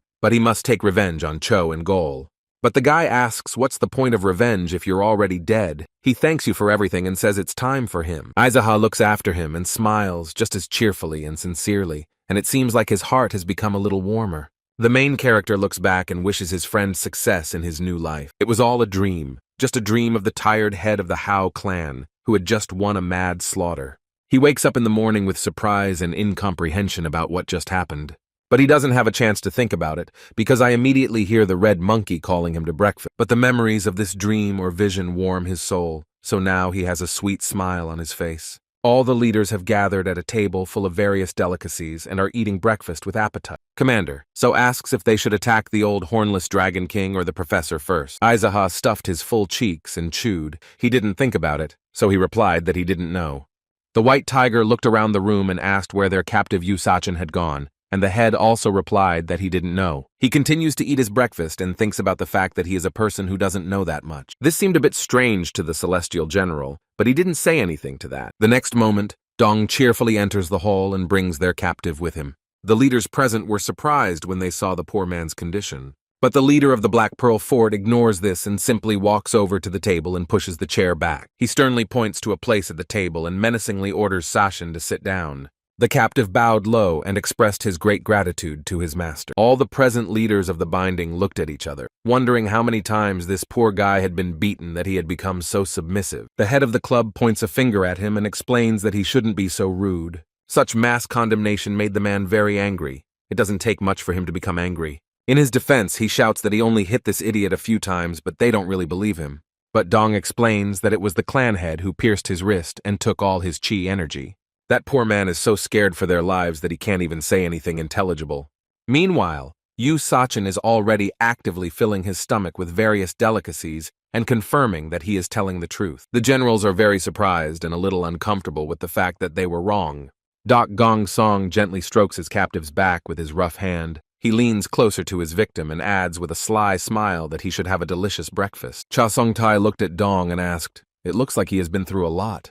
The heavenly generals looked at the boy in surprise and wondered what he had found fault with. But this guy is not an ordinary guy and says that it seems that General Cha has also gone through a lot to make a face. Such a verbal exchange made the red monkey burst out laughing. She didn't even try to stop. Everyone at the table is laughing at Song-tae again, and it really annoys him. It seems like they don't accept him as one of their own. Yu Sachin raises his head and addresses their clan head with respect and fear. The main character is chewing something. He raises his head and says that he is listening carefully to his captive. He asks the headman's permission to advance with his army, led by Dong Ho Song. However, Izaha does not appreciate his plan and instantly shuts him up, telling him to sit quietly and eat. The guy bowed his head and followed the leader's orders. He was really afraid of him. After they finish eating, Izaha is ready to share with them his next plan of action. Silence reigned in the hall, and subordinates brought out a large board to depict the plan schematically. The elder folds his hands and bows his head, explaining that they are ready.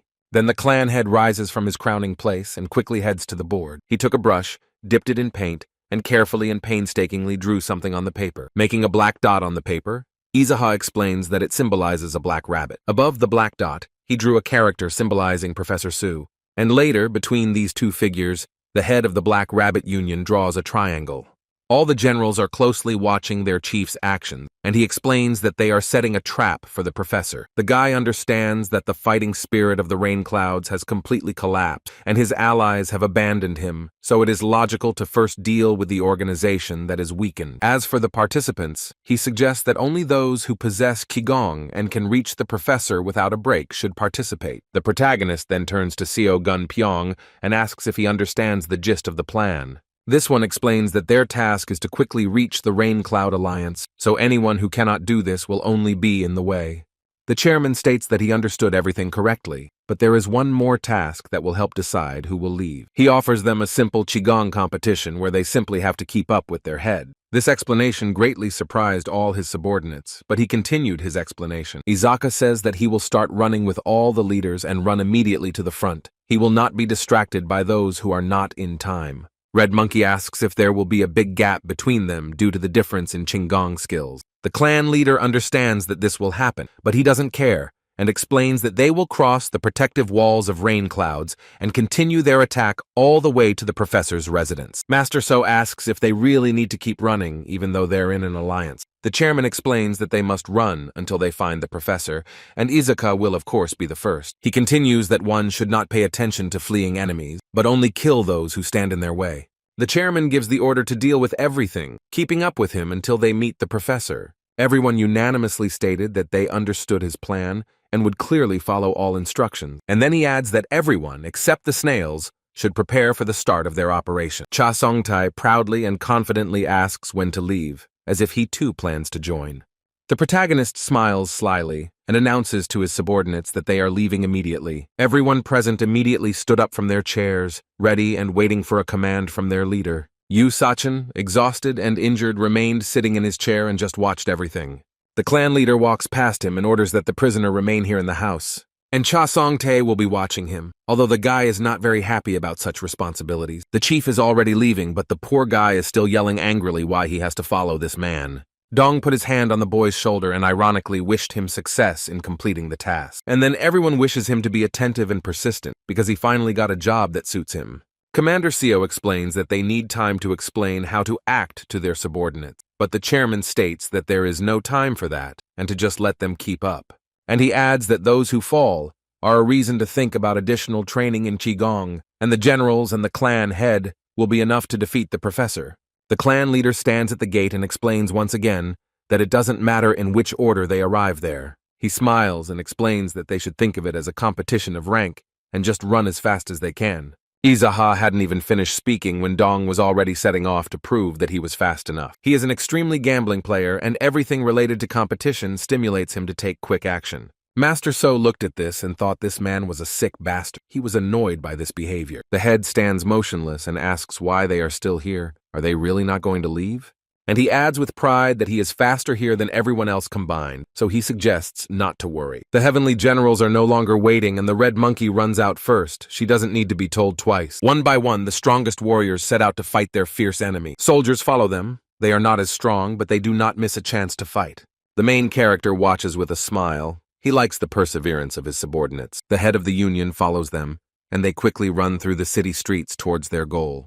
Izaha doesn't strain, but easily outruns his subordinates and asks Gongpeng to run faster. Although it's clear that the poor guy is trying his best to keep up with everyone. The head of the union, although he started running last, had already overtaken almost everyone and didn't even feel tired. He jumped up, and his speed reached a point where he could easily move above the trees. The guy has approached the two fastest of all and praises that they are doing well. The red monkey wants to be first, so it makes every effort to break away as far as possible. However, her head instantly catches up with her and sneers, wondering if her stomach is still not all right, because she's running very fast. The girl doesn't like such ridicule at all. She feels anger and shame.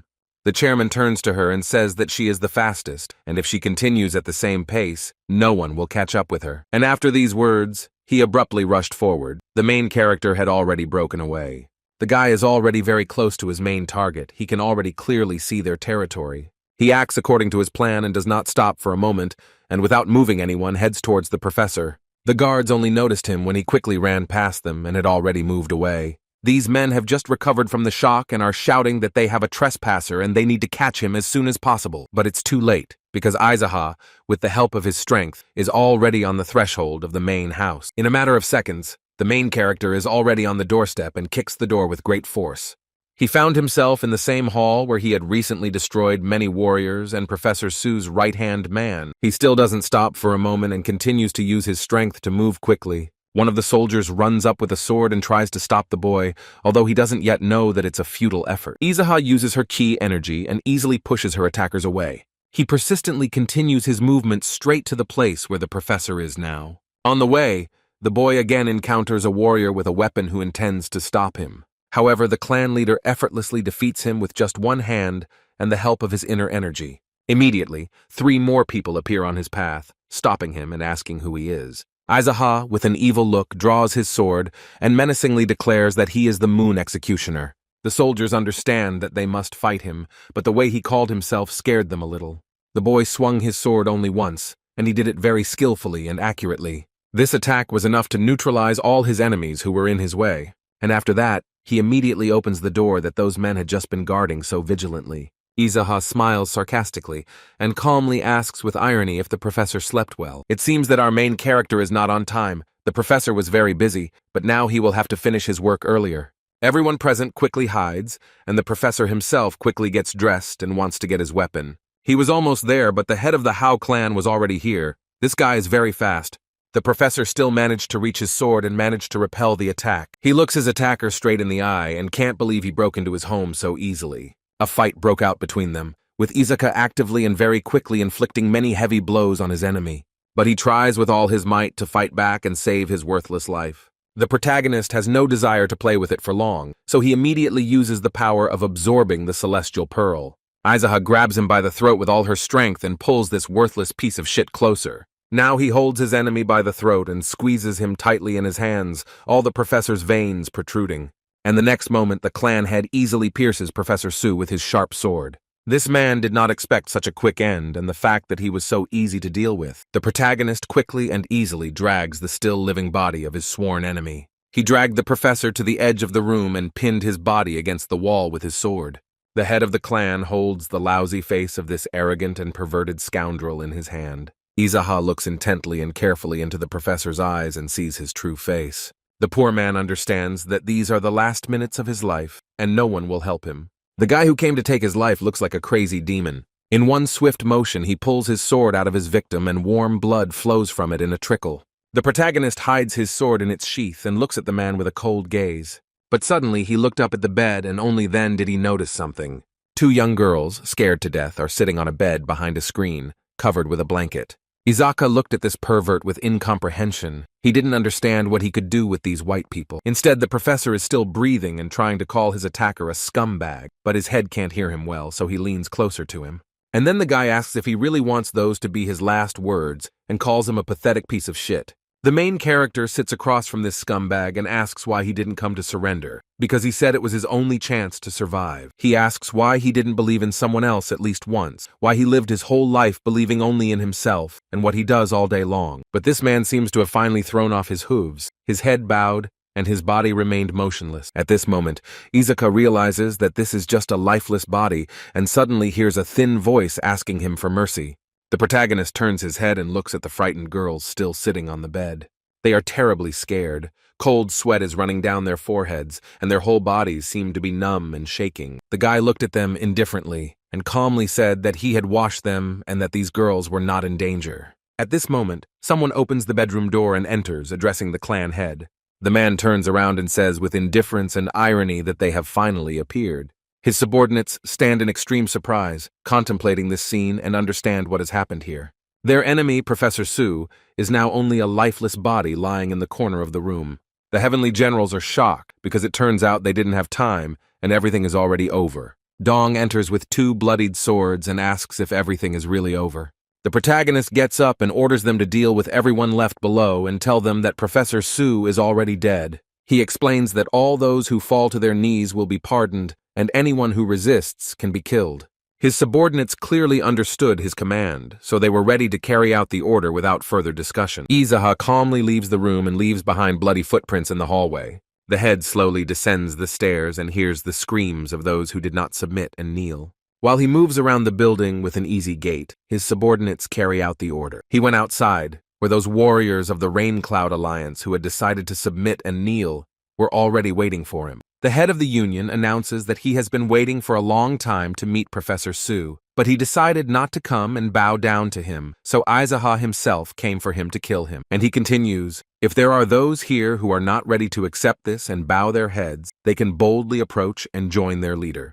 But all those who want to stay alive must simply listen carefully to what his subordinates say. Seeing that the rebels are gone, Izuha boldly declares that from now on they are part of the Rain Cloud Alliance. Master So looked at him in surprise. He didn't understand what was happening and what their leader's plan was. He orders his subordinates to change clothes, take clothes off the corpses, and if that's not enough, then off the wounded as well, or find new clothes from the Rain Cloud Alliance.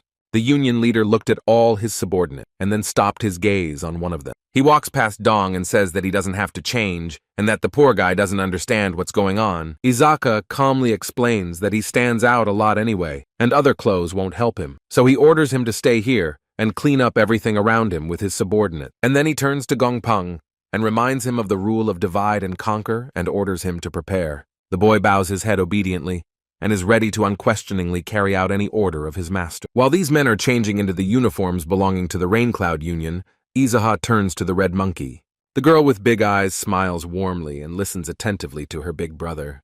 He asks her a very strange question, whether women are privy to the secrets of other women's hearts, and she replies that it is true. Then he points his finger at Dong and says that this idiot might lose his temper and kill someone, so he wants the Red Monkey to stay here and watch over the captives. The guy explains that he plans to send all the captives to Iliang Prefecture or simply release them, so he asks his subordinate to take care of them. Some men belonging to the Rain Cloud Alliance with strange faces are watching what is happening. The protagonist asks with irritation who these stupid bunch of Santes like are. They don't understand what he means or what it even means, but they do understand that it is clearly something offensive. Izuha explains that he could have killed them just because they belong to the Raincloud Alliance, but since he has decided to change and become better, he will be their only ray of light. But if these fools aren't going to accept his kindness, they can tear off their own arm or bite off their tongue and die from blood loss. No one will stop them. The fact that everyone just bowed and remained silent was annoying. He wanted to hear clearly whether they accepted his kindness or not, because if they continued to remain silent, he would have to send someone to their professor.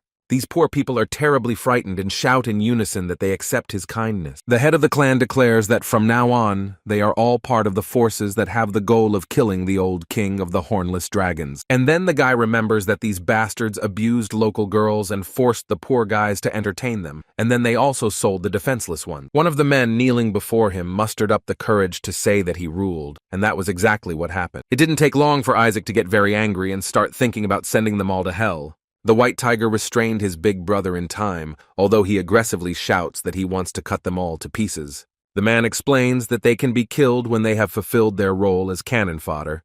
and right now it's a lot of unnecessary casualty. And he adds that since Professor Su is no longer with them, the chairman has a chance to show these people how to start life from a clean slate, just as he showed the heavenly generals. Izaga looked at his subordinate in surprise. It seemed he had managed to convince him. Therefore, the main character hides his weapon, saying that they will still have time to end up in hell. The heavenly general suggests that he take care of these men himself, and the chairman agrees and leaves them to the White Tiger. After that, he bows his head to his master and asks him to continue his conversation with them.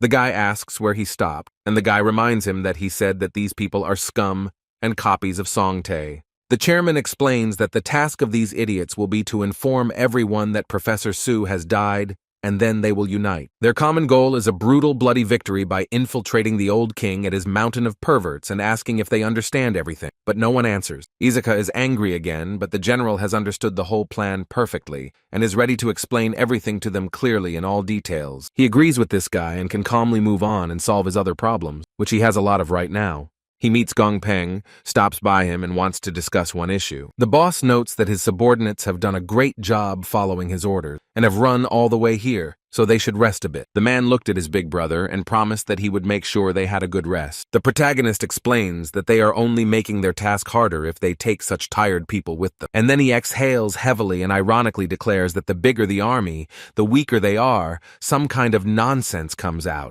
His subordinate looked at his master with surprise and incomprehension and did not answer. During their conversation, someone quickly approaches the head of the Howl clan. The man approaches his master with a smile, brings him some clothes, and offers to dress him. Izaka took the rag in his hand, spread it out, and looked with disgust at the clothes stained with someone else's blood. He asks to be brought something more often and asks where the wound in his chest is. Is he okay? The boss shouts and calls him an idiot, and this white guy asks not to be shouted at because he's trying to help. This guy got angry and left, and Izaha recalls that he was from the Black Pearl and never understood sarcasm or innuendo. Then he takes a deep breath and thinks about how this guy has even survived this far. His subordinates have already changed and collectively announced that they are ready to leave. Big Brother examined the boys and assessed their appearance, after which he decided that they were indeed ready. The Union leader also changed into the Rain Cloud Union uniform, and they are all ready to go. It's quiet and peaceful in the forest. You can hear birds chirping and a man walking along the path. He was all beaten up and could barely drag his legs. It looked like someone had hit him hard. Izaha and the White Tiger quietly and very attentively watch this poor thing from behind the bushes. The guy can barely walk. Cold sweat is pouring from his forehead. He has his head bowed and is breathing heavily. This one tripped and fell heavily on the ground, raising a large cloud of dust. Izaha remarks that he would make a good actor, but the White Tiger explains that it is thanks to his precise instructions. And then he adds that it could also be because he beat him and stabbed him.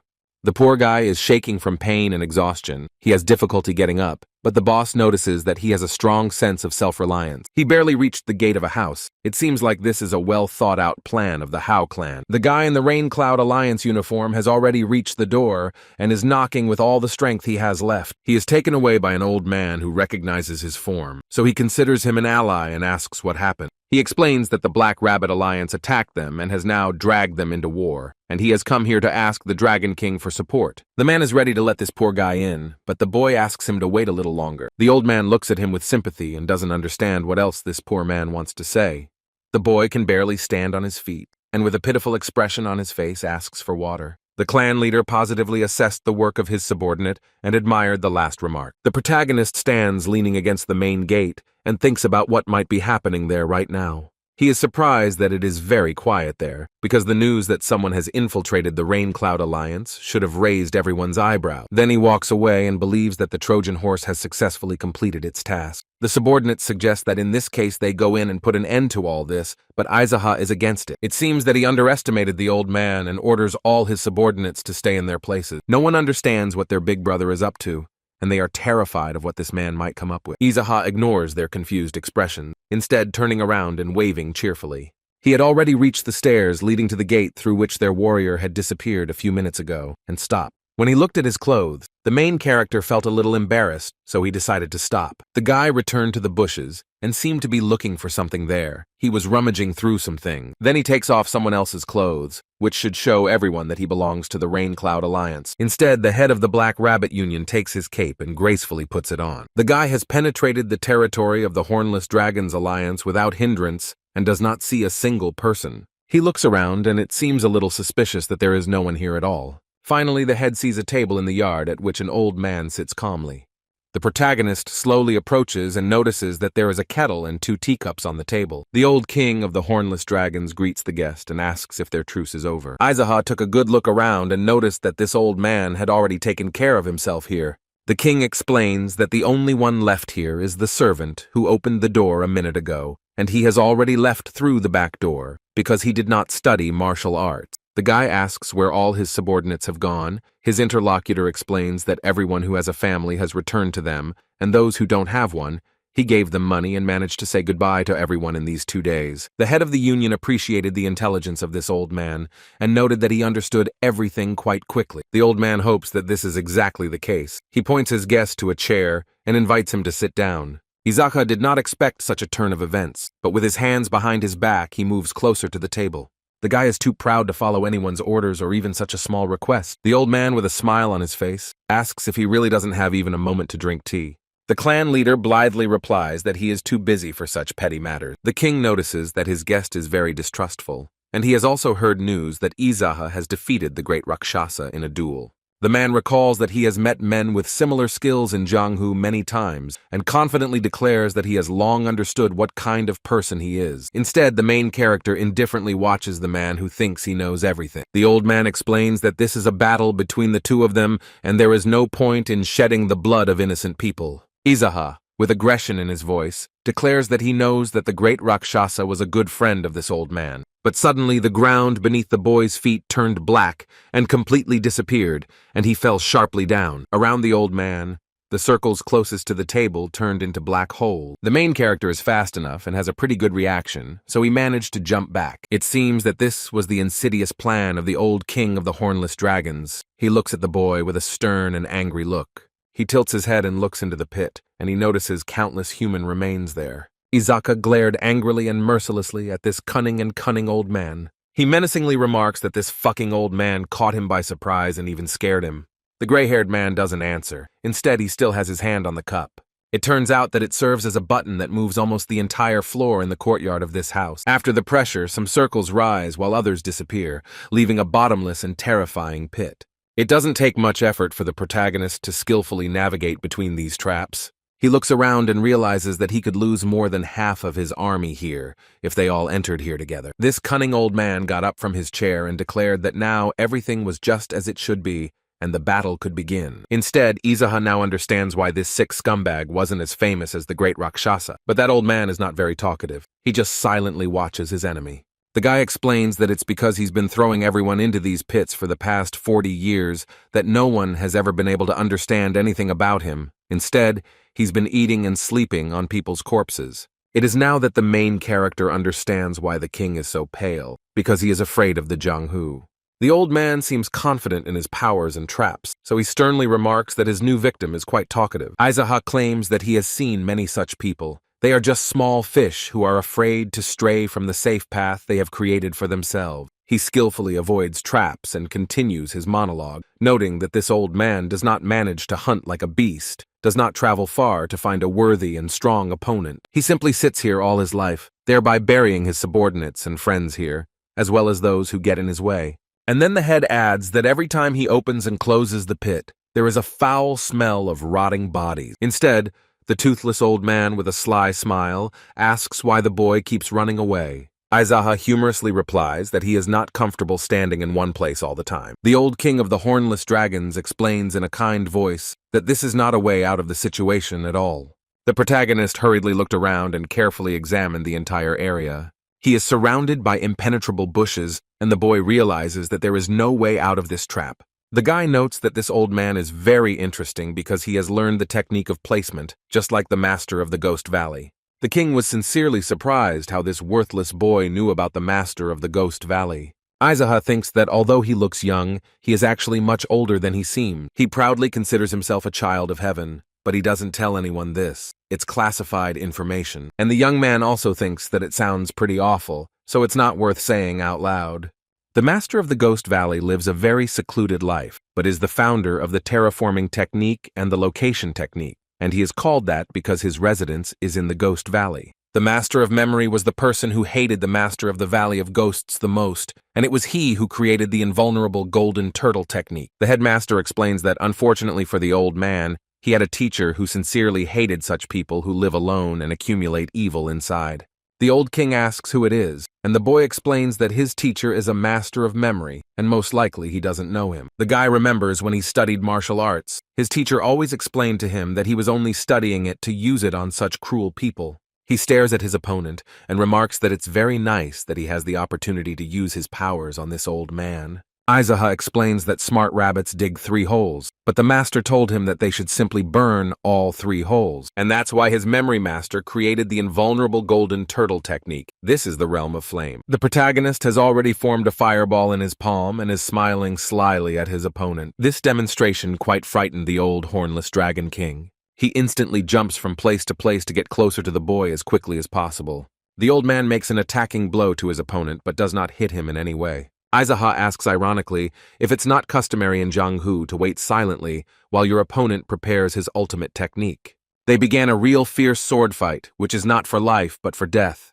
The old man is skilled with weapons and attacks the boy, not giving him a chance to win. Each of them is very skilled and strong, which is why this fight is so interesting. This cunning old man fired 3 fast and extremely sharp arrows at the protagonist. However, the guy is skilled enough to notice this and figure out how to get rid of them. He instantly deflects the arrows with ease, and they fly rapidly in the opposite direction. The cunning old man did not expect such a quick reaction from his seemingly inexperienced opponent. Aizaha instantly jumped up and did a somersault in the air and ended up in a completely different place. However, it seems he didn't calculate, and is now rapidly falling down into a dark, stinking pit.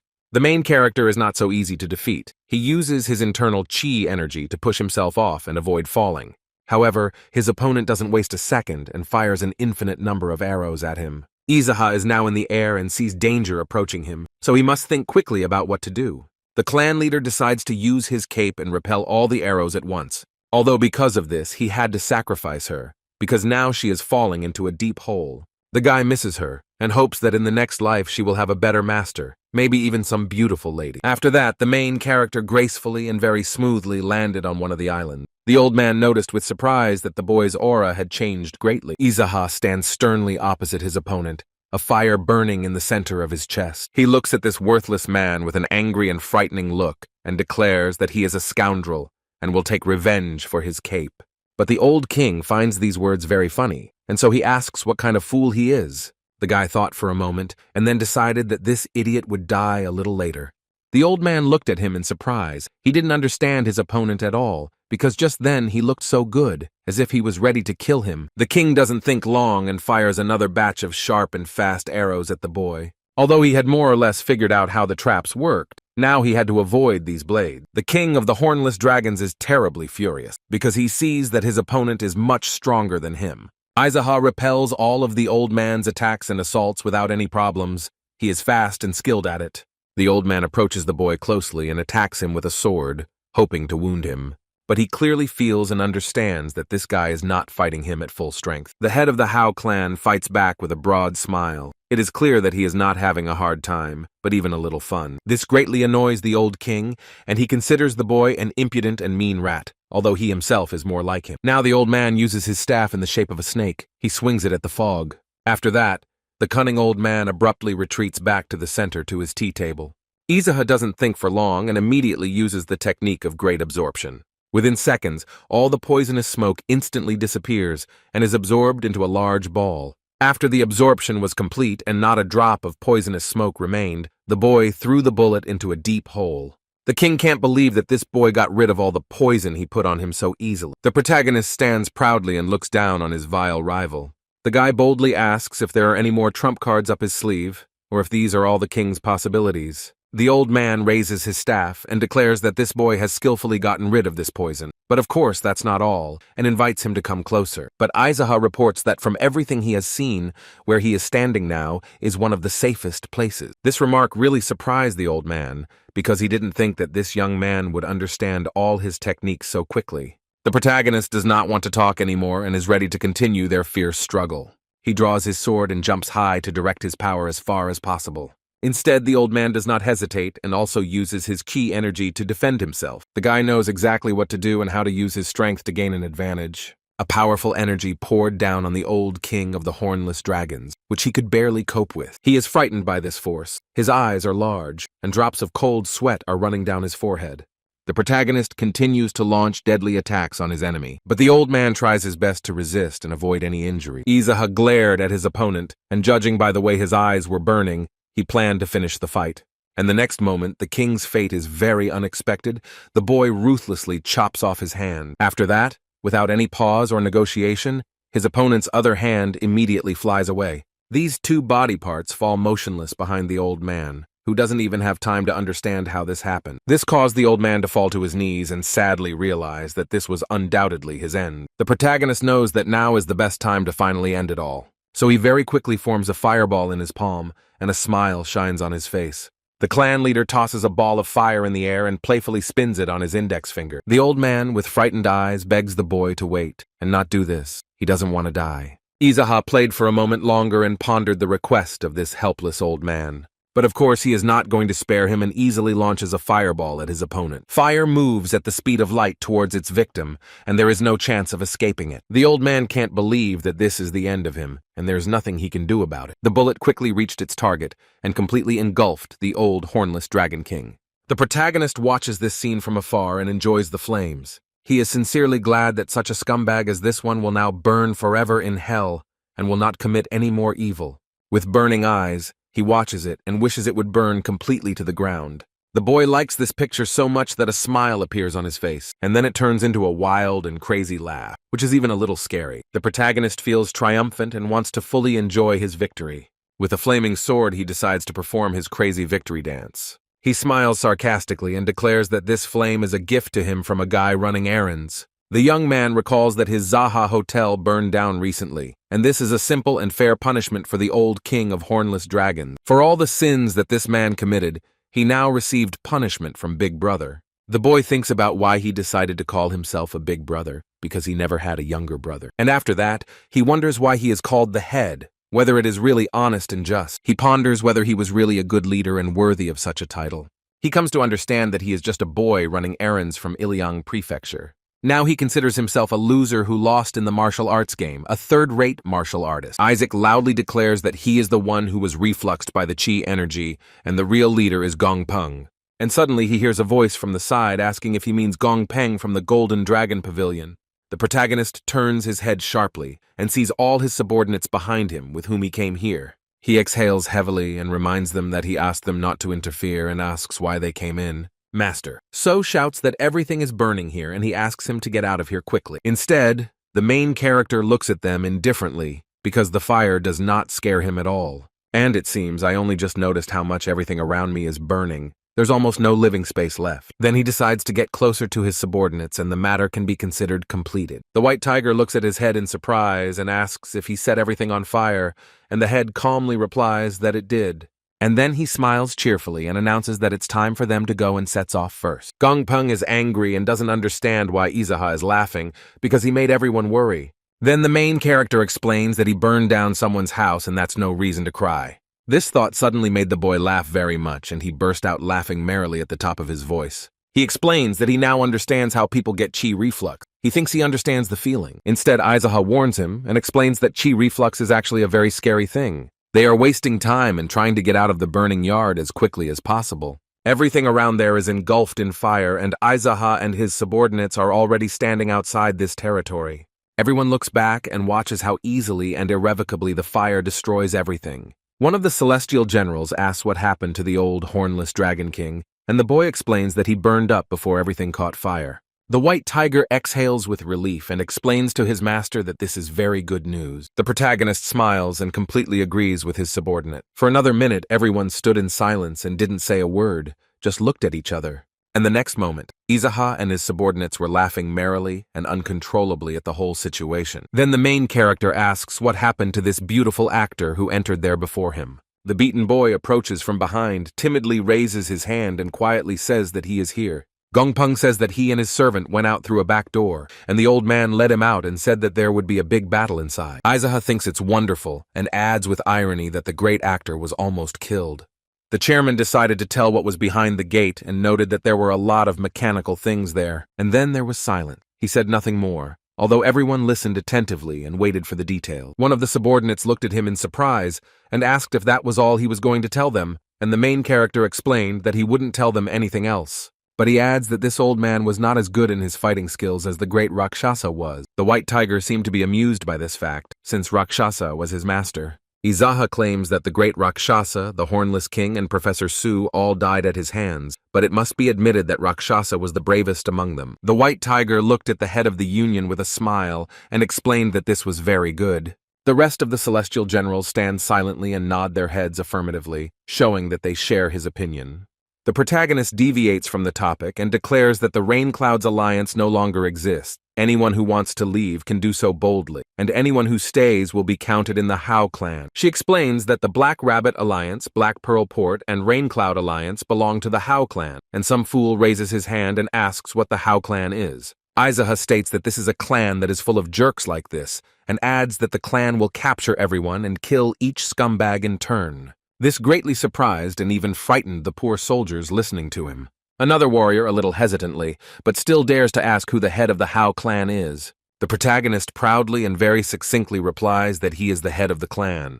But this man doesn't understand who the head of the Black Rabbit Union is, so he asks about it. Izaha menacingly and a little frighteningly declares that of course he is the leader. Who else could it be? Everyone standing before him falls silent and, in fear, dare not look him in the eye. The clan leader explains that their forces have unexpectedly increased. He leaves all organizational matters to his subordinates, as he is not very good at it. Then he adds that they should all do what they do best, and that Izaka is going to become even stronger at this time, and this is the most important task of the clan head. The White Tiger explains that they stay in the Rain Cloud Alliance for a short time because they believe that guests may visit there, they will kill them or let them go, depending on the situation. Isaac likes this plan. He wants them to do well, and in that case he goes ahead. Everyone present looks at their master's trail and confirms that they have well understood the order and are ready to carry it out. The clan leader, with the help of his strength, returned to the territory of the Black Rabbit Alliance very quickly. He walks calmly and confidently into the house and the main hall, where they had all recently sat together. The boy is cheerfully greeted by Cha Song-tae and Yu Sa-chen, who is now his subordinate and slave. Izaha sits down in his center chair and asks if everything was okay while he was gone. Sante explains that nothing was happening here, everything was calm and very quiet. The head then asks the slave if Cha Song-tae was kind to him, and he explains that he did not hurt him, and everything was fine. The guy asks with great curiosity how everything went there, because he is curious about what was there without him. The chairman didn't understand the question, so he clarified that he was going to kill Professor Su, and asked again how everything went. Then the main character explains that the professor was stabbed and the king was burned alive, so, in general, he sent friends and enemies to Rakshasa so that he wouldn't be bored. But if you think about it, you can say that they died only because of Yu Sa-chen, and adds that this boy played a big role in all of this. The poor guy wouldn't want all this, so he's a little embarrassed by this remark. Izaha looks at him and asks if his captive is from the Chong family, which has long studied the art of the sword, and his real name is Hung Chong. The man sits opposite his master and does not dare to answer that he is telling the truth. The main character hands the boy a piece of paper with a picture and explains that he is looking for this person. Chong looked carefully at the drawing and promises that he will definitely find it no matter what it costs him. The union leader rests his head on his hand and concludes that this man does not know him. The poor guy begs for mercy and promises to find him. He states that the head may even poison him, and then the guy will have no choice but to return for the antidote. Izaha replies that he has already killed enough people for today, and his day should not end with death if it began with it. The boy, in a cold sweat, bows his head and thanks his master for his kindness. The main character explains that it is important to have good relationships with people, because not everything can be solved by force. Then he orders his subordinate Song-tae to bring some booze and 3 glasses.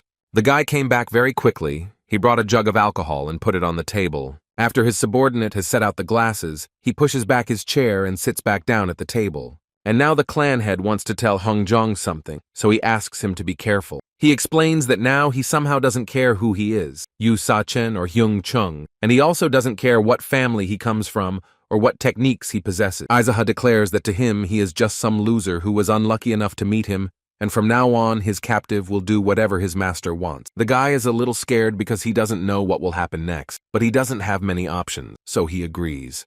With a very serious look, the head of the Howl clan is looking for something in his shirt, which cannot but alarm. And then he abruptly and very quickly pulls out his blade and slams it into the table with all his strength. This action terrified the boys. Their brows furrowed in fear and a lump appeared in their throats. The leader recalls that this is how the battles in his settlement were fought. If they couldn't reach an agreement, they could kill each other with this blade. These poor people are even more scared and don't understand what has suddenly happened to them. Aizaha gives him 108 days for Chong to transfer all of his techniques, including sword techniques, moves, chi arts, and cultivation techniques into Cha Song-tai's head. This statement frightened Sante more, but the prisoner was no less surprised by such a request. He has no choice and does not want to test fate, the guy agrees, because otherwise he will die. Instead, Songtae is indignant and asks how he can learn all these techniques in just 108 days. The main character looked a little surprised and calmly wanted to say something to his subordinate. The guy is still indignant, but ready to listen to what the head of the union, Aizaha, has to say to him. And he, with burning eyes, asks if he really wants to die, because he initially announced that in case of disagreement, there would be a duel to the death. The poor guy is terribly scared, breathing heavily, and dares to ask if he is really talking about him. The protagonist does not play games with him. He sternly declares that he turned to Sante. The guy, in a cold sweat, swallows the lump in his throat and claims that he agrees with everything. The chairman explains that since they are in the alliance of the Black Rabbit, they will get up at rabbit time, that is, at 5 in the morning. Their daily routine will be very simple. They have breakfast in the morning, train, have lunch, and train again, and only after dinner can they rest a little. Also, if during the rest period either of them wants to escape, the head of the union will kill them both with his own hand. The headman adds that if they disagree with something, they can pull out this blade and stab their master. The guys don't even want to try, because they are sure that he is much stronger than them, and they won't be able to resist. Aizaha turns to Chong and reminds him that since he took all of his ki, the guy can restore it between workouts or just rest. The chairman repeats that they only have 180 days to do this. It is not necessary to teach him absolutely everything. It will be enough if he is 108 days stronger than before. Sontai logically asks how Aizaha is going to evaluate their achievements during this time. Instead, the guy aggressively declares that if he has any claims against him, then let him take a blade and cut. The subordinate explains that it was a simple question, but thinks that this man reacts very sharply to everything. Chong explains that this time will not be enough to even learn just one sword technique. The head of the clan doesn't care, it's not his problem, and adds that even though Sante is a parasite, he's not a complete idiot. It annoys the guy. He doesn't understand whether he's being praised or ridiculed. Aizaha declares that it all depends on the prisoner, whatever he wants, even if it means teaching. The guy explains that his family is a family of swordsmen, so he probably has the best sword technique. The main character repeats that he doesn't care about his family. If this guy doesn't want to learn, he can use the knife on the table. The poor guy clearly doesn't want this, so he bows his head submissively and shows them that he's taking on the task. The head turns to Songtae and calmly says that if he doesn't want to learn, he can just die and not be on their necks. And if he doesn't like something, he can take a knife and attack. The guy understands perfectly well that he is too weak to fight the clan leader and will simply be slaughtered. There is silence in the hall. No one says anything. Everyone is thinking about how this agreement will affect them. Sante raises his hand and quietly replies that he agrees to all the conditions and will study. Chong exhaled heavily. It seemed like he didn't really want to do this, but there weren't many options. Therefore, he loudly declares that he will teach him everything he can and will make every effort to do so. Aizaha is glad, although he doesn't show it, that they have finally reached some kind of common agreement. Then, with ease, as if not from the table, but from butter, he pulls out his sharp blade with a sharp movement. Without any fear or hesitation, the protagonist makes a mistake with this blade on his finger. The guy did this so that a drop of his level would end up in the jug of drink. After that, he turns the blade towards himself and passes it to one of his compatriots. Sontai, with a very confused expression on his face, asks why he is giving him this blade. The main character doesn't explain anything, but waits for the guy to figure out what he has to do. You quickly realize that he needed to make a small scratch and repeat everything after his master. He also adds a little bit of his blood to the drink, although it's a bit unclear why he does this. Without hesitation or comment, Chong repeated everything exactly as his predecessors had done. Now Aizaha pours it into everyone's glasses and explains that this drink contains the blood of 3 men who survived a fight to the death. According to the agreement, teacher Heng Chong will teach his student Cha Song-tai, and he will devote himself with all his soul and body to the study for the next 108 days. And Cha Song-tai's disciple will learn his teacher's techniques and treat him with respect for the next 108 days. In return, Izaha swears that if either of these two violates the agreement, shows insincerity, or is irresponsible, he will end their life with this blade. This statement extremely frightened the guys. It seems that they are not at all happy to be confused about this. The protagonist raises his glass and asks if they swear to abide by the terms of the agreement. The prisoner, without hesitation, immediately raised his glass and declared that he promised to keep the agreement. Cha Songtai also raised his glass and vowed to fulfill all the conditions responsibly. The head of the Howl clan listened to them and asks them to all drink together as a sign of confirmation of their word. All three men sitting at the same table finished their drinks at the same time, as if signing a deal. Izaha is pleased and explains that they have a tough period of training ahead of them, which will start tomorrow, and now he suggests enjoying a banquet. Songtai explains that there is no one to make food for them right now, as all the servants have gone to Ilyang Prefecture, and most of the subordinates are still in the Rain Cloud Alliance. The protagonist thought he killed Professor Su and the King of the Hornless Dragons, and now faced the problem that no one can cook food for him. Just in time, the Red Monkey came by and cheerfully announced that she had bought some dumplings for her big brother on the way. The head of the Black Rabbit Union was extremely surprised by how punctual she was. The girl explains that she didn't know which ones they liked better, so she chose both meat and vegetable ones, and she also took sweet and sour chicken fillet, which goes well with booze. The boys were so happy to see her and the food she brought that they started clapping their hands. The girl found this very strange and asked what had happened to them and why they were behaving like this. Izaha decided that from today on, the four heavenly generals would be the White Tiger, the Green Dragon, the White Rooster, and the Red Monkey. The girl asks in surprise why he suddenly decided to do this, and Izaha, with a serious expression on his face, explains that it is his right. Silence fell in the room, and all you could hear was everyone chatting and enjoying the feast. Izaha is still chewing, but he looks at the Red Monkey and asks if she knows how to cook noodles. The girl explains that she knows how to cook, and will definitely make them some noodles when she finishes her portion. The main character looked at the girl with satisfaction and said that this was great news. It's not difficult for the Red Monkey to prepare some food, so she smiles happily and is glad that you can help with something. Sontai hesitantly raises his hand and asks her to prepare a portion for him as well, and the girl says she will do it without any problems. Instead, the prisoner says nothing, because he believes he has no right to ask for anything. Although everyone is looking at him and expecting him to ask for a portion for himself now too. The guy doesn't understand why they're looking at him so strangely because he's just a prisoner and has no rights. But my friends still continue to look at him and expect at least some reaction. So the poor man modestly bowed his head and quietly explained that he had already had enough. Izaha realizes that this is a lie, so he asks the Red Monkey to make 3 servings for them. The girl smiles cheerfully and explains that she will gladly cook for them all.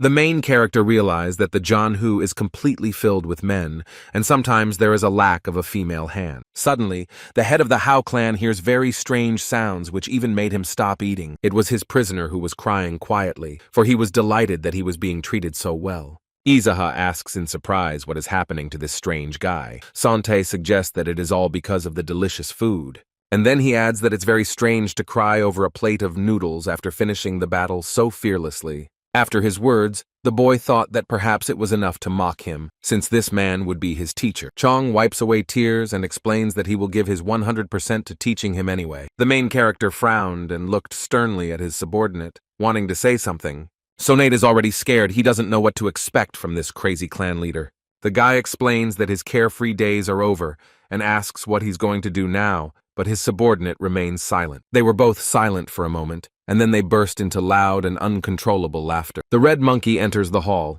brings everyone a portion of noodles, and asks what made them so happy. The head explains that when he thinks about what awaits Sante and how he will be beaten, he immediately wants to laugh, and the girl agrees that it is indeed funny. Songtae felt a little uncomfortable when he heard this, but he didn't object because he was served a very fragrant and delicious-looking dish. Izuka also doesn't speak anymore. He immediately forgot about everything and savors the hot noodles. Either they were all really hungry, or the dish was so delicious that they all attacked it so much. Izaha and Sonata, without looking up from their food, show thumbs up, which means they liked it. In the midst of this idol, which nothing wants to destroy, the front door unexpectedly opens. The head of the Black Rabbit Union reluctantly breaks away from his meal to see who has come to visit them. A blacksmith from Ilyang Prefecture comes to them and cheerfully declares that Izaha is very difficult to meet. Everyone at the table immediately stands up, and the chairman asks what brought them here.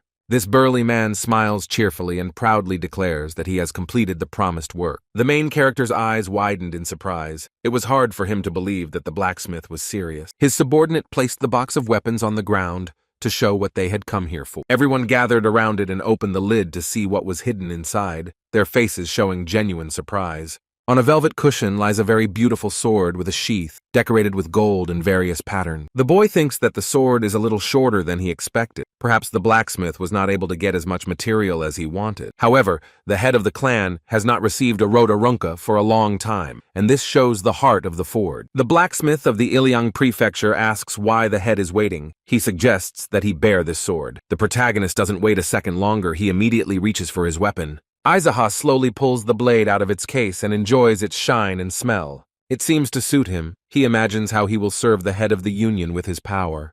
The blacksmith asks if he liked the gift. The boy turns it over in his hands and sincerely replies that he likes it. Then he asks if there is anything that can be used to test the sharpness of the sword, at which point the headman looks at his captive. The poor guy was very scared and, without waiting a second, quickly ran up to his owner. He falls to his knees, bows his head low, and in a trembling voice begs for mercy. This surprised everyone greatly, and Aizaha asks why he would kill him at all. The protagonist has a much better option and pulls out another sword he wielded. Holding it up, the clan leader explains that this is the only way to truly test this weapon. The blacksmith is confident in his weapon and asks if Aizaha is sure he wants to lose this seemingly pretty good sword. The guy doesn't answer anything, and uses his inner strength to ignite this weapon. And then he hits one sword against the other with all his might, so he can understand whether the blade of his new weapon is strong enough. However, this test turned out to be too difficult for the new sword, and it failed. The blade that the chief received as a gift broke into 2 pieces immediately after the first blow.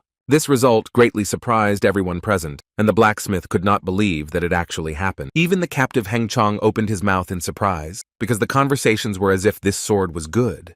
The main character, it seems, also did not expect such an outcome. He is even a little sorry that it turned out this way. Instead, the blacksmith is not upset and asks where the head got such a legendary sword. Aizaha explains that it is a sword that was owned by the head of the Black Rabbit Union, and the man explains that he would like to know where he got such an incredible thing. But without waiting for an answer, he declares that he will leave now to make a much better weapon. His servant gathers the remains of the sword, folds the chest, takes it away, and they leave the hall. Of course, they return home a little disappointed, but they still have hope that they can do something better. The main character looks at his friends and wishes them a safe journey in his mind. Instead, his subordinate Songtae suddenly begins to giggle and mock the blacksmith's failure for everyone. Aizaha menacingly and a little aggressively tells this idiot to stop laughing. He states that everyone makes mistakes, including the clan leader, and then asks the boy if he has never made a mistake. Sante cheerfully explains that he perfectly understands the philosophy of mistakes, and recalls that the only person who does nothing is not mistaken. Then the young man hears accusations against him that is why he was not wrong, because he did nothing. Now they are laughing at him, and this is not so fun for Sontai. He is already angry. The protagonist explains that it is late and he is going to bed, and his subordinates wish him a good night. But Sontai notices that he is going in the wrong direction, so she asks him where he is going. The head of the Black Rabbit clan leaves the room and repeats once again that he is going to bed. His subordinate asks why he is going outside, and the man doesn't explain anything, only stating that he is going because he wants to and can. He walks through the quiet night courtyard of his territory and enjoys the peace. The cloudless sky has taken on a beautiful crimson color. There is silence and peace all around. Only the hoot of an owl can be heard in the distance. The guy opened his eyes wide because he had just seen exactly what he was looking for. He decided to lie down under the spreading branches of the sakura, which is intoxicating with its aroma, and the moon illuminates everything around with its silver glow. The crazy monk is a mentor who practices esoteric Buddhism. In Aizaha's past life, it can be assumed that this person was a former crazy demon. He was a troublemaker, someone you should not associate with. The monk brought him to Tibet so that the boy could try firegrass. All the people they met on their way died at his hand, and these were representatives of the dark faction, or esotericists, from a demonic cult. If this man had not attained enlightenment and gone to Tibet, many more people might have died. And although Aizaha did not call him his teacher, he did call him his disciple. Looking back, after Aizaha became a crazy demon, he realized that this man was his teacher after all. He remembers how a mad monk left him, his disciple, a precious thing. This man hands the boy his staff and explains that he no longer needs it. However, his student is not very happy with such a gift because he has no idea how to use it since he is not a monk, and besides, the teacher has removed the sharp tip. He explains that because he has a great bloodlust, he will only give him the staff, but it is a beautiful weapon in itself. You could say that he is an unwavering faith. The boy asks in disbelief if he really won't break, and the teacher explains that you'll already be dead if your faith fades, so he has nothing to worry about. But the student did not understand his teacher and asked him what it meant, but he did not give a clear answer. The main character looks with curiosity at the thing he inherited from his teacher. He holds the staff firmly in his hands and is already trying to test its strength. Izaha notices that the crazy monk is going somewhere and asks what he plans to do now. The teacher half turns his head towards the boy and mysteriously replies that he is now coming back. The protagonist asks in surprise if the crazy monk would really leave so easily. He explains that the journey is for returning, and he has already done a lot of work. But the boy asks what to do if he has nowhere to return to. This question is very surprising to the man, and he wonders why the boy has no mask where he could turn. The monk declares that he is ready to shave him bald and take him with him, but the young man does not want this, so the teacher wishes him not to die while he wanders the world, and Nezai will find him when needed. And then he declares that it's time for him to go, and the guy should somehow manage. The protagonist stands silently and does not dare to say a single word of farewell. The boy simply watches as the figures of his wise teacher disappear into the distance. The poor guy feels sad and desperate. Now he is left alone and doesn't know what to do about it. He still stands there thinking about how good it felt to have this man by his side. The protagonist holds the staff tightly. It is all he has from his teacher, a memory he will carry with him through the years. Now he walks on his own, but he doesn't even understand what he should do now or where to go. Izaha opened his eyes wide. He woke up and is now reflecting on his ambiguous past. The boy lies under a tree in the shade, filled with thoughts about what he remembered. It's Cha Songtae's first day of training. He can't be indifferent to it, so he's been training since the very morning. Nearby, the Black Rabbit Union soldiers are training. It's a very peaceful and calm morning. The head of the union decided to conduct his cultivation on the roof of the house, from where a wonderful view opens. The guy is diligently engaged in his spiritual development, and this happens even in the bath. Then he does it on top of the wall, which is located on the territory of the Union. He is not disturbed by other people's disputes. Izaka also often cultivates in his favorite place. Near the blooming sakura, he doesn't waste a moment. This happens even in the middle of the yard. The main character is very persistent. Such activities of the clan head greatly surprise his subordinates, but no one dares to interfere with him. The guy is engaged in cultivation. It will help him become stronger, so he puts aside all his affairs and focuses on only one thing. Meanwhile, Chong is trying his best to teach Cha Songtai's sword techniques. The soldiers of the Union train just as hard. Nothing stops them. These people are very hardy. The main character is also not stopped by the rain. He does not rush to hide indoors, but cultivates while getting wet in the downpour.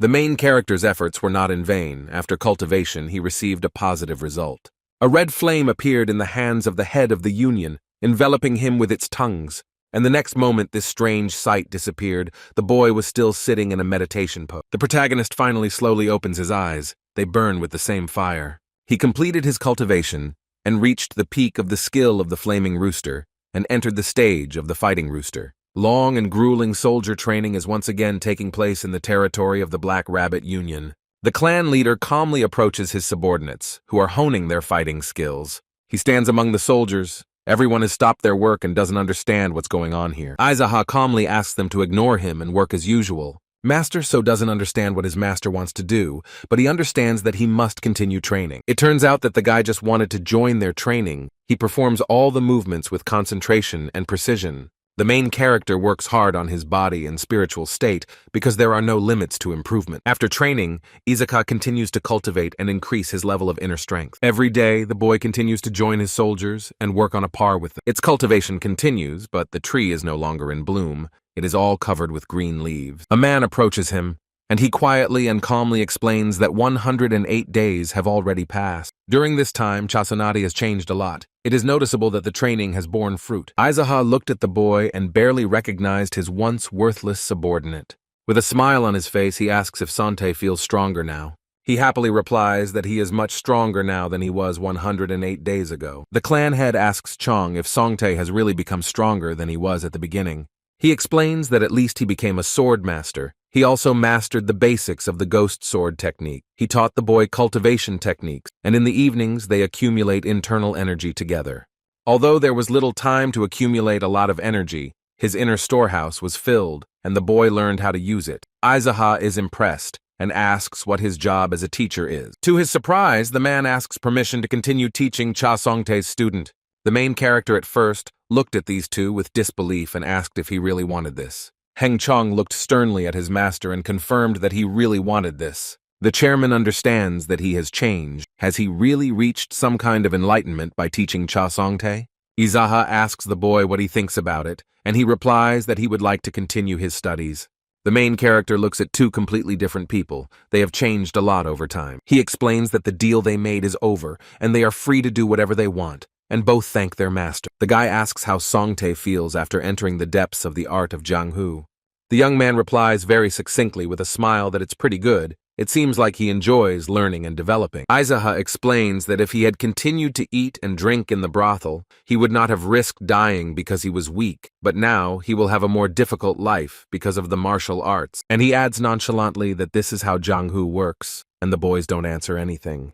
And then Sontai explains that now he doesn't regret anything, because the feeling of becoming stronger was something he had never known before. And it was a wonderful feeling. The head knows that this is how most martial artists think. They only start to regret when a sharp blade pierces their heart. Izaha looks back at his teacher and praises Hung Jung for a job well done. The guy bows his head and folds his hands in gratitude for such kind words. One day, the head of the clan is walking somewhere with great concentration and confidence. Songtae asks what Isaac is up to, and he replies that he has decided to go make money from duels and at the same time explore Iwa Prefecture. Sontai doesn't understand how they make money from this, and his teacher explains that it's through betting on fights. They don't know where he got this idea from, but it would be very strange if at least someone started to understand him. This is how the main character left the territory of the Black Rabbit Alliance and headed for the world beyond his eyes. And if you think about it, in the past, his face looked so bad because he was beaten often and very badly in the dueling house. But the guy doesn't regret anything because in those days he learned a lot from these duels. And the training began with the first fight because his loss made him realize that he was still very weak.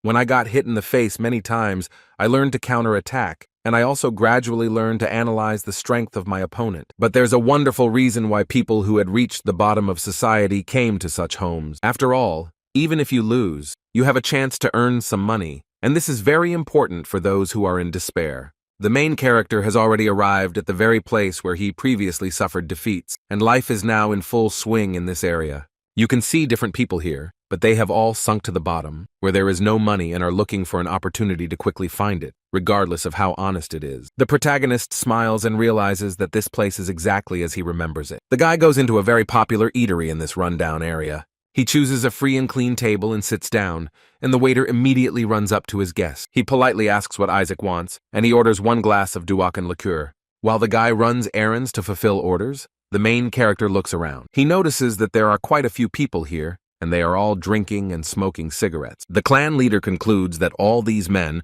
are most likely participating in duels for money. The waiter quickly took the order and brought a jug of booze and a glass, politely replying that he brought everything. The protagonist sits calmly at his table and pours himself some Duakan liqueur. And then he drinks the entire contents of his glass in one go and enjoys the exquisite taste. But suddenly, a very rude man approaches the boy and takes the decanter from him.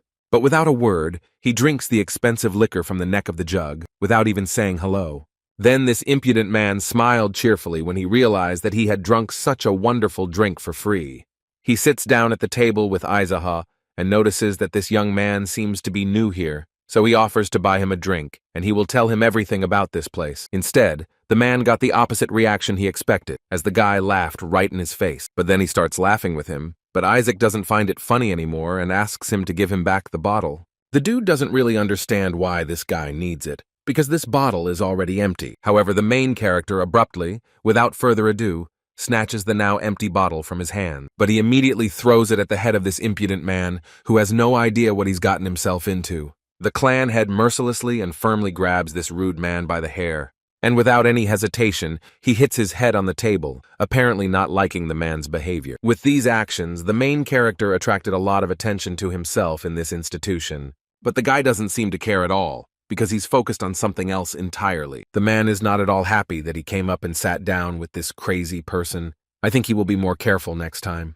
The union leader turns to the guy for an errand and asks him to bring him more liquor. And then he turns to this brat and insistently asks him to quickly go somewhere. The poor guy is incredibly glad that it's all over, and so he quickly gets up from the table. This man runs out of this establishment as fast as he can, paying no attention to anyone.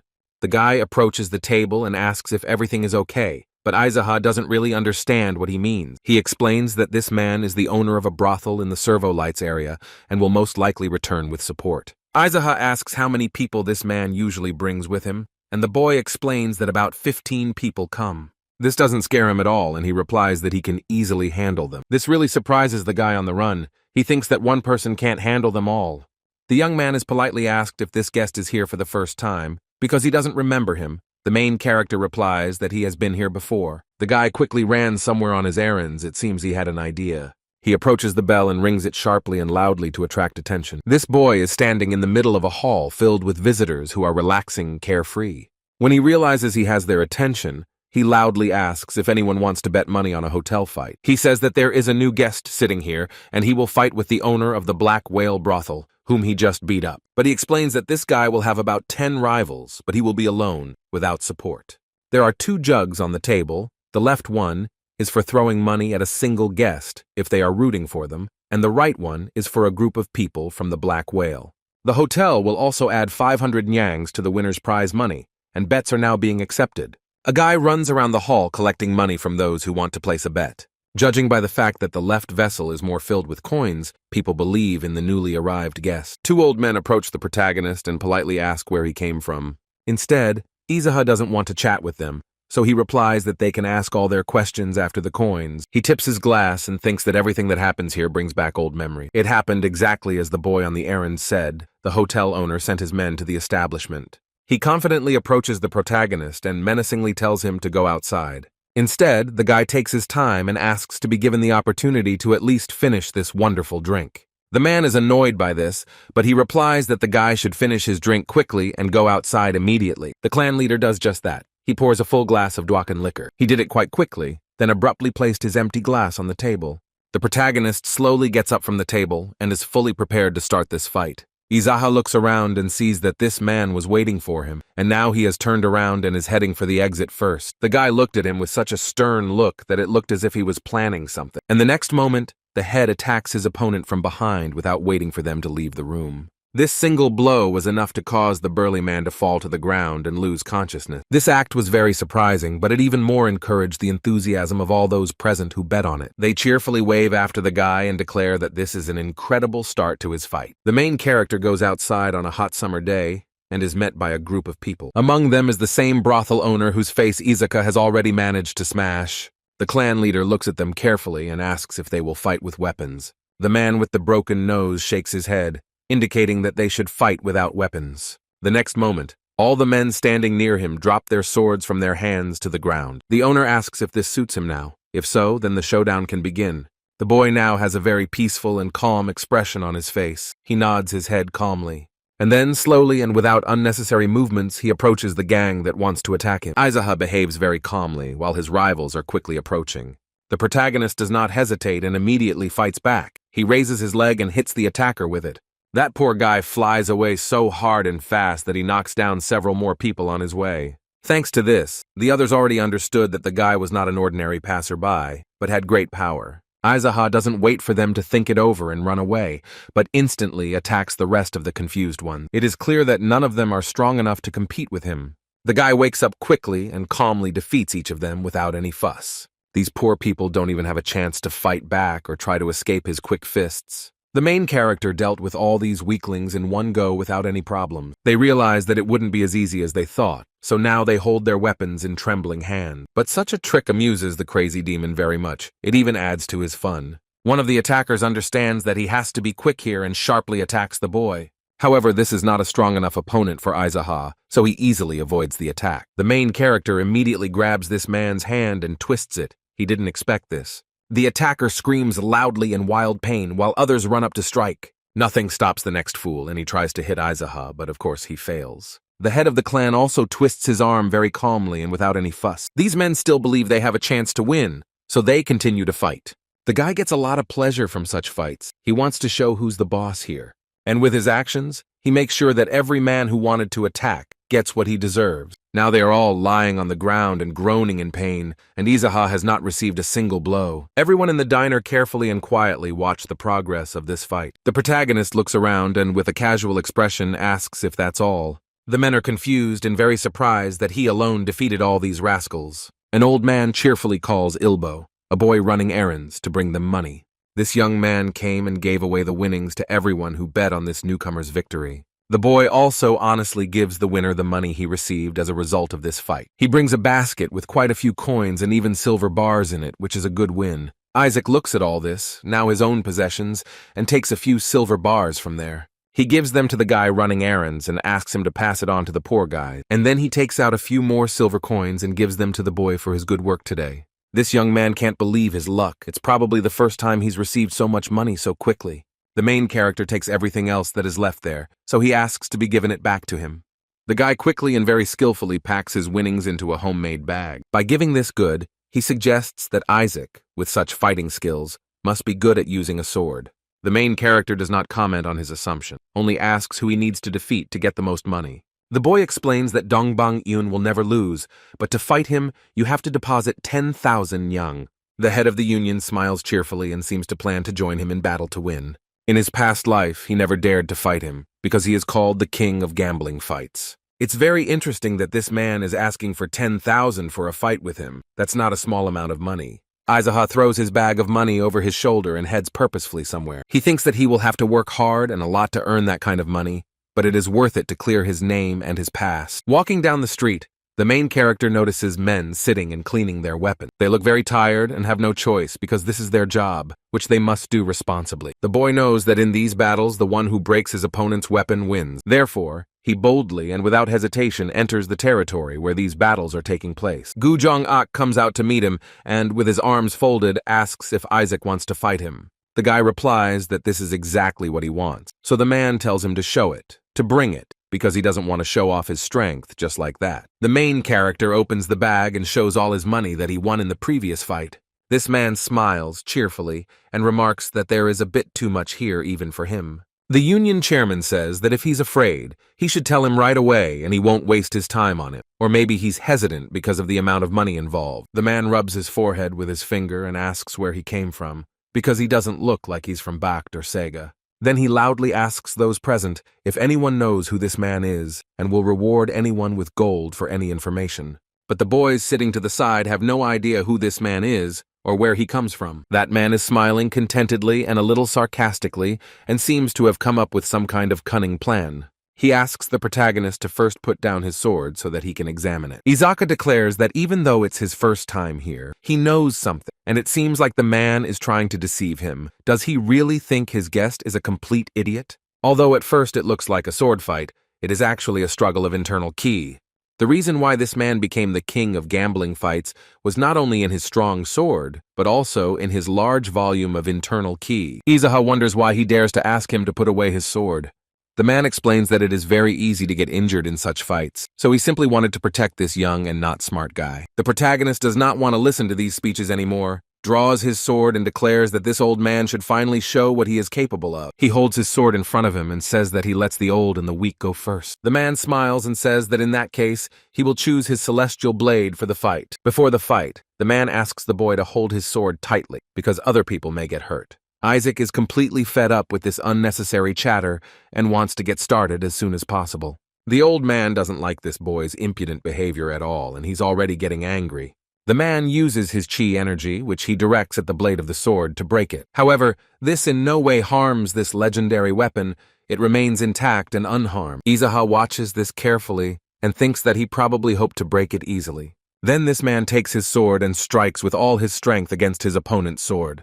But his hand, with his sword tightly gripped, immediately bounces back strongly from him. He didn't like this result at all, and he was already doubting his abilities. Then, with sadness on his face, he declares that now it is his turn to strike. The protagonist points a finger at the man and reminds him that his life is at stake. Instead, the old man says that his opponent should not worry about it, because he knows the rules well. After these words, the main character swings his sword and hits his opponent's blade with all his strength. But immediately, without hindrance and as if it cuts through him like butter, the man won't like it very much. The old man doesn't wait long. The next moment he immediately attacks his opponent, who honestly won the fight. He intends to kill Izaha and appropriate his funds. He is not interested in an honest victory. The main character is even a little disappointed by such dishonesty and meanness. The boy easily repels this attack, which again surprises the old man. He's already a little scared. The clan leader, without hesitation, immediately plunges his sword into the chest of this vile man. He bends down and whispers in the bitch's ear that not only did he lose, he was also going to attack. This man is breathing heavily and begging the boy to have mercy and not kill him. The protagonist pays no attention to his pleas and has no intention of doing so. He pushes the man away from him and the bastard falls to the ground with a heavy thud. This turn of events really surprised the guys who saw it all because they were nearby. After that, the boy approached the large chest and opened it without any difficulty. Izaha takes gold coins from the chest and asks why these scumbags have their eyes peeled, because the rules here are, if you injure an opponent, be prepared to say goodbye to your life. But he asks if it's possible they didn't see who raised their hand first, and if they did, what prevented them from stopping this scumbag. Then he turns his head towards them and looks intently at these still relatively inexperienced boys. They are terribly scared and stand silently with big eyes and look at him. Instead, the protagonist takes a deep, disappointed breath and explains that they are pathetic losers. After this incident, Izaka headed to the fighting arena, where there is a completely different kind of money involved. Right now, there's a fight in the middle of the arena. Two men are beating each other pretty hard. This action is actively watched by spectators who cheer very loudly for their favorite. Sword fights take place here, and usually only two people stand in the arena, and the use of poison is strictly prohibited. The main character came with his big pile of money and puts it on the table. And at that time, the fight in the arena has already ended, and one of the participants is lying unconscious on the floor. Those who bet on the winner shout because they are incredibly happy with their luck. The two men discuss the fact that there is a brave man who wants to fight Donban An. It is clear that this has been reported to the owner of the arena, Penggong-san, and he is a little skeptical about it. Instead, the main character stands with his head proudly raised and looks down on everyone. After the battle ended, there weren't as many people left in the room as there were before. The owner turns to the others and asks if he wants to fight Donban. The guy boldly and proudly replies that it's true, he really wants to do it. Penggong-san loudly declares that everyone should look at this yet another idiot who does not understand how everything works in this world, and is ready to sacrifice his money and even his life. This man turns to the people still present in the arena and calls on them to applaud this idiot. And then he adds, who knows, maybe this simpleton is a true master of his craft and will defeat the legendary Donban An. Someone in the stands shouts for this idiot to stop talking so much and get to the point. Gongsan explains that before fighting the best fighter, he must demonstrate his strength, and ironically remarks that suddenly he has turned out to be a real strongman, and no one will want to fight him. He offers the main character a fight for which he must give a contribution of 1,000. It will be something like a warm-up. The guy laconically replies that he agrees, and this brevity slightly disappoints the arena owner. Now this man asks who is ready to fight against this guy and reminds them that the winner gets 1,000 niangs and adds that they can fight however they want. He doesn't care. Immediately, 3 men stood with weapons and were ready to start a fight. Gongsan explains that the fight should be one-on-one, so let them choose one person between them. These 3 stand next to each other and try to decide which of them will go into battle. It seems they have reached an agreement because 2 of them leave the arena and the strongest one remains. This is their most frequent guest, who usually competes in battles for 1,000 niangs. The main character remembers that in a past life this man beat him up pretty bad and even stole money. The owner recalls that this man lost a fight with Donban An a long time ago and is now training hard to get revenge on him someday. The servants who work in the fighting arena went into the hall to collect the bets that people wanted to make. It seems that the owner likes this moment the most. He is one of those people who loves money. Now they turn to the main character and declare that it is his time to enter the arena. Gongsan, with irony and a sly smile, tells them not to rush because they have plenty of time. This man looks sternly at his opponent and considers himself strong enough to defeat him. They stand opposite each other, and before they even start the fight, they are still preparing. And the owner reminds everyone to finish placing their bets within the next 10 seconds. This arena is quite large and can hold a lot of people, although there are very few people present right now. This gorilla, with an aggressive facial expression, is trying to intimidate its opponent with all its appearance. But the main character watches him very calmly, and such grimaces do not scare him. Gongsan loudly announces that the blade fight will begin now and asks everyone to prepare. The man unfurled his fan and signaled that from that moment their battle would begin. The gorilla immediately aggressively lunges at his opponent with his sword to gain the advantage. However, Izaha easily and simply avoids this banal attack without even taking his hands out of his pocket. And then he attacks his opponent with his ki energy, but his opponent covers himself with a shield. He persevered and believes that this was all that Aizaha was capable of, although this is far from the case. The gorilla smiles cheerfully and believes he will win this fight. He underestimates his opponent. The main character sees this stupid smile and asks why he likes it so much. The man immediately goes on the offensive with a laugh, because he is 100% confident in his ability. Instead, the main character is ready to use his Forest Phoenix technique. He uses internal chi energy and is going to lower his attacker's self-confidence a little. The man is surprised and quite scared by this, but he hopes that the shield will protect him. And then a crazy energy poured over him. The man tried his best to endure it.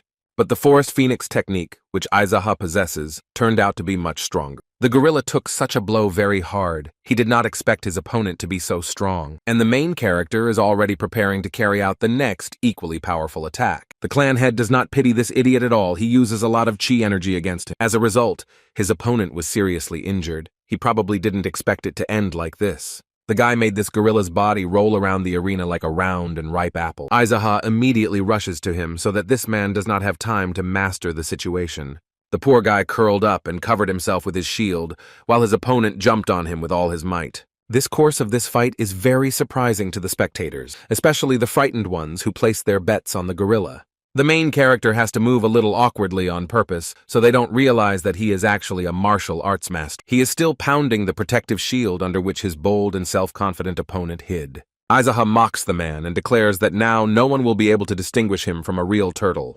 And then, using internal ki energy, he continues to stomp on the shield from above. The poor guy is already spitting blood and shouting that he's surrendering, if only this terrible beating would stop. And it worked. The main character stopped beating him, because this can be considered the end of the fight. The guy returns to the owner and without undue modesty demands his winning. Gongsan is in no hurry to bring him his honestly earned 1,000 yangs, so Izaga repeats the request in an angrier voice. This man is making claims. He is stating that people want good receptions and spectacle, not what just happened. Aizaha very rudely and impolitely asks that this scumbag shut his mouth, stop talking nonsense, and announce the results, or he will get screwed. The owner of the arena clearly doesn't like this attitude, but he doesn't dare to object. But he still drags on announcing the winner, so the clan leader decided to motivate him a little. And it helped instantly. Gongsan immediately announced that the newcomer was winning this fight. The spectators in the stands roared with a victorious cry. Izaha also brought them victory. Suddenly, the main character noticed something interesting in the stands that caught his attention. He saw the same guy running errands. It seemed like he was just receiving guests. But in reality, this cunning scumbag is trying to sit on 2 chairs, although he doesn't get his hands dirty. The man points at Aizaha with a fan and explains that he wouldn't mind him fighting Don Banan today, but many spectators have already been invited, and it's very boring to watch him. So he suggests that he work on the warm-up today, and then he can fight with him tomorrow. The main character accepts these conditions, and the owner states that such a youngster should treat his elders better and speak to them with respect. Aizaha declares that if he pays him 2,000, he will make an exception for such an old fart. The owner definitely won't do this, so he'll just have to accept it. Gongsan orders his subordinate to take the boy who will now be their fighter to the Phoenix room. The servant heads to the ring to explain everything to the boy, and the owner turns around and walks in the opposite direction.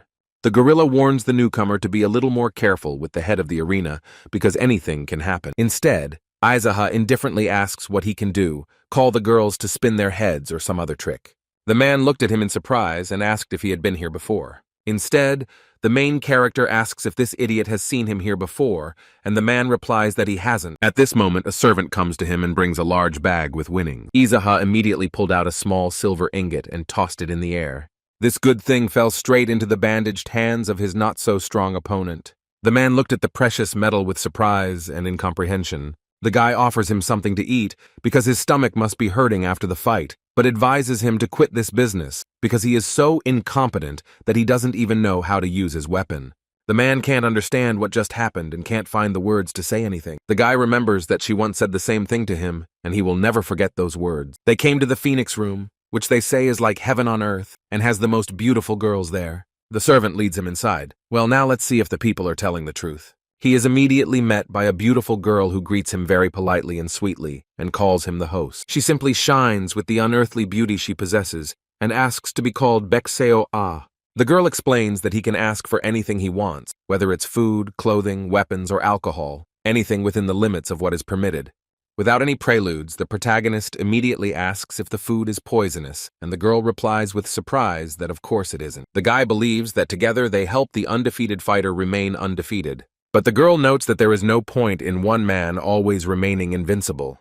However, Izaha thinks differently, because an undefeated fighter gathers a large number of gamblers around him, and they will invite their fighters, and so the fame of their place will spread. The more people come here to try to win, the more money they bring to this establishment. But the girl isn't interested in such conversation, and since he doesn't want to eat, maybe I can bring him a drink. The protagonist explains that he only drinks duok and liquor, and the girl explains that it will all be free. The guy asks if it will be poison, and the girl adamantly replies that of course not. After that, he urges Baek So-ah to bring him as soon as possible. Then she asks the company in a sweet voice what time of day he wants to drink this liqueur. She then explains that these ladies wouldn't mind keeping him company for the evening, but they're not the kind of people who would share a bed with him. And he adds that if a girl likes him, she might want to talk to him more closely. The main character replies that he doesn't need one. He wants to be shown one who knows how to drink. This request stunned the girl. She wasn't ready for something like this, because usually they ask for something completely different. A guy with a casual expression asks if something is wrong and if she has any problems.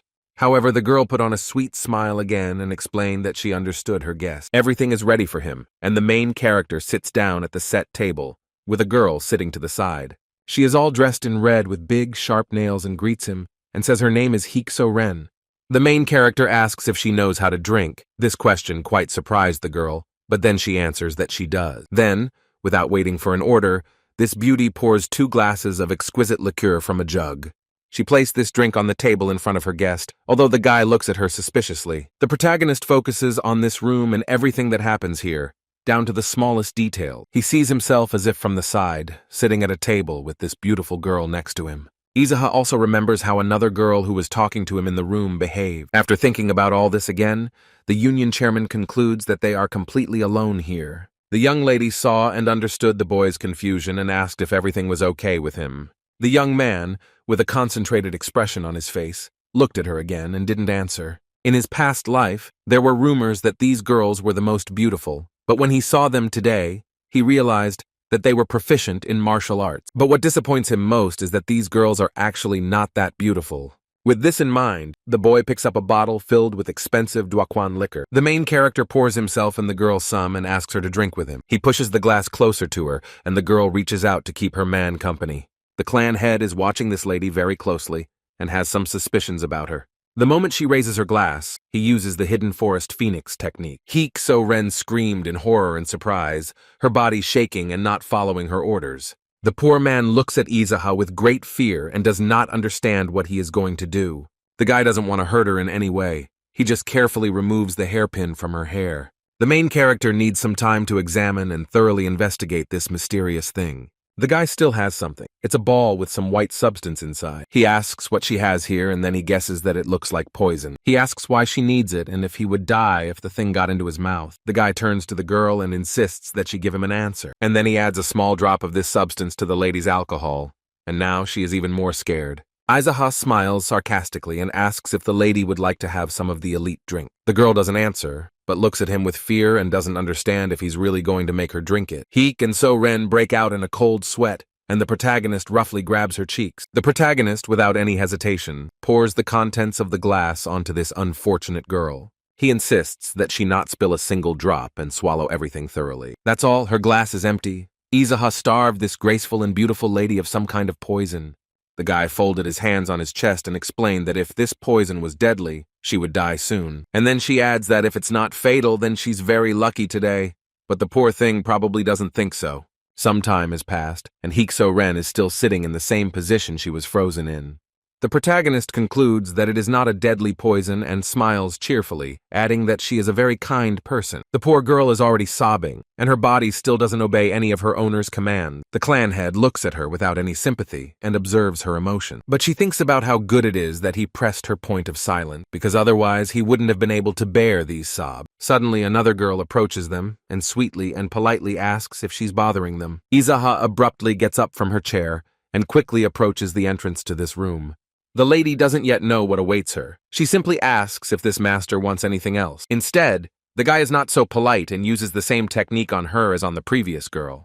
She looked at the boy with fear and didn't understand what awaited her next. The poor thing couldn't defend himself. The protagonist drags her to a table where he is sitting and having fun with another beautiful lady. Without any hesitation, the guy immediately sits her down at the table next to Hikso Ren, who is also exhausted. This maid's hair also has beautiful balls. The guy wants to check if they also have a secret. He chooses one and opens it, not at all surprised that there is something inside too. Aizaha smiles cheerfully. He advised that his guesses were confirmed and he had figured it out. The main character, without thinking for a long time, poured all this powder into the second glass. It seems he intends to do the same thing to her as he did to the previous beauty. The poor thing is seriously scared, but she can't resist any of his actions, even such rude ones. The girl is scared and all wet with her tears, sitting silently. She doesn't want to believe that she found herself in such a situation. Izaha carelessly asks why she is crying too, and what kind of thing is it that causes such tears. The maids are simultaneously breathing heavily. They are not having the best day today.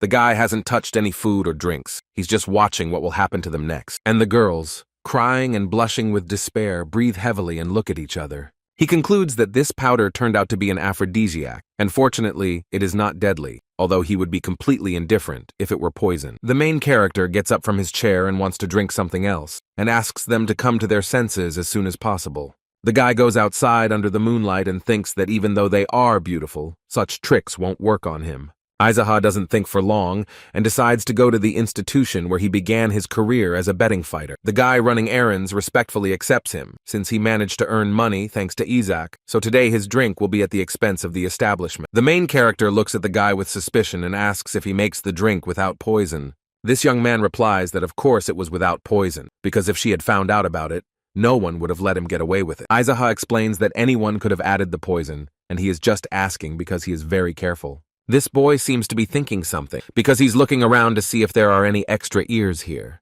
And then quietly sharing his plans, he wants to bet all his money on tomorrow's fight on Aizaha, and asks what he thinks about it. The protagonist looks at the young man with an indifferent look, and asks him who he thinks will win in this fight. This boy answers unequivocally, and without any hesitation that of course Aizaha will win. And he thinks about it, can't understand why, but believes that everything will be so, although risking all his money because of some feeling is not responsible. The main character pours himself a drink and asks if he will give advice and if the boy will listen to it. The young man, with a strong presentiment and wide eyes, declares that he would be very glad to receive advice. Aizaha asks if he's really listening, and the guy confirms it with even more enthusiasm. The clan leader advises the young man to stop with these exciting fights. This is not the best way to invest money. The poor guy doesn't understand why he has to do this, because if he wins, his life could change dramatically. Aizaha asks if his life is really going to change that much because of this money, and the guy in turn asks if he really has to meet guests his whole life. The main character says that he seems to understand, because this guy is simply afraid to take on any other task. The young man felt uncomfortable, rubbed his head, and explained that money was needed for any other business. The clan leader pours more alcohol and declares that this is not true. He just hasn't decided yet what he wants to do. But she adds that in order to start doing something new, you need to at least know what you want. But it's clear that the guy doesn't know, and asks if Izaka knows what he wants to do. But the main character sternly explains that he should ask himself what he needs, not what he needs. The next minute, there was a great silence between them, neither of them having anything to add. And then they both tip their glasses at the same time and drink everything in them. Immediately after that, new guests enter the eatery. They look very arrogant. The guy noticed them, so he immediately politely greeted them and invited them inside. He comes closer to help, but these men are somehow too harsh and arrogant. One of them, out of nowhere, gives a hard slap to an ordinary guy running errands. These men are laughing and saying that instead of working, they are sitting at the table drinking. The guy is not indignant, but apologizes and explains that today was just a good day, so he decided to drink. Then the waiter looks around and meets Izaha's gaze, with whom he had just been drinking. The main character doesn't say anything, he just looks at the guy with a kind smile. The young man also smiles and explains that his life is not easy at all, and is sometimes very difficult, but he also used an obscene word. The man who just slapped the guy doesn't seem to be going to stop there. He menacingly asks what kind of nonsense that bastard is talking about, which scares the guy a little. Then, this man repeats his question with even greater fury, which frightens the young man even more. The main character abruptly gets up from his chair, looks at them intently, and boldly declares that he said so. These three immediately approach and try to instill fear, asking who he is that can speak like that. The guy looks at these scumbags who consider themselves better than others and think they can behave like this. Izaha uses her chi energy and quickly strikes two and attacks the third. He holds him by the throat and asks who gave him the right to hit defenseless people. Then, to teach this man a lesson, we want to give him a light slap. They're not in the ring to fight. But when a guy uses his internal ki energy, even a light slap can be a very dangerous blow. This man couldn't stand on his feet. He fell back and fell to the ground with a thud. The guy on the run watches this with his mouth open, amazed by such skills. The main character never hesitated for a moment. He knows exactly what he's doing. And the next moment he approaches these two combatants and strikes them in the same way. They also fall to the ground from a regular but very strong slap, making them drool. Silence reigns in the establishment. Everyone looks around and no one dares to say anything. Then the guy asks if it's hard to learn how to make such cool little things, and Izaha replies that it's really hard. The poor guy breathes heavily and asks why everything is so difficult in this world. Even a simple slap is difficult to give. Suddenly the boy looks at his guest with big eyes and asks if they've definitely met before, but he replies that they haven't. The young man still thinks they've met before, but asks where he can find this guy if he decides to end his old life. The protagonist replies that this young man is still too weak, so he doesn't need to tell him.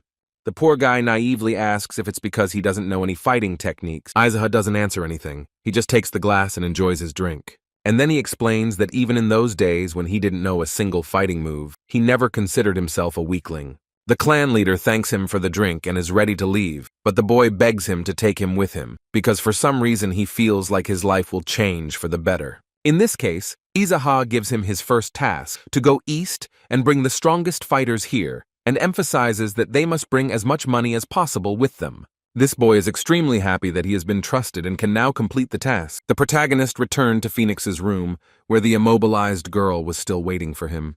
They are still breathing heavily, and don't seem to be feeling very well from what Izaha gave them. The guy pulls out his blade, which he always carries with him, and slams it into the wooden table. He looks at them indifferently, and explains that the aphrodisiac will soon wear off. The young man is intimidating. If they even squeak or say things he didn't ask about, he will immediately pull out his dagger, but if they think they are faster than him, they can try to escape. And he adds that this is a matter of life and death, so you should be careful, and asks them to blink if they haven't come to their senses yet. One of the girls timidly replies that she is fine and everything is fine with her. After all, the main character asks the first question whether their leader Gong Sa gave the order. This question stuns the girl and she stutters and cannot give a normal answer.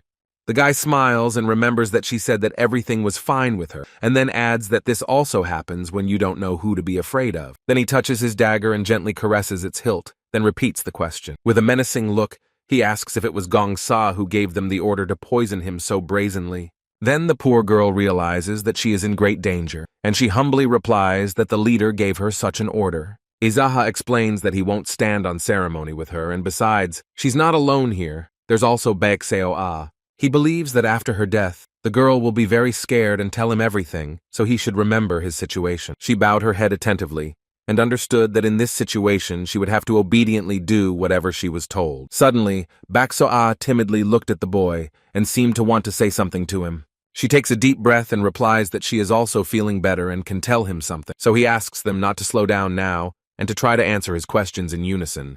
And whoever begins to doubt how to answer him will have his head run far from his body. Izaha is very cheerful, although the girls do not look so happy and carefree. And now he rubs his hands and declares that he is also extremely curious about which of these two girls will die first. So he asks the first question, who is behind Peng Gongsun, and counts to 3 to hear the simultaneous answer. The girls simultaneously respond loudly that the king of duels is behind him.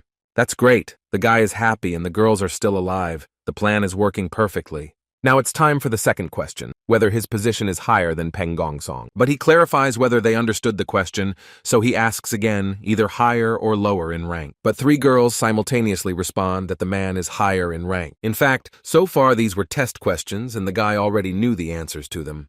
But in answer to the next question, he doesn't know, so he can't be absolutely sure whether they are telling the truth. And now he warns that he will count more slowly, so they will have more time to think carefully about their answer. He stares at the girls and asks who is really the king of duels and slowly counts to 3. The poor, scared-to-death girls answer in unison that it is old Gu Yangbok. The main character asks if this is really the hotel owner, old Gu Yangbok.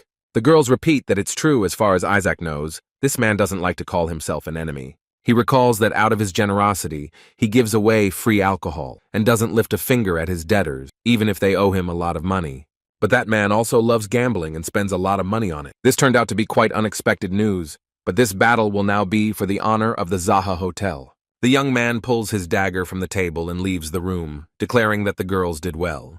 The poor thing finally breathed a sigh of relief and was happy that this horror was over. Now he's headed to the hotel and it looks like he has some kind of cunning plan again. There are quite a few people in the hall, and almost all the tables are occupied. The men are calmly having fun and drinking. A waiter approaches Izaha and asks what he wants. Then the guy orders baiju and lets him choose the rest himself. This man explains that this is not accepted in their institution. Then the main character replies that he absolutely does not care how it is accepted there. An old man comes to him and says that he has never seen him among the players. Izaha looked at this man and knew very well what kind of man he was and what he wanted from him. This man is the king of the duel. He is the same Gu Yakbok. He does not look like a glorious fighter.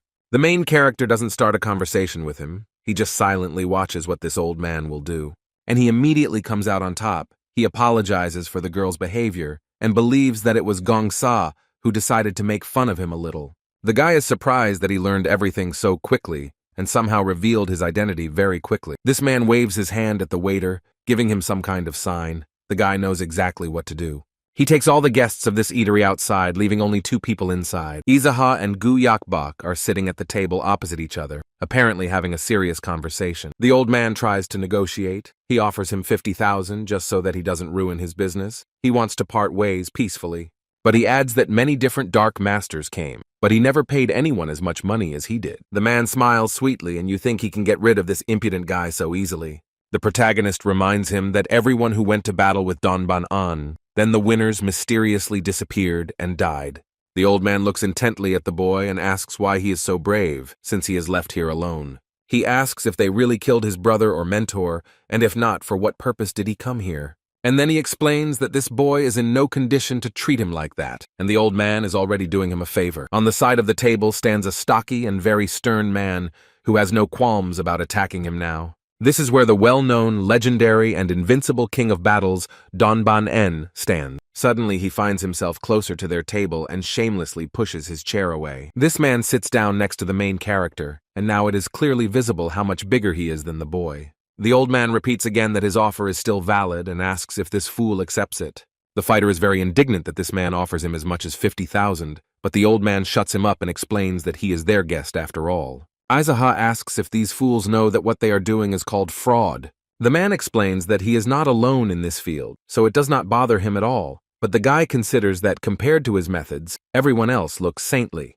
The old man looks sternly and explains that if his business has somehow harmed him or his loved ones, then he is ready to increase the amount. The main character explains that the biggest danger of such games is that they are addictive, and then it turns out to be very important to get rid of it. And some are even willing to bet all their money on it, and sometimes even cut off their limbs. His interlocutor remarks that it looks as if the guy knows the heart firsthand. Izaha continues and states that gambling can still be justified somehow, but fraud cannot. This old man constantly pays dark factions so that they don't move him. Even if some head of a large family comes here and loses everything, it won't be a big problem for them, because this happens often. They will simply pay for it. They try to do all this very secretly and quietly, so it's hard to catch them by the hand.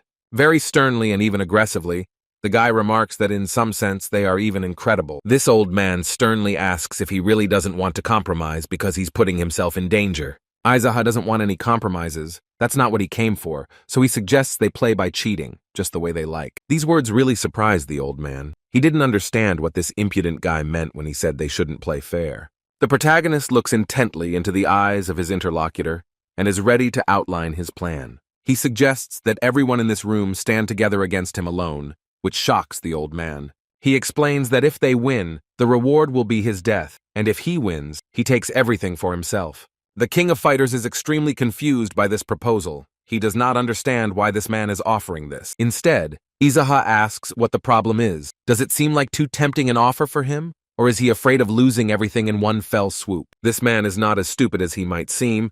He asks what will happen if he refuses his offer. The main character would not advise him to do this, because in that case this man would have even greater losses. The old man asks with surprise and irony if this is really possible. It seems he doesn't really believe him. The guy explains that many of his people will be coming here tomorrow, so this moment is a golden time for Gu Yakbok. The manager is still sitting and pondering the proposal. It seems too suspicious to him. The legendary fighter looked at his leader and noticed that he was some kind of weirdo, so it was better to refuse. The main character still has one question for this man that has been bothering him for a long time. The old man asks what kind of question this is. He can say it boldly while he has the opportunity. Izaha explains that this man drinks the fighters with alcohol, makes the girls add all kinds of powders, and turns their opponents into vegetables and forces them to fight Ban-En. But if, God forbid, he fails to win, he will simply kill the winner, and with the proceeds he will continue his carefree life and pay bribes to the stronger. The guy asks how, amidst all this crap, he came to be called the King of Duel. The hotel owner really doesn't like where this conversation is going. He's really angry. And he asks if he's so confident in his abilities, then why doesn't he kill them right here and now? Izaha asks why this man speaks so curlily. Does he really think that since the two of them are hotel owners, they are somehow similar? The man was surprised that this guy was also the owner of the hotel, because he knew nothing about him. The main character remarks that this man has been deceiving everyone his whole life, so why shouldn't he try to solve everything honorably at least once? This familiar attitude makes the fighter very angry, but he still restrains himself from attacking. Instead, the old man became very curious about what kind of hotel this man kept, so he asked him about it. Izaha proudly declares that he is the owner of the Zaha Hotel, his gaze unwavering and his voice firm. The old man listened to this and cannot remember anything like it. He does not know this hotel. And the legendary fighter, folding his arms over his chest, asks where it is. He doesn't know this hotel either.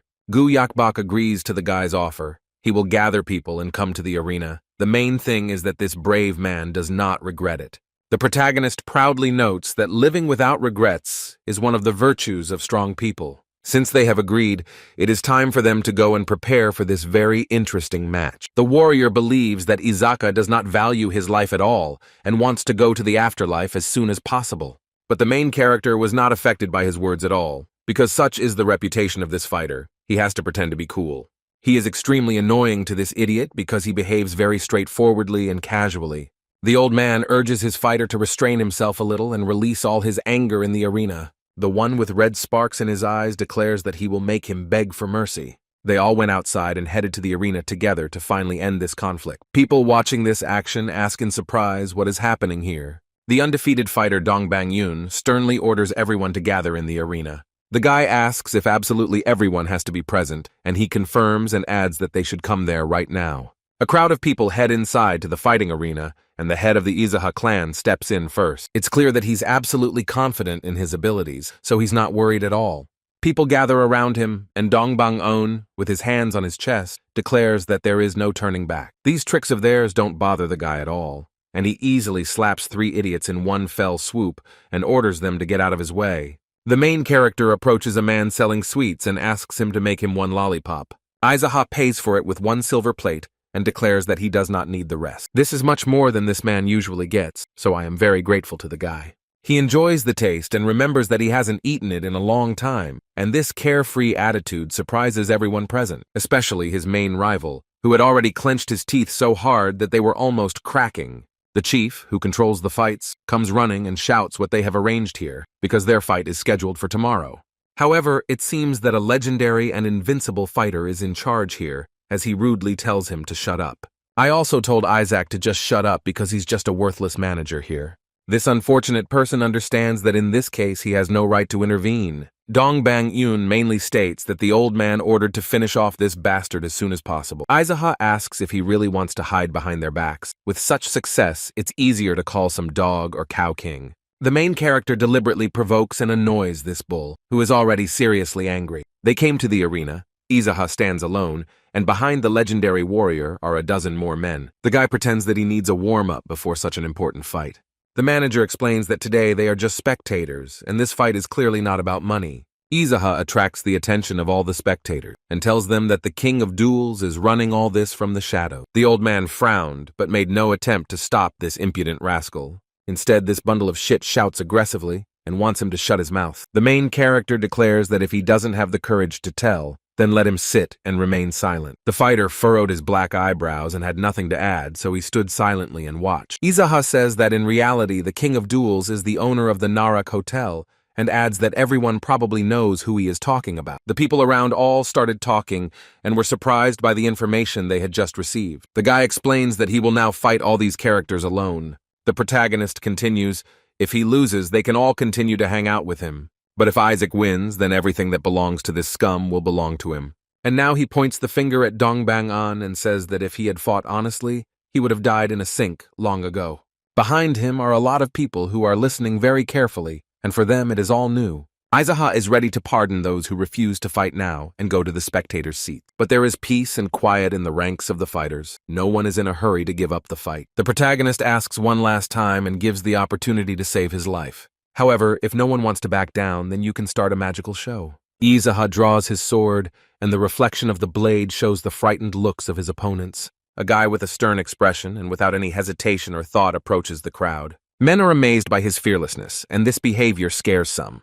Looking at the dull faces of this herd, Izaka stopped for a moment and thought about something. Perhaps the main character has changed his mind about starting a fight as he slowly hides his weapon. He believes that there is no point in wasting his strength and majestic sword technique on these stupid people. Dongbang-un bared his teeth in anger and aggression. This man is extremely nervous about his opponent. In an authoritative voice, he ordered the crowd to kill Isaac, and everyone immediately rushed to carry out his will. However, the guy doesn't panic. He's been in such a situation more than once, so he knows what to do. The head of the Howl clan stands ready and waits for the first daredevils to arrive to show what he is capable of. Using his strength, he moves very quickly. None of these ignoramuses are able to harm him. Aizaha doesn't give anyone a chance to strike and thinks about the fact that he grew up in a poor family. He is focused on himself and uses his internal ki energy against them. His opponents fall before him one by one and no weapon will help them. The men try to swing their swords and hope that their blow will be decisive. But the main character skillfully avoids all these banal and seemingly simple attacks, even when there are a lot of them. And in response, he deals a powerful and unexpected blow that no one can avoid. He is the man who rose from the lowest and poorest to such heights and achieved everything himself. The guy skillfully defeats his enemies one by one. He puts them on his shoulder blades. It effortlessly avoids attacks and always knows where the next one will come from. However, this does not prevent his next opponents from continuing to attack him. Therefore, Izaka decided to do something completely different with them and use his internal chi energy. A powerful wave rose in the air and injured everyone around who was closest to the main character. A large circle has formed around the boy, surrounding him, but no one dares to approach him again. The strongest of them gets angry and says that everyone should step aside because the pawns are of no use. Hearing this, the white-haired men, bowing their heads, quickly ran to hide in the crowd.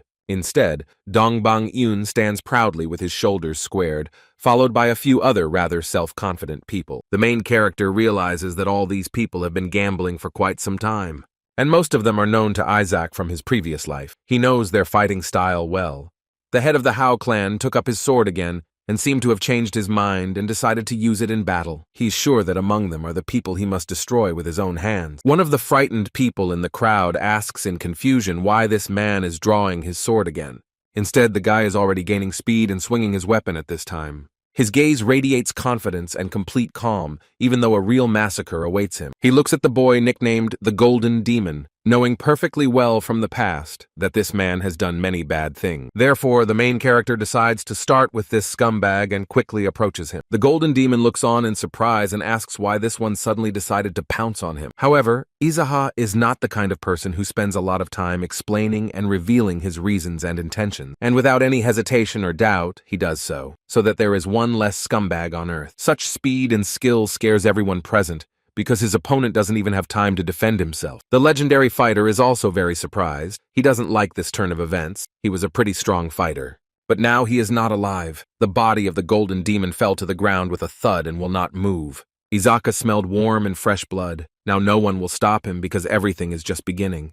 The protagonist looks around and menacingly declares that there is another one here whom he must kill. He looks at the crowd and asks for one man to step aside, but the crowd looks very confused. The head of the clan repeats again, but not in such a polite manner, and the young man finally understands that it is he who is being spoken to. It turns out there was some dude hiding behind him who also looks pretty scared. Aizaha doesn't mince words, but rather brazenly demands that this scumbag come closer to him. This kind of attention from a guy who is so skilled in combat doesn't please the poor guy at all. In fact, the main character is known to kill his fellow gamblers for no reason, and the guy understands that he has a lot of sins behind him, so he is terribly afraid of getting what he deserves. But he doesn't seem to be going to approach Aizaha. Instead, he turns around and tries to run away. This doesn't stop the clan head from doing what he has planned, so he bends down to pick up the dagger. But using his internal chi energy, he throws it at his victim with all his might. It's clear that the blade hits the target. This man didn't stand a chance. Everyone present cannot believe that it happened so instantly.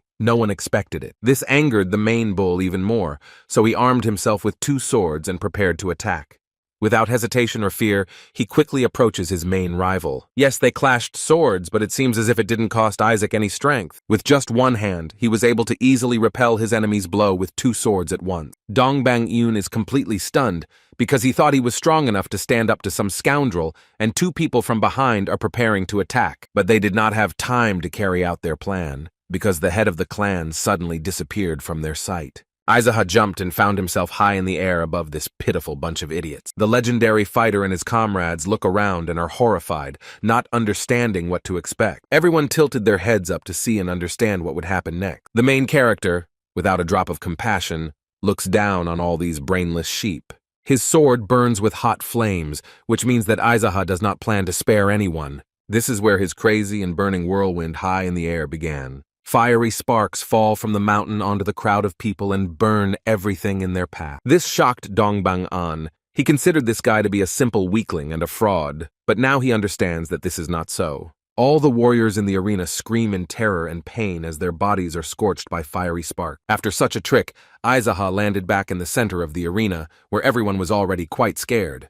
The protagonist doesn't plan to stop there. He swings his sword, and with one deft movement kills the man who was closest. When the head of the clan decides something, it is difficult to stop him. It is almost impossible to do so. He has already made a choice and decided to kill these scumbags who have been living dishonestly and preying on the poor their entire lives. The spectators in the stands fell silent and were extremely shocked by what was happening before their eyes. They did not expect their best, strongest warrior to turn out to be so weak. Dongbang Yun holds his hand, a little confused, not knowing what to do next. Instead, the boy at this time picks up a fan that was lying on the ground with his bloody hand. The main character is not at all embarrassed by the fact that this thing is completely soaked in the blood of its owner. He calmly waves it in front of his face and declares that they are all pathetic here. And then he pretends to remember that he was just as miserable as they were. Everyone around is anxiously watching the boy's strange behavior and doesn't know what to expect from him. Aizaha stopped waving the fan and folded it, but still held it tightly in his hand.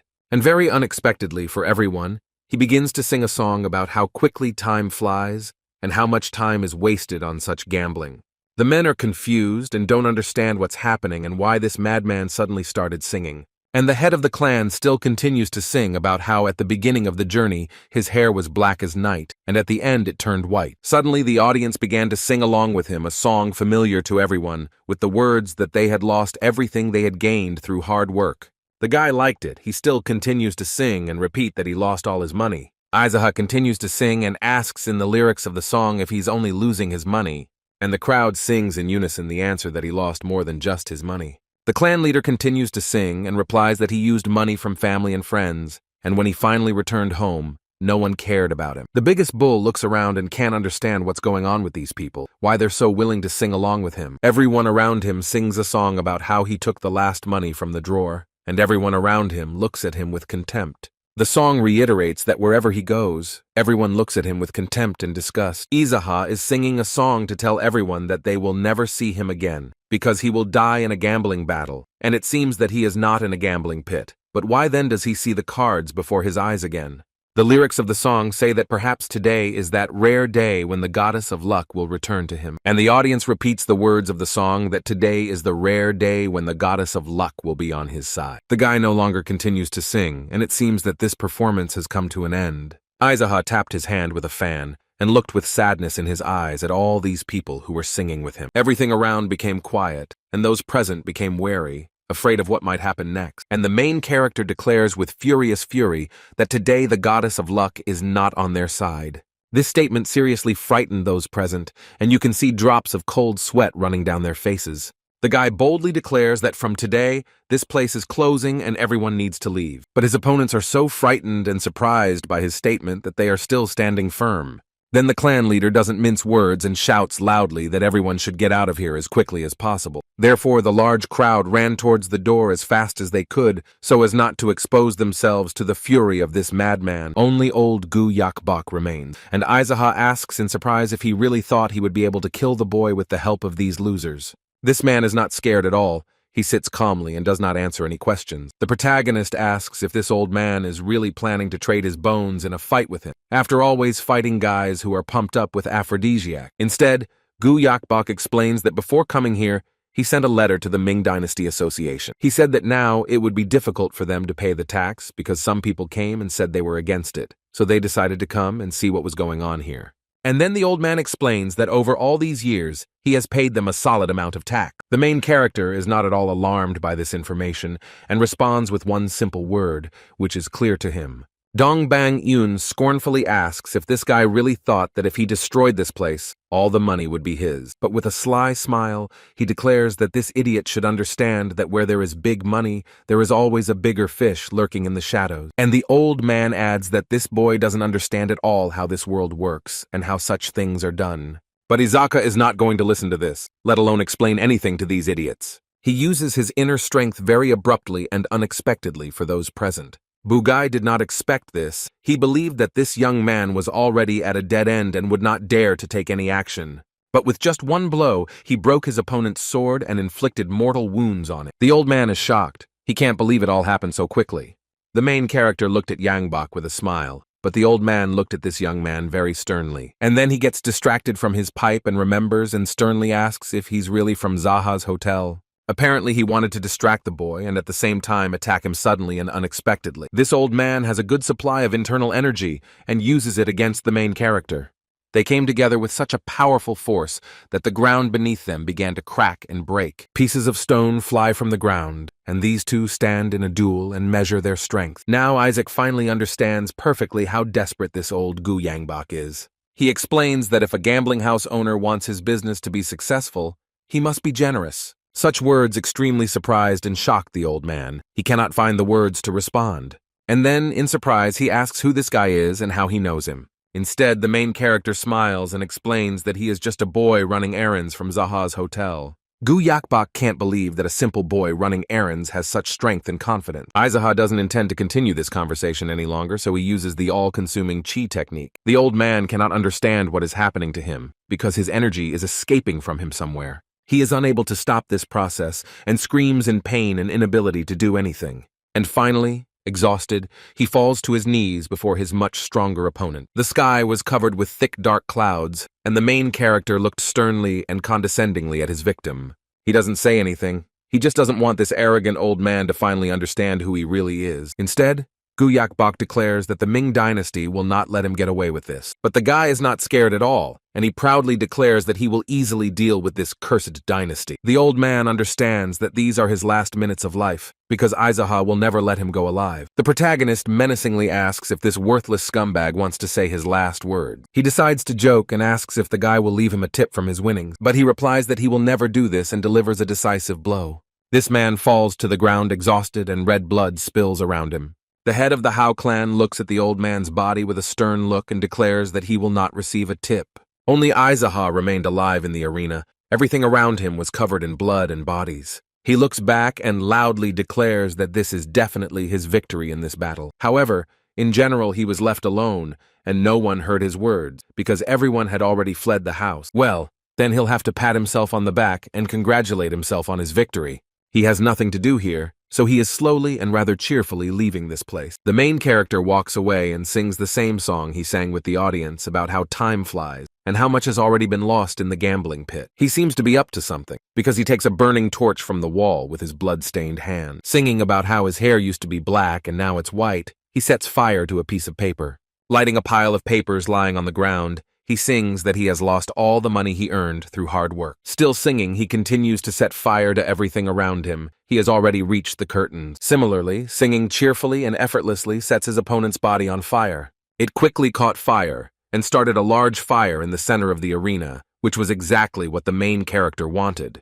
For a moment the boy stopped, looking around and thinking about what to do next. Happily humming the words of the song, he takes another torch and continues to burn this cursed place. He throws fire high into the stands and sings the words to the song that he used everyone, friends and family. This place is burning from all sides, and the main character remains in the center and enjoys everything that happens here. He circles and hums to tell everyone that he will not return, because he must have died in a gambling battle. This song inspires him a lot, so he draws his sword and enjoys this beautiful moment. He dances wildly with the fire and sings that today the goddess of luck will be on his side. The main character is not at all bothered by the fact that everything around him is on fire, because he is performing his victory dance. He is really enjoying this moment, and it's a shame that no one sees him dancing beautifully. But suddenly he stops and realizes that this fire has already come quite close to him. He thinks that the power of fire is so beautiful and powerful that it would be wonderful if it belonged to him. Suddenly, he reaches his hand up as if to catch something very beautiful and elusive. The guy looks at the beautiful sky and thinks that it would be just great to catch a star and smash the shards of those who are chasing him with it. He sings about how the clatter of horse hooves falls silent wherever he goes, because he is a man who knows what it is like to be a great calamity that breaks the faces of great masters. After singing this, the main character realizes that these words describe him very accurately. And at this time, the fire is only gaining momentum and burning more and more. Aizaha didn't even notice how quickly the fire reached him and burned his legs. Looking around, he realizes that he is now left in the middle of the arena, with fire surrounding him. Even though this guy was reborn, he just almost got burned alive. What an irony. Suddenly, he heard someone's voice, someone shouting, and the building was on fire. He didn't expect this because he thought everyone had fled and the building was completely empty. Therefore, without wasting a minute, the main character quickly ran to the voice calling for help. He ran to the door of the room, which was covered only by not very thick curtain. Aizaha approaches the entrance to the room and asks if Lady Baek So-ah and Lady Heek So-ren are here. Then the guy boldly pushes back the curtain, looks inside, and asks concernedly if anyone is there. Not noticing a single soul, he believes that there is no one here, so he calms down a bit, and now he decided to continue his victory dance, because his mood is still great. But suddenly he heard quiet and very timid voices calling for help. With dance movements, the main character walks to where the sounds were coming from. There he saw two girls he already knew lying motionless together on the bed. They were both in tears, and realizing that Izaka had approached them, fell silent in fear. Instead, at that moment, a man runs out of the building and causes panic because the house is on fire. The girls understand that they have little chance of surviving this situation because they seem to have been drugged with an aphrodisiac. The guy decided to joke and asks what kind of desperate look he has. Is he really that beautiful? The poor people can't answer anything. They just stare in shock at this madman. Instead, Aizaha looks at them with a little sympathy because she is not in the best situation right now. Meanwhile, a crowd of people gathers around this house with water to put out the fire. And the two unfortunate girls still continue to sob uncontrollably and cannot calm down. The main character sits across from them and sternly asks them to stop shedding tears. He explains that it's better for them to shut their mouths and stop roaring because someone might run through them into a burning house. The girls instantly fell silent, but large tears still continued to roll from their eyes. Aizaha explains that the gambling house no longer exists, and Dong Bang Yoon, manager Peng Gong Seong, and Gu Yang Bok are already dead. This information has left these poor people so frightened and stunned that they can't find the words to express themselves. The guy intimidates them and explains that if they want to live, they should answer his questions correctly. But he adds that he and Nu Yanbok agreed as men that whoever wins will gain control of the entire organization, and since Aizaha is here, he won. When this man was dying, his last request was a tip from the winnings. It seems he won't give up his gambling even in heaven. The main character expressed a desire to observe a moment of silence for the repose of his soul. Therefore, the next moment, complete silence reigns and everyone obediently fulfills his request. Aizaha asks them to pray, and to be more persuasive, he threatens them with his sword, and the girls unanimously agree to pray. The next minute passed in silence, those poor ladies closing their eyes and praying for the soul of their former leader. After a while, the protagonist asks them to open their eyes and finish their prayers. The girls did everything he asked and look a little scared and tense. The guy looks at the girls with a smile and says that maybe he's in a better place now. The girls are too scared to disagree with the guy sitting across from them, so they unanimously support him. But now Aizaha sternly declares that this bad man has definitely gone to hell. Maybe if this person had deceived just one or two people, he would have a chance to go to heaven, but this scumbag has no place there. And with a look that inspires fear, he asks the girls if they agree with him. The poor people are scared, cold sweat runs down their faces, and they say he is right.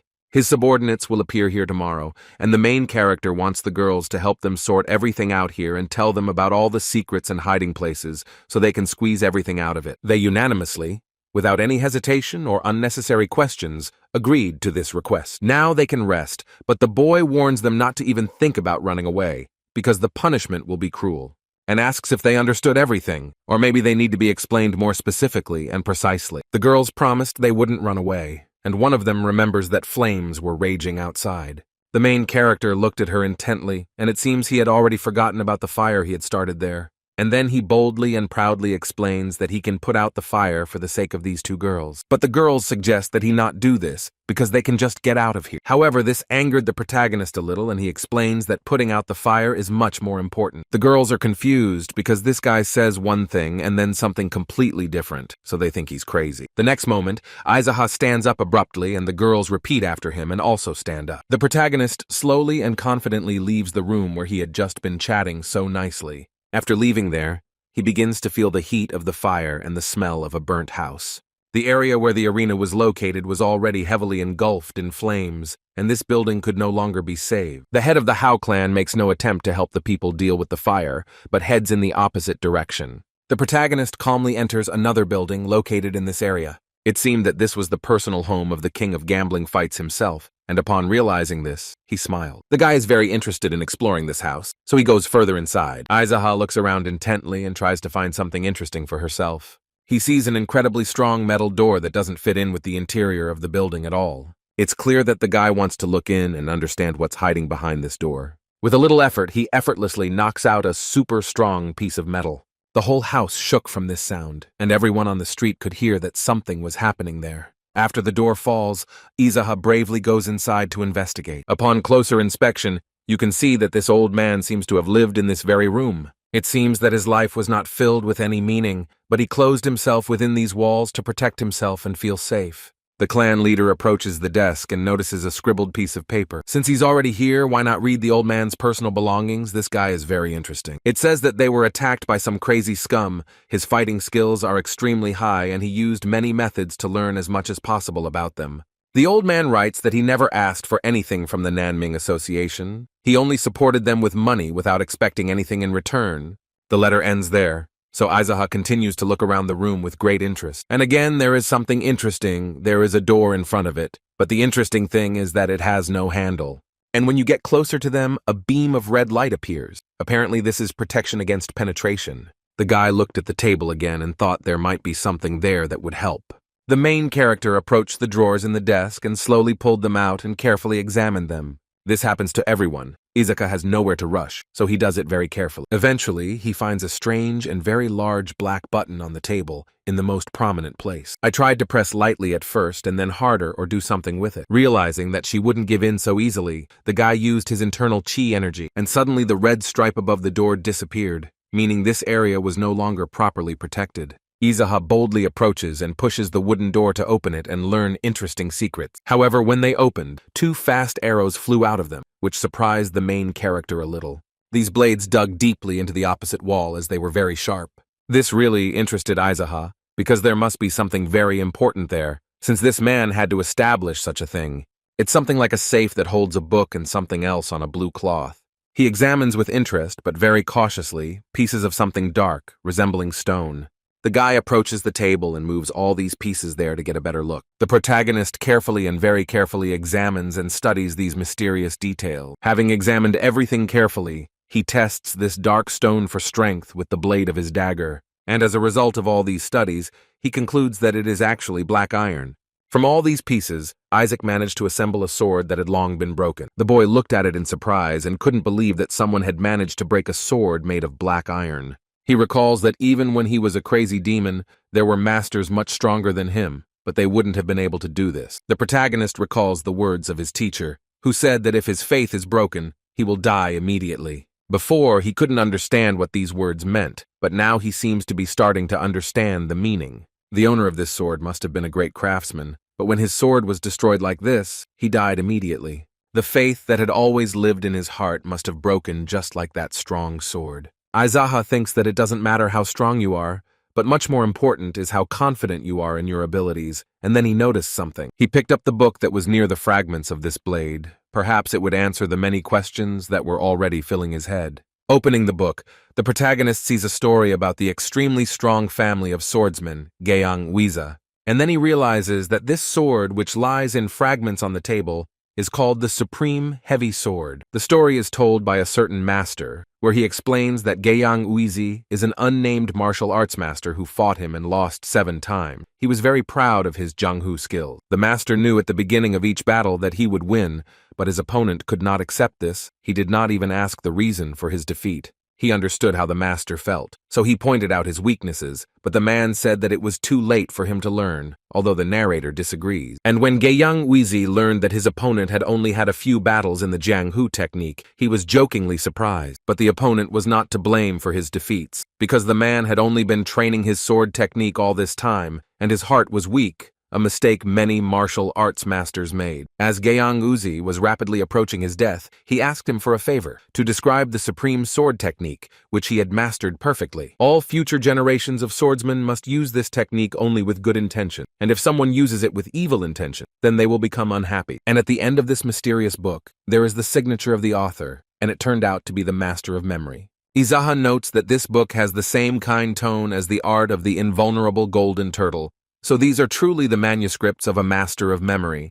How strong was Gyeong Wiza if he fought 7 times with the master who created the art of the invulnerable golden turtle? There are 8 movements in the Gyeong Wiza sword technique that are described in the book, and since Iza is already somewhat able to do the first 4, we can assume that he has almost mastered it. The first movement is a long sword style, which releases energy forward, and the second movement is a short sword technique, which concentrates energy in a small area.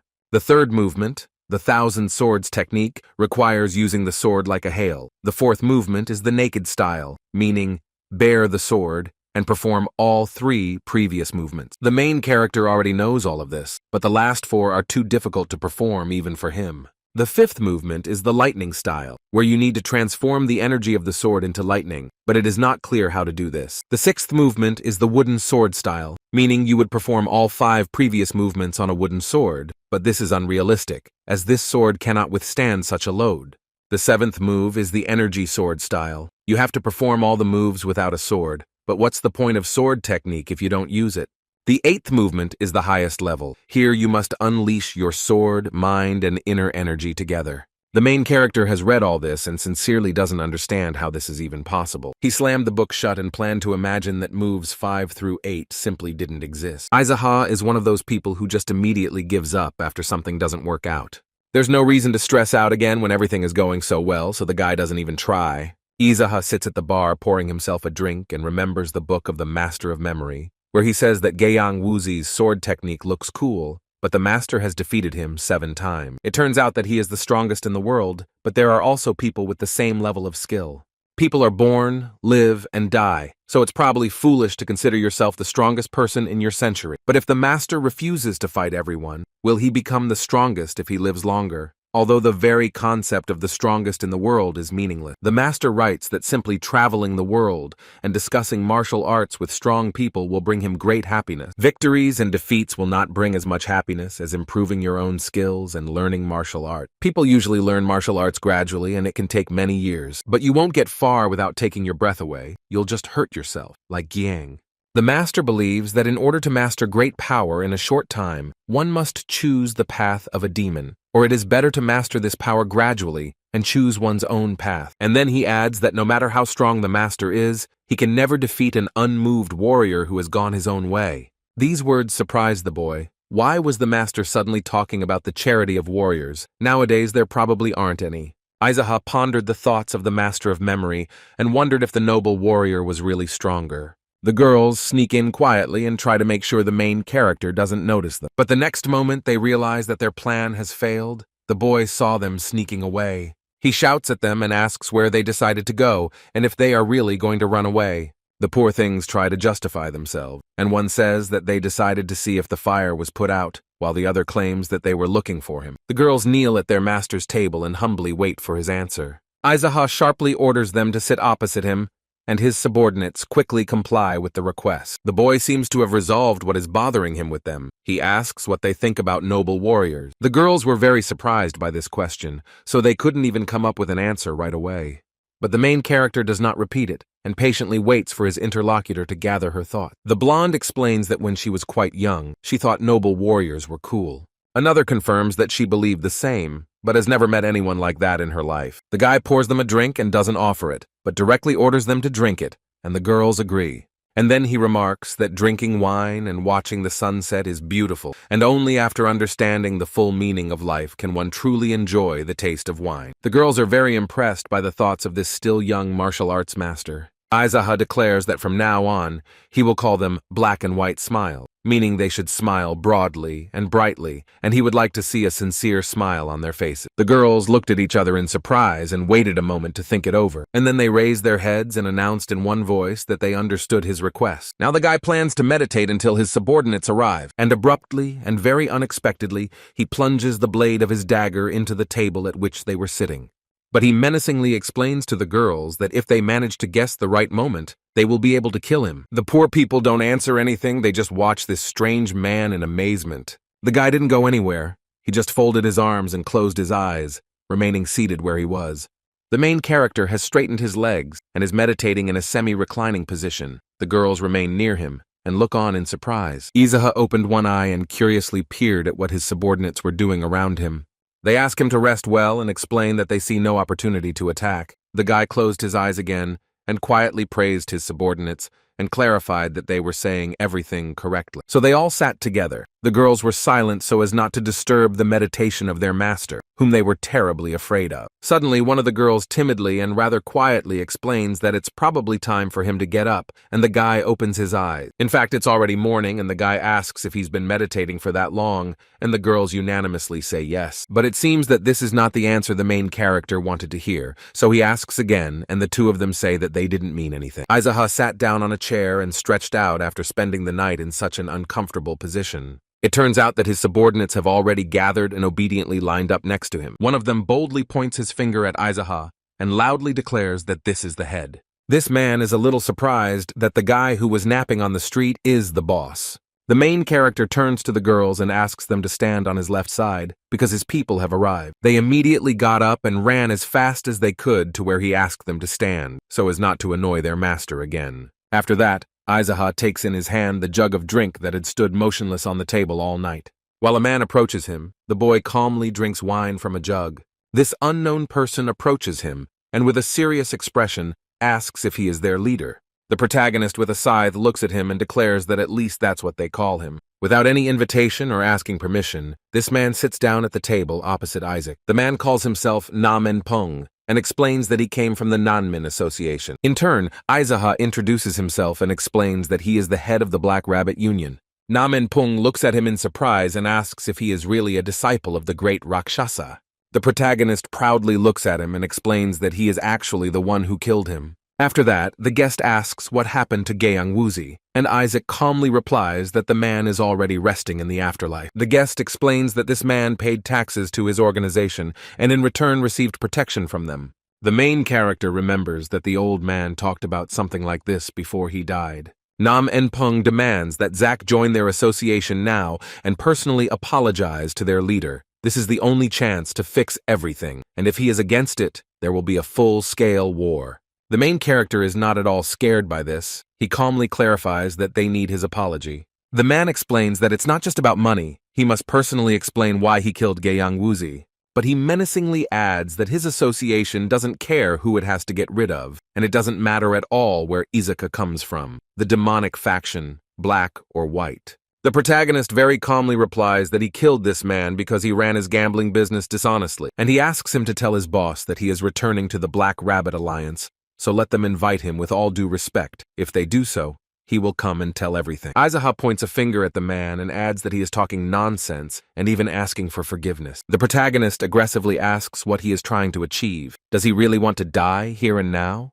Namen Pung looked at the boy with surprise and great fear. He definitely did not expect such a reaction. Aizaha angrily declares that he doesn't care how strong the Nanmin Association is. Therefore, he kindly asks for the time being that this man go and convey his words to his boss. The man looked at the main character in confusion and didn't answer him. He seemed scared. And then he calmly got up from the table without saying anything. He just turned around and left. However, the clan leader stops him and wants to say something more to his honored guest. The man stopped and slowly looked around. He was obediently waiting for what would happen next. Instead, the main character, with his head held high, proudly declares that he saved his life. Nam Pong didn't answer anything, just silently stared at the clan head. After all these events, the main character decided to visit his friend at the Moyong nursing home. He politely apologizes for coming here so often because of various trifles. The doctor is not against these visits, so he replies that he can come here as often as he needs. He raises his head and notices that with each subsequent meeting, Izaha is getting stronger. The protagonist casually replies that he is currently working very hard. The doctor explains that his patient is completely fine and that he has always been more concerned about Izaha's mind than his physical condition. The boy remembers standing there, frozen, staring at the flames after his last battle, thinking that if he had waited another second, he would have been burned to the ground. The doctor listens with interest to the young man's next story and asks why he thinks that. Izaha says that there was once a hotel called Zaha, and it burned down. And when the boy looked at it, he already understood that he would never live a quiet and peaceful life again. His interlocutor asks why the guy says that because it's a bit pessimistic. Because Izaha already knew what he really was, even before the flames consumed his ex. The man asks with interest what would have happened if he had met someone stronger than him then. The main character believes that if this happened, he would definitely go crazy. Because he must go crazy to win, and if the enemy is stronger, he will only win in a crazy state. Anyone who lives a battle experiences pain in any case, and victory includes victory over one's pain. At some point, you feel like you're crossing the line.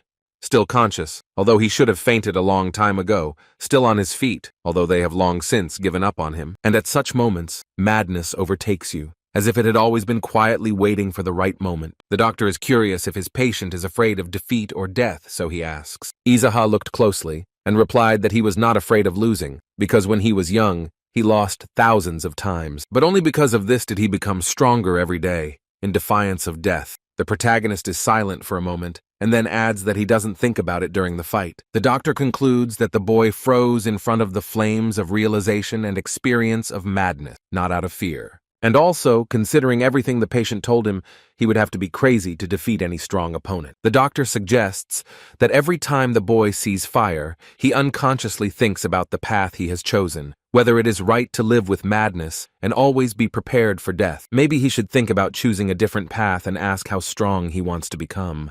The main character, without hesitation, very pompously and boldly declares that he wants to be the strongest. Such a bold statement greatly surprises his interlocutor. The man has nothing to say, and then he asks Izuka what he thinks will happen when it becomes real, but he can't say. The doctor suggests that such a goal requires at least 10 years, so it is possible to simply live peacefully and gather inner energy through meditation. However, the guy believes that this is a waste of life, because drinking, singing, and fighting are too easy.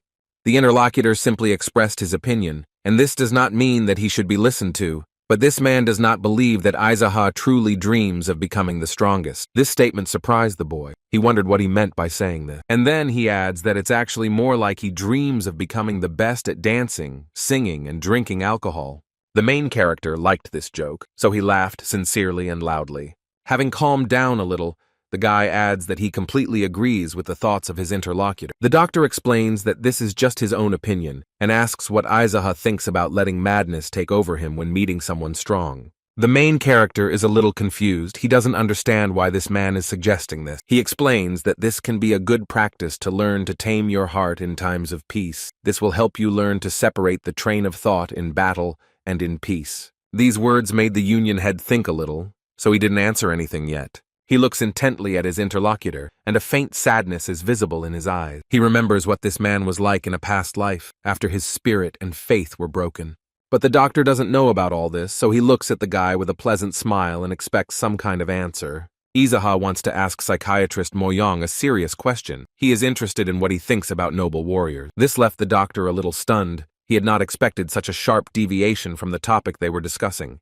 The boy explains that some people believe that a noble warrior is much stronger than any martial artist, but the boy can't understand this at all. To say anything, a doctor must think carefully and understand how he feels about all this. And then he explains that he considers noble warriors to be fools, if we consider fools to be those who are unable to take care of themselves. This statement was unexpected for Izuka. He didn't really understand the man's train of thought. Those who sacrifice their lives for the good of others are usually called noble, but there is nothing more important in the world than our lives. And since they easily squander what is most valuable in the whole world, they can easily be called the greatest fools. But this doesn't seem to bother the protagonist much, as he asks if it makes them strong. Moyong explains that if it's not about fighting skills but about human nature, then there's nothing stronger than that, and true nobility is not in martial arts, but in being human. And Izaka, after listening to this, adds that it is not just about being a person, but a strong person. The doctor, briefly and without explaining anything,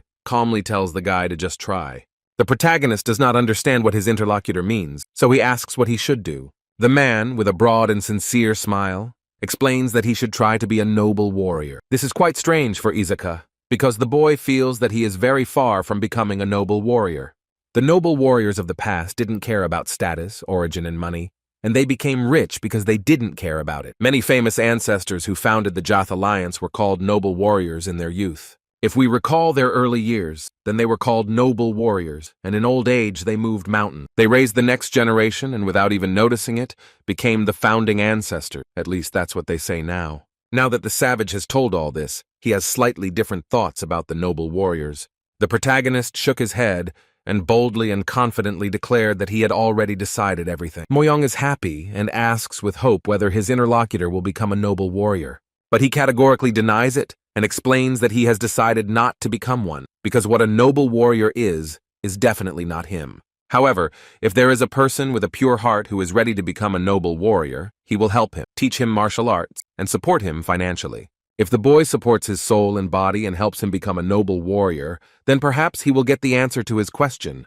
The doctor doesn't understand why Izaka doesn't want to become this warrior because he has strength and power. The guy explains that his soul is more inclined towards evil, and there are still many people he must kill. Izaka boldly declares that he will kill all the monsters and great thieves so that his future student does not die before he becomes a noble warrior. The main character will do all this so that his student can live a much simpler life as a noble warrior. And after these words, they both sit opposite each other and giggle quietly. And then that laughter turns into loud and heartfelt laughter that fills the entire room. Moyong sincerely declares that he will definitely support his student, but with his own methods. After all, in that case, he too will be able to contribute to raising a foolish noble warrior in this dangerous world. Izaka supported the idea and is ready to try it, so he will look closely at the right person. And to begin with, the main character believes that he needs to become stronger in order to grow into a strong warrior, so he will improve his martial arts. And Moyongu suggests that he improve his medical techniques and start preparing for all this from today.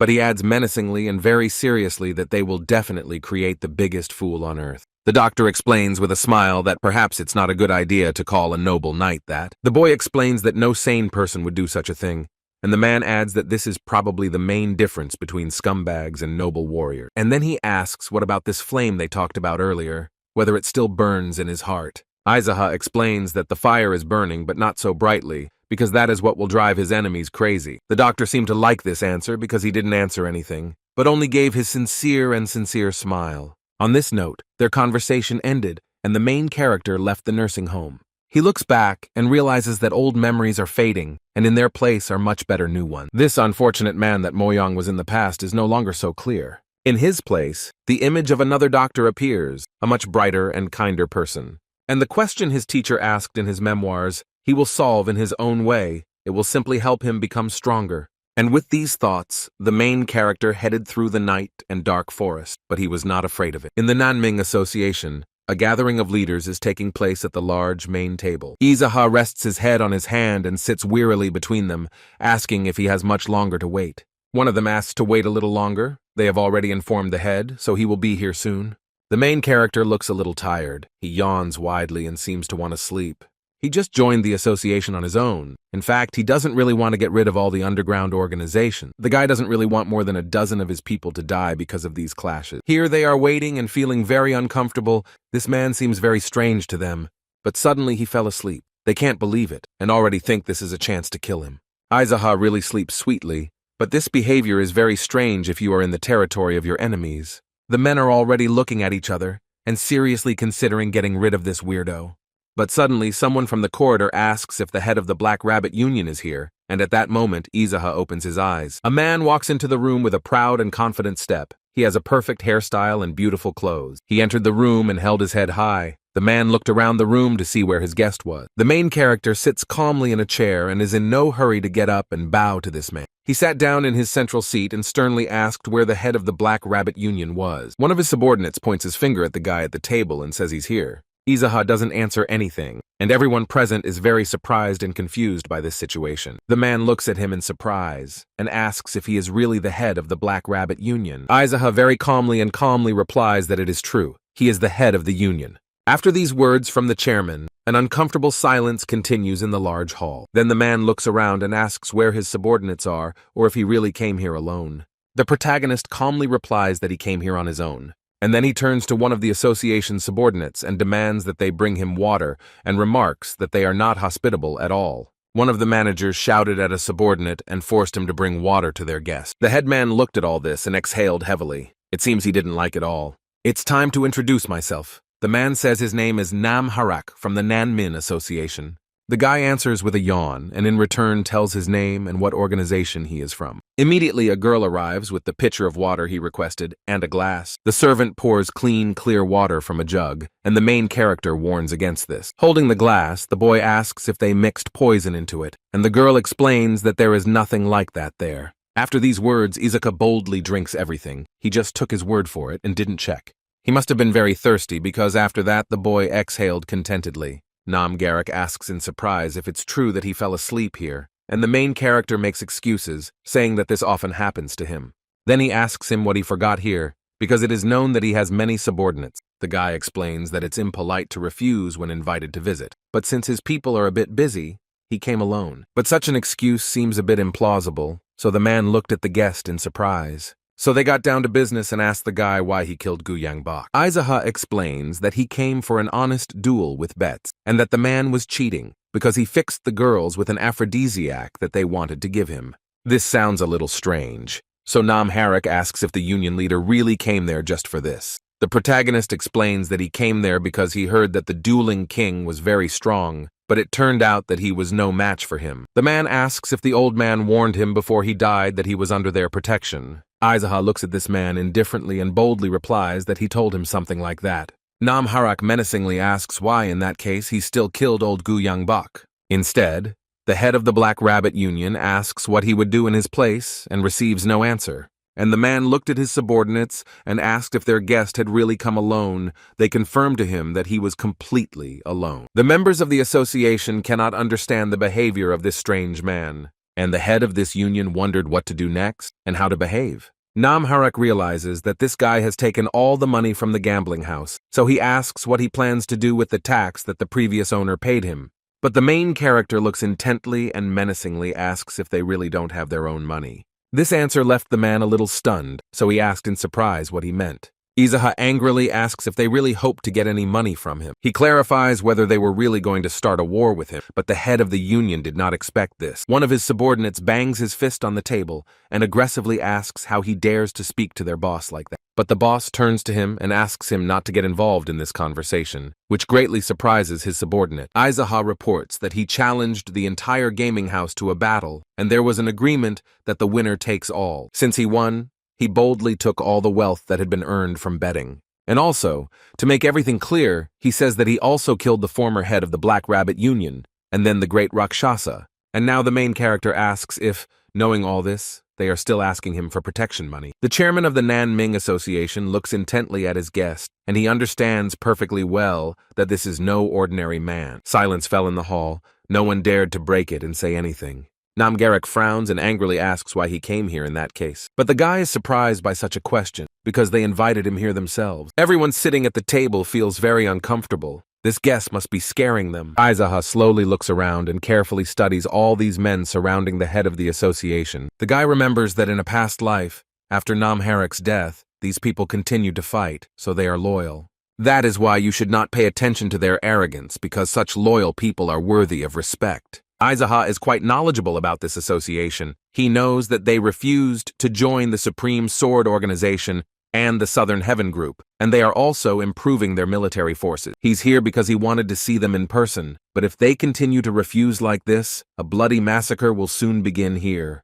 The head of the association states that he does not plan to join anyone and that if there is a bloody massacre here, it will be God's will. The main character listened to this, smiled, and pointed out that everything is very simple here. The guy thinks that a man who acts in such a manly way is also worthy of respect. Izaha explains that just as not everyone in the white faction is good, not everyone in the dark faction is bad, so you shouldn't generalize. The head of the Black Rabbit Alliance states that if this man plans to destroy the Supreme Sword Association or the Southern Heaven Group, he will gladly help them. Namharak frowned and considered the man's offer, not seeming to trust him very much. And then she starts laughing hysterically. These words for some reason made the man laugh out loud. His subordinates started laughing along with him. It was obvious that they were in solidarity and very supportive of their boss. The man asks if this guy really wants them to pay him in return for his help, but Izaha quickly refuses and explains that he doesn't need it. The guy doesn't collect money from the Black Rabbit Alliance, the Black Pearl Port, the Four Eternal Palms, or the residents of Yilan Prefecture, and will divide all the money he earns among his subordinates. The head of the association cannot understand this man at all because he says very strange things. Izaha says that he helped those who wanted to engage in agriculture, and those who wanted to start their own business simply went ahead. Blacksmiths and martial arts masters also received financing. In addition,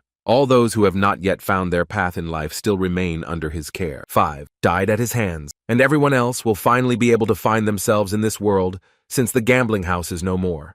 No one dares to say anything or interrupt the guy's story. They find his approach very interesting. Izaha explains that he will definitely support anyone who wants to become a real person, and he expects only one thing from them. He wants them to unite under the banner of the Howl clan when the day comes when he needs their help. Namgarak raised his eyebrows. This is the first time he has heard of such a clan and therefore asks if he is its leader. The main character, without hesitation, immediately replied that it was so. He was the leader of this clan, and added that if they wanted to start a war against him, they could. If they simply don't want to join his clan, he won't mind. It's their choice to be his allies or enemies. But the one thing Izuka definitely won't tolerate is being asked for protection money. The guy also warns that he doesn't want any rumors that the Nanmim Association is making fun of those who own small businesses or don't know martial arts. If he found out about their activities, it would be a declaration of war. And since such an organization had never existed, he decided to explain everything in person. On this note, the protagonist stands up and leaves the room, asking them to think carefully about what he told them. Izaha is about to open the door to leave, but the head of the association stops him and wants to say something else. The guy looks around and asks what's the matter, what else they want to discuss. Namgarak asks their guest to show his strength so that it will be easier for them to make their choice. The clan leader explains that one should not behave so boldly and impudently just because he is surrounded by subordinates. He doesn't like the tone this guy is using. It comes across as disrespectful. The man stands up and explains that at first he thought he was crazy because he came alone and even fell asleep here, but when he talked to him, he changed his mind. He suggests that before continuing their conversation, they meet in a one-on-one duel. Chairman Nam explains that if Izaha loses, the entire Howl clan will be transferred from Nyokt to the Nanming Association. Instead, Izaha asks what will happen and what he will get if he wins this battle. This question surprised those present a little, and they looked over their heads to listen to his answer. However, the chairman explains that this cannot happen. It would be very absurd. This man seems very confident in his ability. And the next moment, everyone starts laughing wildly and uncontrollably, their laughter completely filling this room. The main character looked at these self-confident roosters and also began to smile. And then his smile turned into an equally loud and uncontrollable laugh. He yells that this is definitely very absurd. His laughter doesn't stop, and he continues to say that this is the biggest absurdity in the world, but his interlocutor doesn't like it. The men surrounding his head also do not share his joy and consider such behavior terrible. Although the guy is not bothered by anything and continues to laugh wildly and explains that all this simply stunned him. Namharak glared at the boy and tried to stop the hysteria, explaining that he had had enough of this circus. The protagonist looks at the head of the association with a sincere smile and declares that all this is real absurdity. This scene irritated everyone in the room. It looked like disrespect and mockery. They all left the building together and are heading somewhere on the territory of the Nanming Association. They reached a large area that was ideal for this kind of event. Chairman Nam folded his hands on his chest and asked what his opponent was planning to fight. Instead, Izaha proudly gives his opponent the opportunity to choose, because he himself can fight with anything he can get his hands on. The man thought for a moment. His eyebrows furrowed and his body remained completely still.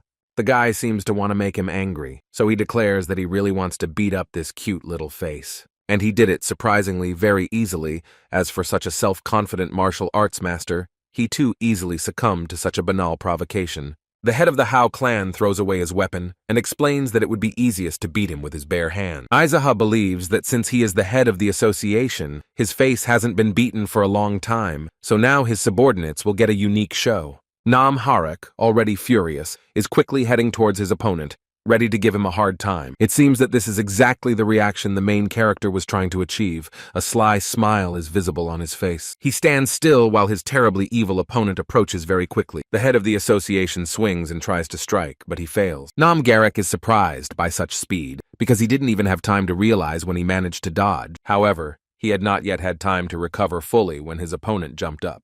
The main character jumped high and found himself above his opponent, who still can't understand where he went. But when Aizaha landed far from Nam's head, he picked up speed to get closer and strike again. They were once again next to each other, and ready to continue their fight. The men had already joined their fists and both had activated their internal chi energy. This caused a large explosion and kicked up a lot of dust into the air near them. This blow caused the men to move away from each other, as it was very powerful. The rivals stare intently into each other's eyes, and now Namharak seems to understand that this guy is really strong. Aizaha has concentrated and is using his inner strength, which now surrounds him. Chairman Nam definitely didn't expect to see this, so he looks a little scared and confused now. And the main character in turn smiles cheerfully and warns him to be careful. But immediately after these words, he picks up speed and approaches his opponent. Aizaha looks quite confident in himself and his abilities. He knows very well that he is much stronger than him. On the other hand, the head of the association is no longer so self-confident. His face shows confusion. Here they collide, and each of them uses their ki energy to overcome the other. However, it turned out that Isaac was stronger than this man and pushed him away with his strength. This poor guy looks confused and a little disappointed. It seems he didn't expect this. Then the protagonist immediately attacks again to prevent his opponent from relaxing. Nam Garak, with a frightened expression on his face, tries to make a protective shield with his own hand. And the next second, a huge cloud of smoke and ash forms from their collision. Nam's head couldn't hold back again, and this powerful force that was rushing at him almost knocked him off his feet. The head of the association will likely be beaten in this fight, and this surprises him quite a bit.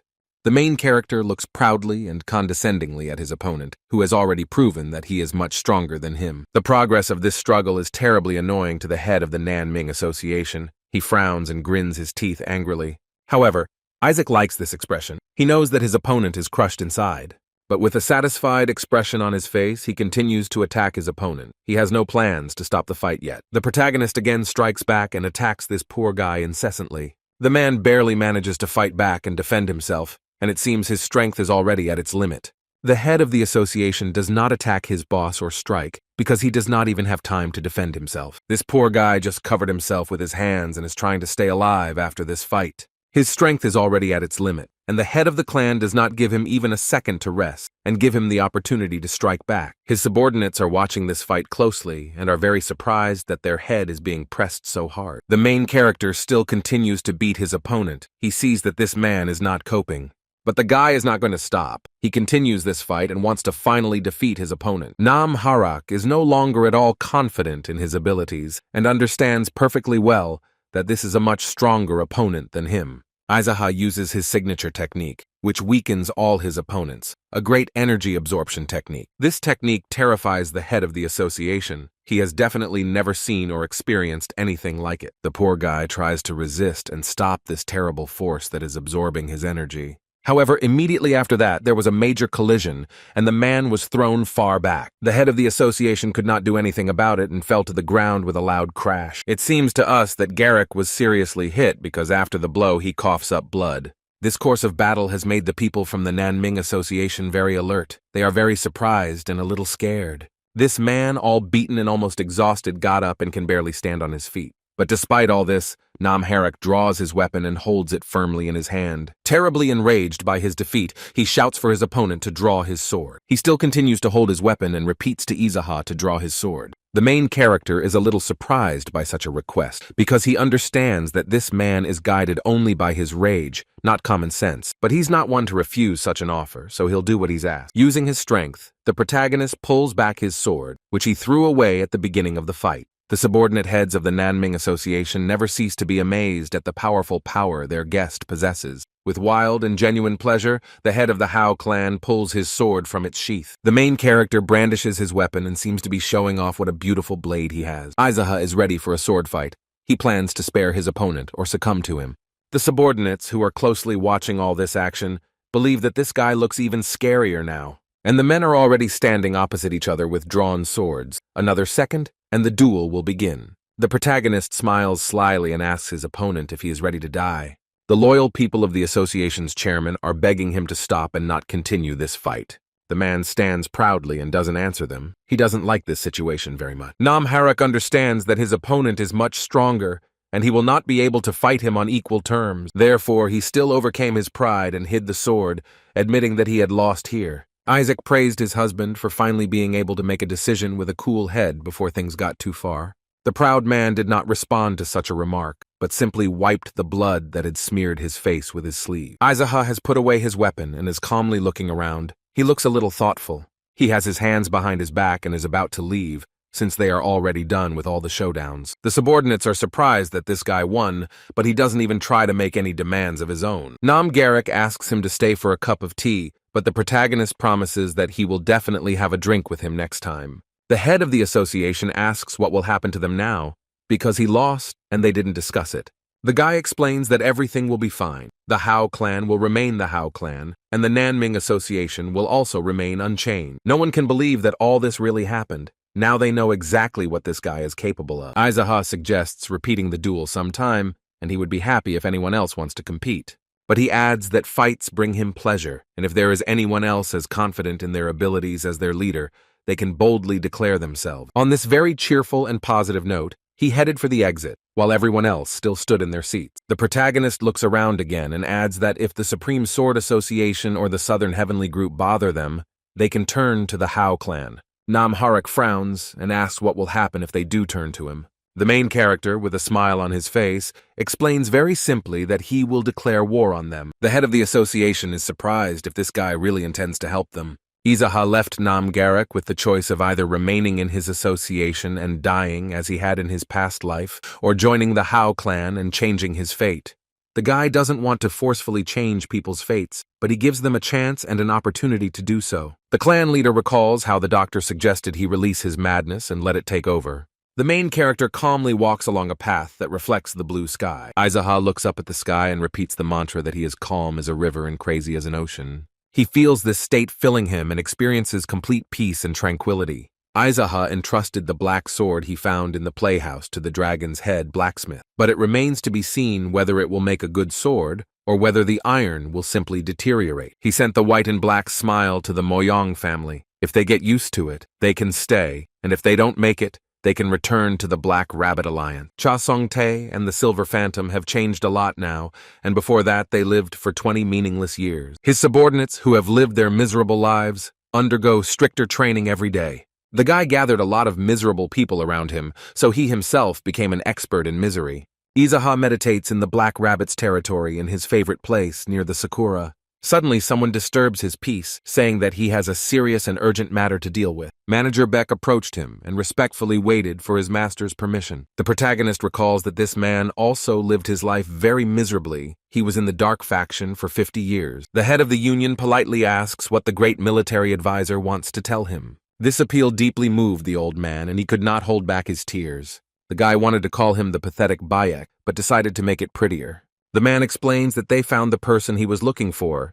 This man exactly fits his description. Aizaha is shocked by this news, so he immediately asks where the man is now. Beck explains that he is in the city of White Eagle, which is a rather dangerous place where the sons of the white faction of Murim socialize, and adds that he was seen in the center of the city. The union leader is very impressed and asks how they even managed to find him so far away.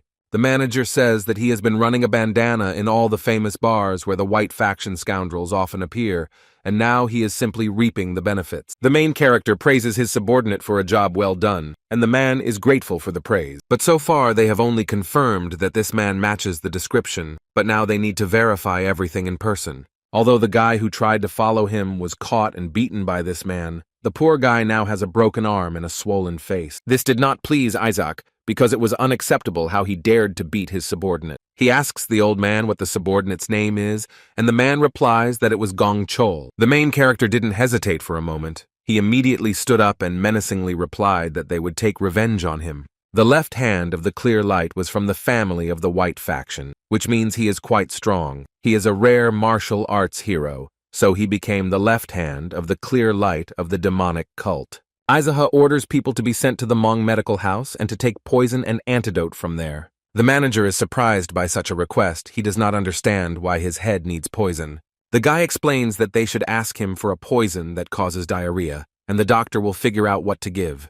Manager Beck understood the request and immediately went to fulfill it. He would send people to the doctor. Instead, the protagonist thinks that he only has two options: make him his subordinate or simply kill him.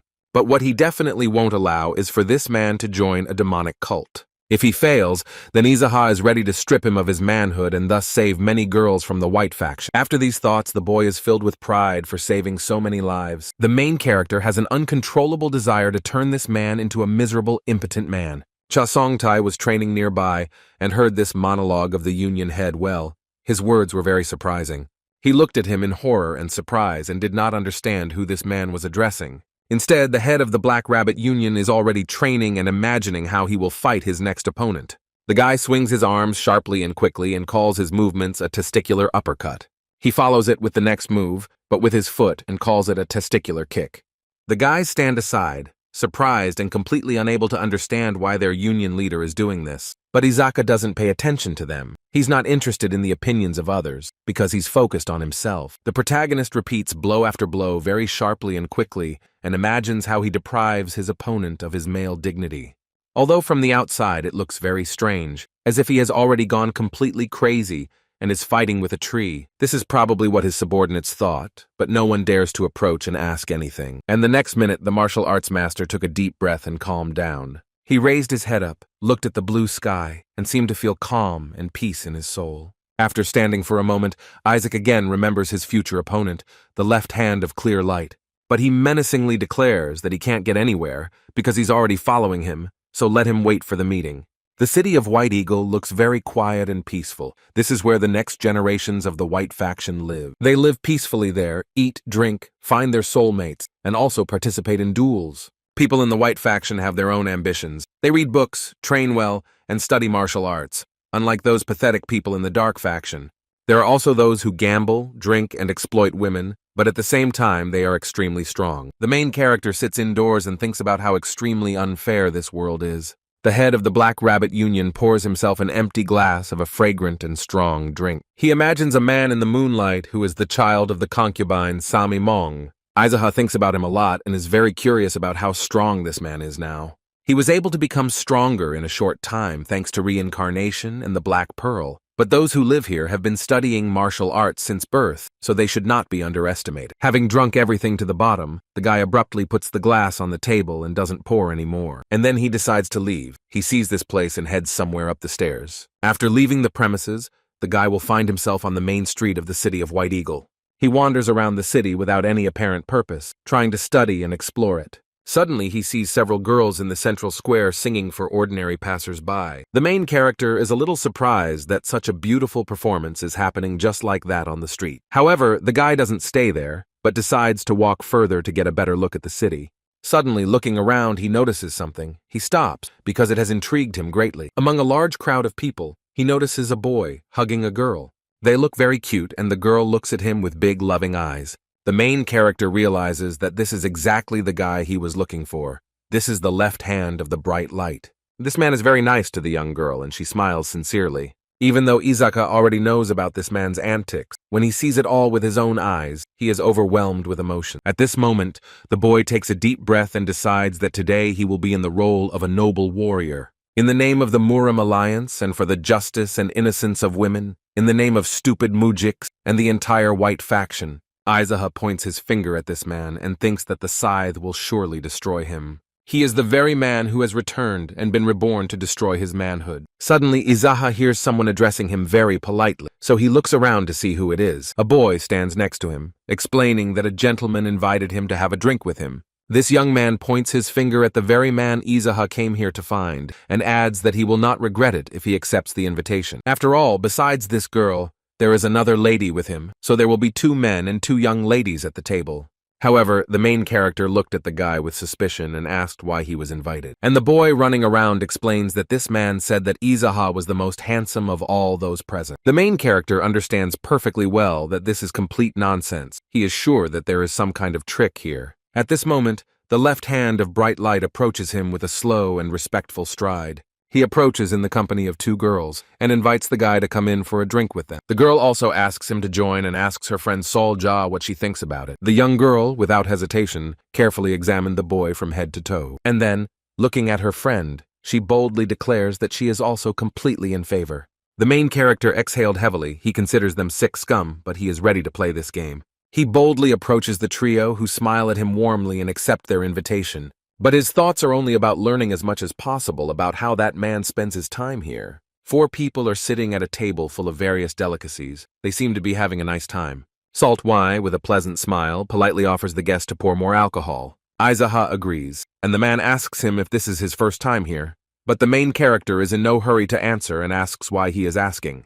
He explains that he has never met a man who looked at him so intently and for so long. The girl decided to interrupt them and introduce herself. Her name was Seo Wol, and the boy's was Mon Ran. Then he points to the girl sitting next to him and says her name is Sol A. After she tells them how to address them, she asks the guy what his name is. Izaka looked intently at everyone present and understood perfectly well that they had all given false names. Therefore, he also decided not to give his real name, but called himself Guang Chol and added that he was Gong Chol's older brother. The girl on the side curiously asks who Gong Chol is, and the guy explains that he is his younger brother. They were a little confused by this answer, probably wanting to hear more information. Instead, the man across from him offers a drink and explains that names and statuses are not important at all, and that one's true face can be seen when one gets drunk. After that, all 4 of them simultaneously tipped their glasses and drank all the alcohol from their glasses. The main character watches them closely and already understands that in addition to their husbands, these girls also possess martial arts. Left Hand, with a smile, shamelessly asks Sol Ah if she likes their guest. The girl, without thinking for a long time, shook her head and said that she liked him. And then the man asks how far she thinks the 2 of them can go today. But the girl looks embarrassed and asks why he's so impatient. After these words, this man bursts into loud laughter, although it was not very appropriate. To the main character, it all looked a little suspicious, as if they were exchanging secret messages. Left Hand gets up and explains that he needs to go to the restroom for a minute, and Seo Wol asks him not to be late. She glanced at the man, the girl looking a little confused. Then she puts on a smile and invites her friend to come with her to powder her nose. However, just as she stood up to leave, she suddenly felt someone grab her arm and hold her tightly. Izaha tightened his rough fingers around the girl's fragile hand, frightening her. He asks her to have another glass with him before he leaves, although his voice sounds very menacing. This scared the poor thing a little. She didn't know what to expect from this stranger. The other one also froze in place in surprise, so Izaha explains that she can go and not stay here. Now they are left alone. The girl feels very uncomfortable because of the guy's watchful gaze. She asks why he's staring at her so intently and admits that it scares her. Immediately after that, he makes a very risky movement with his hand, presses on a special point, and immobilizes it. Then he calmly takes out of his pocket a small jar that he had prepared in advance. But in front of the girl, he pours the entire contents of this mysterious test tube into a glass of drink. This was made by Moyong Bek. It is a poison that causes diarrhea, but it has no color and no smell. Usually the main character doesn't use such things because he is confident in his Jianghu. And even though he doesn't use this tool on himself, he is still worried. Without warning or prior conversation, he pours this poisoned liquid into the girl. Then he looked at her menacingly and warned her that if she told anyone else anything, she could say goodbye to her life. The poor thing looks very scared and very confused. She doesn't understand what will happen to her next. Taking advantage of the moment while the other Taoists are absent, Izaha also pours poison into their glasses. After a moment, a man with frowning eyebrows enters the room, followed by a girl. Sitting down in his chair, he asks why the atmosphere is so heavy here. Maybe something has happened. The main character, without explaining anything, immediately attacks this man with insulting words. The left hand of bright light asks with surprise and aggression what is happening here. Izaha claims that he perfectly understood their plan, that they would all get drunk and run away, leaving him to pay for everything. However, the man explains with a smile that this is nonsense, and that he would never have thought that some peasant could come up with such a thing. The union chairman doesn't answer anything and tips his glass of alcoholic beverage. Having drunk every last drop, he loudly places the empty glass on the wooden table. Seowal also tips his glass, but the man watches all this with some suspicion. But then he also raises the glass to the gums. He doesn't feel that there is poison in it, so he drinks it all.